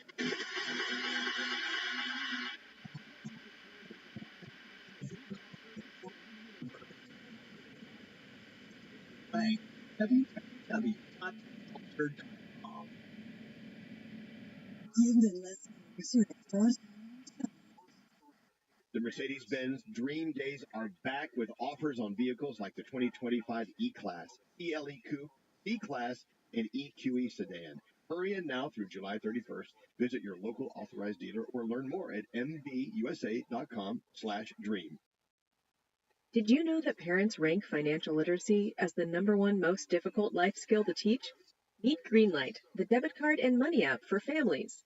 With Greenlight, you can send money to kids quickly, set up chores, automate allowance, and keep an eye on your kids' spending with real-time notifications.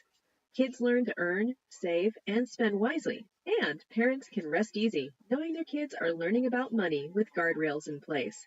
Try Greenlight risk-free today at greenlight.com/Wondery. Shopify's point-of-sale system helps you sell at every stage of your business. Need a fast and secure way to take payments in person? We've got you covered. How about card readers you can rely on anywhere you sell?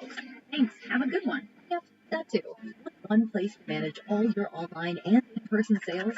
That's kind of our thing. Wherever you sell, businesses that grow with Shopify. Sign up for your $1 a month trial at shopify.com/listen. Shopify.com/listen. Following is the Fourth Hand production. They say I'm disturbed. From city to city, an incredible hysterical panic spread. I think we're getting into a weird area. We do something, fools! I'm not crazy! There's hysteria. You can't handle the truth! Brain is gone. This is Area 51. The truth is out there, but you won't find it here. They're coming for you. Look, there comes one of them now.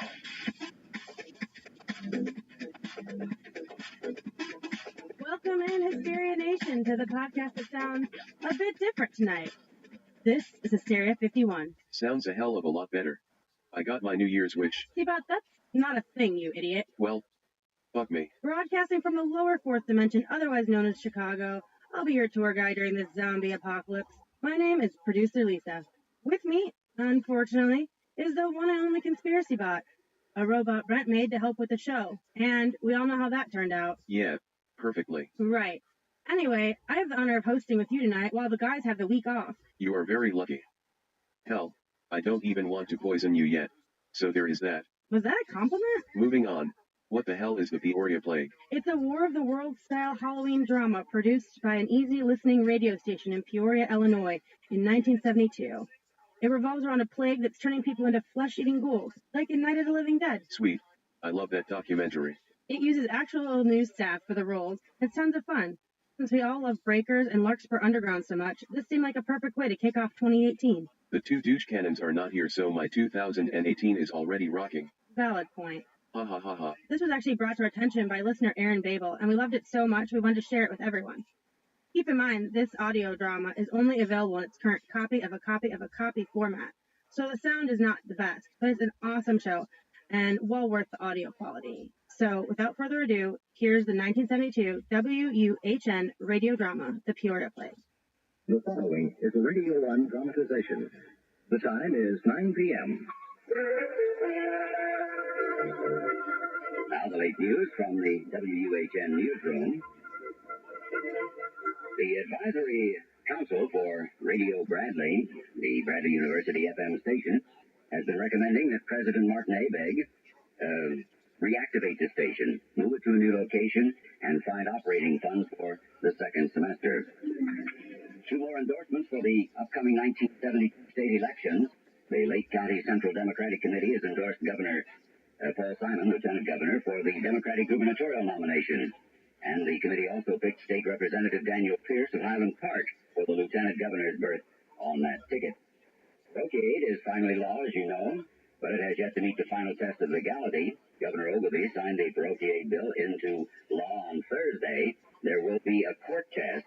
Mr. Ogilvie, in signing the bill, said it would provide relief to taxpayers who, he said, are forced to bear the full burden of educating youngsters forced into public schools by the closing of private and parochial schools.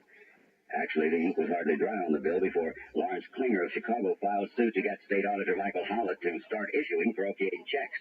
Mr. Howlett is a supporter of parochiate, but is holding up the funds in order to force a court test of the constitutionality of the new parochiate program.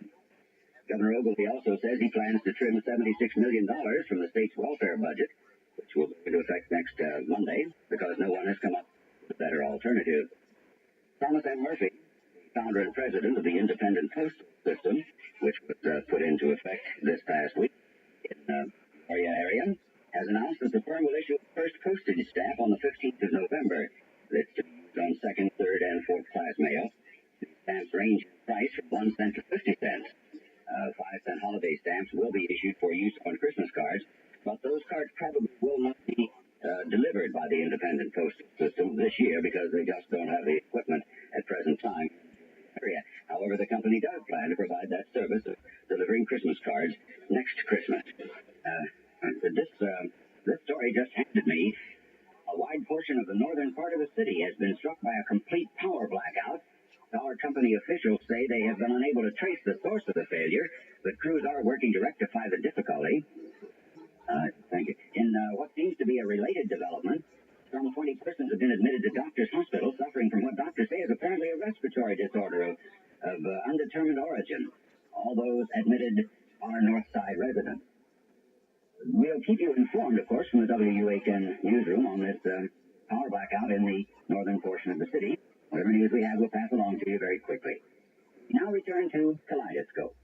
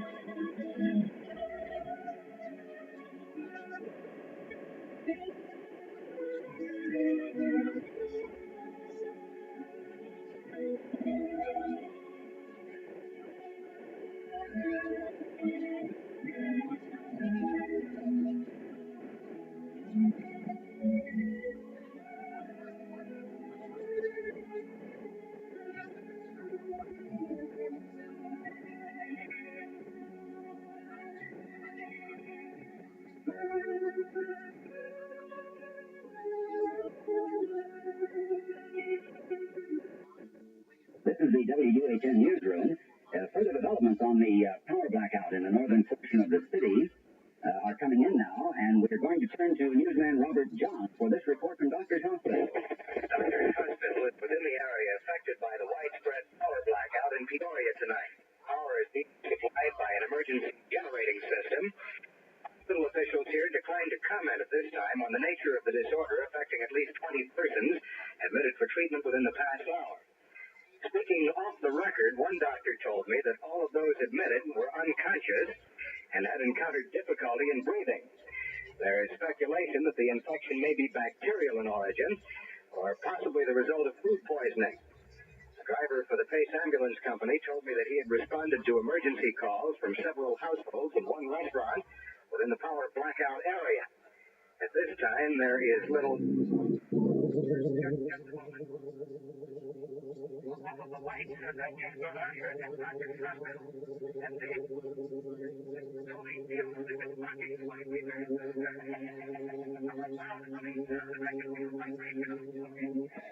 It is difficult at this time to say exactly what might be... Robert John, with the latest report we have on the blackout north of the city and in the northern portion of the city, too. A spokesman for the Peoria Electric Company says nearly all of the city is now without any electric service whatsoever. Milton Kramer says transformers at a power substation near the waterworks shorted out in a violent, fiery explosion about 40 minutes ago. City police report power lines fell on two automobiles in the 100 block of War Memorial Drive, and at least two persons were reportedly electrocuted. Motorists are urged to avoid War Memorial Drive in the area there at the foot of McCluggage Bridge.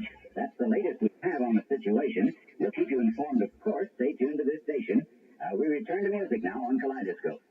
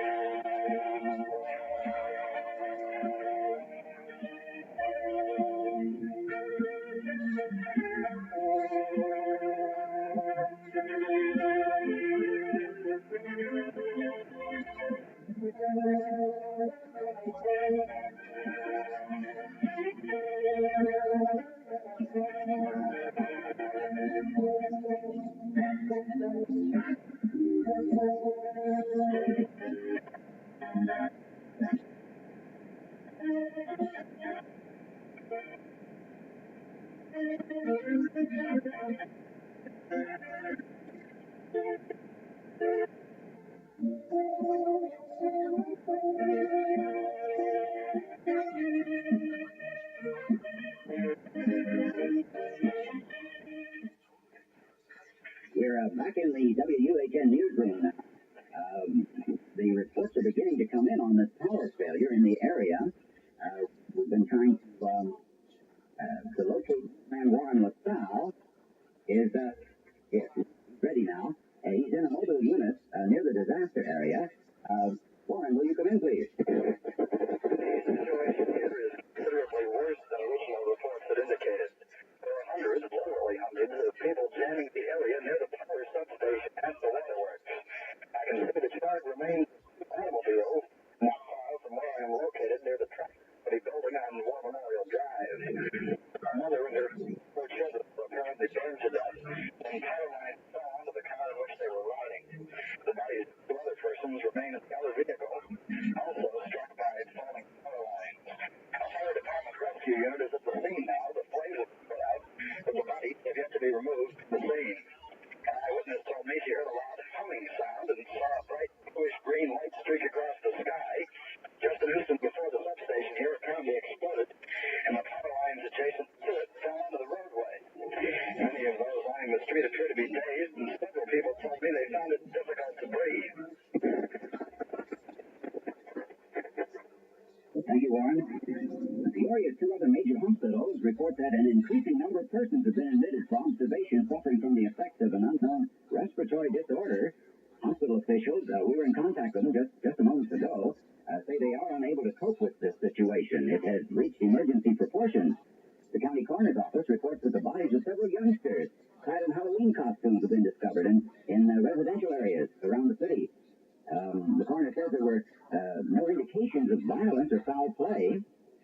Power company spokesman Milton Kramer says that all generators at the generating station on the river have ceased to function, and that the blackout now covers the entire city. Kramer says personnel at the plant say they heard a loud humming sound as the buildings began to vibrate. I should repeat that there is apparently no power in the city. Police say they're receiving a lot of calls about some sort of bright light, blue, green, they're not quite sure, moving slowly to the northwest in the city over Peoria. And that's all we have at the moment. There is a power blackout. We caution everyone to remain calm and use the most caution you possibly can. We'll get back to you with further developments from the WUHN newsroom, and in the meantime, we'll go back to Kaleidoscope.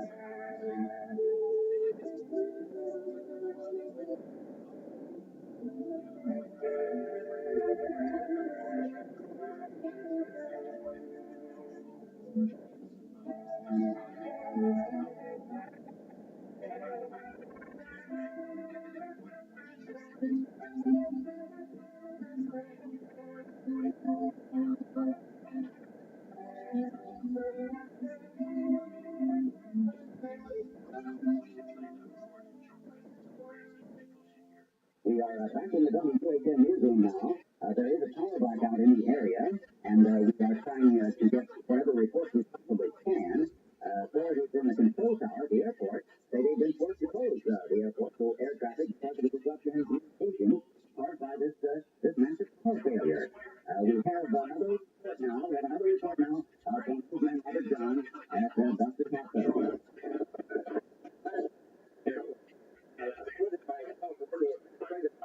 On the third floor. And now behind the flag and trying to make sense of this. that in the past few minutes, several of those persons admitted to the hospital tonight savagely attacked doctors and several other emergency room personnel. In an attempt to control the enraged patients, hospital staff members have completely closed off all quarters, leaving people from the area which is now concentrated with people no longer down with the disease, but rampaging through the halls of this medical institution.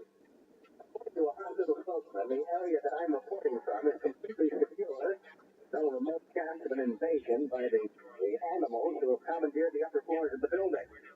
They've apparently lost all control of their bodily functions, and they've resorted to the simplest methods of protecting themselves from things they no longer seem to understand. One patient appeared to be dying from suffocation. He was immediately scheduled for a tracheotomy, and the doctor was at the point of it from a man who supposedly was under came alive with the power and the fury of an enraged pig. He wrenched the doctor's scalpel from the surgeon's hand, placed his foot front rear. Other personnel in the room fled through doors and into the waiting floor to the living dead. I find it hard to keep my thoughts organized. That's what I'm trying to do. I just can't believe such a horrid thing could happen in the same building. All flights above this level have been completely barricaded and reinforced with tables, cabinets, chairs, machines. All equipment that is movable has been removed and set up in an effort to stop any living thing that might possibly break through the primary barriers. People are rushing about in a frenzied determination to stop whatever might be on the other side of that wall.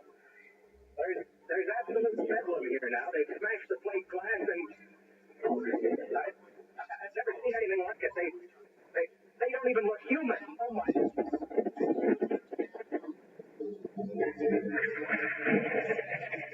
Well, I'm sorry about that. We seem to run into some sort of difficulty in that remote connection with newsman Robert Johns at Doctors Hospital.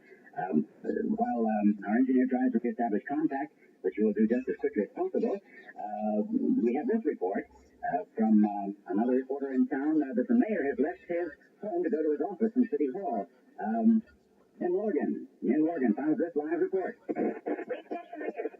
Momentarily regarding the now well-known state of emergency. I've received reports that the mayor has been in contact with the governor, but no one seems to know what's going on absolutely. But it's been rumored the mayor will declare an official state of emergency within the hour. It's also rumored that he will ask for assistance from the National Guard. Until his speech is made available to the news media, all of this remains highly speculative. The mayor has just come down the marble staircase here at City Hall from his fifth-floor office. He's now approaching reporters. Along with the mayor, I have another alderman and other city officials. Mayor reportedly intends to confer with other government officials before making a statement. Thank you, Tim. While we were waiting for the mayor's statement, be along in a moment, I understand. Let's take this report from Radnor Clinic, call upon report. Doctor, has any progress been made in finding a source? We've succeeded in isolating bacteria, and since that time we've been trying to find something to destroy or even arrest the bacterial processes. But unfortunately, we have been unable to even the meiosis or reproductive process. It seems that the organisms after destroying the grand cells lodge themselves in the bone marrow, where each cell develops. The process continues quite rapidly, and each cell can reproduce and equal in approximately 90 seconds. Of course, the body manufactures red blood cells in the bone marrow. Since the bacteria destroys the marrow, the body cannot produce these oxygen-carrying cells. Without the cells carry oxygen to the body, unconsciousness results shortly after infection, and with it, brain damage follows. Then, doctor, oxygen tanks are not effective. No, the oxygen can get into the lungs, but they exhale because no red blood cells to pass with the oxygen alone. We haven't been able to explain this thing. We're back at City Hall for the long-awaited statement from the mayor. Citizens of the area, ladies and gentlemen of the press, has been in conference with city officials and the governor's office. I won't try to cover things up or give false hope. We're confronted with a situation totally beyond our immediate control. However, officials at Doctors Hospital have assured me that everything possible is being done to find a cure for the disease that is sweeping our city. I must emphasize that panic will only make things worse. Therefore, enacting martial law throughout the city. I'm ordering everyone to remain behind locked doors in their homes. The police commissioner is giving his men the orders to shoot to kill. This is, of course, necessary to ensure control. If you're not at home, you must either go home or locate your nearest civil defense shelter. We're doing everything possible to combat this dilemma. Please stay at home, etc., etc., etc. What response did he have from the governor's office, sir?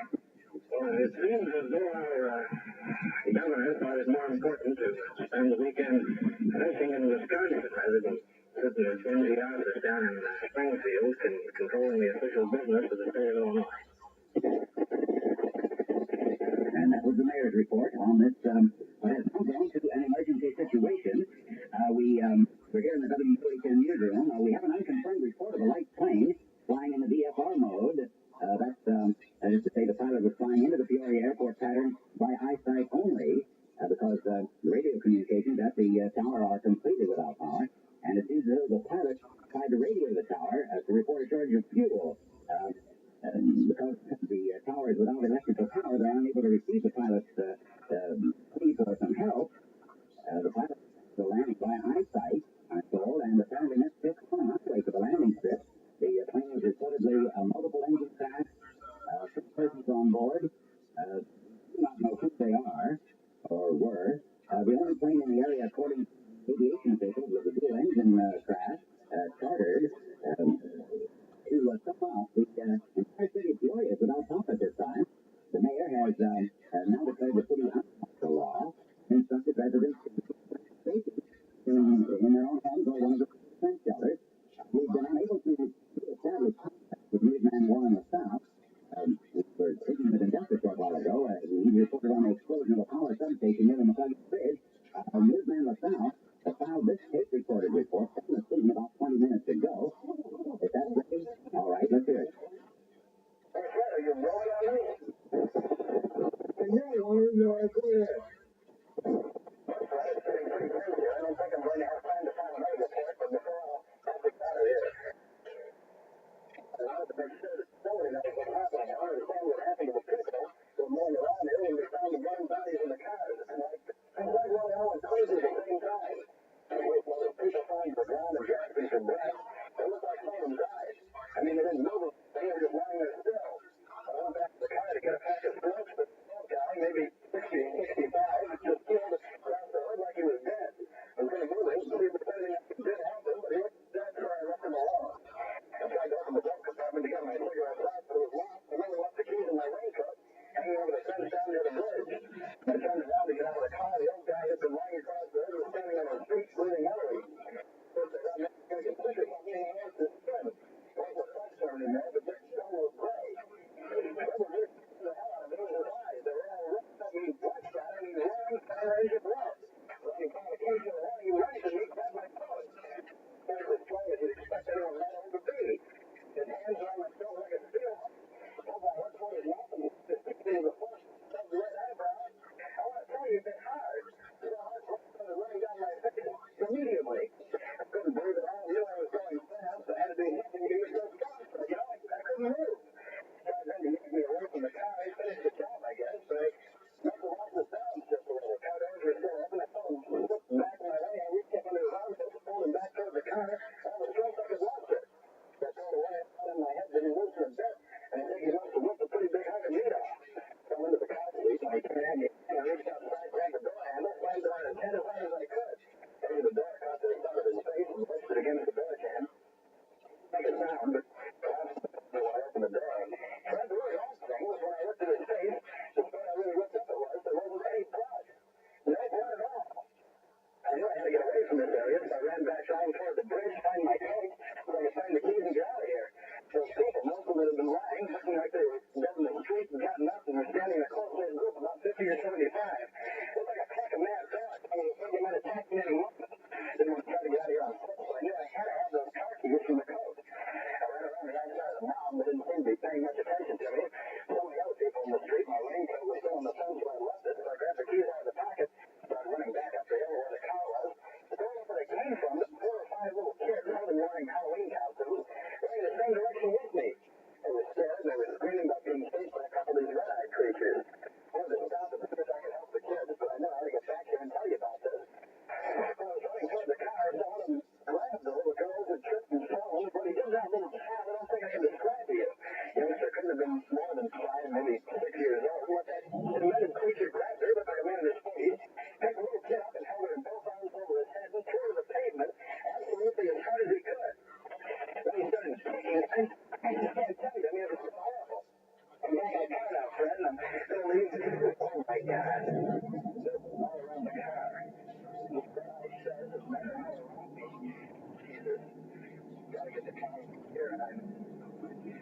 Now,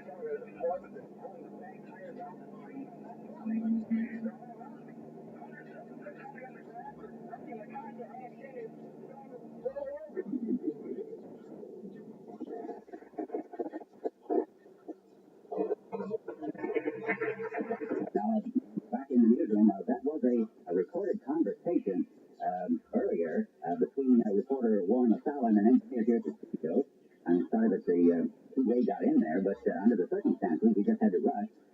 The two-way radio transmission just suddenly terminated, as you heard it, as an angry mob attacked the news car. This is purely speculation, you understand, because you can't be there and just know what's going on. Perhaps the antenna was broken off when the people, as he said, swarmed over the news wagon. As was evident in the tape, Warren wasn't intending for his report to be made public, but we felt that you should hear it in spite of that, because of the extenuating circumstances and the condition of the area in general. We thought it was better to give all the information we possibly can. I understand now that we have a remote report coming up from veteran newscaster Jim Phillips from his home in Chillicothe.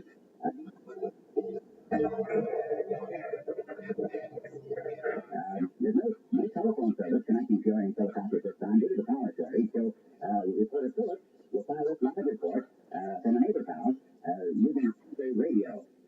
All right, Gibbs, go ahead.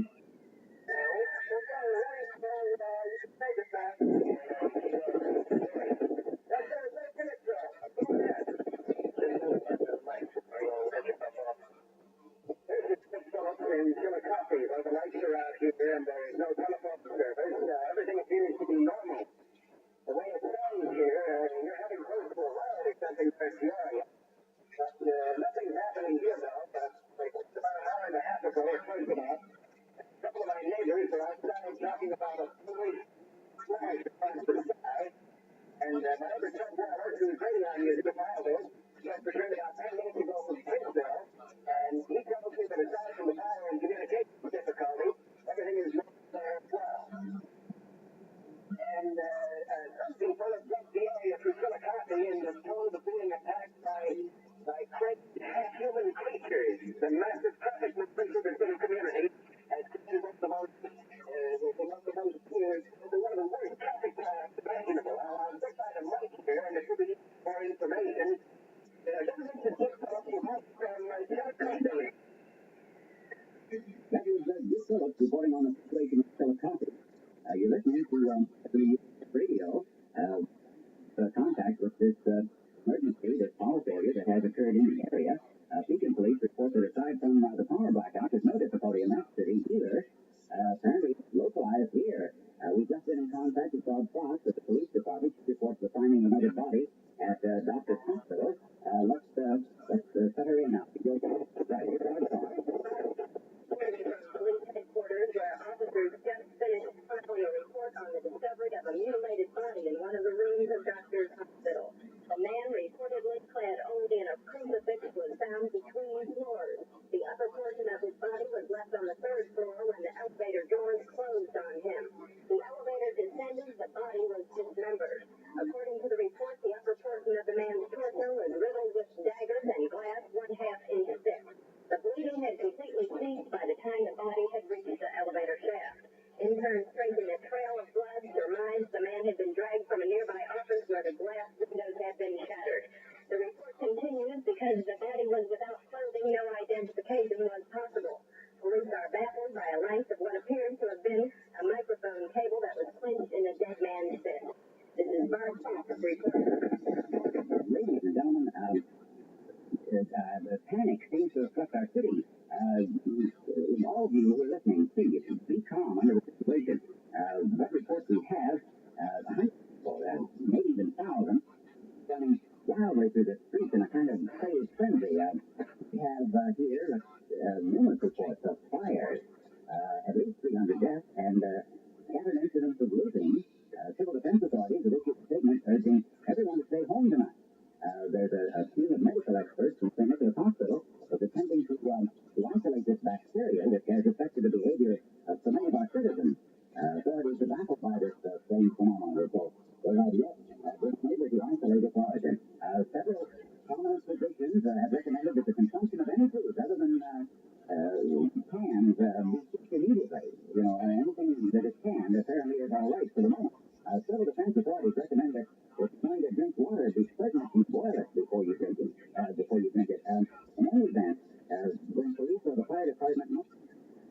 companies, and the city police provided mobile communication and van type stuff to locals throughout the city. Perhaps you can know each truck is equipped with a loudspeaker system, which will make you aware of its presence within your area. In the event of an emergency, stay at home until you see the loudspeaker message in your area. Now, please, if you can remember, this is Civil Defense Emergency Communications Mobile Unit. That's the way they'll introduce it. Then they'll call a number of some sort or other, and the announcement of the intersection which the customer hears. Under no circumstances should you be home, except in the event of fire, of course. The police superintendent, Andy Alexander, remind all police officers that these days off are supposed to be canceled. If you didn't hear it directly from him, you're hearing it now. This goes add in tonight, and apparently until this thing is cleared up, until we find out what it's all about. Every policeman is to report to police headquarters at once. The superintendent emphasized that the situation remains under control, but Andy is advised that all area residents who own firearms keep them loaded, keep them nearby, in the event of some sort of someone should try to get into your home. In a prepared statement, the police said, and we're able to quote this, due to the extreme gravity of the situation which confronts us at this hour, I must advise all area residents to take any precautions, safety and necessary, to guard against exclusion. Where health or safety is threatened, I advise all firearms owners to keep it clear without hesitation. Police Superintendent Andy apparently is referring to those individuals who are affected by the flood that seems to have swept our area when he issued the kill order. Medical authorities further advise that anyone who thinks that they have contracted this bacterial infection should have no member of the household in which he resides find him. Actually tying down, especially with his movement, will be completely restricted. Persons living alone feel ill are advised to perhaps take a sedative or some such thing if it's available, and just go to bed immediately. Of course, and so forth. Civil defense authorities have granted permission by the mayor and to do whatever is necessary to restrict on city streets because of the big traffic jam. Now, traffic at the big route going out of the city, state police will have to set up barricades to restrict any sort of vehicular movement from the city. Lately, four indicate that the vast majority of those affected by the flood are residents of the city. Therefore, the county sheriff's department is stopping all automobiles usually in all out of the city. As we're able to learn here, when the daily is unreasonable, in a dire situation such as this one, nothing will have to be told either panic and fear and whatever this situation is. It has been brought to our attention that the students on university campus have completed practice.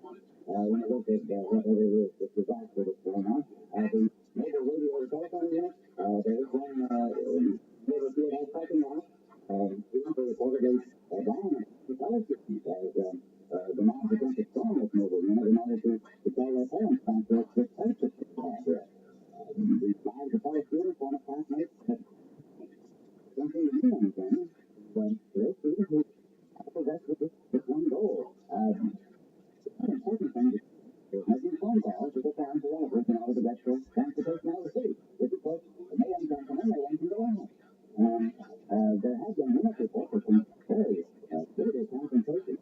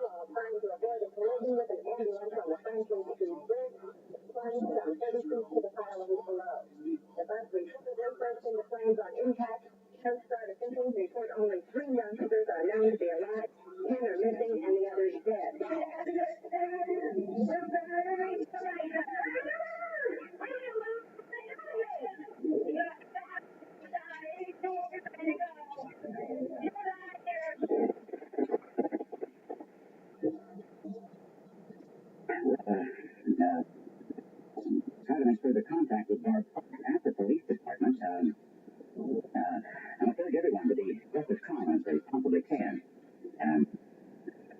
Been in contact with numerous sources of information. Since our last report, these items have been brought to our attention. There's a hotel in the heart of downtown Peoria where 3 residents have flung themselves in the windows. One woman was seen just literally bouncing from the brick walls of the structure after breaking the windows on the 13th floor. Identification of the victim is impossible because the body has been defiled by the mob just pouring through the street. Police say the situation does remain under control. I don't know. I don't know exactly what it is they mean. It would seem that that isn't the case at all.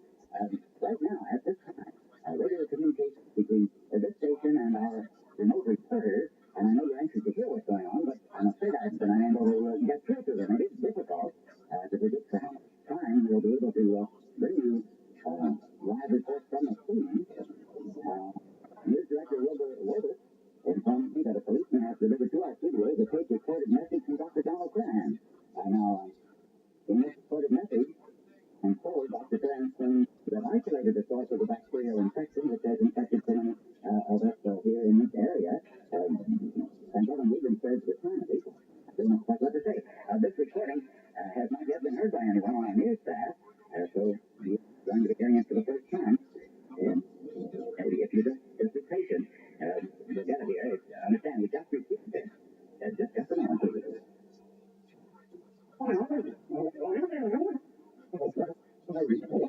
This is Dr. Donald Curhan speaking to you from Lutheran Hospital.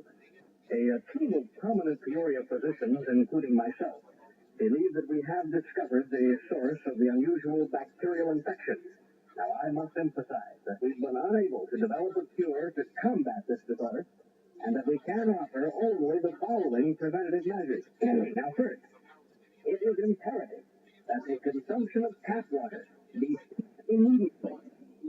This is of cardinal importance because our medical research have determined that the bacteria are multiplying in the Texas area. It is of utmost importance, that I reiterate that all of what must be ceased using it. It would seem that we are facing some sort of a difficulty here. We'll have it rectified just as soon as and bring you the remainder of Dr. Turn's report. While Dr. Turns was speaking, did manage to get into communication on a two-way radio here with Gib Phillips in Chillicothe. He told me that the situation there remains as it was before, that apparently no one in that community has been affected by the plague, which has spread throughout Peoria. Phillips says that a number of persons earlier got out of the Peoria area, apparently victims of the disease. However, sufficient manpower was available in Chillicothe to subdue those affected and to maintain some sort of order. The police in Chillicothe have since set up roadblocks to prevent others from entering the town from Peoria. And as is the case there, law enforcement officers have been given the shoot-to-kill order if that's necessary. Oh, yes. Now, again, we're going to have Dr. Donald Curran with a report that we interrupted a moment ago. You just go right ahead. This is Dr. Donald Curhan speaking to you from Lutheran Hospital. A team of prominent Peoria physicians, including myself, that we have discovered the source of the unusual bacterial infection.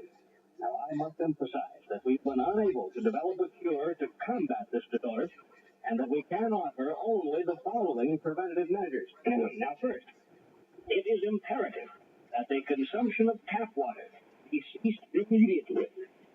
This is of vital importance because our medical research have determined that the bacteria in the Texas area. It is of utmost importance that all of that must be. Apparently, the doctor used the report that was sent to us. It just wasn't really good. Now, we're going to attempt to bring you Dr. Curran's report later in this broadcast. Word that has reached me now that reporter Mim Morgan is located in one of our mobile units near Peoria's Courthouse Square, where civil defense authorities have set up an emergency treatment center and a communication facility. So we'll take this report now as Mim Morgan gives it to us right from the table.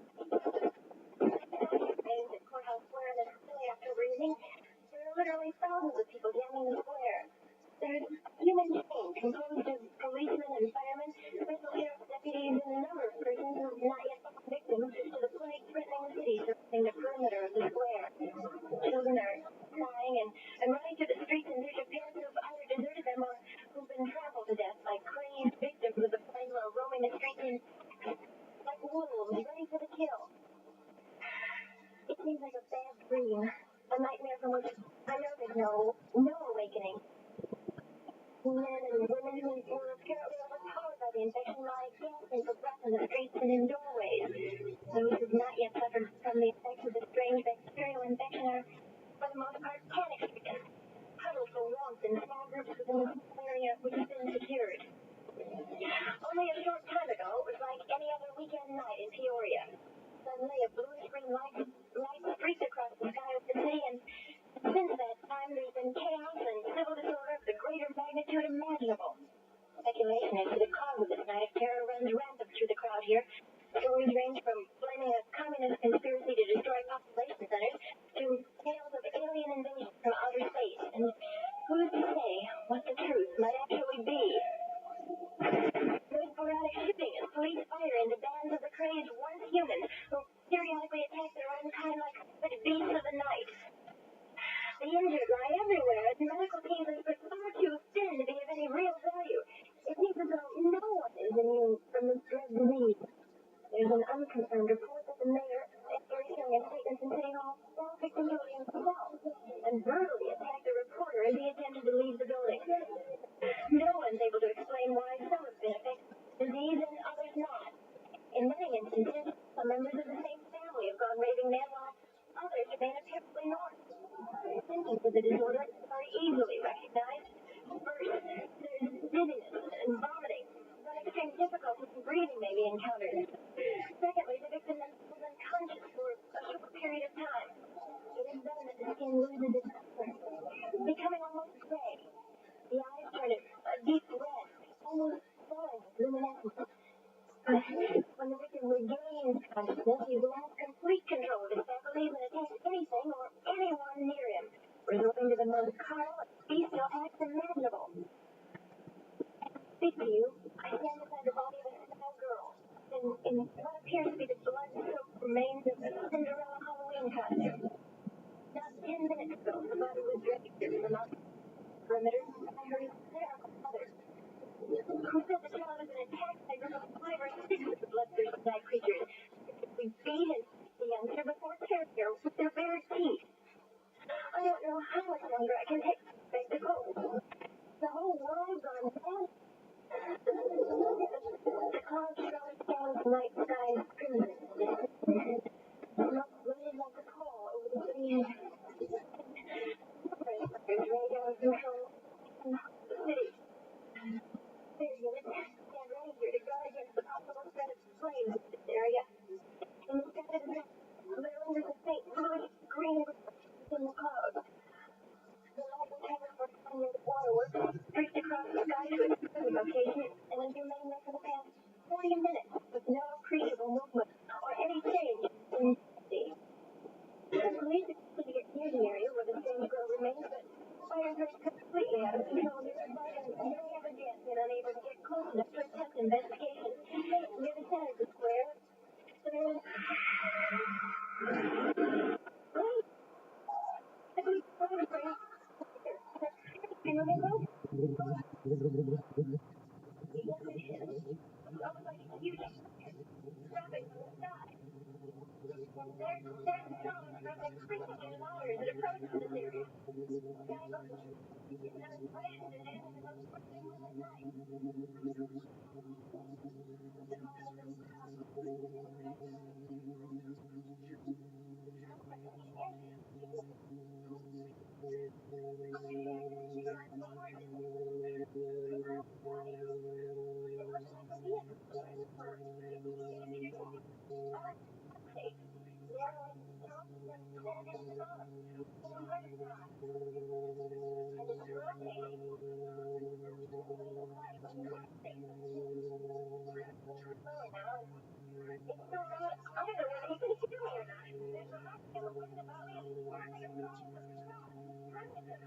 I'm not sure what they are, but I just felt my feet. I picked one up. It looks like a small castle of some sort. There are literally hundreds of them falling like rain all about me. They're breaking as they hit, and there's a milk-white liquid slobbering on the pavement as they break. People are dying. The police are fighting, but there's no stopping them. The sky is beating behind me.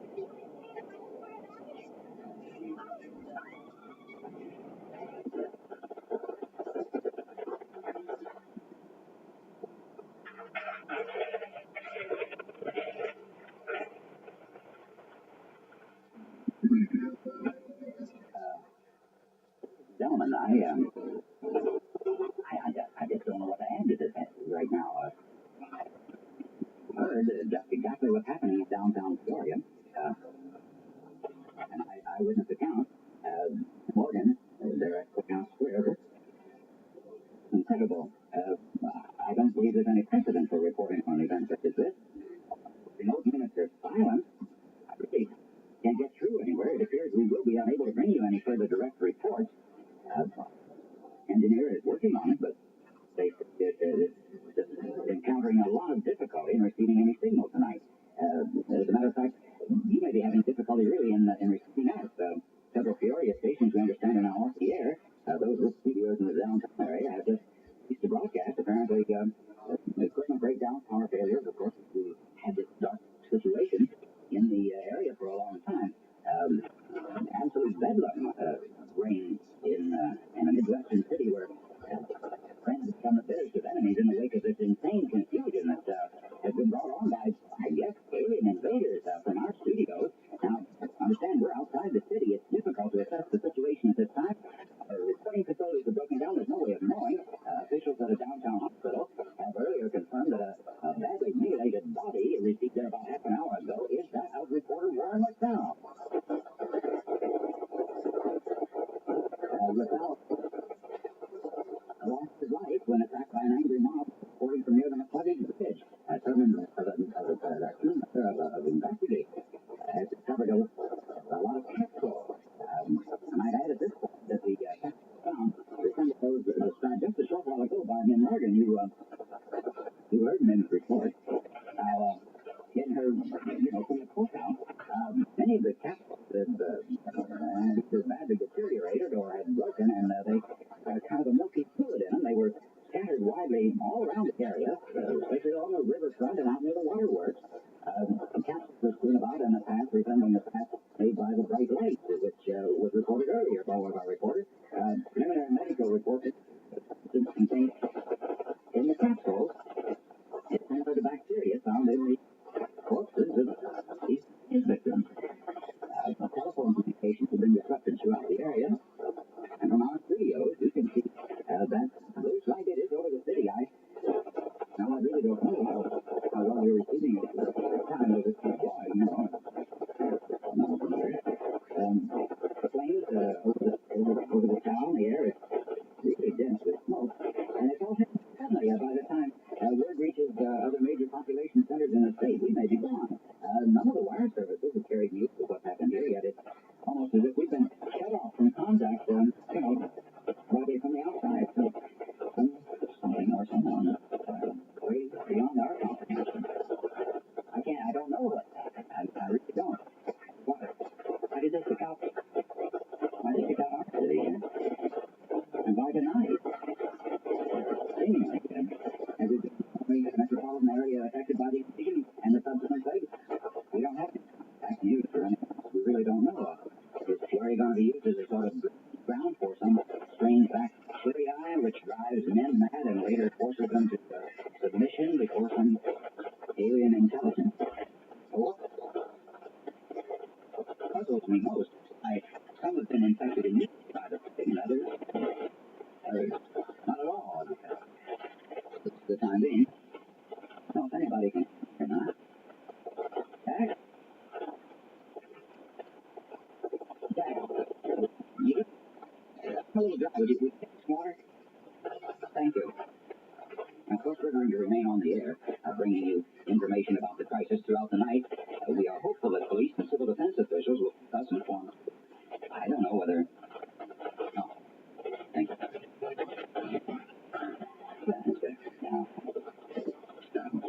But what I'm saying is that we're going to stay with it just as long as we possibly can. There's no one here other than my engineer and me. Everyone else is left by automobile, trying to get toward Bloomington, I guess, to get some sort of assistance, you see, for the folks, and to contact the governor's office in Springfield with the hope that National Guard units could be activated, brought into the area.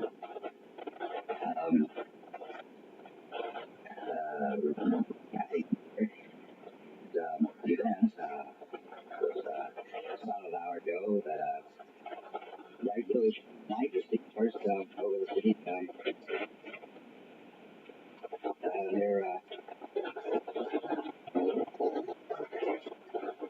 Jack, come back in here right away.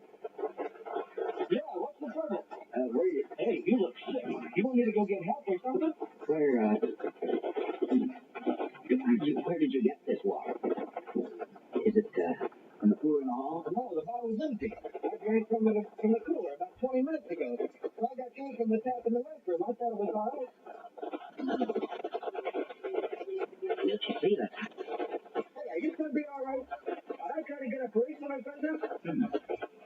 That's why some people got disease and others haven't. It then does bacteria in the water supply. It's grow like crazy. Those who have this. Those who have had water in the past hour or so. Jack? I've been so busy with pigs back here in the two-way and all. I never thought that something might be wrong. No, it's not your fault, but you've got to get me out right away. Or what happened to the others? Get me out of the building, off the doors, no matter what. And don't let me back in. But I couldn't do that. You and I have known each other for 5, 6, 7 years. I couldn't do that. No. Just so much I doubt anyone. Anyway, but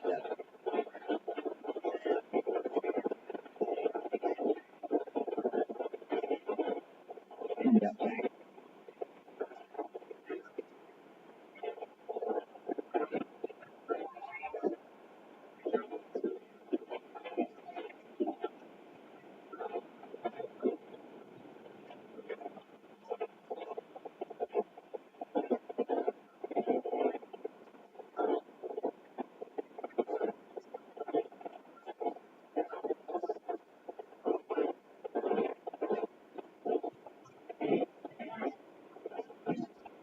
The circumstances beyond our control, we're now forced to leave the air.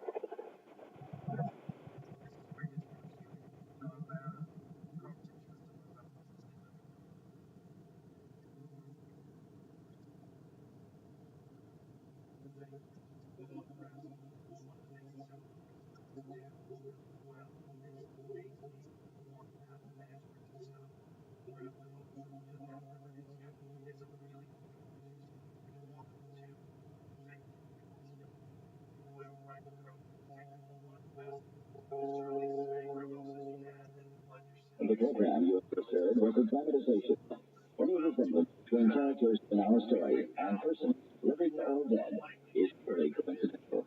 This is WUHN FM in Peoria, Illinois, Radio 1.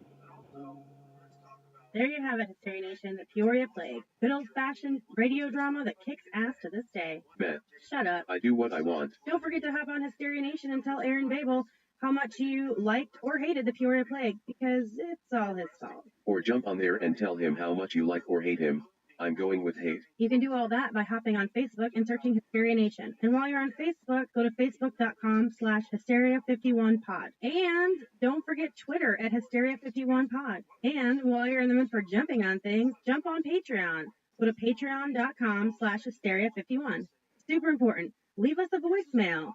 773-669-7277. That's 773-669-7277. Or don't.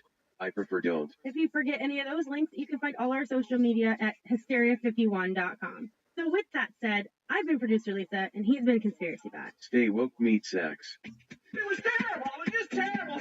I'll never get over it as long as I live. That's it for another edition of Hysteria 51. John and Brent will be back next week with yet more of the unexplained, the unexplored, and the unheard of. Oh, if it's unheard of, how would they know about it? Anyway, if you want to suggest a topic, give us your thoughts, or just make fun of Conspiracy Bot, that's my favourite. Join us in our Facebook discussion group, Hysteria Nation. Just log on to Facebook and search Hysteria Nation, or you can always tweet us at Hysteria51pod. Third was the podcast and the third extended www.third.com. into a full-time. Running a business can be exhausting. Building your website shouldn't be. With Wix, you can express your ideas, give direction, then leave the heavy lifting to AI, from site creation to branded content and images. Have fun with the details. Customize what you want the way you want, and manage your whole business from a centralized dashboard with expert AI tools. Build, scale, and enjoy the incredible results. You can do it all yourself on Wix. The following is a fourth-hand production. The oracle, as you put your hand on it, would just move around. Well, my brother's a jokester, I thought he's doing it, and he was trying to convince me he's not doing it. And what I did, I took the Ouija board by myself up to my bedroom one night. But the Ouija board still answered his questions, and Jeff knew some other force was at work. The Ouija board. It's a simple children's game, nothing more than cardboard and plastic. An alphabet laid out for kids to spell out messages and pretend the ghost did it. A plaything for the overactive imagination and a tool for the manipulative mind. Nothing more. The Ouija board. Not a simple children's game, but much, much more. While it looks like nothing more than cardboard and plastic, appearances can be deceiving. It's a summoning tool that in the best of circumstances awakens spirits that should be left in slumber, and in the worst of circumstances opens doors to places that shouldn't be, and sometimes be closed. Humans don't like to be disturbed. But which is true? Is Hasbro selling a tool for the devil, or are thousands of idiots spending their time on YouTube videoing themselves with a children's toy? Examine the history of each side, then dive into the battle and find out for ourselves as we hit the road one more time and test out a Ouija board next on Hysteria 51. Do you Ouija? Do you Ouija? Have you had any success with the Ouija board? Oh, Ouija. They say I'm disturbed. From city to city, an incredible hysterical panic spread. I think we're getting to a weird area here. We can tell these fools are not crazy! This is hysteria. You can't handle the truth. Train has gone. Is Hysteria 51. The truth is out there, It's alive. but you won't find it here. They're coming for you. Look, there comes one of them now.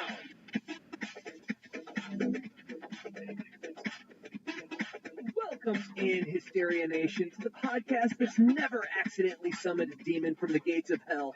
But if we did, we'd know we'd call Bill Murray to help. This is Hysteria 51. There are some things in this world that go way beyond human understanding. Things that cannot be explained, things that most people don't want to know about. That is where we come in. Sometimes shit happens, someone has to deal with it, and who are you going to call? Broadcasting from the lower fourth dimension, otherwise known as Chicago, I'll be your guide into the unknown. My name is John Goforth. The old man-eating toaster. Alongside is my partner in crime and your other guide, Mr. Brent Raymond Stance Hand. And what Budgie Brain here doesn't realize is that if we don't do something fast, this whole place is going to blow like a frog on a hot plate. Thanks, John. I'm excited for the show tonight. Continuing our mini road trip and doing part of the outside of the studio work. So I'm not sure how good of an idea it is to let us into public with all the audio gear and detection gear. People might mistake us for professionals. That would probably be a problem. I think that would particularly be a problem for anyone who encounters you. I remember you once had a state employee badge and went around flashing it like you were in the FBI. I can only imagine what you might say to someone who stumbled into him tonight with all that gear on you. Are you, Alice, menstruating right now? What has that got to do with it? Back off, man. I'm a scientist. Exactly, Conspiracy Bot. It's funny cause it's true. I hate you both. But you're probably right. Speaking of hatred, the other angry soul you just heard is the third wheel of this show. That's funny because it's true. The one and only Conspiracy Bot. C-Bot is a robot Brent created in his lab to help research and edit this show, but he mostly just surfs the web and drinks. You say it like it's a bad thing. Anyway, fellas, don't worry about any potential negative outcomes of today's show. I have it covered. I don't even want to know. What are you talking about? Just in case you accidentally summon a demon or something, I ordered some anti-demon spray and demon traps on the web. Here, see for yourself. Seabot, this is just Aquanet hairspray with construction paper taped around it and a demon drawn in crayon with a big X through it. I know. Awesome, right? That's the official symbol. Yeah, that's exactly right. And the trap is rusty bear trap that is... This thing was set, douchebag. It almost took my hand off. How much did you pay for this shit? It was only $700. But don't worry, I put it on your card brand like last time. You did what? Listen, I'll let you boys talk about this off air. I know you need to talk about the Amex. Let's get to our guest. You just heard from him. He is back, probably for the last time this time. What's this, like 4 fucking times in a row? Mr. Joe Peck. His name is Pecker. Joe, what have you been up to since our visit to the Congress Hotel? Things that cannot be explained, things that most people don't want to know about. Well, you heard it from the mouths of babes. That and waiting a lot is pretty much what I've been up to. Standard. So is that pretty lucrative? Your spores, molds, and funguses, or is it just for fun? It provides an ample sum. Do you think that any of that will be helpful while using the Ouija board this evening? No. Okay, well, those broadcasting classes were really paying off.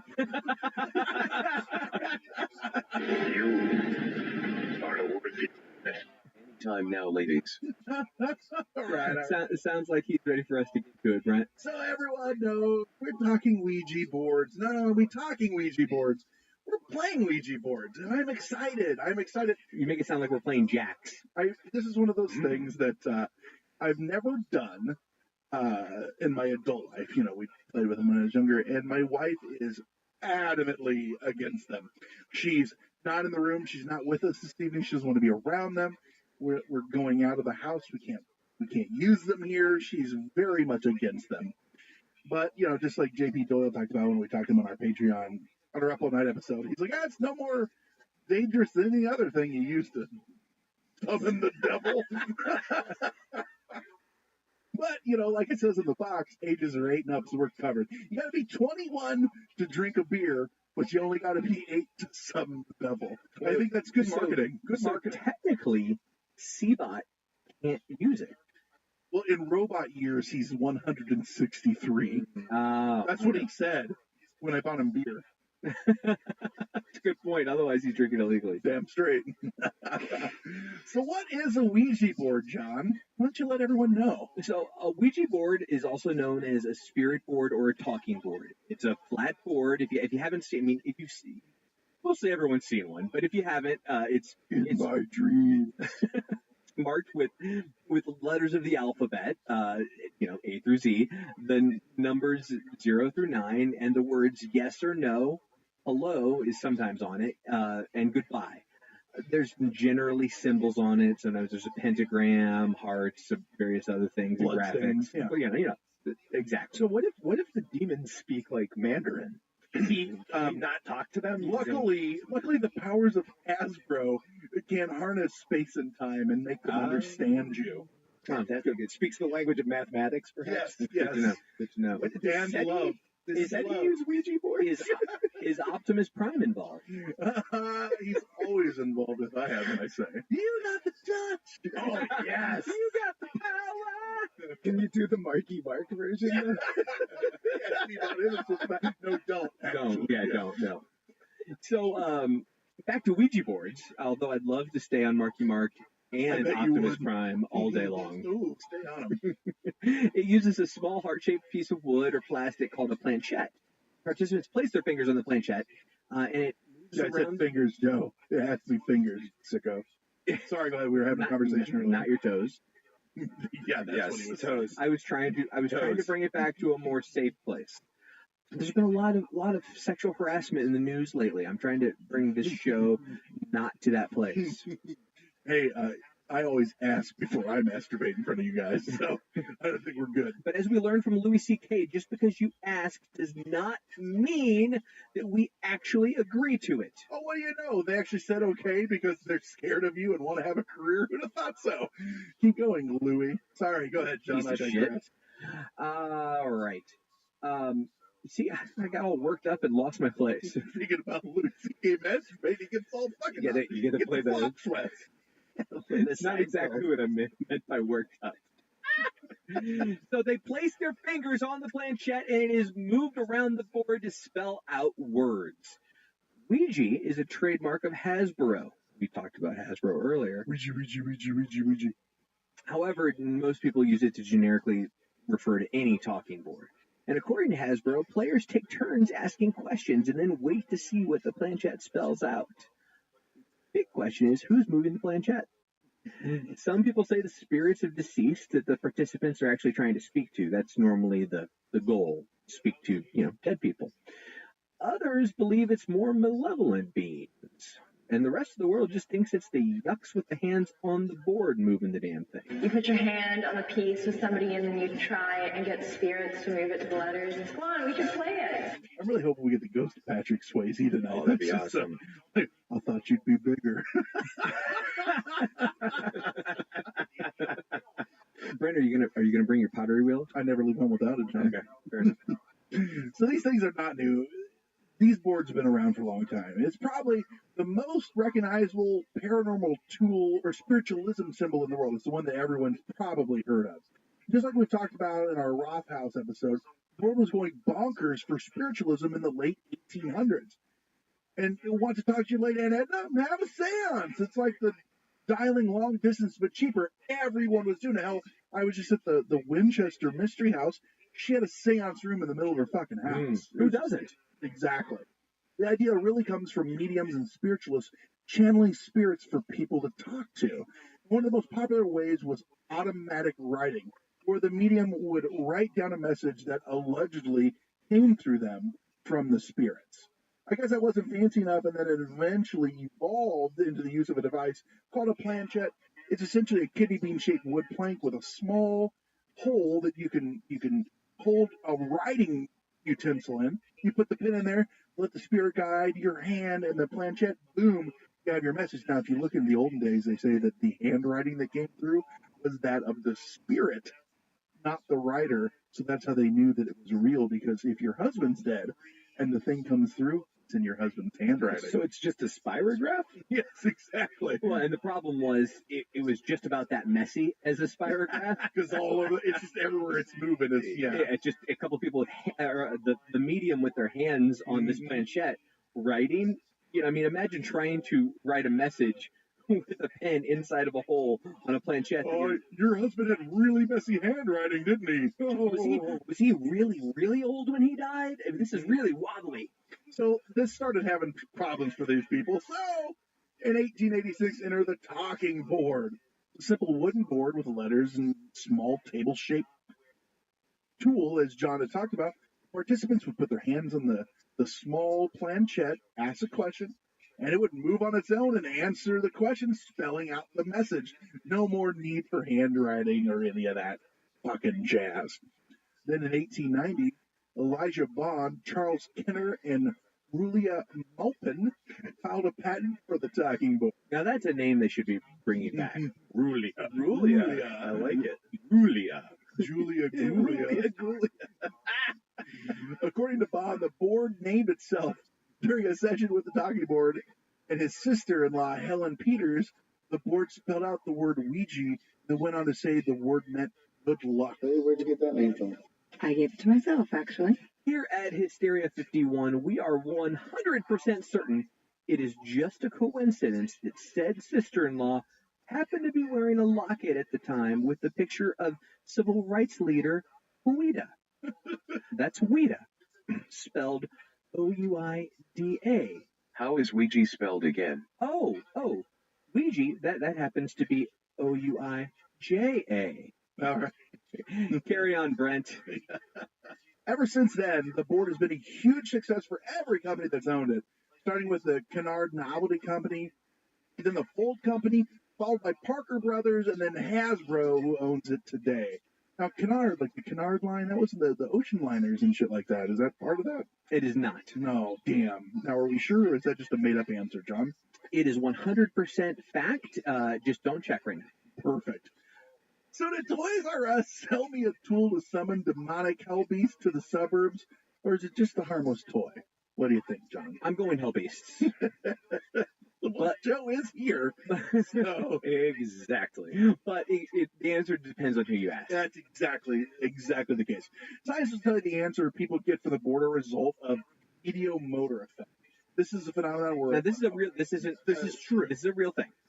Person's actions can be influenced by suggestions or expectations without you being aware of it. In other words, people subconsciously move the planchette but don't know they're doing it. They aren't trying to elicit an actual letter.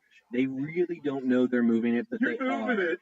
You're moving it. One of the first places scientists started pointing out the ideomotor effect was dowsing rods. Yeah. The people using dowsing rods really, truly thought that they were using on their own. It was moving on their own, and they were finding water. And they would find water, but... Well, yeah, it's always in the last place you look. Oh, it was in the ground. Oh, damn. And so they happen to be right sometimes. Well, here's something fucked up. So, I grew up in the middle of nowhere, and we had a well. My dad, they used dowsing rods to figure out where to put the well in. They had a guy who came out and did it. He hit a stream. We had a well, and we had water the entire time we lived there. Hit a stream. Underground, like a pocket, they what they call like an underground stream, because there's a creek not too far away. They thought it was like a funneling out of that. Is it a creek or a crick? A crick, the old crick. Hold on, I gotta run to my truck. I'll be right back. Follow him to his truck. He's got a map of all the underground rivers and streams for in the sure. area. Yeah, let me grab my rods. I think I know where I might need to look. Success. So this is kind of funny. That's one side of it. Yeah, well, very much one side of it. The people who don't believe in it whatsoever. Then you've got the other side, which I dare say the majority on this one. It's the odd intersection of extreme Christian denominations and occult groups. On the other hand, come in a firm agreement that the use of you Ouija don't boards, see often. You're exactly right there. Holding that they can lead to demonic possession, while others believe they can be a positive transformation. Whatever that means, they're in agreement that these are tools to talk to the dead and or demons, spirits, what have you. Yeah, go ahead and spend some time with Pat Robertson. I'll pass. Yeah, I was going to say, can we skip that? Yeah. To tell you all about how you do not want to be spending any time with a Ouija board. I have exorcised demons. Do you ever wonder why are demons so willing to talk through a Ouija board? Because angels aren't. Like, why? Like, how come I can't call up Gabriel? Did you ever see that movie Legion, where they go, yes. that person gets possessed, they go, demonic possession? No. Angelic possession. And why do you have to buy a $25 Hasbro game to talk to demons?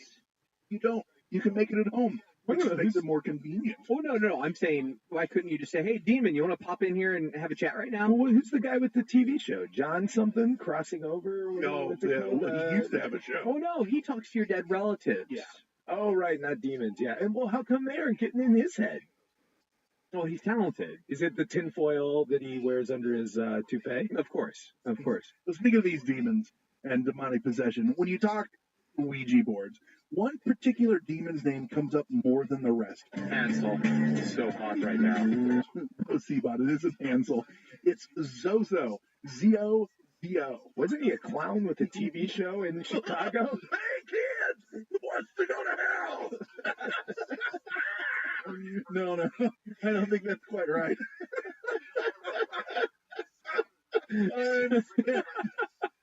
So, Brent? Yeah? Are you okay over there? Yeah, why don't you tell everyone about Zozo, though? You look like you need a minute.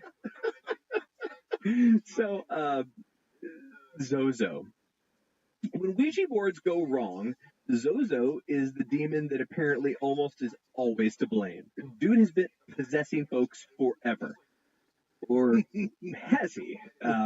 So many who use Ouija boards report negative experiences with malevolent spirits. We know that.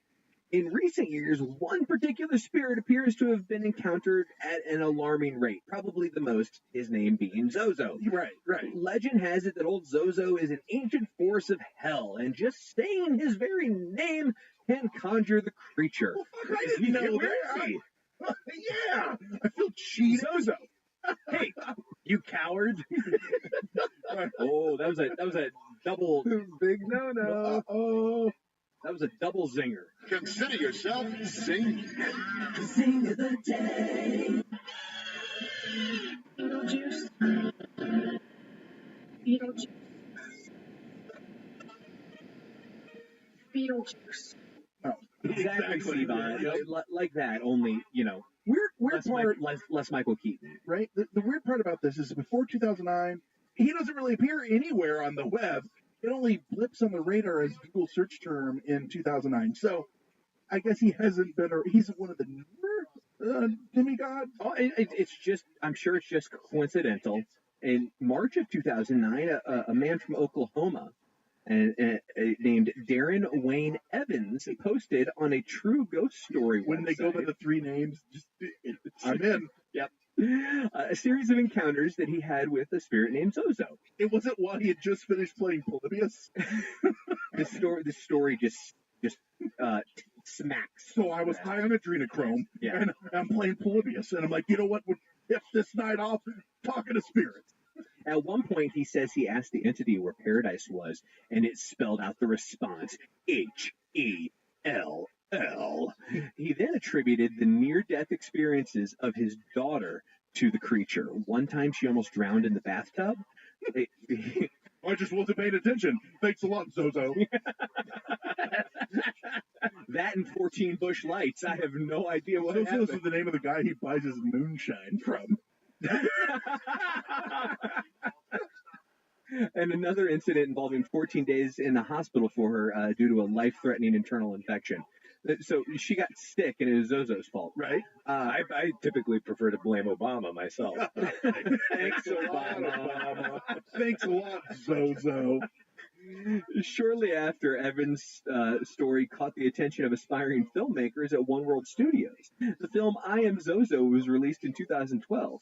Evans was even invited to star in the movie in a cameo role. How about that? So it gets better. In 2014, he was once more asked on screen, oh, you're going to like this, Brent, to showcase his encounter with Zozo, the popular paranormal television series Ghost Adventures. One of my absolute fucking favorites. I know it is.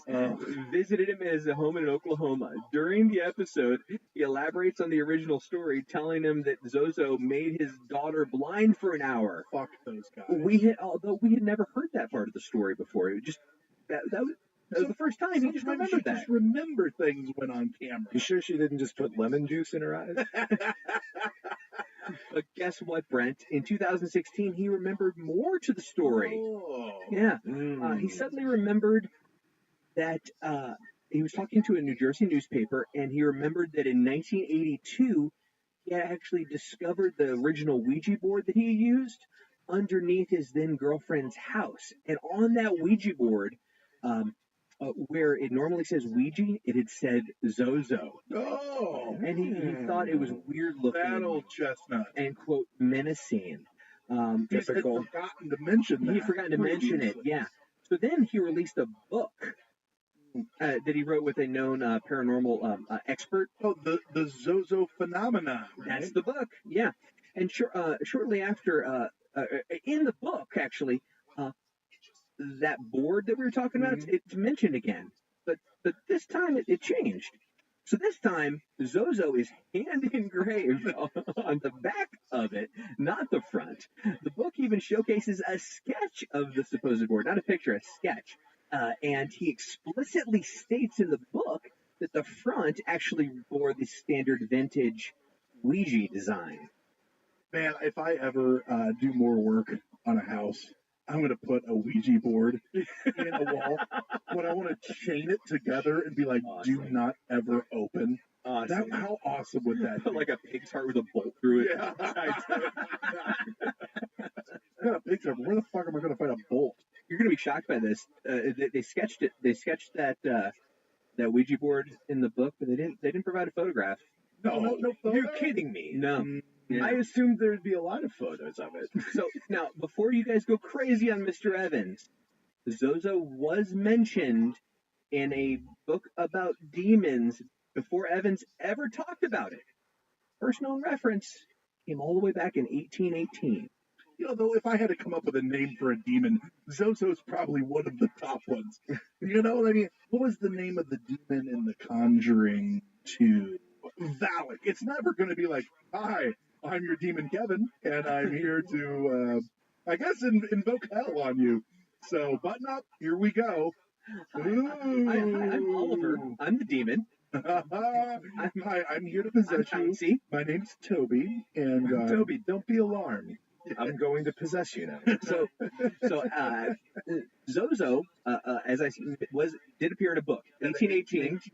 Yeah. The name of the book, Dictionnaire Infernal. That sounds menacing, right? The demonological dictionary, right? Encyclopedia written by French author, and I'm gonna butcher this, Jacques Auguste Simon Calon de Plancy. So at first glance, that really seems ominous until you actually translate it. It tells the story of a girl who said she was possessed and locked up for faking it. The author, literally in the book itself, says it was a hoax. Wrote that in the 1800s. So Cat didn't, Google Translator. No, you can't trust him. He's part of big ghost fallacy. Some sort of industry. Literally, he Googled demon encyclopedia, found a menacing French book, and was like, ooh, there's a name, Zozo. So then all these other people that have this coming up, it's kind of like Slender Man in their head. Well, A, they're either fucking making it up, or B, like we said, they're thinking in the back of their head, Zozo, Zozo, Zozo. Right. And it comes through.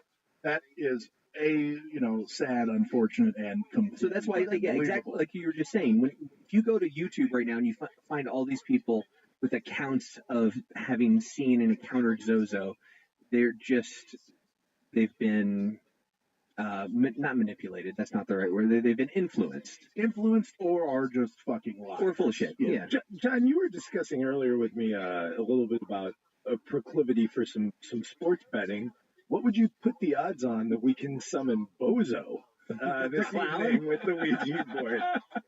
Because I'm way more interested in him than this. We're in Chicago. Zozo. If we're in Chicago, we're summoning clouds. We're probably going to get Gacy. Why is it always 4 letters? Yeah, right? Guys, I just want to play the grand prize game. The grand prize game. If I can walk away tonight with a red wagon, I will feel like a winner. And a crisp new $100 bill. People never seen those. They're like, what the hell are these kids? What are these idiots talking about? All right, kids, we're going to go to break. And when we come back, we're going to take you through. Each of us have picked a couple stories we found of what supposedly happened to unsuspecting saps that they say on the internet. They're dumbing up to try out the Ouija board. And then we're going to try it out ourselves, and you're going to hear about our own experiences coming up next on Hysteria 51.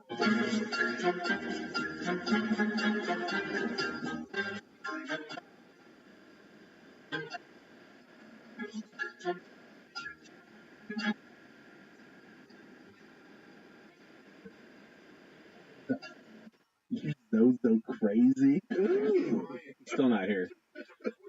I'm so sick of Zozo and his lateness. Man, he's known for being late, So before we tackle our own experience, which we're not doing here, we're doing in the most haunted spot in Chicago, the Congress Hotel.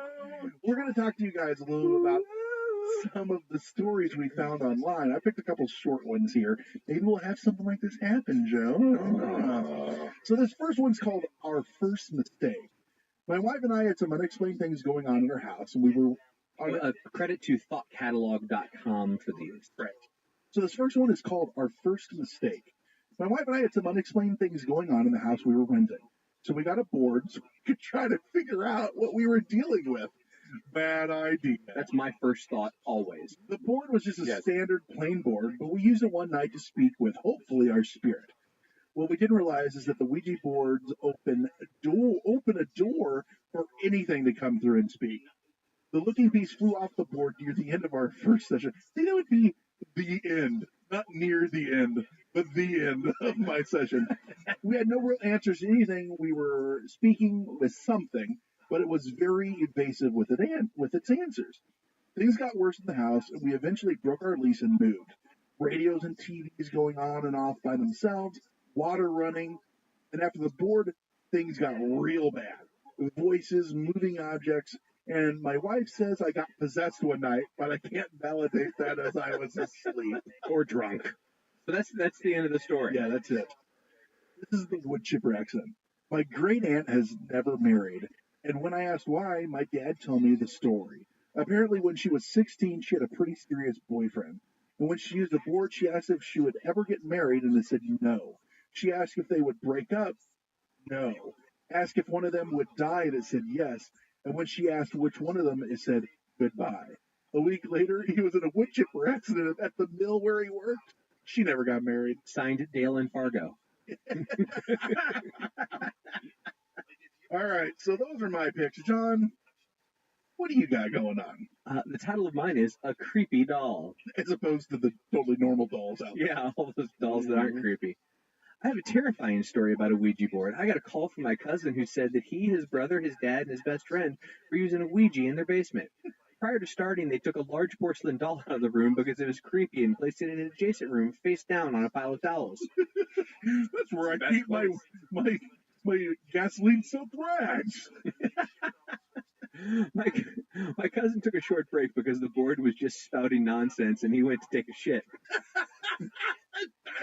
It's getting better. Fantastic. His dad and brother and friend started asking the board questions without him. One of the questions was who is in the other room.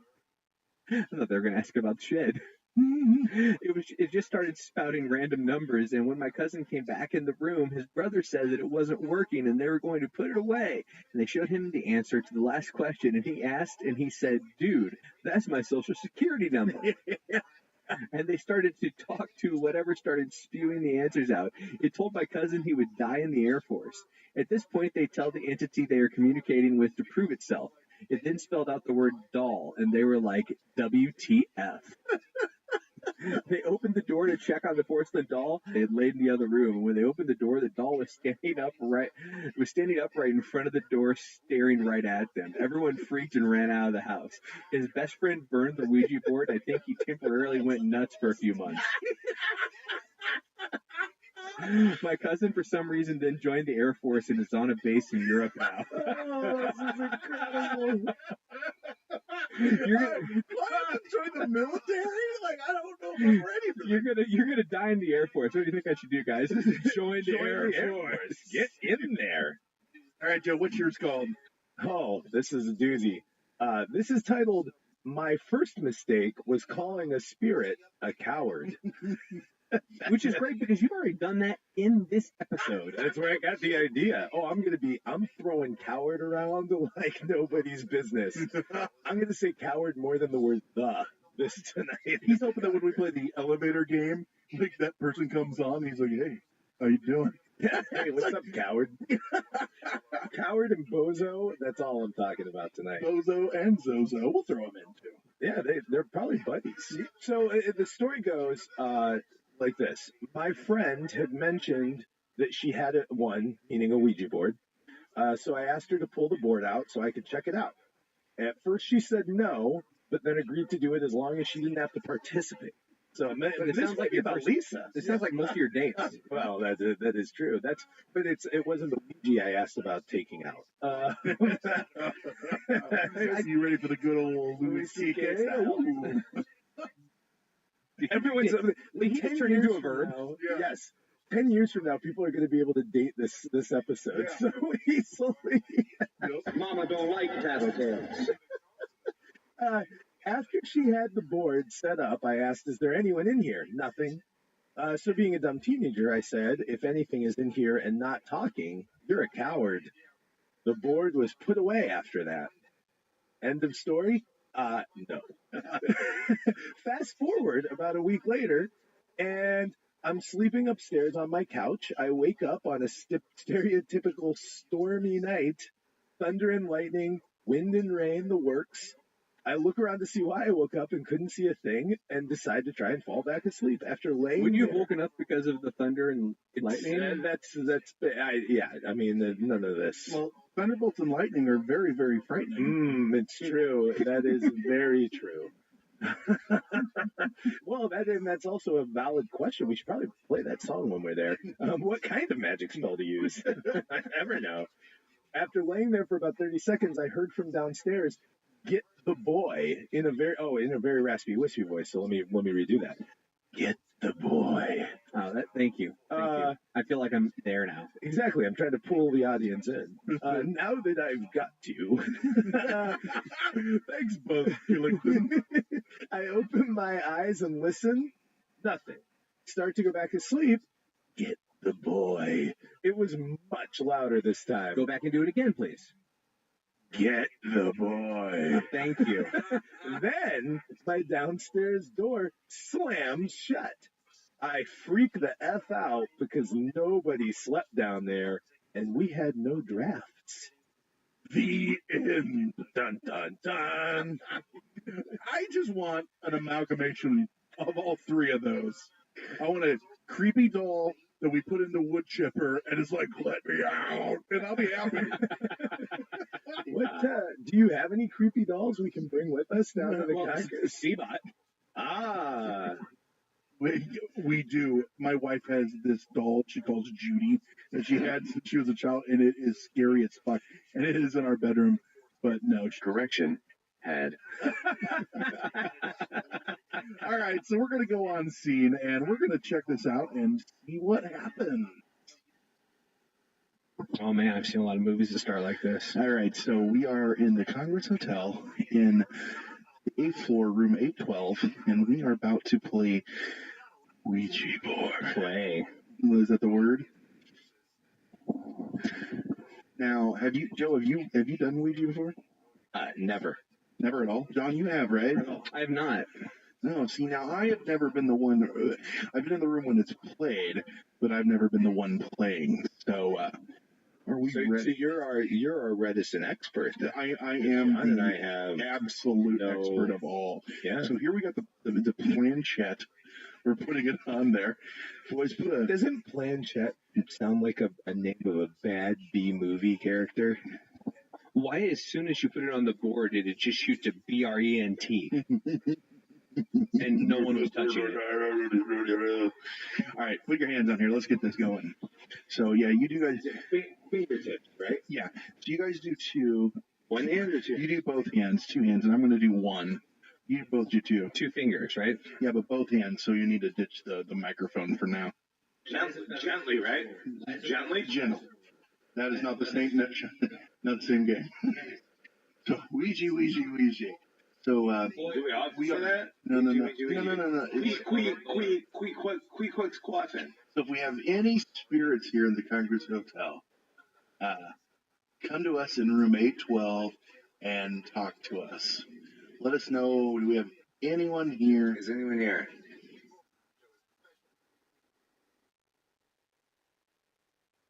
Have us move the planchette just somewhere. Is any... So this is when you know that it's a real Ouija board session, when everyone stands there like a fuckhole and it doesn't move. John's was convinced that in my mind that we were going to accidentally move, motor shields like that, like if you accidentally move it. I just don't think so. So, That or it's like, is there a spirit in the room who knows what a Ouija board is? We have dumb spirits. We've got the short bus spirits. if you don't know how to spell, that's okay. Just move it around. It's cool. Like if you speak Mandarin or Farsi, that don't use these letters, it's cool. Something. What about numbers? Math. The universal language. Is that math or meth? Math. I was confused. And this nonsense goes on for literally the next 30 minutes. Let's pick back up later in the session. Are there aliens? SETI? All right, now, okay, let's lift up. Let's lift up. All right. So nothing that time. Try it again. Yeah. So just you two. Just you two. Like, should we be? Is it kind of like, is the lore that you want to be more like supplicant, or do you want to be more forceful? Like, do we yell at Zozo? Like, you know what I mean? And That all depends on what spirits there are to be yelled at. You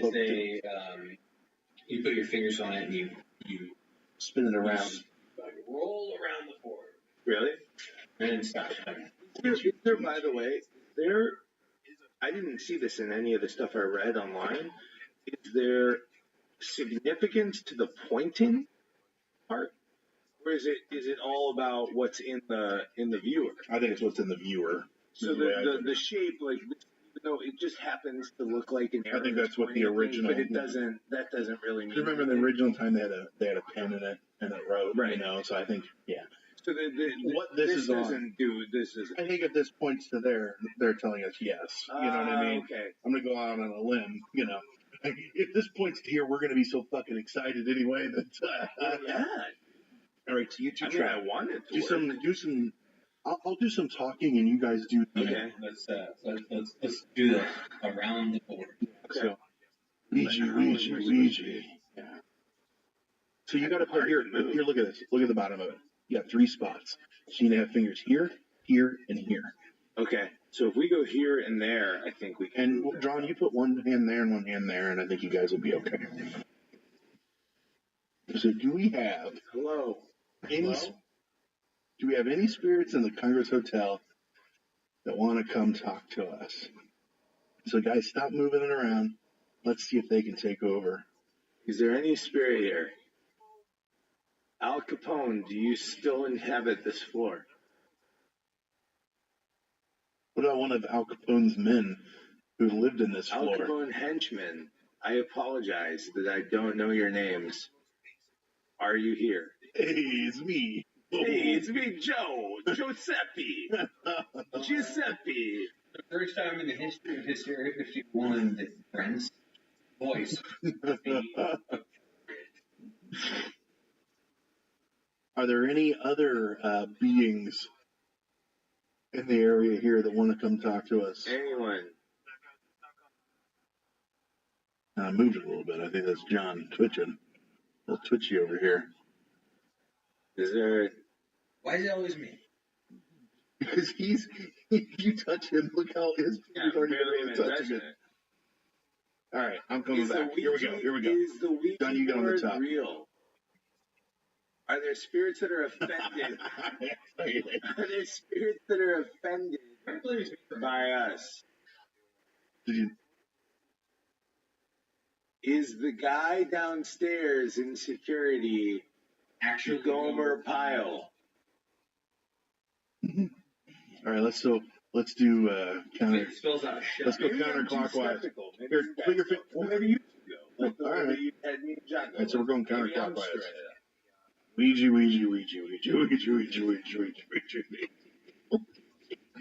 All right, big money, no whammy. Stop. Any spirits in the room? And on switching up who was talking, touching the planchette, etc. Finally, maybe it was the board's fault. Yeah, that's it. You know what this is? I figured it out. It's this damn Parker Brothers board. We need a Hasbro board. John, Hasbro? Let's get the Hasbro board. This is Hasbro. That was Parker Brothers. So we need to turn the lights off. Yeah, let's kill the lights. Good call on that. Lights. Everyone knows that. I am not going to bore you with the minutes of silence and the repeating of crap. Lights on, lights off. Blindfolds on, blindfolds off. But this went on for almost 3 hours. What did they learn? Hear them sum it up at the end of the session. So, Ouija board, you're a bust. And maybe sometime in the future we'll try again, but I'm not feeling it. John? I said it before and I'll say it again. God, I love being a turtle.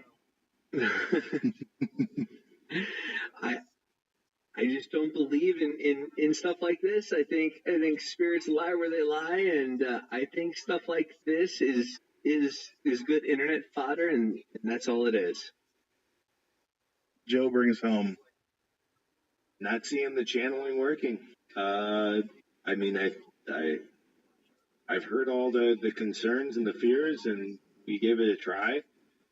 And I think a pretty objective way. I mean, maybe I'll stop before trying to claim us as scientists in this. But I mean, we control. We gave the old college try. No, we did blindfolds. No, we did different. we're pairs of us. scienticians. We genuine scienticians. Yeah. I mean, I'm disappointed. I thought there would be something here. There you have it, Asteria Nation. Back to the studio. Well, once again, Nation, we did our due diligence. We played the Ouija board. We did it in, quote unquote, one of the most haunted places in America. And we sat like assholes staring at each other for a couple hours, or not staring at each other because we had blindfolds on. And literally nothing happened. Not one move. That's what you think. I am here right now.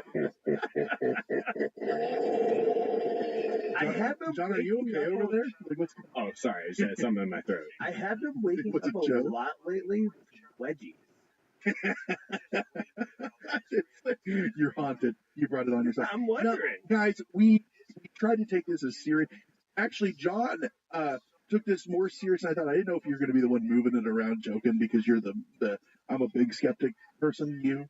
And you didn't. Like, we were legitimately waiting with bated breath for even the single twitch and nothing. We sat there like 20, 30 minutes at a time, just saying like, well, maybe it takes longer. We tried like chanting, talking, doing all the things. Hello, waiting, because I read online that it takes a while sometimes. Yes, the blood of a virgin. I mean, we did everything. We did. I mean, we tried like different combinations. We were like, maybe not all three of us. Yep. Like every single combination of the pair of us. We did like, blindfolds up. And then we played with the Ouija board. And yeah, then we got in. Love how you skipped over my blood of a virgin. We did have tainted soil though, and but we also had holy water from maybe Jerusalem. That was the problem. Maybe we had too much holy stuff in the room. I really, really, really, really wanted something to come of this, and just nothing. It was a lot of fun to try it because in the back of your mind, there's that twinge that maybe something's going to happen. And really, we were just three assholes in a hotel room in blindfolds, which probably wasn't the only three assholes in blindfolds in the hotel that night, but for completely different reasons. I gotta tell you, Joe, on this show, Brent's not that funny. That was funny. That was unbelievably funny. Nation, how many of you have played with a Ouija board? And if you have, what was your experience? We talked to a couple people before we had first announced that we were going to do this episode. I think Sean Plummer, one of our members on there, had an experience with his brother and a few others. Let us know what crazy story have you had, or friends of you say that they've experienced, because I guarantee it's going to top ours, which was Joe and John and I staring at each other, not giggling. It was literally I'll describe the whole scenario. Post the really trying hard. Like, we got into this situation where Brent goes, okay, you guys just go put on these blindfolds. I'm going to take a couple pictures and like, let's do this. And then it like within 15 minutes of me and John trying it, he goes, well, let me try. Joe, you take pictures. Yeah. I'm sending him pictures of like him and John doing it in blindfolds. And because it was so disappointing, because we really thought like, all right, we're going to do this stuff in a haunted hotel. Like maybe we didn't, yell the right questions out or ask things of the ghost, but this has to be like what works. And then Brent and I both put on our blindfolds. Yeah. And we checked each other. We were like, nobody's messing around here. And the two hosts of this show being blindfolded, if nothing else is going to work, this is going to work. And the one thing that happened is Joe touched you. I mean, I felt that wasn't one time. I felt a hand on my thigh. I mean, that's all I felt. Tell you what, Brett it was hand. spooky. A Brett hand. I was sitting on him. That's what happened. I fell. That's our story. I really, really, really wanted to have a better one, but you know what? I've listened to other shows where they've done this, and this has been, unfortunately, pretty much the experience they've all had. After 35 minutes trying, we switched up positions. That sounds terrible. Tried it different, and we did it. You did the planchette, I did the planchette. Everyone seems to have that same thing, but maybe we did it wrong. Let us know how we should have done it. What should we have done? How can they let us know, John? They can let us know on Hysteria Nation. Hop on Facebook. Search Hysteria Nation. Just get on that little search bar. Type in Hysteria Nation. Also, you can find us on there at Hysteria51Pod. Also, speaking of at Hysteria51Pod, Twitter at Hysteria51Pod. Tweet at us. Let us know what you're thinking. And leave us a voicemail. 773-669-7277. Again, that's 773-669-7277. But we got a couple things to share with you. We got some new reviews, John. The best thing you can do for this show is to rate and review us. Well, the best thing you can do is just send us copious amounts of money and not expect anything in return. The second best thing that you can do is rate and review us. Rate, right? Rate. R-A-T? Yeah. Okay. I can't argue with him. I mean, You were right. terrible. Oh, well. When you're right, you're right. However, barring that, there are some good reviews lately, and I'm going to share them. Sweet. I'm ready. Great show. 5 stars, Brent. Love the show. Thanks for choosing T-shirt company that's a fat guy friendly. You're welcome. I needed it as well. Love my Hysteria 51 T-shirt. Would love to hear a show on New Jersey Devil. Keep up the good work. Conspiracy Spot needs to chill and smoke some bud. I don't even breathe. Yeah, we'll figure it out somehow. I don't know. We'll make it happen. We'll get him some edibles. Yeah. Simply the best radio show hosts. No, don't forget to listen to John and Joe in the morning. I guess I could. I left my own name out. Well, unfortunately, they're not aware of actual radio. You know, if we were a radio show, we'd probably be JJ and the Bee. Would it be anything like Weenie in the Butt? Weenie in the Butt. By the way, this is 5 stars by Johnny Blaze. Ooh. Oh, whoa. The Ghost Rider himself. Don't give me your penitent stare, but keep going. Yes. I'm going to read this the way it's entered. This 3 individual the best. Fuck a Joe Rogan. Literally what was going through my mind earlier this morning. I'm a mailman. I need something to listen to for 8 to 10 hours. And these guys just are entertaining as hell. Fun and all that good stuff. Seaboy. Maybe Seabot? I don't know. That Seaboy works too. But I'm going to go with Seaboy. Being the obvious star. It's so hit or miss. With so many people that say they love him, and then we get messages like, fuck him. Kill it. It's fucking stupid. But Seaboy being the obvious star is what you might look into. Once you are listening, keep it up, Gofo. In Bread Ham. That's my street name. I don't know, Bread Ham. Bread Ham. How you doing, Bread Ham? I've been called Brett. I've been called Bread Ham. I like it. I like it. Those are great, though. Not only are they fun, also it's fun because you can't make any changes to these. So if you do any typos, we can all just enjoy them. Because once it's there, you can't edit it. Or can you? I guess you could go back and edit it, but we can't. So. Well, you can. I can't. I guess what I'm saying is I'm lazy. I don't go back and edit mine. Why should I? Well, I mean, not you, but like whoever did it. No, I know. Yeah. Oh, so Nation, we appreciate that. Hop on iTunes. Give us a review. I mean, seriously. We love reading them, and we always laugh, and we always enjoy them. Seriously, Nation, please, more.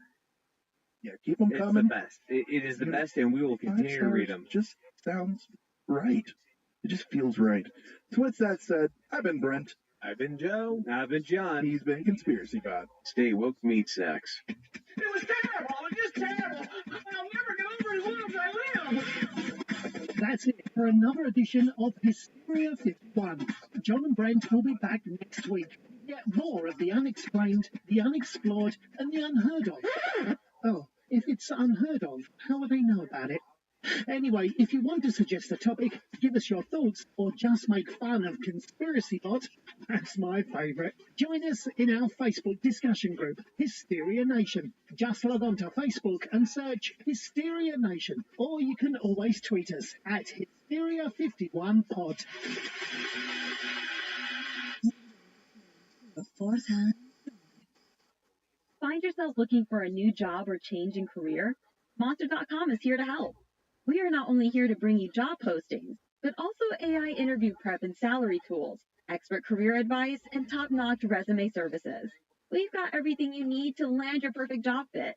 Discover the magic of finding the ideal job with Monster.com. Your future starts now. Visit Monster.com today. Your next job opportunity is just a click away. Craving your next action-packed adventure? Audible delivers thrills of every kind on your command, like Project Hail Mary by Andy Weir, where a lone astronaut must save humanity from extinction, narrated with stunning intensity by Ray Porter. From electrifying suspense and daring quests to spine-tingling horror and romance and far-off realms, unleash your adventurous side with gripping titles that'll keep you guessing. Discover exclusive Audible originals, hotly anticipated new releases, and must-listen bestsellers that hook you from the first minute. Because Audible knows there's no greater thrill than the one that speaks to you. Discover what lies beyond the edge of your seat. Start your free 30-day trial at audible.com/WonderyUS. That's audible.com/WonderyUS. The following is the fourth hand production. Remote viewing is a mental faculty that allows a viewer to describe or give details about a target that is inaccessible to normal senses due to distance, time, or shielding. For example, a viewer might be asked to describe a location on the other side of the world, which he or she never visited. Or a viewer might describe an event that happened long ago, maybe even an object sealed in a container or locked in a room. Maybe describe a person or an activity, all without being told anything about the target, not even its name or designation. Sounds crazy. So crazy that the U.S. government spent 2 decades and millions of dollars studying it and its application to espionage. So did they unlock a viewmaster that transcends space and time? Or did they waste decades of taxpayer dollars on that? We open up our third eye and go investigate matter next. Hysteria 51. I'm disturbed. Continue to setting an incredible hysterical panic spread. I think we're getting in weird areas. You silly fools are not crazy! There it is. You can't handle truth. Right. Hysteria 51. The truth is out there, but you won't find it here. They're coming for you. Look, there comes one of them now.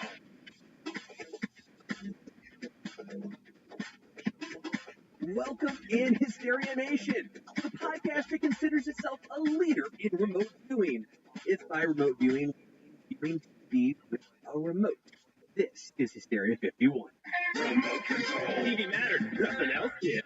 Broadcasting from the lower fourth dimension, otherwise known as Chicago, I'm your host and spirit guide through this journey. My name is John Goforth. Thank you.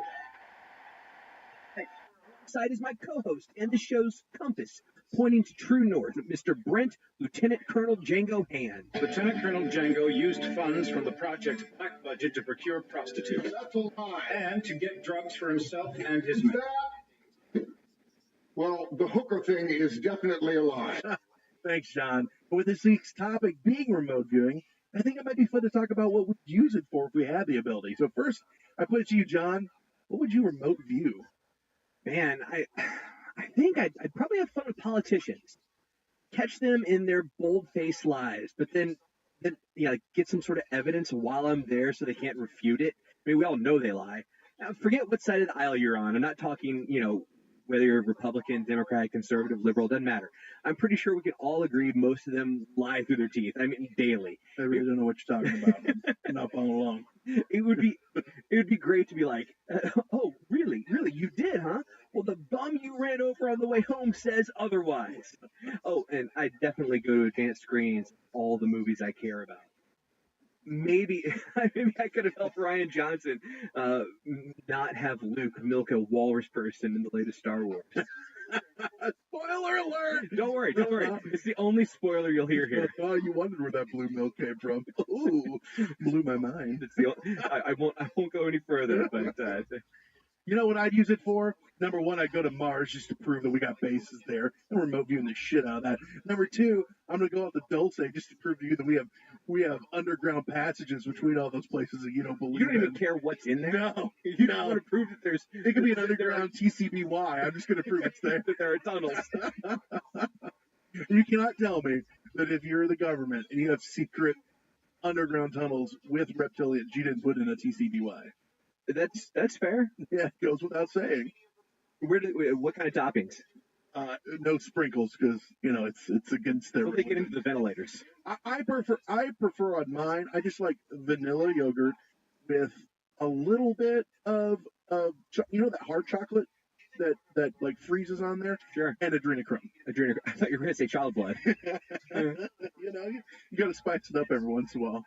Good thing you didn't have it in high school. It would have been like that shower scene in Porky's, only Ballbricker wouldn't have had the chance to identify you. 5 young boys in the nude, a police lineup, so that you can identify his tallymaker. That other voice you're hearing, like a drunk chatbot with less personality, is the third host of the show and probably the reason for its eventual demise, the one and only Conspiracy Bot.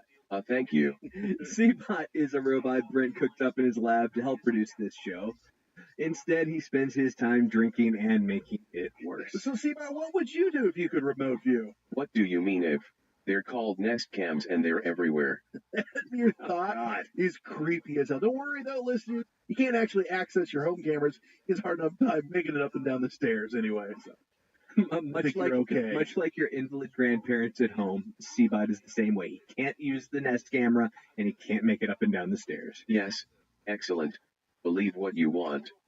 All right, so without further ado, what the hell, John, is remote viewing? Why don't you give us your go back to the Gofopedia. Tell us what we're talking about. I thought we talked about it up top, People where have short attention span. Watching TV with the remote control. Exactly. Or the clicker, as everyone's parents used to call it. Yeah, right? Or me, when I was a kid who didn't have the remote. Brad, change the channel!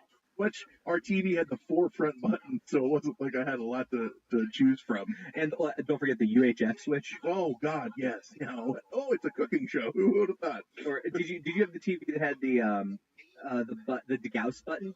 Oh, degauss, yeah. Oh, of course. You can't. You start getting the rainbows in the corner. You gotta pump that button and get those out of there. I actually have a coil for that. Let's say when the TV goes bad, you could also use it to make your submarine not visible to radar. Hey, go ahead and push that button and let us know if you get fused to the whole of the TV. So remote viewing not only is something to watch Days of Our Lives with, it also is the practice of seeking impressions about a distant or unseen target, purportedly using extrasensory perception, that's ESP in common folk, or sensing, quote unquote, with the mind, seeing something without being there, essentially. So, making shit up? Is that what we're getting at? No, we are talking about using our mind to view something that we have not seen and can't see with our actual physical eyes. Gotcha.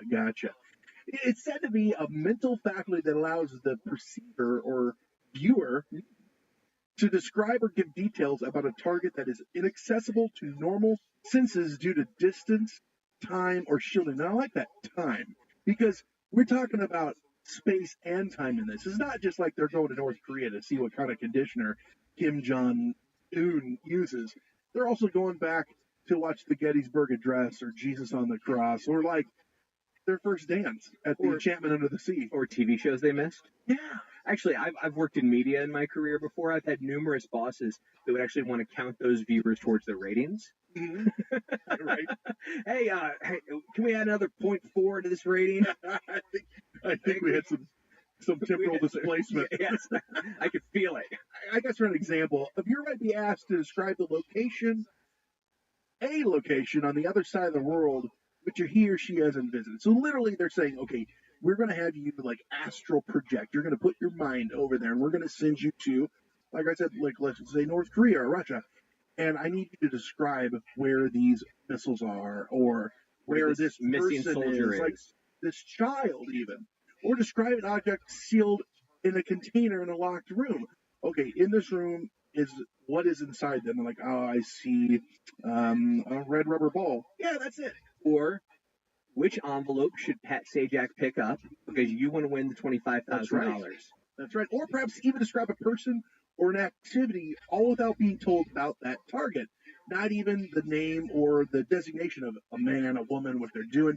And they're saying that these people can come back and say, it was a guy, his name was Terry, he was wearing a red shirt, and he was beating his wife. I saw him.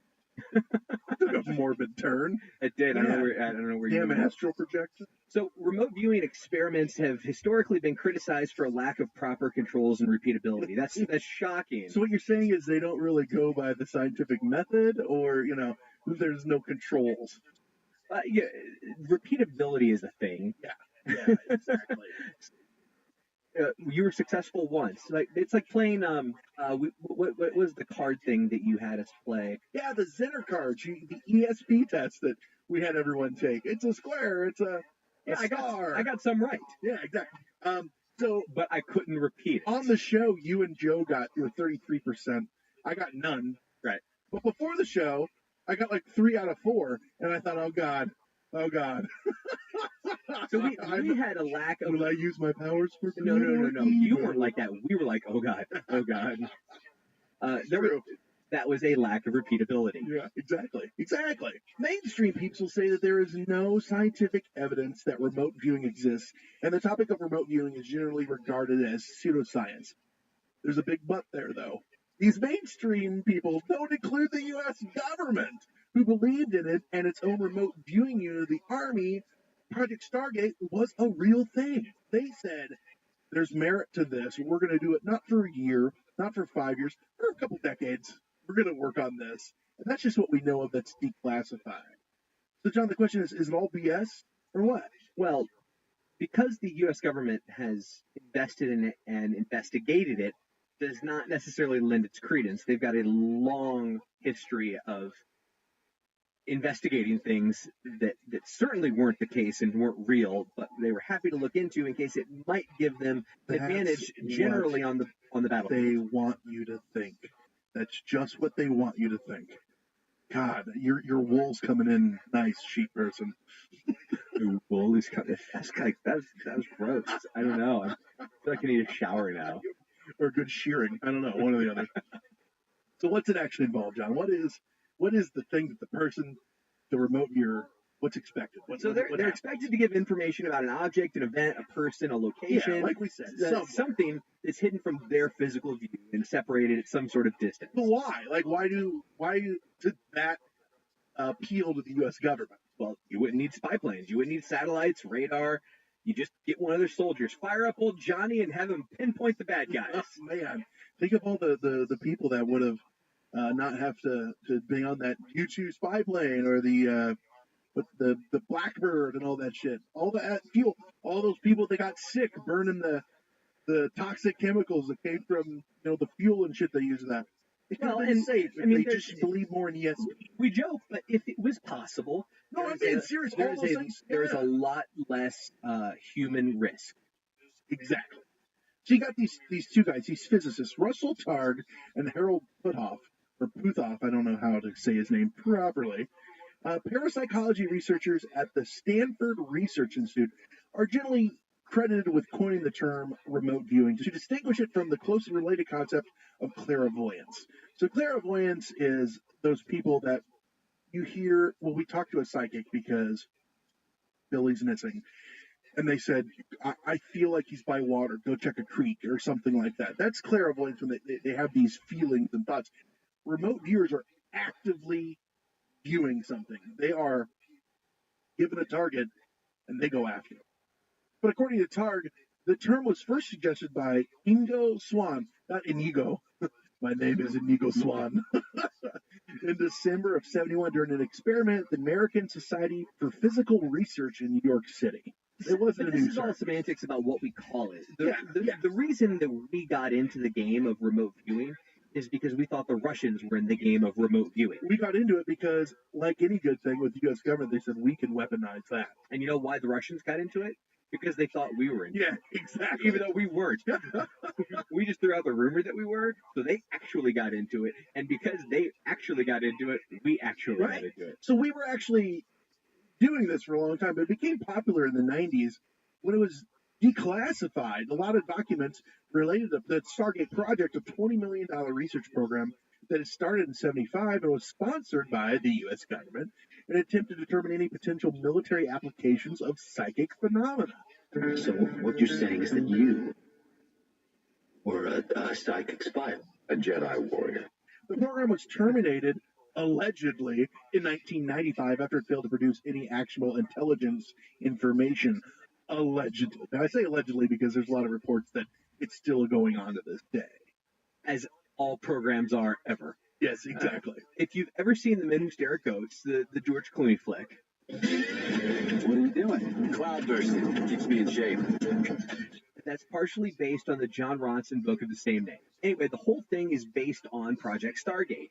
They never say the actual term Project Stargate, but that's what it's based on. And the book, John Ronson's book, even ties in MK Ultra to this whole deal. But I mean, MK Ultra, that's a whole nother episode for That's another a story day. for another day, yeah.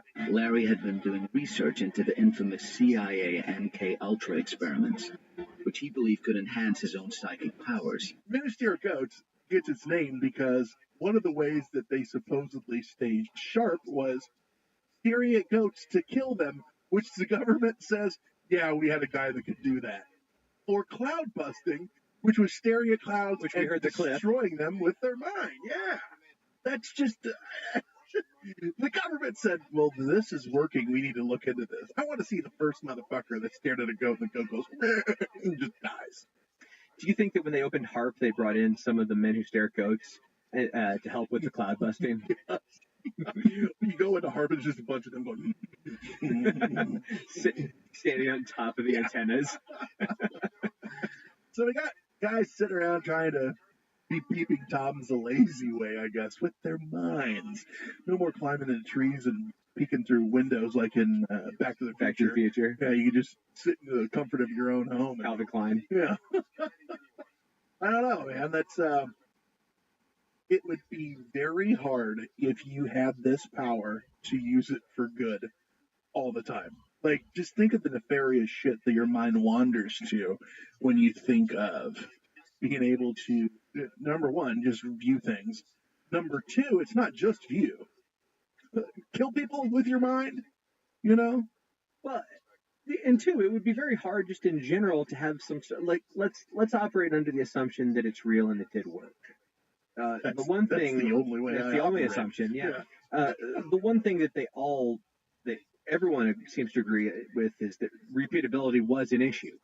Like, it wasn't like they had someone who could just sit there and at any time go, yeah, where do you need me to look?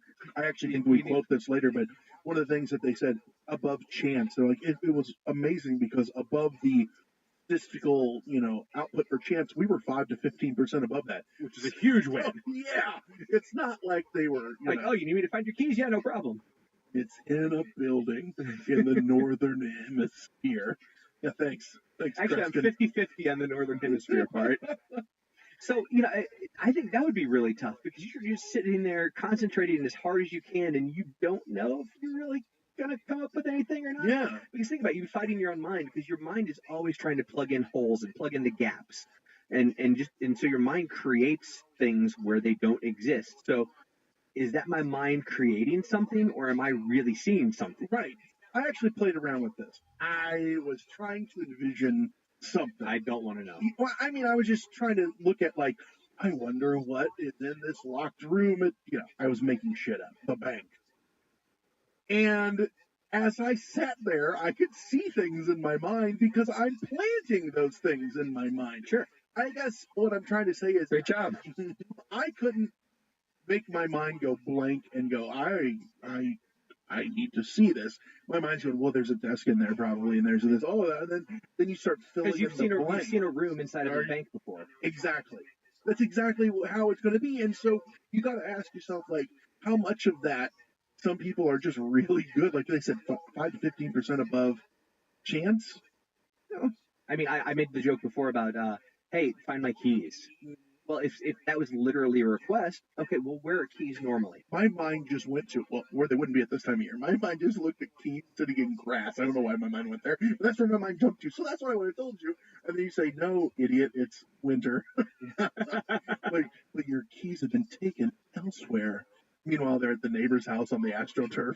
But you know what I mean? Like, I'm just getting at, like, it's hard to, for me, who's not, fortunately not skilled in remote viewing, my third eye isn't as open as I'd like for it to be, I guess. I'm not. I'm just going to stay away from that joke. Let's get into the background. So in early occult and spiritualist literature, remote viewing was known as telethesia and traveling clairvoyance. This woman, Rosemary Gilly, described it as seeing remote or hidden objects clairvoyantly with the inner eye or in alleged out-of-body travel, which is astral projection stuff. Real Professor X stuff. Why do you ask questions which you already know the answers? Thanks, Mom. I know I can't go, but thanks again. So the study of psychic phenomena by major scientists started in the mid-19th century. And early research predominantly involved carrying out focused experimental tests on specific individuals who were thought to be psychically gifted. Reports of supposed successful tests were met with skepticism from the scientific community. Shocking. So, yeah.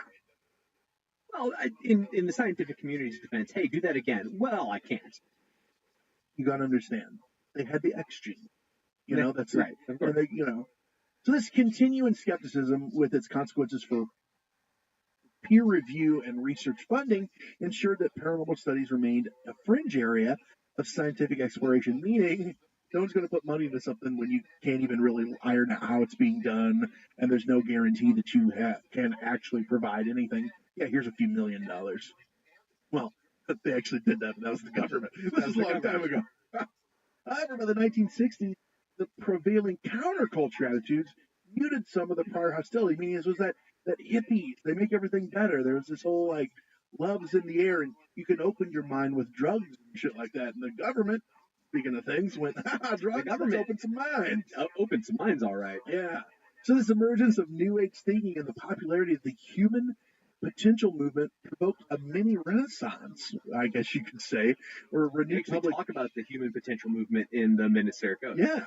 This renewed interest of the public in consciousness studies and psychic phenomena, and it helped make financial support more available for research of these topics. It really was a whole different time in this country. Very, kind of feeling like people were into that stuff.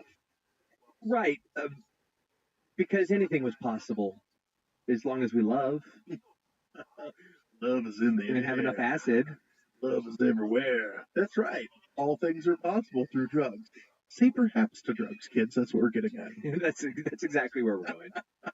So in the early 70s, these cats, Harold Puthoff and Russell Targ, joined the Electronics and Bioengineering Laboratory at Stanford Research Center. We talked about them earlier. How many times on this show do we talk about people that sound like absolute nut jobs, and they're like, yeah, then they joined Harvard. Yeah. After a fellowship at MIT. So there, they both initially studied paranormal there, and they were supported with private funding from the Parapsychology Foundation and the Institute of Noetic Sciences. That sounds like Ghostbusters at the beginning. Remember, like when they're at the university, like, what the hell do you do here? It does not sound like the beginning of a program on PBS. Yeah. This program is brought to you by the Herman G. Gilman Foundation and the Parapsychology Foundation, the Institute of Noetic Sciences, and viewers like you.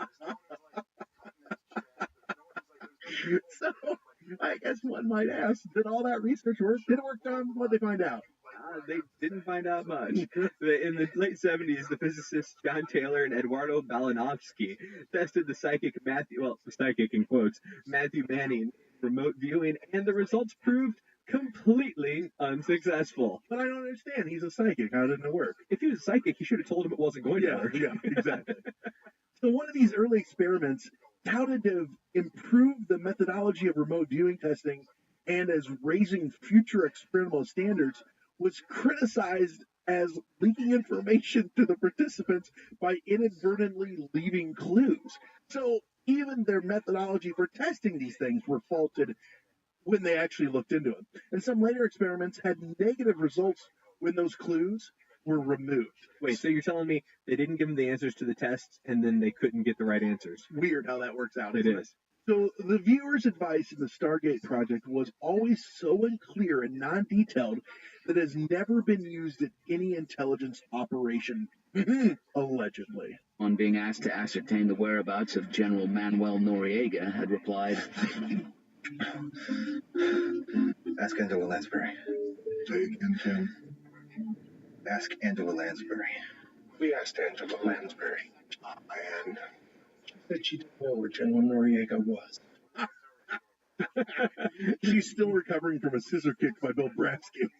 What happened to this experiment? Men who stared at goats for the government. Well, in the early 90s, the Military Intelligence Board, which might or might not be a oxymoron, appointed the Army Colonel William Johnson to manage the remote viewing unit and evaluate its usefulness. Willie Johnson.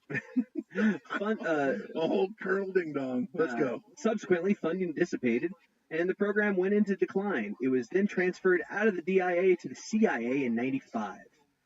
That's when the CIA hired the American Institutes for Research, the AIR, to perform a retrospective evaluation of the results generated by Stargate Project. At that time, that had been going for 20 years, since 75. Reviewers included Ray Hyman and Jessica Utz. What a last name. Hyman? Mr. Hyman. Utz maintained there had been a statistically significant positive effect. Brent, you alluded to this earlier, with some subjects scoring 5 to 15% above chance. Is that a lot? No. I mean, maybe it is. I'm just not getting that, right? Don't you feel like I feel like I could accidentally do 5 to 15% better than chance? Yeah. I mean, I guess they would call that chance, but yes, but yeah. I'm just statistically more lucky than some people. Because it's not like they had. They said certain subjects. It's not like all subjects were in there for 20 years, and they had 20 years of research on every subject. Right. One subject might just be in there for a year, and they just kind of did better. I don't know. Exactly right. That's just what it seems like to me. But what do I know? I'm just on a podcast. Hyman argued that Utz's conclusion that ESP had proven to exist is premature, to say the least. So I'm in bed with Hyman. Thank you. I'll see what you did there. Thank you. Oh, wait. Where are you at, Conspiracy Bot? Better late than never. Good job, buddy. That is the first joke he has made on this show that actually could be mistaken for funny. I mean, I disagree with that, but I appreciate the compliment. So Hyman said the findings had yet to be replicated independently and that more investigations would be necessary to legitimately claim the existence of paranormal functioning, which means he looked at that and said, nope, but, maybe we can keep looking. And based upon both of their studies, which recommended a higher level of critical research and tighter controls, the CIA terminated the $20 million project later in 95.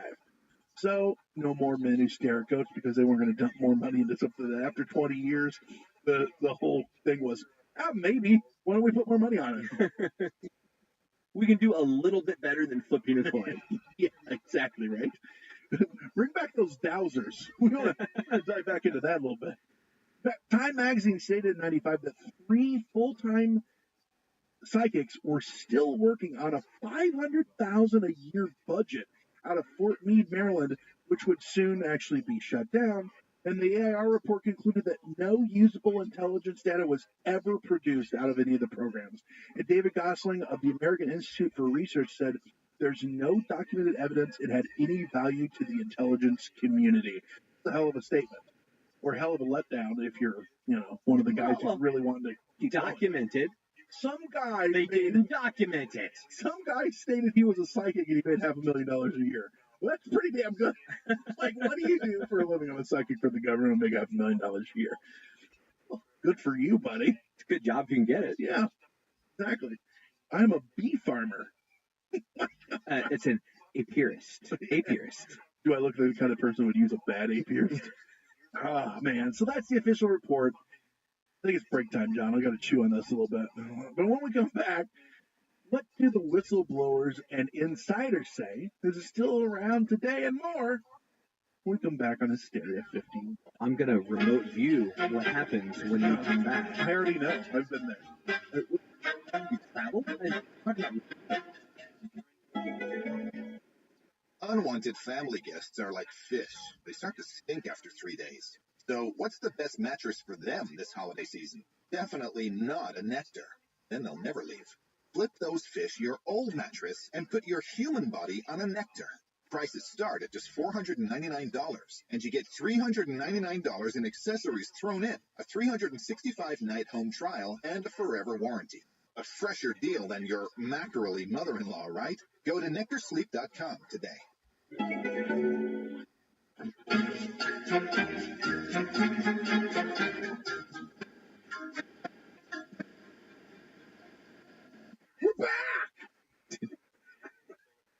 Did I have this aghast look on my face when you remote viewed this part of the program? I saw you picking your nose. I'm not picking my nose right now.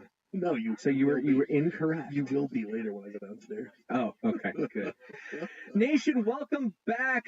We are still talking remote viewing, and it is time to open up your third eye. The third eye, or the mind's eye, is a mystical and esoteric concept of a speculative, invisible eye. It's not a physical thing, but more of a spiritual thing. Give me sight beyond sight. So what you're saying, it's the sword from Thundercats. That's exactly what I'm saying. Thundercats! Oh! You're welcome. Yes, yeah. Now that your ears are bleeding. Which provides perception beyond ordinary sight. Yeah, it's there for all of us. Most of us just aren't enlightened enough to understand it or to be able to use it. I'm saying that you, not me. Not you, of course, of course. Now, if we aren't, we can always just tap into our pineal gland. Well, so funny you say that, John, because as we look, like funny, haha, like I'm a clown, like I'm here to amuse you. Well, so the thing is, some believe that humans had in far ancient times an actual third eye in the back of their head with a physical and spiritual function. And over time, as human evolved. What movie was that where they reaches around to the back of his head and feels an eye? Was that much like remote viewing? I can't decide if I actually remember that or I'm just seeing it in my head because you're talking about it. No, it was what's the first two of the first? It was his shoulder when in Army of Darkness where he had an eye on his shoulder. Yes, it was his shoulder. Yeah. But they actually thought over time this eye evolved and it sunk into their head and now is what is known as the pineal gland, like you're talking about. I mean, we've never found any evidence to back that up, but many people think that. So we were going to do an entire episode on the pineal gland, and we started doing the research, and we're like, nope. We just got real high on adrenochrome, and so I time traveled. We've talked before about the reptilians wanting your adrenochrome and to drink it, especially adrenochrome of children. Who are terrified at the time. Right, so, because it produces extra. Right? Yeah. The pineal gland supposedly produces said adrenochrome. Yeah, and people maintain that it's light sensitive and responsible for like the production and the release of DMT. The one thing that we know is true is the pineal gland exists. There is a thing inside you called the pineal gland. Well, but this DMT is what's believed some people believe it's excreted in large quantities at the moments of birth and death. And they think that's where it comes from. And, it's lots of drugs with this pineal gland is what we're talking about. Maybe we need to get in the black market pineal gland exchange. But if you're woke, you know that the pineal gland, you can manipulate your pineal gland to release certain chemicals and give you that actual third eye to be more capable of remote viewing. If you guys send me $100, I'll go to my doctor and say, I think I have a leaky pineal gland. I'll film it. You guys can see what happens. $100 seems like I'll sell my dignity for $100, right? Dude, you'd sell your dignity for $3.50 and a side of fries. Not $3.50. So glad we got that cleared up. Now we know what the pineal gland is, John, and We're not all third eye blind. Oh, no. That's how it's going to be, John. Oh! For the love of God, someone upload me. How's it going to be when you don't know me anymore? I think you need to cut that out. There's copyright infringement. Cut it out. There's just Thanks, Dave Coulier. There's problems. So John, now that we know what this, He's done awful things to people, and he'll do awful things to you. And adrenochrome and all that stuff. How can they brush up on their remote viewing skills? Where do they go? Is it a mail away thing? Or Back of a comic book. Yeah. Luckily for our listeners, they can go to the International Remote Viewing Association. Well, of course, right? I mean, it was right there in front of me. Why wouldn't there be one? All right. The IRVA, if you're in the know. And of course, it's international. I mean, it says internet. Like, what is the? They got a place in Vancouver. It's like the headquarters is in Prague. Well, it's actually in the basement of the Hague. It's serious. I was gonna say the Hague. Nice. The IRVA is a non-profit organization dedicated to promoting the responsible use and development of remote viewing. Oh, well, as long as it's responsible, we can go ahead then. I give you the green light. They're an independently formed member organization of scientists, remote viewing professionals, that's also an oxymoron, students, and other interested persons. So there's that, yeah. I mean, they sound legit to me just from hearing you. So keep going. They describe remote viewing as a novel perceptual discipline for gaining information not available to the ordinary physical senses. Used extensively by so-called psychic spies during the Cold War for classified military projects, it has a long history both as an intelligence gathering tool and the subject of research and applications in the civilian world. Time out. Now it's funny because they said no intelligence has ever been gathered from this, so we're cutting ties. But keep reading what they said. But this is what they... Yeah, exactly. No, they said documented. They said documented. That's true. Yeah. That's true. Remote viewing has now taken a long step into the public domain with the formation of a professional association to educate, research, propose standards, test performance, and promote public awareness of this unique human mental capacity. So they're just helping us be the better us. Or collecting money. Collecting one or the other. One of the two. Who is the guy from... I want one of their T-shirts. Who is the guy from the Montauk Project? Because I'm sure he's involved. Oh. What was his name? Stuart Swerdlow. I am sure that this guy is on the board. He's like, I too am human, and I enjoy remote viewing as something that humans can do with my human pineal gland.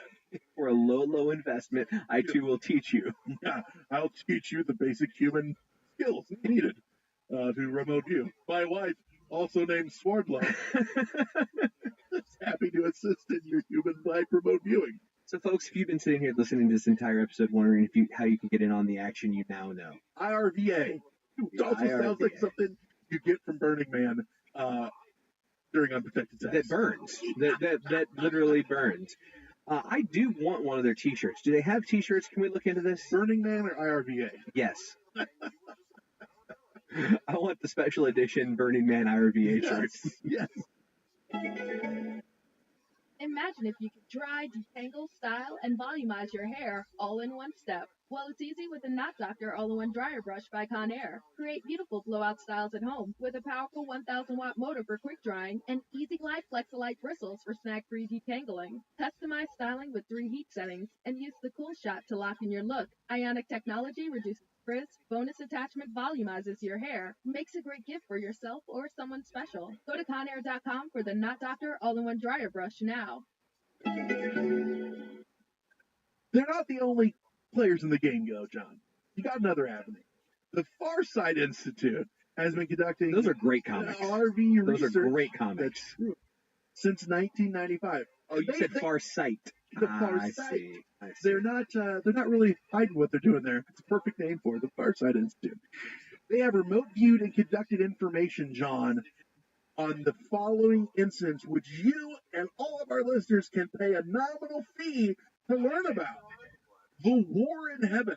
Whoa, wait a second. The War in Heaven. We talked about being able to view things across the globe.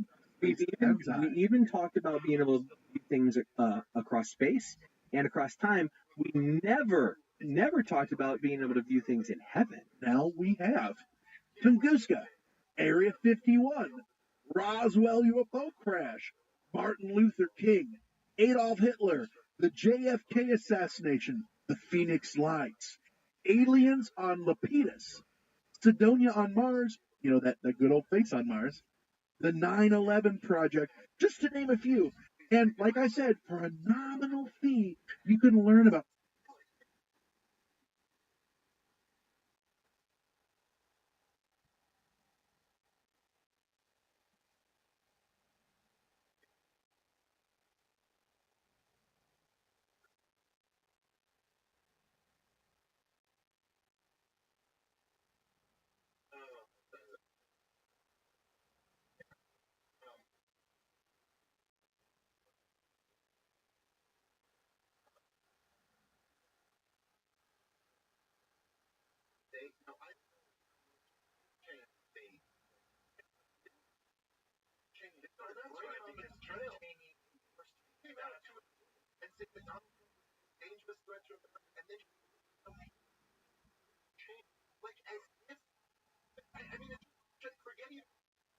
the fact that obviously, like, I'm the anti-war guy, and I think all these stuff moms more than hell for eternity. But leave all that aside. Just the politics of it. Congressional race by like this. What market is it? Like, what margin on the edge? Think like, I know what'll move this. Okay, we're down, but we're not out. Bring in the Cheney, and then we're gonna tell them about how much we love fucking the war in Iraq or something like that. Just a signal to like military contractors to be like, hey, we're cool, you know, like send us some more money. Currently, yeah, they said from which makes yeah, well, evidently, the internal polling. This is really interesting question about this. So the reported that the internal polling of Biden before he dropped out was like a crazy downside, way more than what Trump ended up with. I forget what it was, like a similarly, Harris. There's also something where it's like, hey, so like, could we ever get the real polls? How come like they can figure out the real polls? Right. But then because it was something like there's only been a few elections in my life that I remember where like it was just obvious. Like Obama in 2000, right. It was obvious. Right. You could not have convinced anyone. Like, looks like John McCain's the front runner. Right. No, it fucking does not. Like, Black Jesus has drawn 80,000 people, and then John McCain's over here like, I think we can do. You know, it's like clearly this guy's losing, and this guy's gonna win. But the polls reflected that. It was like, oh yeah, Obama's up big in the polls. But this year, everything you could see, taste, touch, like it was just obviously Donald Trump. Everywhere Donald Trump went, getting like a king's greeting, like with all the culture is totally shifted. Imagine they had AstroTurf. Imagine they had show up. How many people would be in an arena? It would have been. Imagine like Ray, it wasn't people coming to see Beyonce and just had come Kamala Harris and all, you know. It was the campaign was the Kamala Harris, and part of the reason why, even though I am really upset with Donald Trump, I'm upset with a lot of the candidates too. I mean, honestly, look, Bobby, I will say, does seem to at least be structural. Like he's talking about, you know, changing some things at the health department. Taking from tweets about the virus of anti-Semitism, but whatever. Tulsi really upset with over, you know, like cheering on these. I thought she was supposed to be the one who was going to stand up and say something and not just leave it to JD. And I think Donald Trump's messing up in a lot of ways. But I really, at least at this point, like if he invades Iran and we have another war there, I will apologize for both. I think I should have done that. But short of that, I do think it's the right thing. Part of it, like that had to be exposed. This Kamala Harris thing was the most AstroTurf ever. Like it's one thing. Obama had a lot of institutional support. It wasn't as organic as they make it. But there was a lot of. But he had real support. Like, he did have real grassroots support. It was just one. She didn't win a primary. She didn't win a delegate when she ran for president. She didn't even get to Iowa. It was all fake. It was all phony. And it was like that had to be exposed. That's yes. Because if they can get that through with her, even if you like her, she's done a great job. Carry that kind of power. And the same people that were auto penning all those 5 orders would have been in charge for another 4 years, if not forever. Yeah, that's right. And look, even you could say whatever that Joe Biden just heard that Donald Trump would have beat the Justice Department and all of them they're actually, but to go out and pardon your family is the family. That's real. But pardon and go back to 2000. Yeah, why just pick that year? Joe. I mean, obviously Joe Biden didn't pick anything, but who's the person that we got to go back and dive blanket immunity going all the way back? Like, come on, dude. What the fuck? I mean, too much. It's crazy. Really stunned. That's the other thing. To think about using auto pen for writing all those pardons. Does that count? Is there a legal battle about that? Well, if you can't remember, if Mike Johnson testifies that he brought up the natural gas, he's like, why did you? Yeah. He's like, I didn't. Yeah. He's like, no, you did. And then he asked a loan, Mike Johnson. So he always had hands with him. And then when he loaned them, and Biden tells him, I didn't sign that. Well, and then you realize it's the same signature. Well, when your level of denial that Joe Biden was, like, it leads to the question, like, how easy was it for everybody to manipulate? Also, because you could just tell him he did or didn't do something. Yeah. He may not, like, well, like, we don't know. Like, there was one thing, like, one of the things about October 7th, I don't know where this topic comes from. I don't want it to come off I'm down hard of October 7th. Hamas invaded Israel, criminally, a bunch of grenades, rifles, and they did arms. A bunch of hostages. Everyone else. Really interesting. However, there were some claims that were made that turned out not to be the 40 made some claims of mass rape. Stuff like that just turned out not to be true. They were in the fog of this thing. Whatever, I'll give the benefit of the doubt of, like, maybe he was, I think they were kind of opinions by some politicians to get you brain off. Very emotional and not pay attention to what this response is. But Joe Biden claimed in the video of the beheaded baby. And then it turned out to just, like, that never happened. And you're almost wondering, you're like, was he lying? Does he not remember?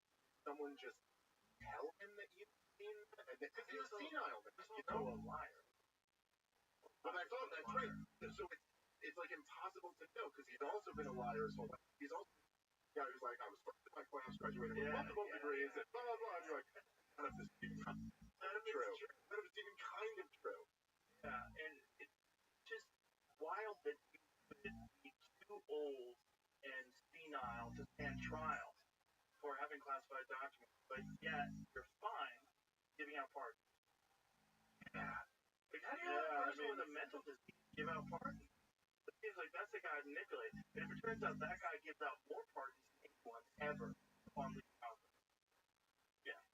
How's that? That seems like those shouldn't be legit. Well, look, on its own, of course, but on its own, that, and there were things that come above that, like COVID and war in Ukraine and a bunch of other shit.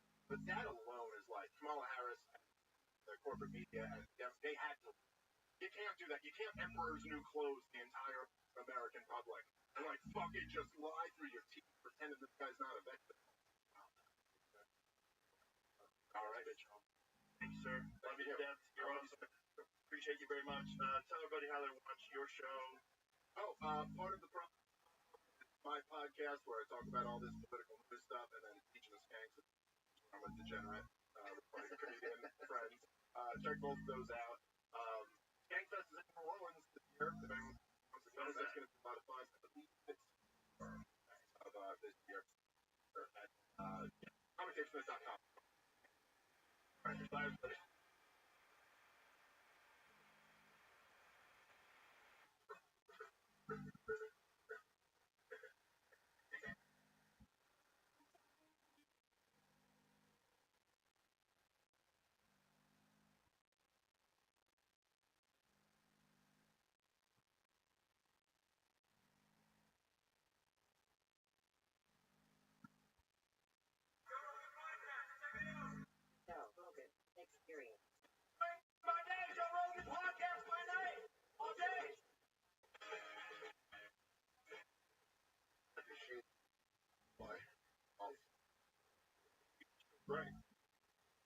Where she? Oh, nuclear war. The Flash, Oh, yeah. Protection. I heard. Get under the tables. Oh. You remember that in high school? They do that in your high school? Okay, yeah. They used to tell us. So get under. I was 10 years old. Oh, yeah. They told you under the table. Like, what? Surprisingly long. It's like a mask for COVID. It's basically. It's not working. Getting under the table is so dumb. Like, it's a fucking nuclear blast that annihilates buildings. They're a stupid desk with a clamshell. Remember those desks with a clamshell? Yeah, that's what my first desk I had is a shot we got. Now, I saw Joe in the fridge. Yeah, that was. Was he a Trinity? I don't know. He's on the fridge. They really made them things like that. What the fuck? Imagine being a first day, and they're like, what in the whole? Yeah, well, they kind of didn't know what was going to happen, right? They didn't know. There was less than 0 chance to burn up the entire atmosphere of the Earth instantaneously. All life would be over. Chance. It just did it. Yeah. I wonder if it was thought about. Like, I wonder what. Like, no one had ever seen an explosion. I wonder. Well, they definitely weren't far away, right? I know it feels like they're watching it from too close. Well, you know, very radioactive forever. Like, they did a bunch of tests out in the desert, and then John Wayne went out there and all got cancer. Yeah. Yeah. It's a terrible movie. It's one of the most amazing, because it's cursed from the. Yeah. It's probably cursed by cancer. I hope if you're gonna make a bullshit version of the most fascinating ever lived, a bullshit version of their life, the John Wayne movie. It's I look at it. That's the original. Whitewashed movie. Well, not not whitewashed, but the Jada Pinkett Cleopatra, where it's like Cleopatra's black and on Netflix. Like it was like she clearly sees Cleopatra as her, and it's like a John Wayne show that was done. That was yeah, so that's like she was at 56, The Conqueror. Hold on, what was the 65 one? Who did that one? Is that John Wayne? No. Oh, Omar Sharif. Okay. That's closer. You, yeah, getting a little closer with Omar Sharif. Man, you should be getting a guy from Mongolia. If you want me to believe that it's on, find a guy in Mongolia. Oh, I don't. I don't want you to believe. I want you to identify with him.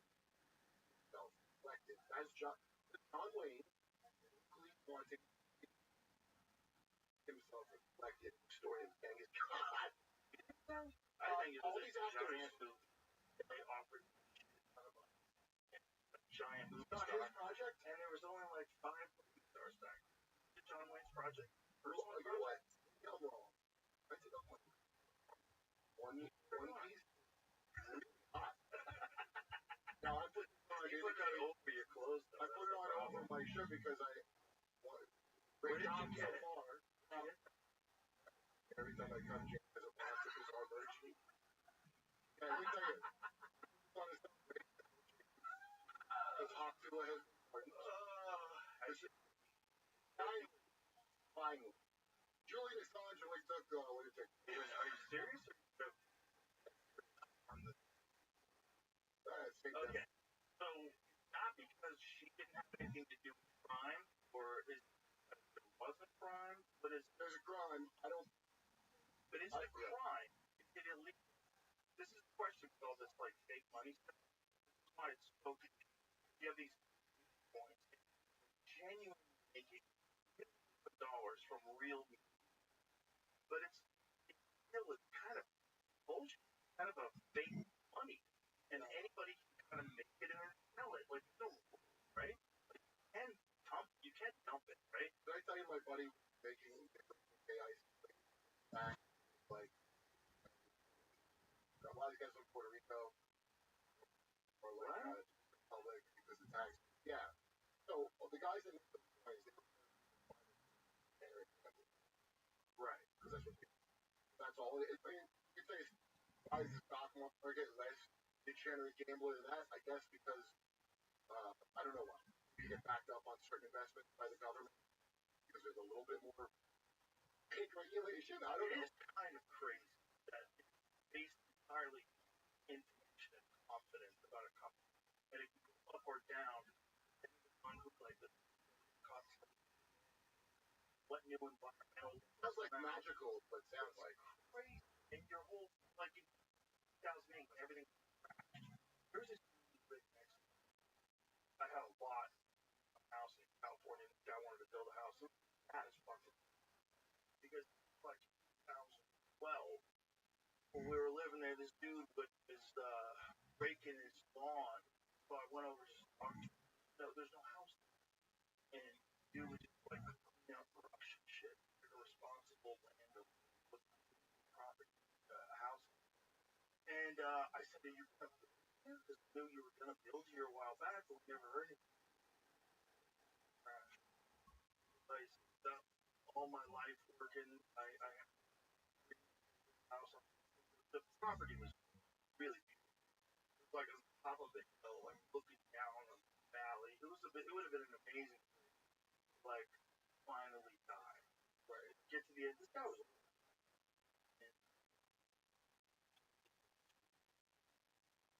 John Steinbeck. It's all just like not right. Fluctuate. Companies under market. Yeah, money can disappear. It's not stable. It's a wild gamble. Someone called Babylonian money magic. It's so nuts that's what our economy is based on. Instead of like actual assets. I mean, crazy about it. But it's so crazy that you can do where you can have like, okay, let's just have almost the buck box out and have cock coin trading for, $150 a coin. A bunch of nerds that some of the nerds are smarter than the other nerds. Yeah.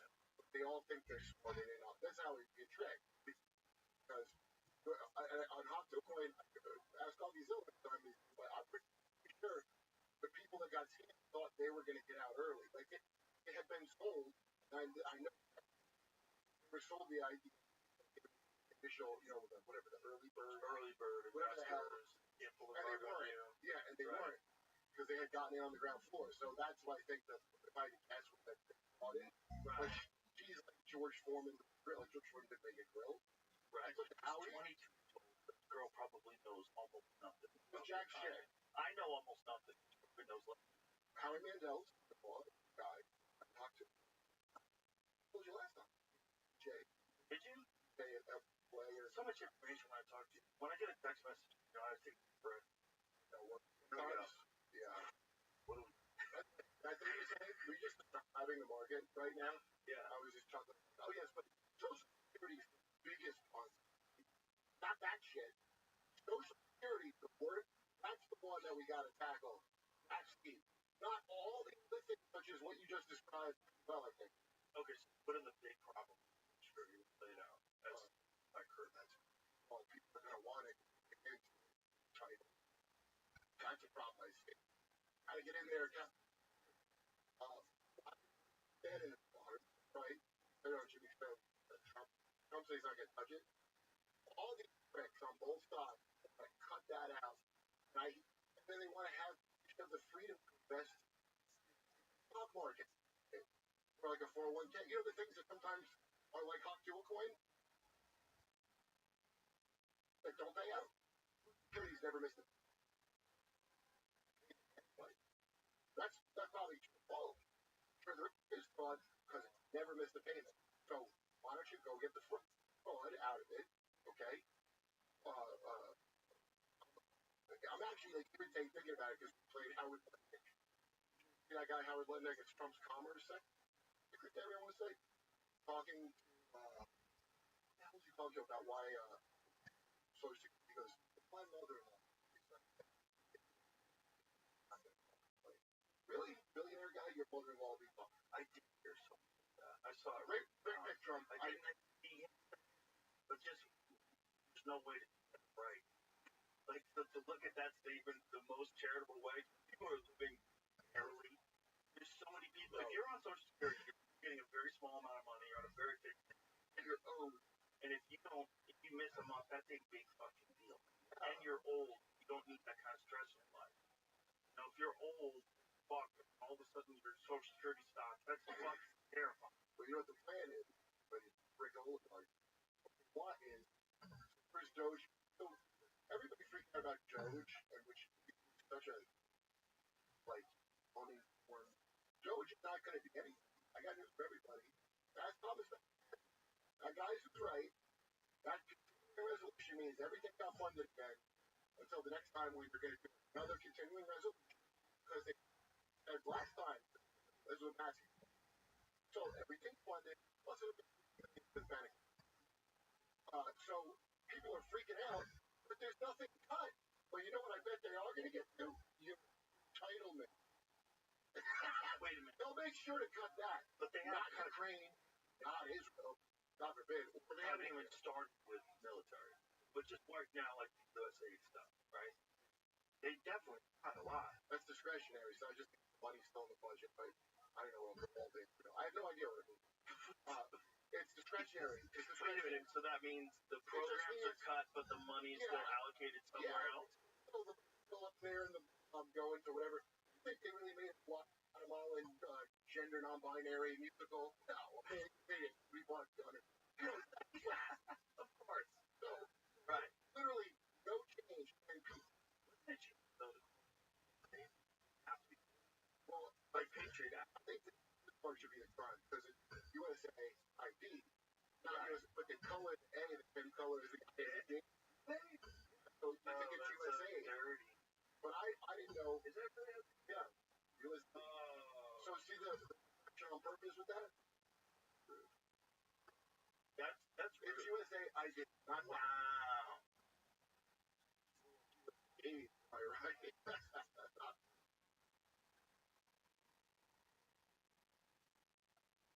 So tricky. Really put my name on that. It sounds tricky.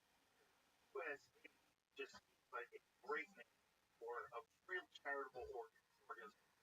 It sounds like very charitable. You know why it sounds so American? Because it's called USA, but it's not for anyone. Right, but also you have to support all A's. If you're not, if you're not thinking, like, no information at all, someone tells you want to cut aid, you're a good person. Of course we don't want to cut aid. This is U.S. aid. We're going to cut U.S. aid, like, oh my God, where do I sign? I want to stop. We need aid. Everyone needs aid. Okay, but look, as a guy who's never been in politics, the way these people operate is where they're saying exact opposite of what they just said.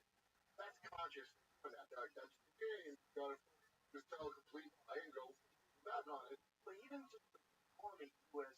when the United States Agency for International Development. Yeah. Like, wait a minute. Hey, what do you guys do?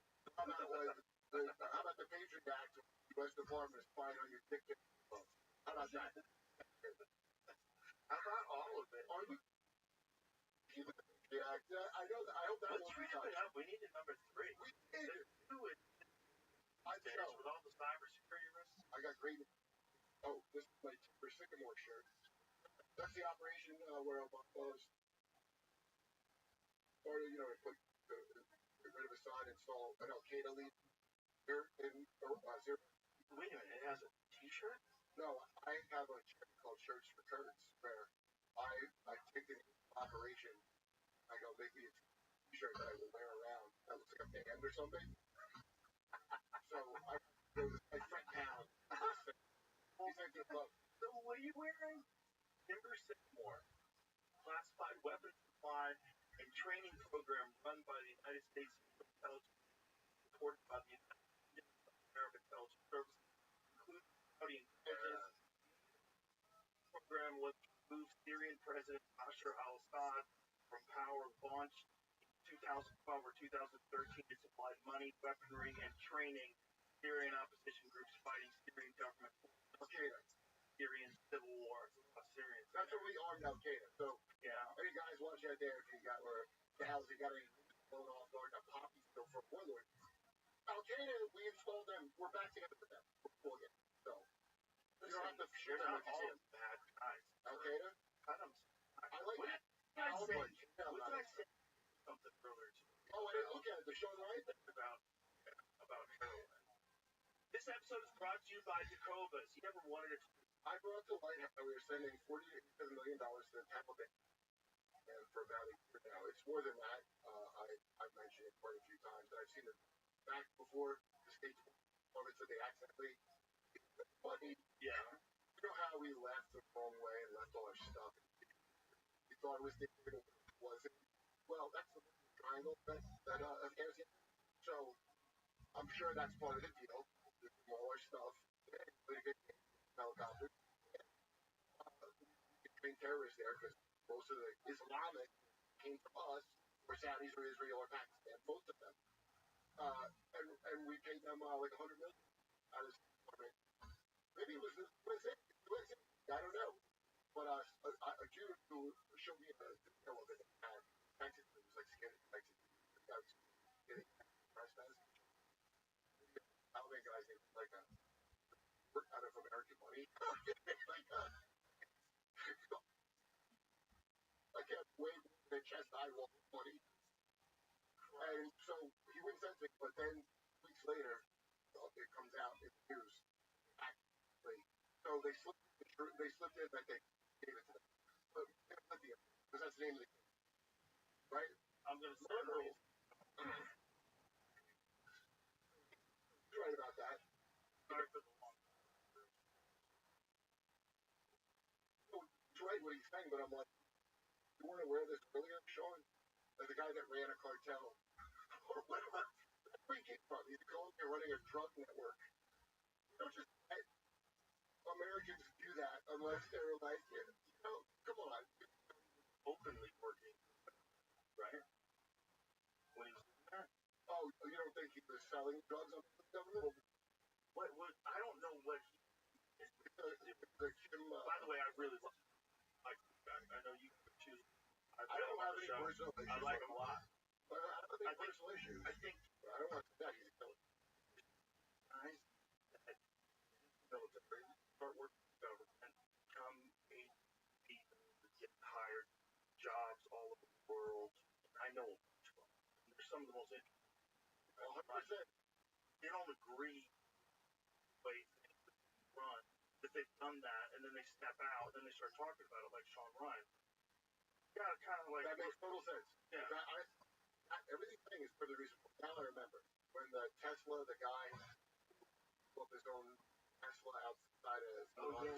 He had this like stolen, like, oh, we got word that I guess that's failed. And all of a sudden next thing you know, we're not talking about it no more. That's very obvious. Well, it is, but you know, it also could don't like how long is Sean Ryan? I don't know.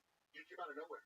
One thing that does happen, you know, we've been before. I've had people on the podcast where I'm like, guys, like, and you get stories, people send you stuff that's not real. They send you down these rabbit holes that are stupid.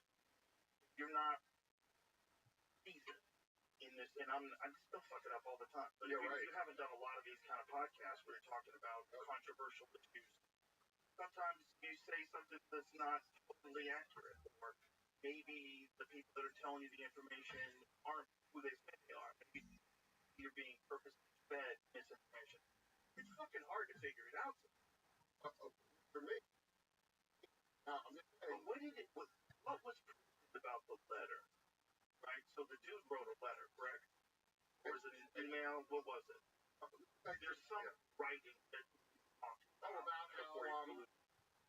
somebody was over Iran or China or somebody was. It was like with the drone. Right. There's something to do with the Jersey drone situation, right? Yeah. Which I'm guessing is Palmer looking down, not China. My guess is that's from drone. With it, nobody cares. It's hard to trust super smart. Well, this guy's crazy. I trust it. They get drove. Yeah, they want to have shoot. I may be wrong, but I think his initial start because he's trying to sell the military some kind of robot truck that puts out fires, but they don't want stuff that something like a guy in Spider-Man.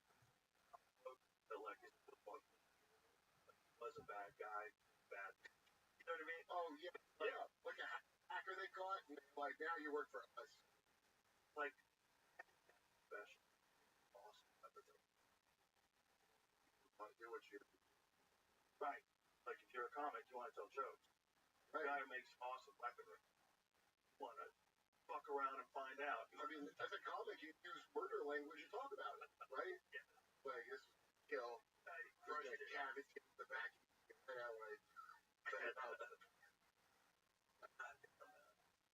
Like, well, look, I was shocked.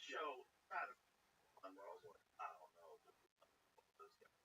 I think so much fun. But I've had a few fun like that. I've had a few people where I was like, look, I'm not going off because I don't do anything. I just hear a new story that doesn't make sense. I heard a lot of stories, that's all. Right. So what happens then if something new I haven't heard, I'll remember it. I forget boring things. I remember everything. So later, when I'm new stuff on I can now I have all this great jokes. Like I can cross reference.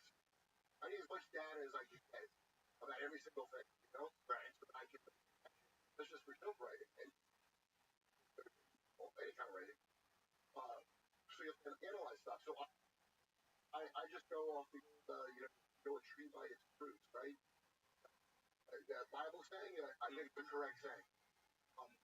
I know the truth about certain current events, and I'm watching, and I know your background that you know this and that. And maybe you don't know. I allow for that. I'm just I see a bunch of people. That woman from who like ice back, and Ron is here, and the CIA lady. Which one? It was my impression of how she was talking about ice. When the Tesla truck blew up, I've been making jokes about it. I was like, because I thought, hey guys, ice is back. Let's pause for a second. Yeah. What did the guy say? Let's find that note. No, the guy who fell off the Tesla. Oh yeah. We never got to nice, Chief. Because first off, I'm not under duress or hostile influence or control. My first car was a 2006 Blackford Mustang. Blackford Mustang. Verification. We've done this before, Jamie. And the Mustang's not correct. That's part of the problem, right? Oh, right. Which is why you would say that way. Yeah. Right, that would be a way that makes sense, actually. But why would you do that if this is going to be public then? Public.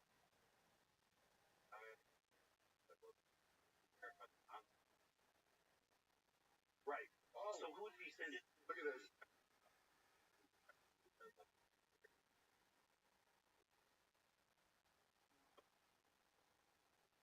Okay, by the way, level of bullshit. This was the little thing when I read this is about drones leaving China. Now I remember because I had joked about trying to send the drones because they bought them.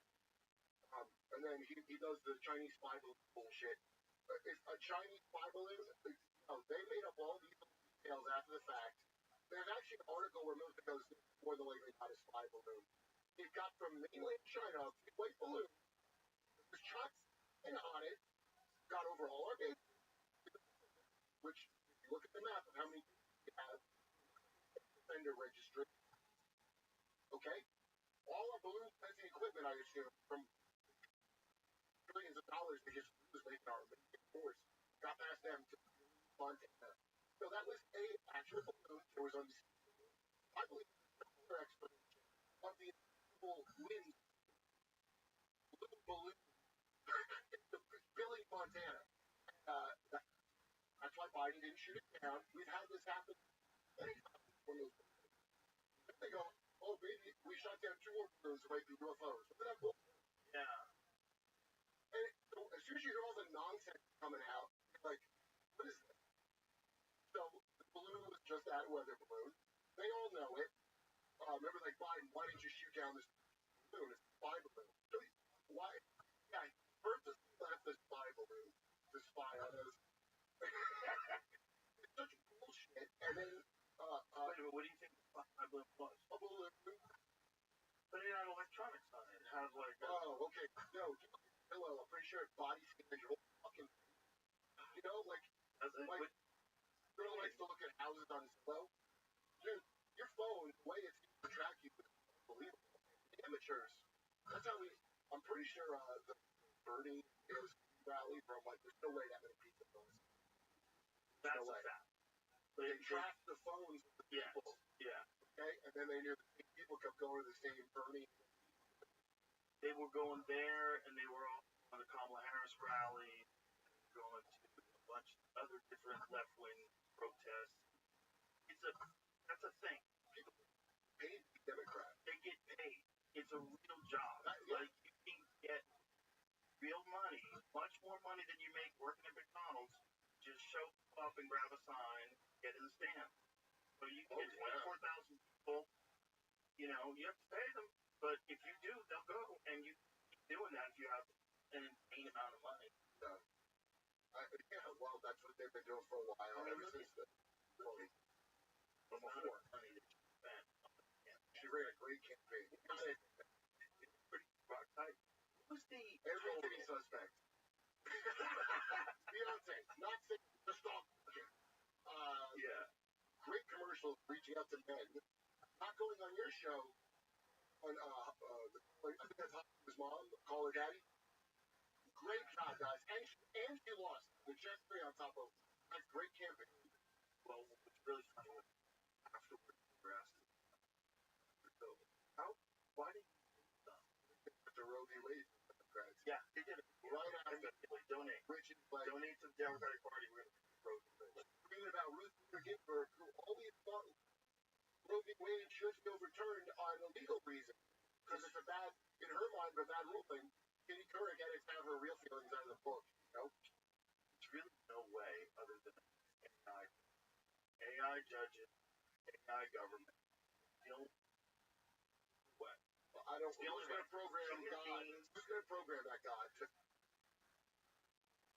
I can believe in. It's going to program itself. It better not be Muslim. We're going to allow a bunch of programs. Oh, well, I bet you something like that has happened several times. Well, it's going to happen. I don't know if it has happened. Why do you think it has happened? Because all these like go, oh, running. Right. Well, and I don't know. Well, this is not as really. Now we still have loyalty everywhere. You know, by definition, a bloodline that should be over you. That for some reason we're obsessed with. Here in America, where we rebelled, fight over Snow White, the Bavarian fairy tale, to implicate you with bloodline shit. Like people are mad at the big-headed girl. What's her fucking name? And she was like a mothership. The Snow White, the Puerto Rican Snow White. I forget her name. I know where you're going there. No, yes. Okay. Young lady. So when it first came, her name Rachel. Yeah, so now if you notice the spin on it, they're putting it all on her. I mean, I'm sure she sucks, but she is very young. She's a fucking kid, right? She didn't write that script though, right? And I don't think she made the No Dwarfs. That was Peter Dinklage. That was right. Like, you know when they did Snow White up with Cody Comfort, when they did the original version of the Oz, they couldn't couldn't get corpse. They'd all been. They had to bring them in. Wait, okay, hold on. Where did they go? I want to say, I know where the Wizard of Oz was filmed. Wait, so America was killed by the Nazis? No. They were filmed in America. They filmed in the area. And there was no. They didn't want to pay union force. Nazis killed them all. No one talked about that, apparently. But that was a thing. They killed all of them. I find that surprising that they're supposed love of German folklore that they would attack the London. Or Cody was. He's correct.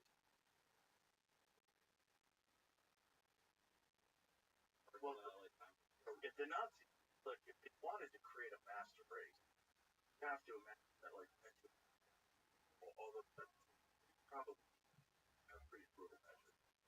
Well, I know they did because they, as you know, copied that from us when we started that first. That's the America. Yeah. Eugenics is from America. It's all the things are from America. We're England. All the things. Think of Nazis become like an Al-Qaeda that somebody funded because it worked out for them at the time and still didn't work out. This is like constant gain of function, right? We just gotta function government. Yeah, that's a great line. Gain of function government. Yeah, hey, what if we make them more deadly? Oh no, well you guys gotta be locked down because we copped up some virus.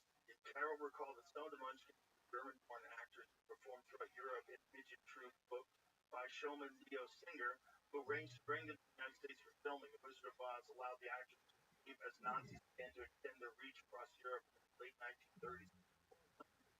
Wizard of Oz. You were already killing. Just reminded me of something great. But even okay. So this is one of my favorite historical. Back in the day, Jeffrey Hudson. You know about Jeffrey Hudson? He was dwarf in England. But back in the day, when 1619. Anyway, back then, royalty would collect,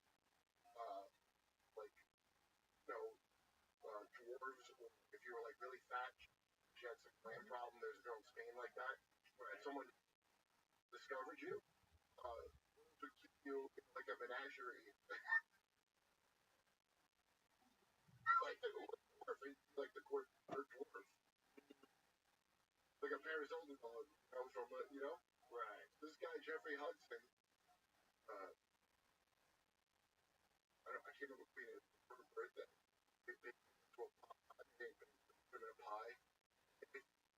She check in this pie. Jumps out and she loved it. I think he went to another noble family. So then he was dwarf, like a little sword. He would, one of her relatives would disguise himself as a poor person and go, and, yeah, that laugh. Look at it, my voice is going from yelling at hobos.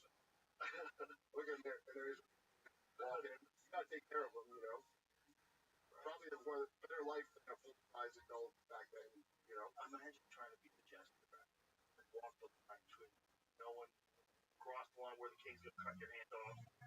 Yeah, well, hold on, this guy, and you just jump out of a pie, you see all kinds of stuff. It's like a fun roast. I think the world is more like He did on history. He based all that stuff on real history. Probably the dragon part. Sorry, Dragon. I wonder about the dragon. Well, wait.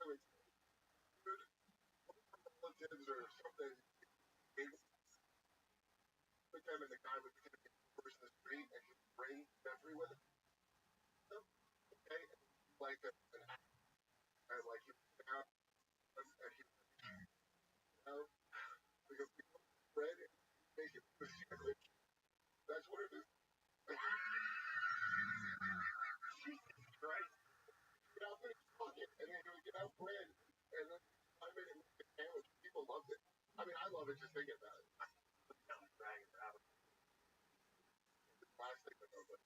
That little guy, they're getting big heads. Okay, and yeah, like how classic, like Howard Stern backpack kind of development, right? And he had, and he got captured by pirates. He has a crazy life. Like, he had a little sword, like they made him a sword for himself, and somebody saw him asleep, and he challenged this guy. Okay, there's the pistol back there. So the guy brought water gun. The other guy was like, fighting. And he brought a real gun because he came to, you know, he came to feed. Shot down an old guy. The other guy had a short gun. Oh my god! Because he like, I'll bet Jeffrey Hudson was like automatic. So he put a short gun on top of it. You know, like that's the guy really not taking it seriously. Well, people on a water pistol. Think like my little fingers can't pull a trigger. That's how I would think. The finals. That's how.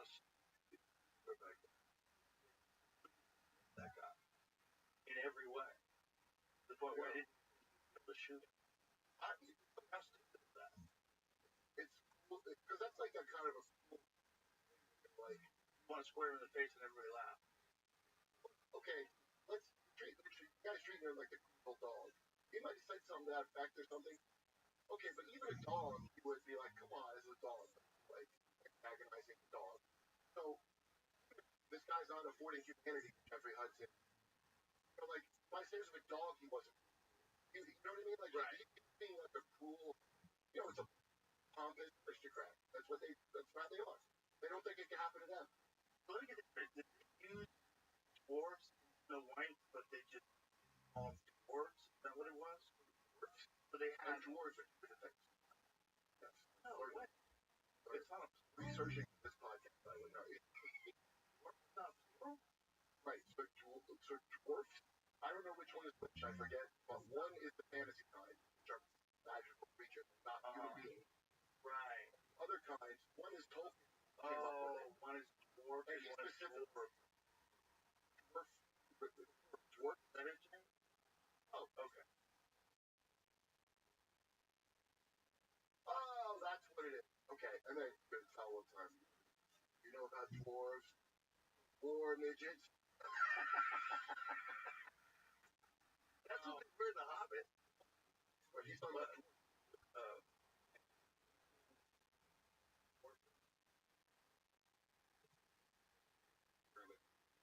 yeah, so I don't know which one which, but dwarves. Why would it be the same? There's also with an F, I swear to God. Right, how crazy is this? There's a folk. They have magic powers? I don't know. Did the folk versions have magic powers, or were they just... I imagine that they're probably based on the real life people that they made magic up, because my evidence is like Snow White itself. And it's this type of supernatural being in dramatic folk accounts very significantly throughout history. Dwarfs. Very significantly throughout history, they are commonly but not exclusively presented as living in the mountains or stones and crafts. Huh. And only males. So dwarfs have fantasy one. Okay. And, they're all dwarfs are all a bunch of little tiny guys hanging out. They were show up. There was like binaries or something. But here's the question. Because what I heard was the CGI in there. Yeah, look up. That's it.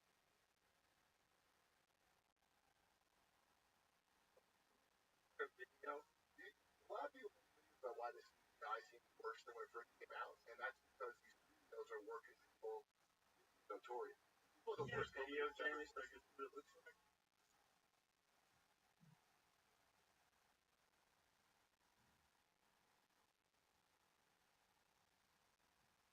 It kind of sucks that a kid gets put into the position like that where they're talking about politics.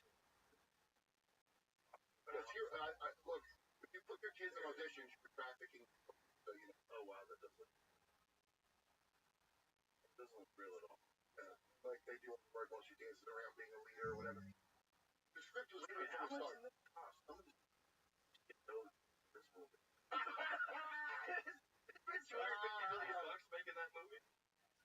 imagine you spend $250 million and you get some young girl, kind of talk to her about, like, you have opinions about something, but you should help. Well, it's just, This is the same thing, girl. Let me tell you something. The message of the that bitch. That's the message that go to script. That's telling girls, I don't need nobody tells me I'm a two-year-old girl, so obviously I can run my mouth all the time. That's the new show. What? Yes. Now it's not the same story. No.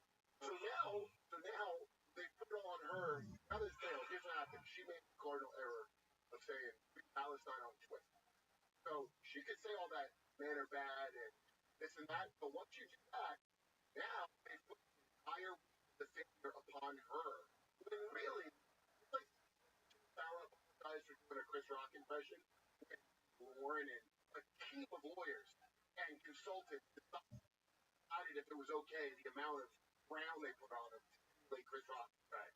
If Jimmy Fallon made that call, he's got to sit there and apologize to him. Robin DeLuca comes on. I'm not watching this. Am I dreaming? And he's like, he's clearly drunk and I don't blame him. And he's like, thanks so much for coming on. I really think just teach him and weird nun with like give him a lecture. Did you ever see her in that Matt Walsh movie? Am I racist? No. But I fucking hilarious. I know that put her in Friends Trek with him and Kyle, the Star Trek advisor. In Am I Racist? Matt Walsh didn't get her to give someone money for reparations. Didn't that happen? Did you see the movie? No, but he's a fake academic talking to her, and he's a fake woke guy with like a fake ponytail, and he gets her to it's so because her money depends on it, and said something about which is why would these people say about the Daily Show? Why would they? And he goes, oh, they're aware, but they want the money. Their demographic wants to see them be, and they're going to defend them no matter what. So why they would sit there and be part of that? She didn't have any idea that that's what it was. But even like she thought she was. They were doing some kind of a documentary on race from a perspective. I don't think. Look at what he says about it. I would have to ask him like what the premise was that he set up. The other lady, with colored hair, we kept asking about. That was not those. Yeah, that's. I think it's the same thing. I saw on his last show like the situation. People are like, my job is I'm. Right. They automatically go in. It's funny to make her follow her stupid thing like that, but she's like, she benefits by, even if she looks dumb in it, anyone that believes in that stuff is not going to fault her in that. You know what I mean? They're not going to look at it as funny. They're going to go, what a jerk you are to put her in that position of having to live up to the thing she said she did. That's why mom couldn't ask her, oh, I want to get to know her. That's not. That is not going to happen. The people that liked her because she never said anything. They find that savvy and smart to never let people know what you think because that's how they advance in their careers. Because the whole thing, the ultimate pyramid scheme is cowardice and turning a blind eye all the time. Yeah, but because after a while, the person, no matter who they are, whatever job you're in, if they treat you like you're the boss, you start to think you know what the fuck you're doing. And she was treated like the boss for, many, many years. And during that time, some people got her to say some crazy shit. Like when she was talking about certain things, but she really didn't have information about it. She was just rambling circles. Oh, did she describe what's happening in Ukraine? The big Russia. Ukraine is a country. Yeah, like what? Oh, it's the Ukraine. Remember how they said Ukraine, not the Ukraine? No, the Ukraine? Yeah, borderland. So that's some marketing crap. Or you want people thinking it's just the borderlands. It's a legit thing. But I always wondered with Kamala Harris, like, seeing her talk before, she's hilarious. I think some people just clam up when they get in front of a camera and when they know the whole world's watching and they know there's a lot of pressure, and if they fucked up a bunch of times before, be good in public under pressure. You have to have a lot of reps. Do it a long time. She's running for president? I understand. Wendy Williams would have been better. I understand. She has charisma, Wendy Williams.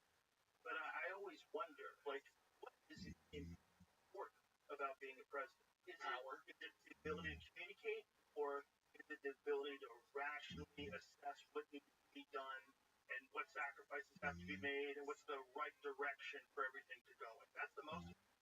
I'll tell you what it is. But it's But it's weird how much we rely on charisma and likability and like the ability to form sentences in an eloquent manner. That's impressive.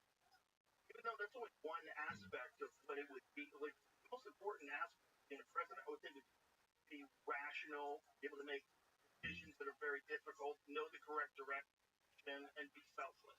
Are you doing this for the country? That's the best version that we can think of as a president. That's what you have to look like. But what you have to be good at is looking like you're that. All those things. Yeah. And take orders from the people who are in charge of you. That's how it's run ever since they killed Kennedy, but probably. Well, I think that was true. I think was that true? So the Neil Scott, a leftist Berkeley professor. I keep hearing Harvey Oswald. Oh, Luna. That's actually.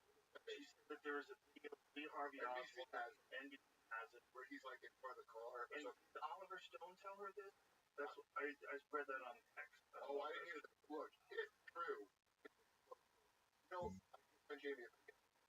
But how could it possibly be true? That seems like one of those things where why would NBC hold on? Dave Rush guy around. All these people have these amazing different groups. Kind of life. Right. It doesn't have to be on TV. But what is no, wait, what's going on with that? Who told? Well, it's one thing. Wrangling. One thing about the Lee Harvey Oswald thing. Like, who told her that Lee Harvey Oswald was in this video? Somebody said it was Oliver North. By the way, Oliver Stone. Yeah. And a fucking Freudian. Somebody said it was Oliver Stone who Captain fucking recall. Crazy. I had a conversation with him off the air. People fucking action. Yeah. There was all the different that were after Kennedy and all of different and all of it. It's quite a lot. God, his fucking head. That guy's head is a warehouse.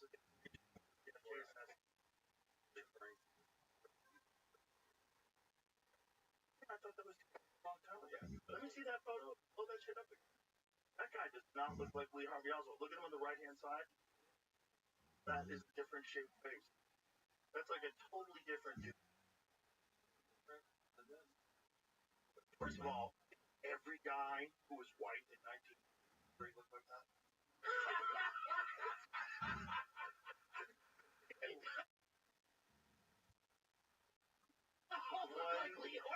They had one fucking haircut. They all wore the same shirts. They were basically the Chinese. That was very Chinese. They were basically like South Korea. The North Korean success was our boys.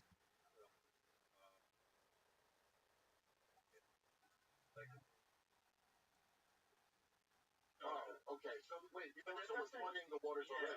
That doesn't mean that. You know about her? Do I know about her? She's the lady that's in charge of like distributing all of the UFO stuff, right? She's JFK stuff, all that shit, right? So it's very strange. She's from Florida. She ran against I said Jamie of this. This is one of the nuttiest things. The Republican she was running against Florida in the primary was on tape talking about having her killed. She does well as about to get elected. Oh, jeez. Someone I know I had heard of him. William Braddock. Okay, now I can't. William Braddock threatens to send Russian-Ukrainian hit squad after rival for Florida GOP. Right. Okay, but that's some of the other stuff I'll mention. His recording. He was prosecuted, so it's not him just bragging, I guess.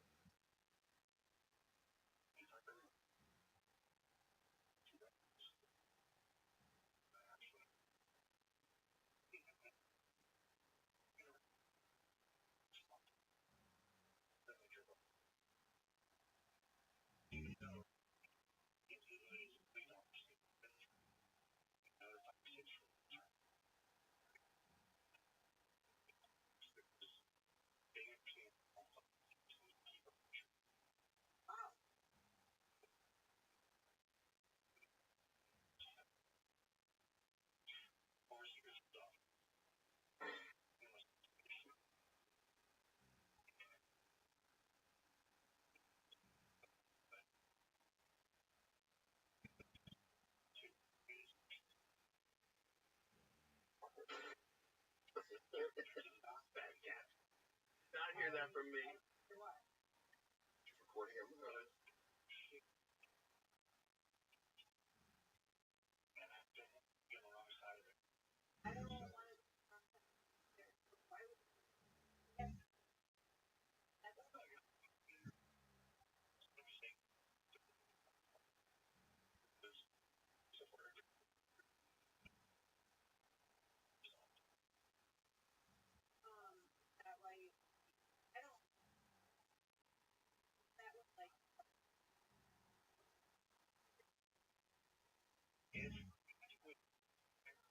That's the worst question I've ever heard in my life. Keep him on the line. Let's keep him on the line. Wait. Yeah.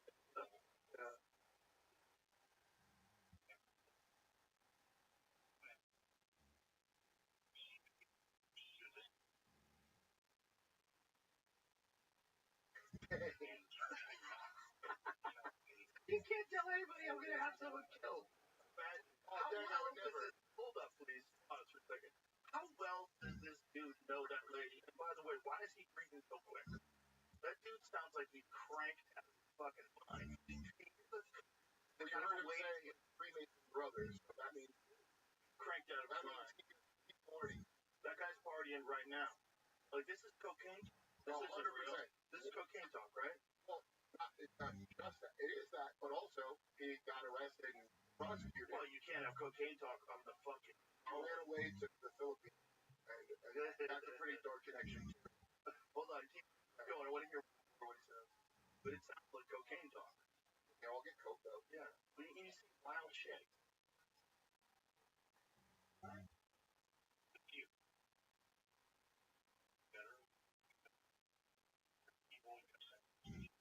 Dude, you hear that? He's out of his mind. No, wait, pause that. Yeah, we gotta sacrifice. You're 100% right about that. Yeah, no, he believes that, though. That's...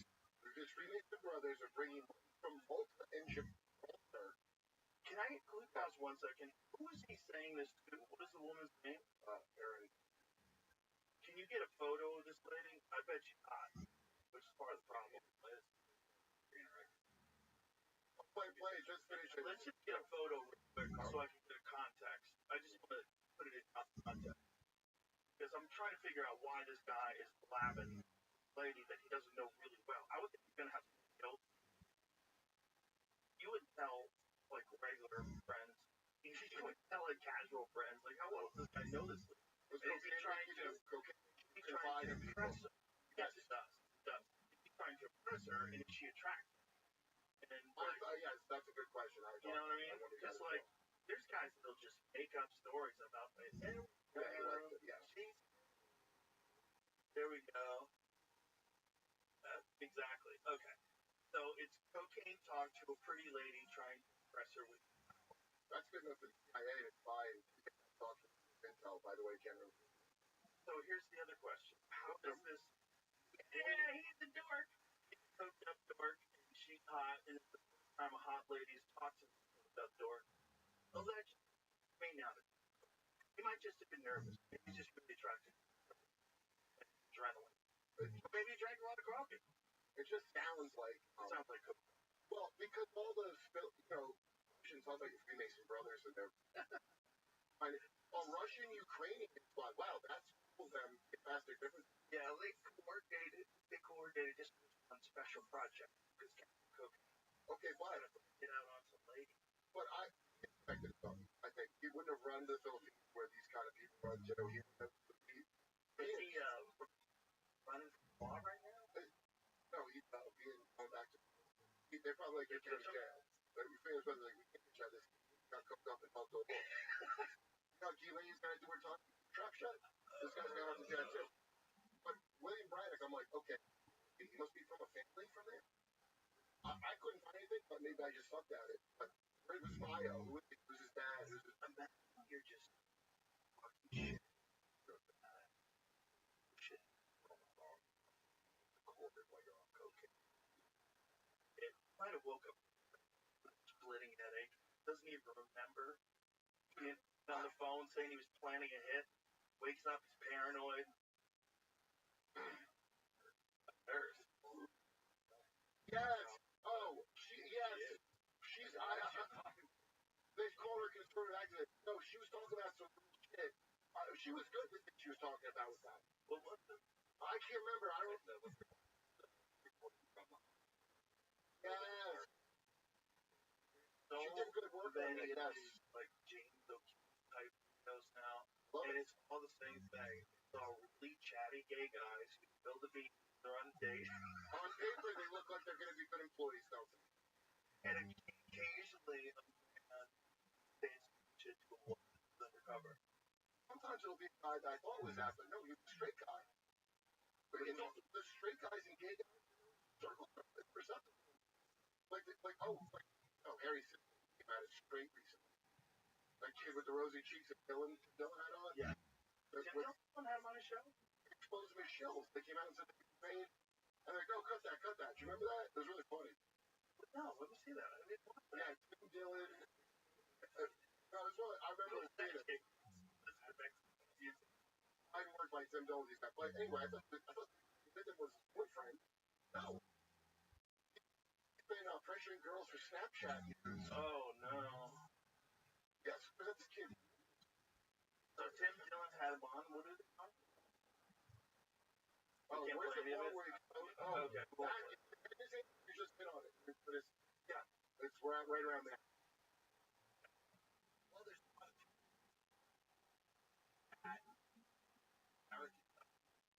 American for a long time.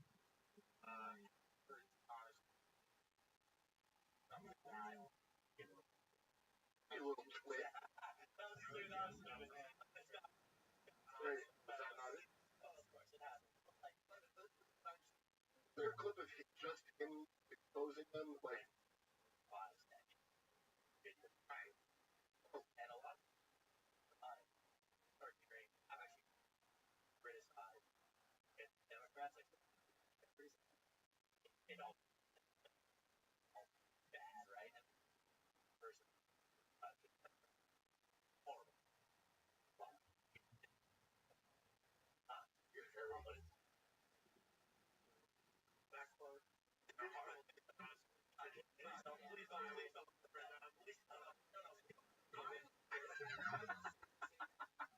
I thought those was his boyfriend. That's a young man that really wants to be important. Really wants to be special and really wants to be the right side of history. And he really needs to go to the gym, and he should start eating again. And he should start doing squats. And he lifts, probably like run up hills. He starts do something to turn you into a man. This whole getting pussy based on not doing it. So when I'm guys look like they're gay, it's a bad strategy. Oh, I agree with you. I agree. You know what the convince me? Just for so never mind get pussy, just be your life. Kid, if I was him, I'd be saying the same shit. You're young, big dumb shit. Well, what's David from? But that statement right there was the perfect saying how bad they are, but I'll always vote for them. That's so bonkers. Dude, people in there say that. But that's because he's. The views that they think. Right, but there's a certain percentage of people that are going to buy meme coins. You know what I'm saying? A certain percentage of people that are just, they're not, they're not going to make it. Yeah. If your money depends on you being that way, you're going to be that way. It does become eventually that, but he's still young. It's not like he calculated his personality based on making money online. That's exactly what he just said. He goes, yeah, I may suck, but my audience gets mad, so I can't. Right. It's not like, you're fucking, what is it? 21 is a total audience. Money and cloud. Yes. And you've got success doing one thing, and now that's your whole When is it not, like, the only thing like, I've heard people, throw around audience capture, like, I'm sure you've heard that nonsense that they definitely say it at Jimmy, but I can tell you, Jimmy's the real hard-headed dude that audience, because now we're criticizing Trump for the knocking up. So, Jimmy is not idealistic. He doesn't have an ideology, brother. Very open-minded. Principles are very fair. Very fair. He's the only guy I know, the left is, okay? And you should get to identify what you are. Yeah. Like your gender, you get to say what you are. Yeah. But the video of Kyle Rittenhouse came out where Shane Gillis apologized like me. But a lot of my friends, oh no, he's going away. He crossed state lines. I mean, right. With a gun, but you don't say the blood. You brain fish it up. Right. But watch a video. Go and see what happened. Every part of the night, every character in this movie, there's no mystery as to who is it and whatever. Right. So all you gotta do is look at that. That shouldn't have been a kid. Right. People, I told my ex, she's just a no matter who. She goes, I don't know what you. Leo looking at the story is more fucked up. The people that he was protecting were, I believe, Indian immigrants were his friends. Yes, white kids that burned down Indian immigrants' property because they were mad about a black man being shot by a cop. So they asked him to help. Shot. Jacob Blake was kidnapping 2 kids and going for a knife in his collar, probably trying to get shot. Just had a fight with that chick he had a restraining order with. And if you've ever been in a bad relationship, you know how Ragnarok can get, right? And people do death by cop all the time. Yes, and that's what that. And then the governor, I found out when I played Kenosha, that governor, whatever, went and she kicked off the riot by saying, "Oh, we think the cop shot him." He just said something really irresponsible that they would take you off the air for saying if it caused it, right? Right. But that was the intended to make that. We all know BLM was a scam, right? And all the money went to a fat bitch. We all know that, right? I don't have to educate anybody. All the things you think are real are not real. There was an article about her losing one of her houses on fire. Like, one of them? How many did you get? You get 3. Did you even give Hamas any of the money for honesty? When they use that AI program to run the net, all the that were contributing to Democratic causes. Last time, my rabbi, Richard Grove, who sent me Tragedy and Hope, a book that skeleton of the conspiracy written by John Quigley. Somebody else I know brought it up. John Corbett brought it up on Jim Hill. Okay. It's Bill Clinton's mentor wrote it. Not against the Tragedy and Hope. It's about the Anglo-American world power. At World War I, England brought us back into called it. The road, guy came from part-time. And for 6 years, like they were words. He thought their game was 10. The road. The same guy who started apartheid also started years? No. He took it over, but used the name. He bought it? And then he at Oxford, somebody gave a speech about how England, things we do now, neoliberal bullshit all over the world. He was so inspired that. So the first concentration camp, there's pictures in the book. It's just like concentration camps in Germany. The Boer War. You ever see the prequel to Kingsman? Right. One of the prequels is they show it. Black and white people in there. So that's nice. It's diverse. That was England that did that. That's the road. Roads created the roads round on the Jesuits, the Illuminati, the very Illuminati, the idea was circles within circles. Like that map of Atlanta, right? And so we have the outer, like that dickhead who was saying, shit, they should have never let him to wherever they let him in. Got a big mouth.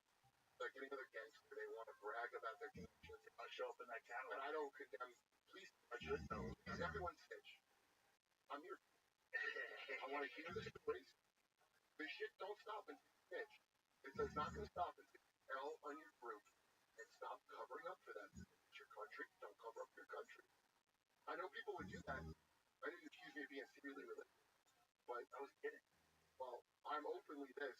Jehovah's Witnesses, how they told me God was going to kill all these years ago, so it's all worked now for me, obviously. But people don't know you grew up Jehovah's Witnesses. So, I mean, well, people don't know you. Stand alone. I assume you have all the back knowledge on me. You were at home. And I don't think that other people don't. They, people have, like, you were a long time ago. You were getting real upset about a lot of this shit. And I remember you saying this. No, I fucking said this before. The shit I saw with Jehovah's Witnesses. The same shit before. And I remember being like one of the first times I was like genuinely alarmed about how really crazy ideas can spread. Really just outrageous behavior can become normalized. The second part of that is it's reminding me that, but without love and forgiveness. Yeah. So they only took me out of it, right, and kept it dogma. It's not like dogma, but it's like you're gonna, if you have a problem, like something's not living up to what it should. You said this was everything. Yeah. Let's say there's something really bad you know about, like someone got molested, and you don't go to the cops, you get to the house, which is what they did and sued for. The highest settlement in America is not the Catholics, because they did what everybody does. They Epstein file, hide the files, handle it in-house, this and that. If you saw what I saw, you would release it. Well, that's bullshit. So don't tell me that God did that. And like people ought to be kicked out for that. Because all the Bible stories I got taught, Lord, God would strike you with leprosy and shit. You know? Yeah. And I'm the kind of chump that believes in the thing if I believe in it. So I'm a kind of poison for your group. When you don't live up to it, I'm going to be a real twat about it. No, but that's it. No, it's actually crazy thing that they die on here. Look at all the fucking. I've heard this. I like not that. Something's wrong. And you point it out, and they go, "Is that the hill you want to die on?" And I'm like, "Am I getting killed for telling the truth?" Well, why would I be? That's that team shit. That's that team shit. Our team covered this up. Our team's not going to be. That's why you just stand up for one man.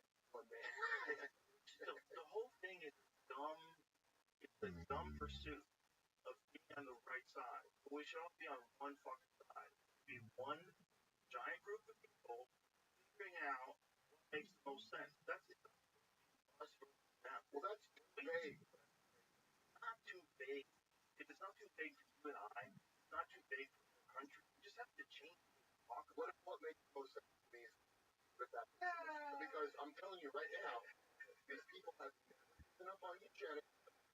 I'm very happy that technology is going to this okay? You won't have to do what hit the work. So I'm going to look up Chris documentary. Chris Momoa's all throughout the land. Well, Nordic space brothers that people say. You think they're Nordic? Tall whites? No, tall whites are. They're tall. They're white. Wait a minute. How many are there? Oh yeah, there's. Wait a minute. The tall whites in Nordic. Take them. I'll tell you more. I don't know what's real, but Charles Hall, tall whites, are not the same. Called them the called the 23. How many do it? Obviously, they're blessed. She put all those. No, Joshua. But they call them Nordic. Assuming shit, which let's face it, probably it's not. I don't think they are Nordic. Those are real, all white blonde society. That dude, I always call him Jazzy Bro. Donnie, really interesting about stories of like a fifth dimensional race screwing around. Their architecture is like pyramids and brutalism. They're always wearing the same outfits. They haven't evolved, right? Right. Why are they? So, and heard this before about the time travel aspect, right? You did have those kind of things, which I don't know if they have or not. That is automatic. You're right about 100%. That's time dilation. That means you have a time machine. So, let's say that the German born that Belfast, Glocka, nobody knew about those 70s. And They found that German bell-shaped, where they have mercury plasma rotation to try to make it levitate. Oh yeah, what was that? Glocka. Pull that up, Jamie, so I can refresh my mind. Glocka. What do you mean? You think that I don't know. these tall whites were actually Germans? They were actually Germans? Yeah, let's like, say. Do you think they were actually like Nazi scientists or something? No, remember those camps where they bred people and they for the Nazis the camps of bloodshed to breed Aryan virgins. I missed that chapter. Really? That's like the sexy part of it. That's real? Nazi Bell. Yes. Have we covered this before? No, it is real, but it doesn't mean that necessarily it was a working model. Well, I'm not in no way claiming it. I'm just saying this is stuff people know about already. I vaguely remember talking. But let's say they mastered something into that, okay? Just vaguely, and then you send them to planet Aldebaran, or whatever they call it, which is how many years away. If you could go to that planet at faster than light, then you have now gone into the past, right? Because it's the relative position. So now you're 50 years ahead of us. So you came ahead of us. If you want to come back, right? The way this would work, you could fly back to like Mars or the Earth 15 years because the years we're talking about. There has to be like time travel involved. And then let's say you had that kind of control. What if I put my DNA and stuff and get in my own imagery, make all of it, and then you cock it up, and then you cycle over and over again, like a red. Casey's brownie and make that up. That's when I go. This sounds like Sam Sorry. Rich ass make a break with civilization, try to remake the world their image, cocks up like Mantis Smith of some kind. The record plays like maybe intelligence fuck up because pushing the boundaries of the ability of intelligence, no matter how smart they are, and even like we do shit in other countries, fuck around with installing new like leaders. Yeah, right. It's just what we do in other countries. Now imagine you're taking so many levels of intelligence and ability far beyond what we have, and you come here, cock up these concepts. You definitely do. Yeah. You were and the then right you blame to the do monkey. Blame the it's because you were bad.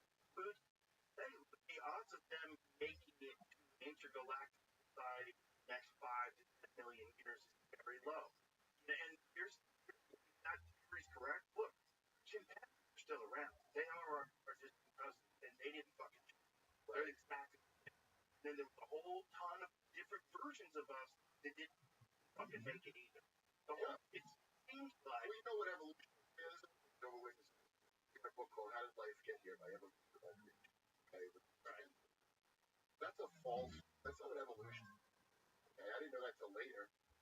I don't understand whether anything's true, and I'm just telling you, I was told the wrong thing. It doesn't. Evolution is about if there's a God who created evolution, change over time. Right. Origin of not of all life in the universe. Right. Fred Weinstein, you ever heard him talk on this podcast? He has a fascinating theory.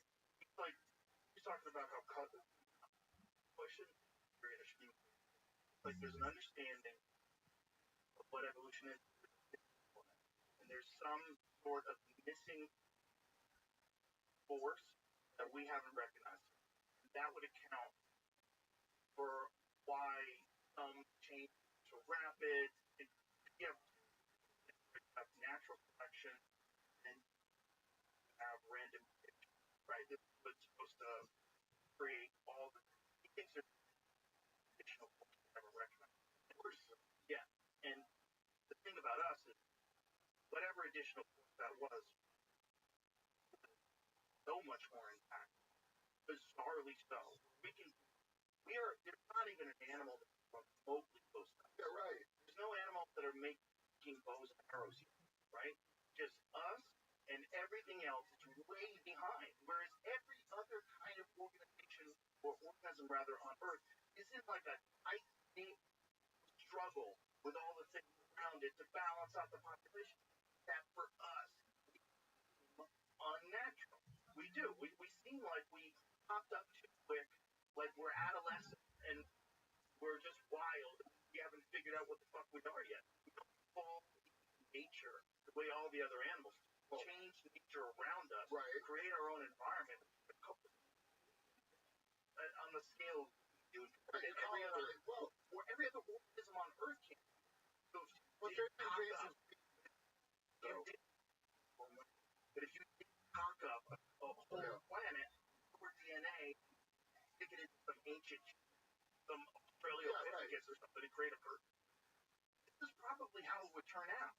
That story as well, because all the algorithm of he's a or God's bastard angel son, Nephilim. A lot of people that believe that, right? Like, okay, think of that aliens. I go by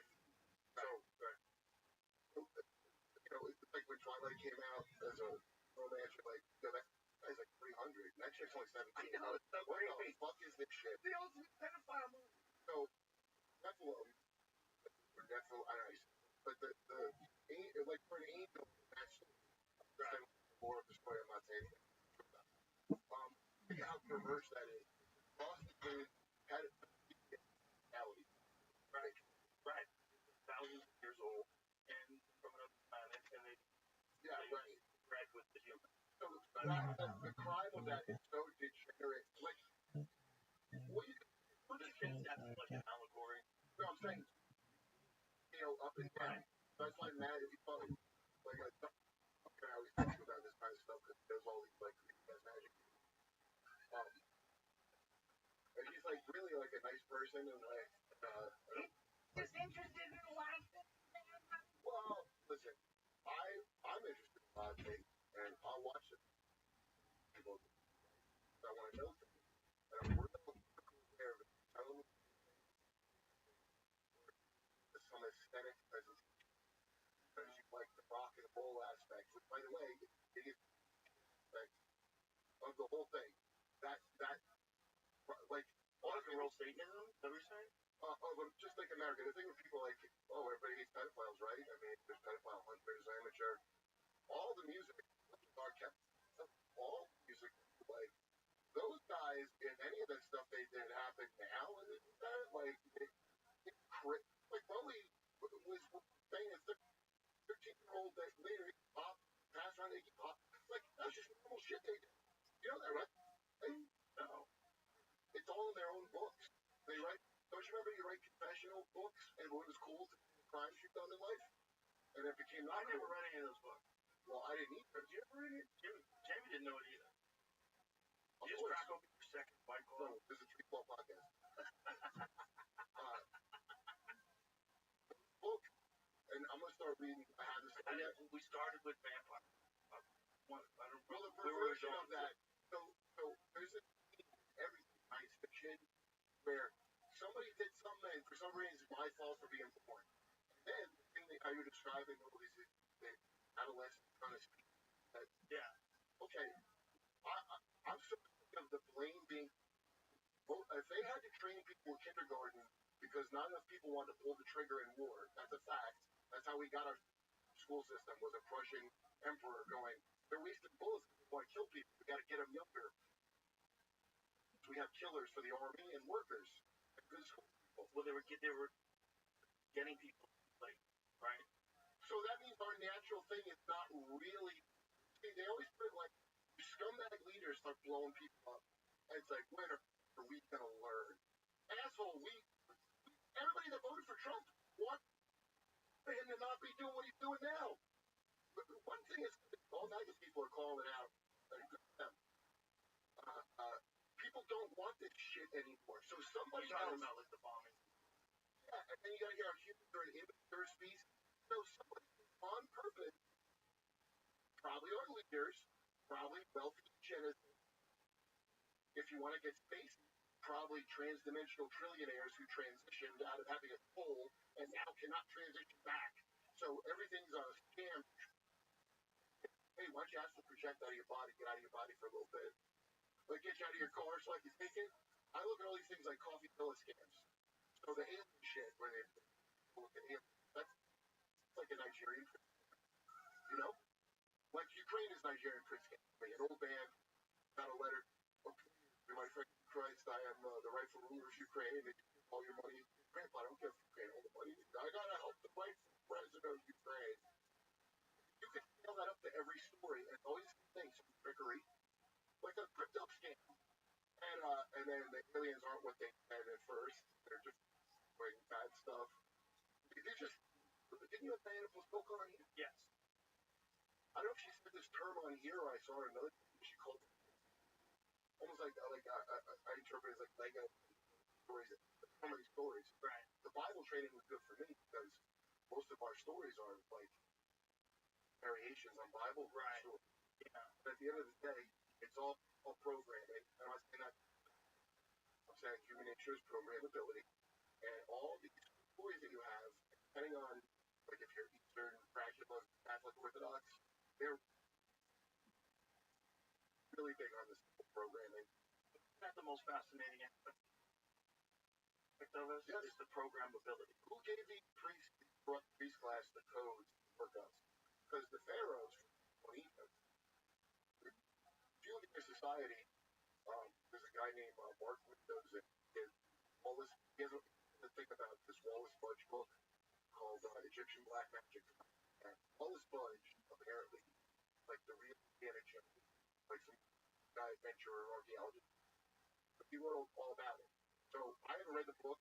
Alice has a copy of it. But guy, it might be an interpretation of Windows, or it might be in the book.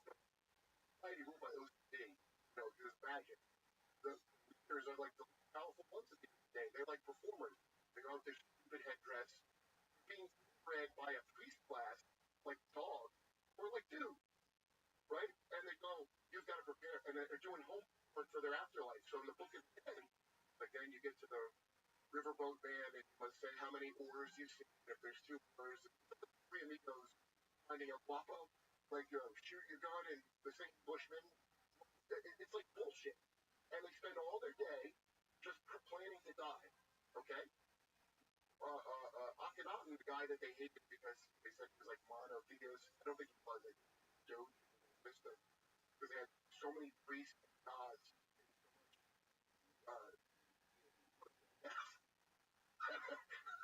That it was ridiculous. And I bet this guy was like, look, the sun's the main representative of the thing. Let's just slim down our operation. And that city, like that, that's like, you know what I mean? Like, I bet you some shit like that. I think all these in those terms. Or the Dalai Lama priest. Wait a minute. Fucking running an empire. If you're like a Rome, yes, there was. What kind of deep state is there? But the thing about the deep state, like the idea of it is this kind of thing, that leaders come and go, but these people always remain. They're not the top leaders. The shadow government's the top leaders. In secret society and in secret intelligence agencies, at the very top, there's people, regardless of who's the president, they're running the show, they're in charge of everything. But that didn't with like the ancient Romans. Yeah, I think that all history. Do you think that's how it was with ancient Romans? 100% mystery school. Mystery school is okay. Freemasons are mysteries. All of these secret societies. There's always like some sort of a secret society that constantly influences. There's one triumvirate. Remember Caesar and scroll up a little, Jamie, so you read the headline. 10 surprising things about the deep state, starting with Roman Emperor Caligula. What? Some basic truths that never go away. A former dean at University of Maryland School. So they had a deep state. The old famous sort of thing, right? King versus kings. Fascist versus pervert. The Roman emperor surrounded himself with a hand-picked Praetorian guard to keep him safe. However, elite members of the guard knifed the corridor of the White House, counting on the field to close the experts. It's always you gotta play the game. But you know, there's people trying to assassinate everybody back then. But do you know that Julius Caesar and Pompey and the other guy, the triumvirate it was called, where the three of them divide up Rome? You've heard of that, right? Look at this. Ancient Chinese emperors discovered they couldn't rule effectively without nonpartisan experts. Long before Caligula and the emperors established a civil service filled with the experts who had passed an incredibly rigorous exam. Researchers have called it the examination system of hell, which included, among other things, memorizing 400,000 characters of text. Cheating on the exam was discouraged. Anyone caught looking on the paper of the person sitting nearby was executed. That's discouraging. Well, that sounds like the right way to do it.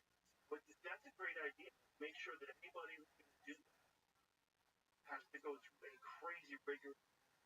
Like, why don't they have that?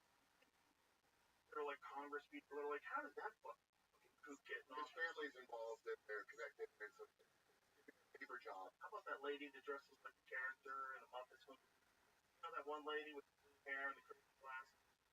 She doesn't even look like a real person. Not the purple hair witch lady. Yeah, the witch lady. Oh yeah, where's she from? Connecticut I or don't something? know. But that kind of person.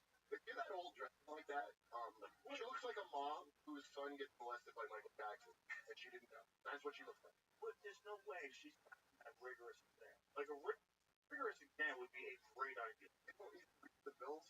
They don't have to. Thomas Massey. Yeah. But I'm going after him as one of the worst. Oh, come on. Wasn't there a thing that was? There's like been multiple versions of the bill that got passed. It's not possible to read the entire bill with the amount of time they were given. That's not grounds to not believe in the entire government. That alone. But isn't that true? Like, aren't some of them like? They do it all the time. But let's find out. What is the longest bill that's ever like? How many pages? Let's just imagine, and let's try to find out what the. Now imagine also people are Congress people. They have very rigorous schedule. They're fucking busy shit all day long. Yeah, fundraising. And they're supposed and all that. And then they have to read how many. Then they got a trip to Israel with the APAC. 5,593 pages. Consolidated Appropriations Act of 2021, the longest bill ever passed by Congress, actually signed into law by President Trump on December 27, 2020. As you can imagine, the act includes a variety of provisions, including $1 trillion appropriations package to fund the government through December 30th, 2021, and a long-awaited COVID-19 package out of $9 billion. Yeah, Now, here's the thing about the COVID stuff. Was that low? Like, how does that work? It was the biggest upward transfer of wealth in the history of humanity. It was. They should never signed it. Well, it was against. You could see, like, the amount of money people lost, the amount of money. It's the exact same amount. That's a great thing about It's America. like 3.6 trillion, 3.9 trillion. This is what I like about America. I'm proud of it. Because, you know, in Australia, they punked out lockdown, fascist shit. Because you know why? The government paid their bills. Also, they gave up their guns a long time ago, like something. But here, because they don't even want you to have Social Security that you can get into, you'll never get into that. Medicare for all, that's not for you. That's for other countries that we give more money.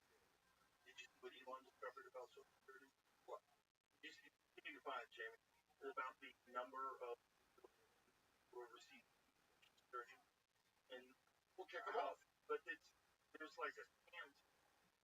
This is part of the incentivization. This is how you incentivize people to vote for your party. You can allow these people to vote. Part of this.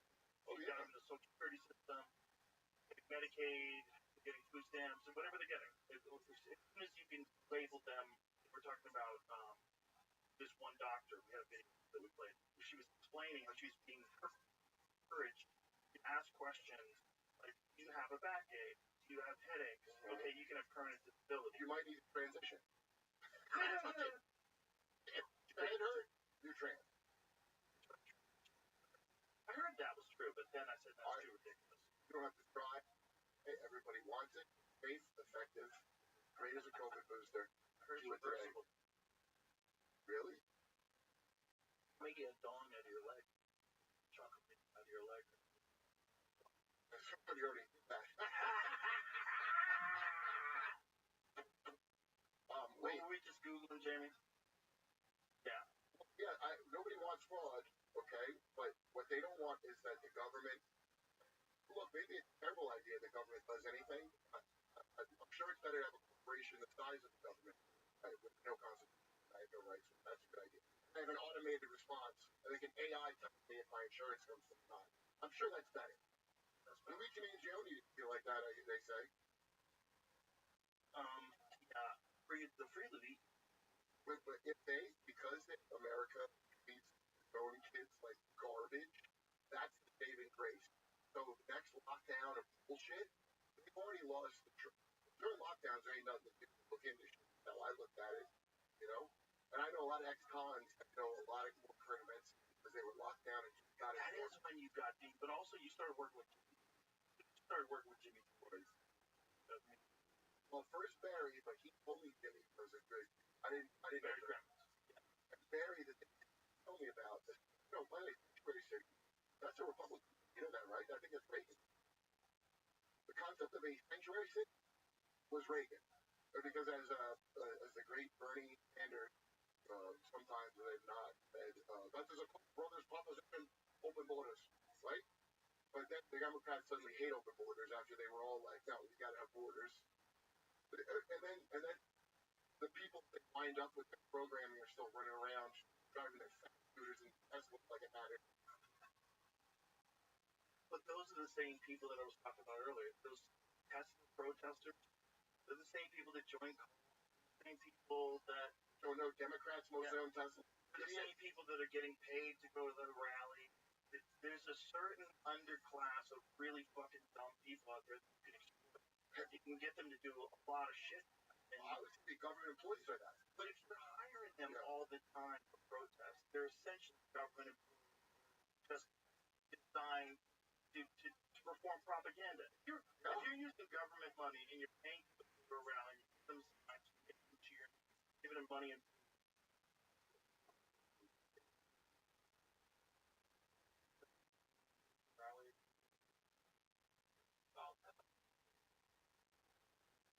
okay, it says lawfully present non-citizens in the United States meet all eligibility requirements, qualify for benefits.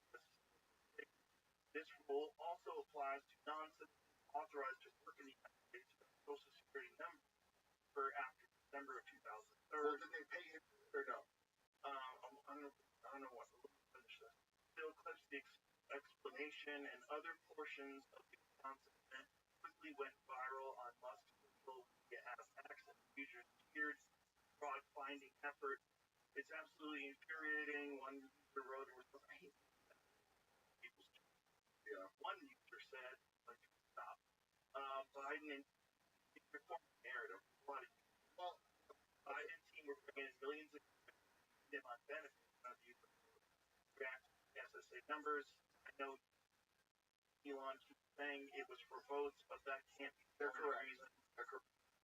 Our military, people in the military is all-time low. I think that Dick Durbin talking about we need new cops. We don't want the money that old cops got. We need new workers like at Purdue where they fired citizens from a government program to bring in asylum seekers and pay them less. It's always about lowering your pay. Every single goddamn thing has got to be competitive. It says people sometimes just thing. People sometimes think that under the Biden administration, he was simply asleep with the switch. They weren't asleep at the switch. It was a massive, large-scale program to import as many illegals as possible, ultimately to change the entire voting map of the United States and disenfranchise the American people and make it a permanent, blue, one-party state from which there would be no escape. 53-year-old entrepreneur shared. Another user reacted on X. He's right, but it's not just that. It's not just that. Okay.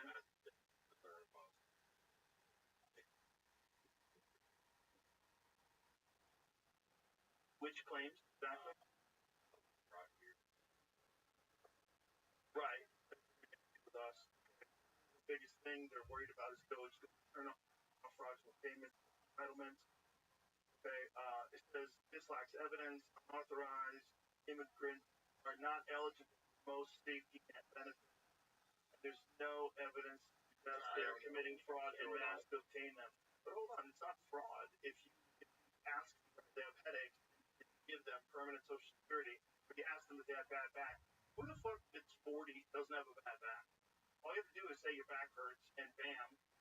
If they're really encouraging you to do that, and they really are giving them Social Security numbers, why are you doing that? But you're not doing it because you're super nice. You're not doing it because I'll tell you why. You're doing it because you want them to vote for you. No, right? 13, right? It's not just voting. Those gangs, MS-13 now gone from El Salvador. It's birth in America only. America's a surveillance state. how do you not know you're not? So what I'm worried about here is I'm all for taking the unauthorized people off, show the evidence, obviously. But here's the problem. MS-13, people they just all the people they rounded up, they're getting recall and collateral damage that I don't agree with, and I think is pretty fucked up. That gay hairdresser you brought up, like the clip, he's not in Nicaragua. They just had a crown. So when you make, a crown for his mom and a crown for his dad. there's a soccer player who got pictured by the Maduro government, who I thought all the conservatives don't like because he's a commie, and that guy, after towing water for the CIA, basically, is how I look at it, and because he had a soccer ball with a crown, they threw him on the thing. Never mind the girl, the PhD student, who wrote an op-ed about Gaza and got deported for supporting Hamas. That's crazy. What was the op-ed? Did you read it? No, but you can write an op-ed. It could have been something really bad. No, but it was criticizing, right, their actions. Oh, that's what she did? I'm sorry. That's not. She should be. No, but I don't get to have more rights over here. But that's a crazy thing. Like, you're talking about, like, horrific death. Horrific. You see it on video. How could criticize?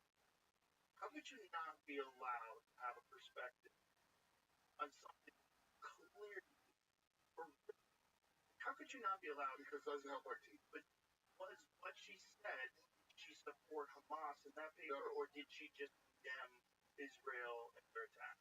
I don't remember her ever supporting Hamas in the paper. I know she said Palestine. No, but let's say she goes, hey, Hamas, she goes, you know who supported Hamas? Bill Kowski, Netanyahu, the Prime Minister of Israel for 20 years. No, I gave up on Hamas in 2006 because I'm like, they're no good. So Bibi thought it was a good strategy to prop them up to fight the West Bank Palestine so that they could never have a party from that treaty that they agreed to but never intended to keep. So that's your fault, motherfucker. The girl supported Hamas not as much as the Prime Minister of Israel did she?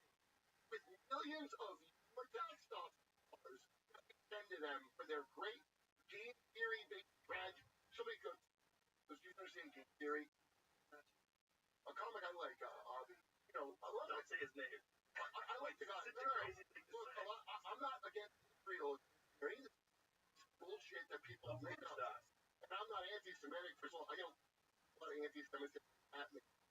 I remember talking about on stage, like, oh, could you nose? Somebody said from the audience, like, yeah, that's probably.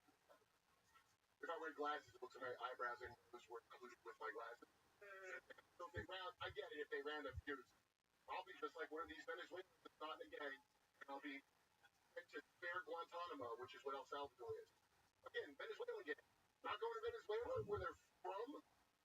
You're sending them to the MS-13 prison that, you know, I was worried at first hearing about it because I'm like, what is the person? That's my concern. That's the number one.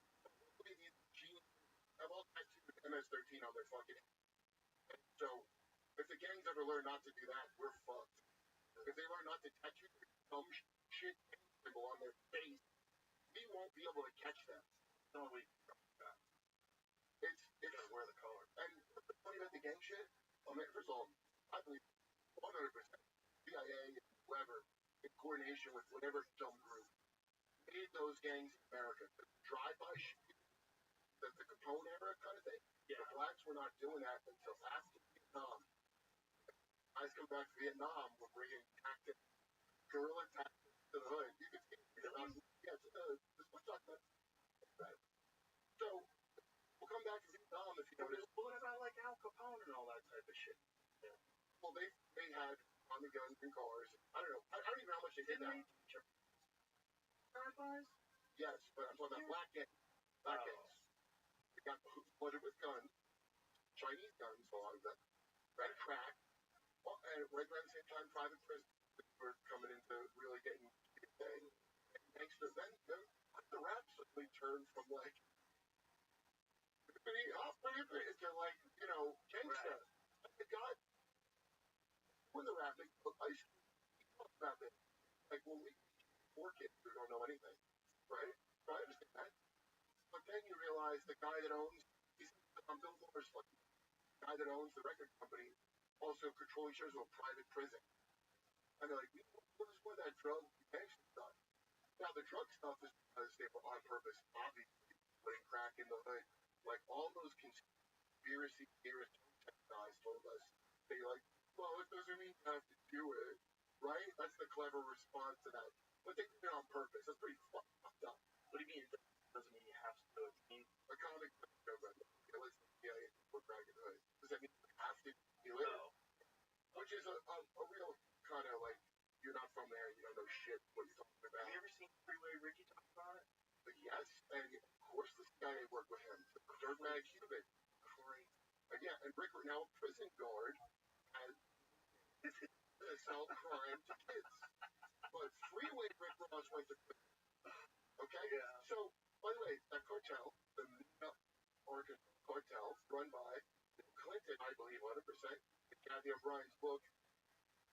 Maybe people thought Kathy O'Brien's book was far-fetched when it came out in the 90s. But I would go back and I got an article, go back and listen to it because it's amazing how much of this stuff correlates to stuff right now. So they brought all that in on purpose to finance Contras. Shapiro will tell you with the big guys. Not, they were scumbags, very criminals. He used to always tell me about this stuff, and I go, who cares about Nicaragua? Dude, that's how I thought about it. Because I'm dumb. I'm slow, dude. I'm not slow. I'm slow. It took years for it to dawn on me what he was talking about was 100% relevant. And since I've been on Jimmy's show, and the few good reporters that are left in the universe, I'll see their stuff, you know. Monte and Max Louisville, by the way, both Jews, not anti-Semitic, do great reporting. They don't, and people call them conspiracy theorists, and they like to be respectful like it does. I want to get back. I want to know crazy stuff. I want to know the boring nerd stuff so I can try to see them. That's right. I'm not trying to be, I'm not respectable. I don't, I'm a clown. So I don't give a shit if I'm respectable. No, it's the perfect position to be in. This idea. There's so many ridiculous ideas that turn out to actually be true. How many jokes do you have? Because I think I have like a lot of jokes that you already had to say about it, so I'll have nothing. People have this story with the rival book, right? Yeah, oh yeah. And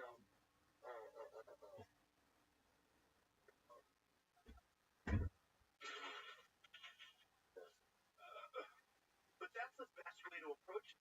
Then you're not afraid to be ridiculous.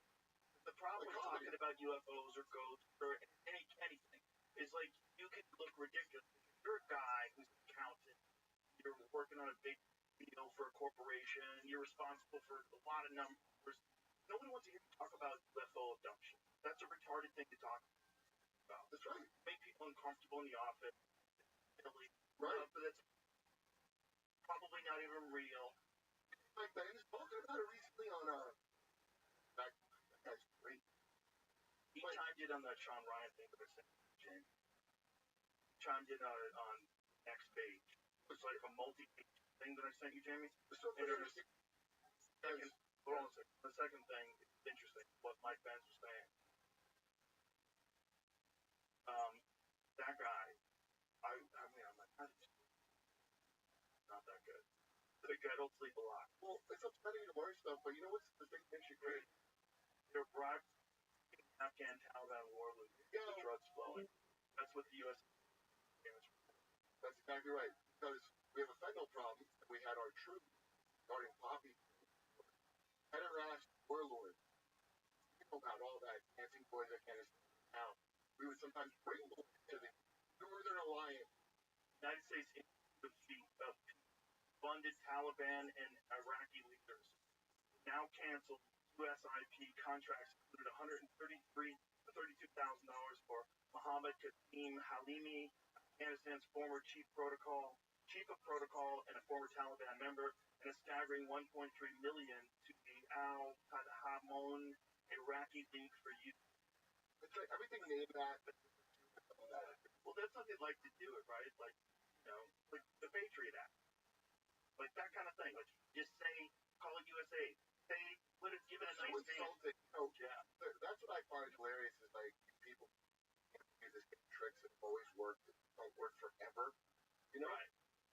do tricks.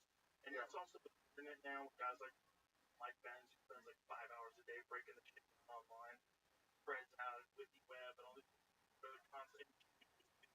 constantly talking about this stuff. It's very difficult to hide things. Well, once you realize, because just with being on the road and talking to people, or when I see people like Trump using it, I get banned the Instagram, whenever I've done with the left, so the Instagram, you know, whole crowd, booze. So that's because MAGA is not the brainwashed one. Right. So Democrats, I wouldn't even say some are brainwashed, but mostly, you literally get paid to be a Democrat. Like if you're an actor or you're anything, what you get not paid is not being a Democrat. Do you see what's going on in France? What happened now? So this woman who was the head of the Marie Le Pen getting yes. arrested. Oh yeah. So yeah, she should have made a deal with Israel like Trump. What happened with her? What was she lost some sort of a lawsuit. And yeah, lawfare. They lawfare her out because she's getting popular because they're swarming immigrants. That's when Israel. See, that's the thing about Democrats, NGOs. But it's also the fact that it's with lawfare, not just in America, or attempted to do it in America. You know, I mean, it's essentially the same thing that happened to Trump. I just wonder if they'll have the same type of rebound. I guess she's dealing with it. Yeah. They put a giant butt plug in the middle of Paris one time. And they made an article on everybody so crazy. They go, why is everybody so afraid of a Godzilla-sized butt plug? Why are you worried about anus? Because I'm not worried about my anus. That wouldn't go in my... I want to know who you made that for. And what they're going to do. USA spent $2 trillion on that butt plug. Oh my God. Show me the butt plug, Jerry. The giant French butt plug statue. When people make degenerate art, and I saw the tweet of it, and I'm like, it's so like, that is an uncomfortable Nazi connection to me about it. But there's no other word for making a giant butt plug in the center of your fucking. That's degenerate. Not a word for that besides degenerate. Crazy violence between. Oh my. And then getting mad at the people when they go. Such an obvious butt plug. No, French people were like, what? For the French, what the fuck is this shit? Paul McCartney. Hey, click on that. Paul McCartney beaten up. McCartney. Oh, McCartney. I hope it did. Yeah, no, Paul McCartney. This is Paul's shit. Paul McCartney was complaining about it. Oh, he's the butt plug guy. Oh, he's a freak. Can I see a photo of this gentleman? I bet he's a freak. You know, it wouldn't be a big deal. Is that him? French president. He's wonderful. I love a good butt plug. You know what this reminds me of? Remember Sam Smith's top hat performance at the Grammys that people got mad about? And they go, there was all this satanic shit. Look at this one he made. That dude butt fucking a dog. Is that what I'm saying? So if you make transgressive art, why would you want the government of France to put it down? Like, point. This guy is butt fucking pigs. Well, that's What is he thinking? What is this? So a guy who makes butt fuck statues. How much did he? It's called train. How much did he get paid to make that butt plug? Find out how much that. Find out how much that French butt plug cost. You think that stuff like that is done? Wait. You have one experience with fully articulated body parts, right down to the male figure's pursed lip and the heaving chest, all in service of a mesmerizing tableau that redefines cultural.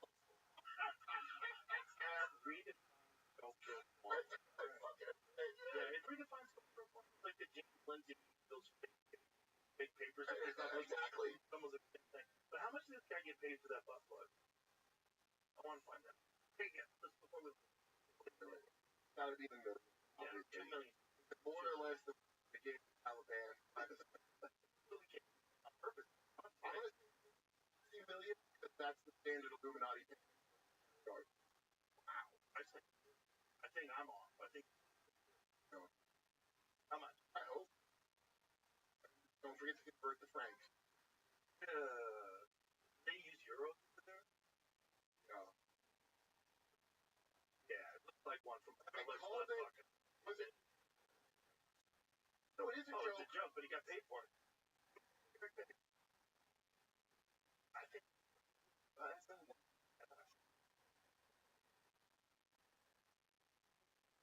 project. But it's more because it's got to be kind of money laundering because why would you 1.7 million? be like So obviously a butt plug. It's like if you had a rubber gun and tried to say, no, fuck, what are you mad? that's a lighter. Oh. It's a lighter like that? No, it is. It's a lighter. Oh, what do you think on Christmas? There's a war on Christianity, so I put a butt plug in the middle of the town You square. know who loves Christmas, by the way? China.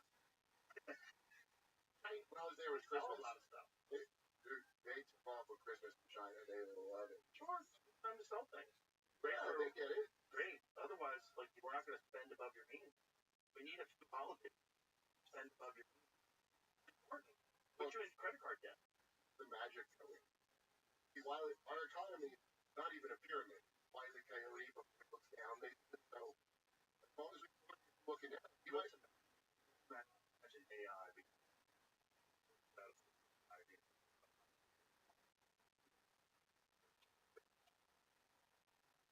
What you tell it, actually,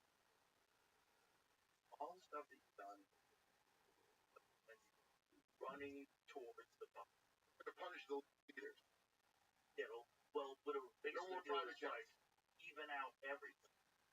Like it'll probably have to eliminate property. Again, programming the now it's probably assign us a certain amount of things we can have in our life, and no one can get greedy, and no one can earn more. So there's no reason to get inspired. AI. The person making AI is going to for itself. Yeah, I know the problem. Go lemon. Yes. Okay. Made out of clay, right? Like a dreidel, but it's a Frankenstein made of mud. And there's a story of Esoterica, or his channel's good. It's very academic, not like studies and stuff. But the theme of it is like one rabbi makes a go around and he puts Tom's, give her those letters, writing a guide on his head, as it's alive.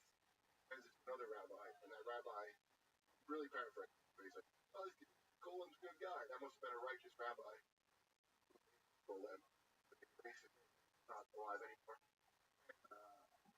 There's more to it, but if you're a righteous person, that life, your creation, righteous. Okay, but if you're not, like let's say fear and anger, right? Right. Whatever the hell you do, it's a reflection of that. So AI God, I don't think it's being programmed by anyone like God. It's being programmed by creep, weird, uncanny valley looking, mutated dick motherfuckers with variation on the X dick. You want to believe in aliens? I want every tech to whip it out. And I want to look at what the fuck this dick looks like. Because I'm a dick phrenologist. You know phrenology? I don't think it works, but I bet on somebody's it's phrenology. The pores in your skull determine your behavior. Is that pH phrenology? Is that what it is? Yeah, phrenology with pH. Yeah, and I want to, and I think all phrenology. It's pretty clear is they should really analyze, and I'll be glad to analyze it. I feel like you're going to be about the whole phrenology thing. It's like we're the smarter ones, right? But the Neanderthals had a bigger brain. What the fuck happened? Well, you told me that. I thought you were exaggerating here. And then you showed me the just same size hand, right? Yeah, they're freaky. 6'4". They're freaky. It does not. But they were when I was like 15. That's cool. I believe you were Neanderthal. Yeah. Well, I just more like people that live in like Nordic countries and Danish countries, like Northern European, there's a lot of Neanderthal DNA out there. Oh. People started fucking each other, and then I guess it was probably what it was like Neanderthal males and females, or human females, or human males and Neanderthal females. I wonder like which one made, because like there's certain hybrids that can't breed, you know, and then there's certain ones that can. Right. I wonder how close we were to them. If you're very close to breed. How did they do that? And not have a mule. Right. Exactly. Mule. I don't think it's perfect example. They're sterile. Yeah. They can't make more mule. You have to make a mule with a donkey. Now I thought Neanderthals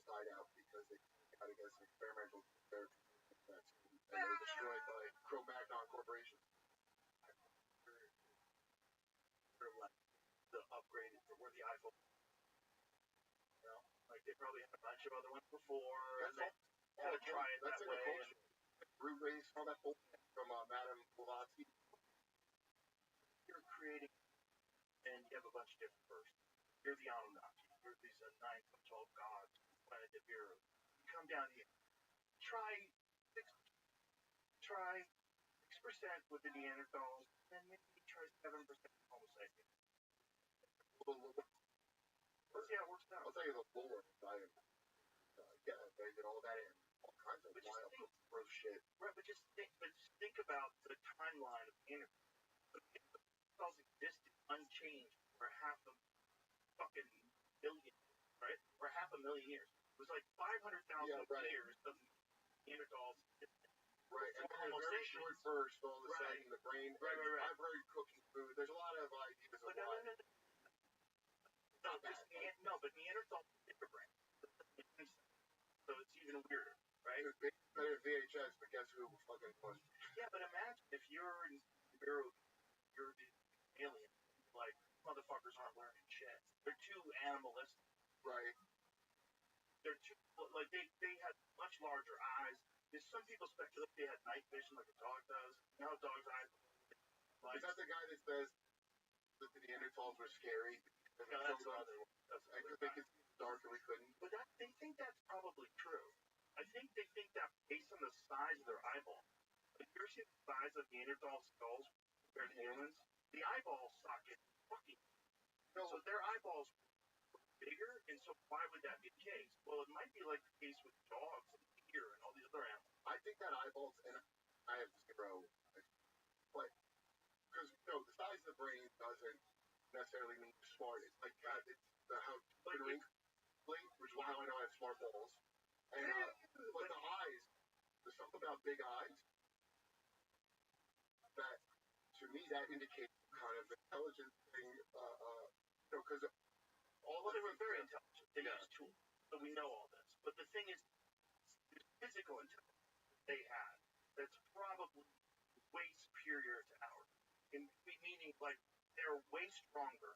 Their bones were way denser. Right. And their tendon strength must have been, like, multiple times what a normal human man at that time. Right. So you're dealing with a physically superior thing that was too primal. They had to introduce another version. It's slightly less primal, but still kind of fucked up. And that's the one that figured out how to make everything. That's the one that figured out how to do metallurgy. That's the one that figured out industrial enterprise, and the combustion engine, and you hear what you're saying? Those are so what I would say. Human nature is programmed. It's something curious. That, but I don't want you need to see now. Curious and ambitious makes new alien life. That's what I'll call it. Right. Curiosity and ambition. That's what. But the stunted. Like, shut up. Late now. Chemtrails, a goofy thing that I thought absolutely made up. They're just contrails. No, that's called geoengineering. That's real. This is what's important. There's a reality of jet engines getting hot, passing through condensation, making clouds. That's a fact. Regular jets, like a Delta Airlines, filled with people that are not trying to be brain chemtrails, will make clouds behind it, and depending upon the amount of moisture in the air, linger for a long time. If you cross the sky, that's what I thought they're all like. And this, it's openly talked about experiments. They use electric particles and the atmosphere to cool off the earth. You have a treaty. Fucking idea. For weather weapons. Not weather weapons. Oh yeah, but we've been getting clouds forever. Making it rain, weather manipulation, and geoengineering are we talked about it the other day. What they did by they fucked up. And when you hold off people filming it. It was crazy, buddy. They're not set up for that kind of rainfall. They're in the fucking desert. They're like some out of Charlie and the Chocolate Factory, that crazy thing. Like the Chocolate Palace. It's like that. Dubai has all the money in the world. Because I have friends that are from Dubai, and like, I found out, my buddy, the coolest guy, like, they're so rich that to distinguish yourself from other people, you have to have the lowest license plate number. Right. Yeah, you want number one. Because everybody has all the other crap. So how do you think that's Saudi Arabia? They do Saudi summers in LA. You ever been around for that? So in Saudi Arabia, summer is so hot that LA summer is like a party. So these guys, they all buy these beautiful houses in Beverly Hills, and they all drive these crazy Lamborghinis with Saudi plates. Right. So they have like some sort of a diplomatic community. Really drive them. So those are these guys, Beverly Hills before the pandemic, racing down local streets, like having drag races in Ferraris and Lamborghinis. What do you do about Have it? you seen it? And one of them fucked his car up. His car's like smoking. He pulled it in the driveway. Everyone's filming. All the neighbors are filming. And then the guy just gets on a plane and gets out of the country. Yeah, a whole bunch of jets before they get caught. And they have like some weird diplomatic community too. Well, that's what how they do it. That's a crazy thing. Like, you just know this country is wild. Stoplights, race down the street. Have a slave.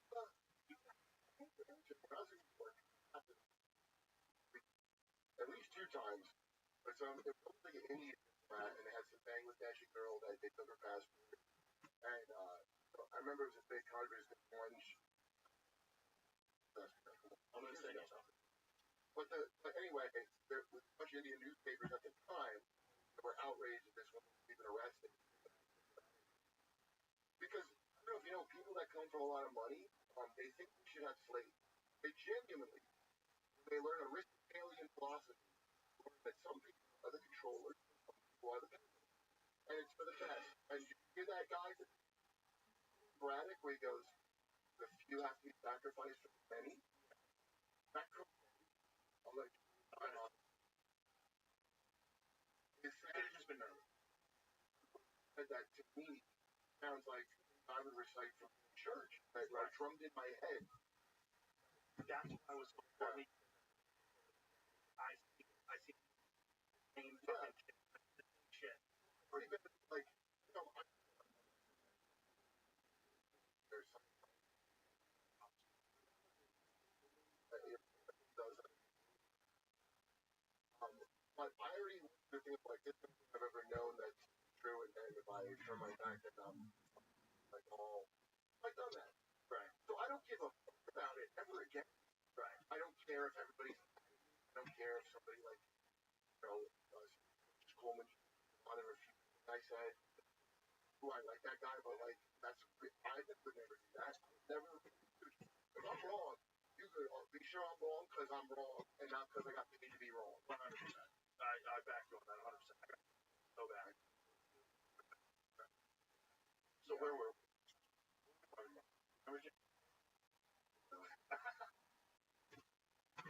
Something about the falling apart? Well, but AI? Go to Project more? Oh yeah, but listen, you go to Iran, I created this joke with the 20-year-olds in place, we'll bring back the draft, for sure. I'm trying to keep it out. We're going. So Iran, they want that Iran so bad.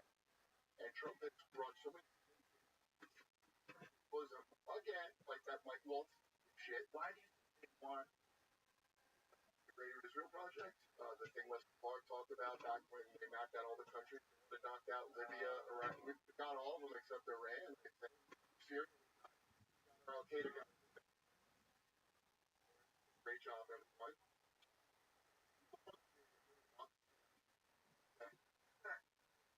all the things the government's fucked up. It's fucked that up more than it ever worked out better. Think about how many people died during. I know, but think about like trying to sell the same thing over and over and over again. Yeah, it is. Because every single time it's been a fucking thing. Like me, I remember the day where I was like 22. Like if I go left the oven on. And the same structure. Close. They're this. Oh, but everybody, if you work, I mean, I know to go to Iran. You know, you can't beat Iran. We haven't won a war in 80 years. I don't know why everybody forgets that we don't win wars. I mean, somebody wins it, you. Fighting it, that's for goddamn bomb Iran. Iran has hypersonic missiles that we do not have. How much money? Oh, yes. How do you know what there's a story on it, and I was like, that have the test. No. We were doing things like wait a minute, there's a lot of stuff that always pops. Like there's certain videos that they will not show allegedly of UFOs because then it would reveal the kind of surveillance equipment they have built and where the surveillance equipment underwater stuff. The really good stuff I doubt America has. I think people in charge of America have, but not America. People, they can't stop them with like iron dome. They can't do that. And change direction. Yeah, Russia has not the alliance, but they have signed it with China and Iran. Yeah, so the war with Russia that we're supposed to avoid by this Ukraine thing, that's, I guess, the mentality that you came a long time ago. Wars down sabotage the peace before, I'm guessing, among other crazy. And if you go bomb Iran, that might bring Russia into his world. Somebody wants World War III real bad. Well, my God, so I'm like, I can't wait to come on everybody. Please kill me. I cannot wait to find out. I'm not telling you how God will be, but I'm just saying. How bizarre is it that you're kind of right? How bizarre is it that you're right that we're inching closer and closer towards World War III, and that's not what people are concerned about? They're concerned with putting a swamp in a Tesla. It's called mind control. I bring it up nonstop, actually. It's annoying, I would say. MK Monarch was the one in the 90s that was probably most active, and all these figures that are like, why are there like 100 people in government all of a sudden? I want to show you something. Jamie, put that thing I just mentioned. These are the same people that are getting paid to go to the Tesla demonstration. Yeah. The same people that get paid to go to the Tesla protest, they do human dog obedience shows like this. These are the people. That Matt Damon cross-dresser from the nuclear connection that was stealing luggage? Yeah, I thought it was him. They put a thing now, this is crazy. Okay. No, you were talking about you could find that George. Right. There's a story about Walt Disney, one of Pinocchio, to talk about little people, Pinocchios, less wine there. And it got real hot, and I think there was stuff on the roof off their hat. Drunk, George yelling, cursing. But you know how the employees have to they're on at all times. Right. And what if it's kind of Guantanamo torture? Right. So where do furries come from? I think Disney. Now I'm just pulling this out of my ass. Like we know they're genetically engineering employees who would like to be in a product to them. They have the minds, even though they're smart, right? When they know that, they love product. Cool. If you do like, I'm 40, but I'm excited. Child, and I love wearing this as I and it's genetically all this stuff making employees hard. That's what employees are for. I want to be hot. I'm just making that up as a joke, but it's well, Lance was 100% involved in that. Underneath supported, but of course there'll be all this there. But of course he's involved.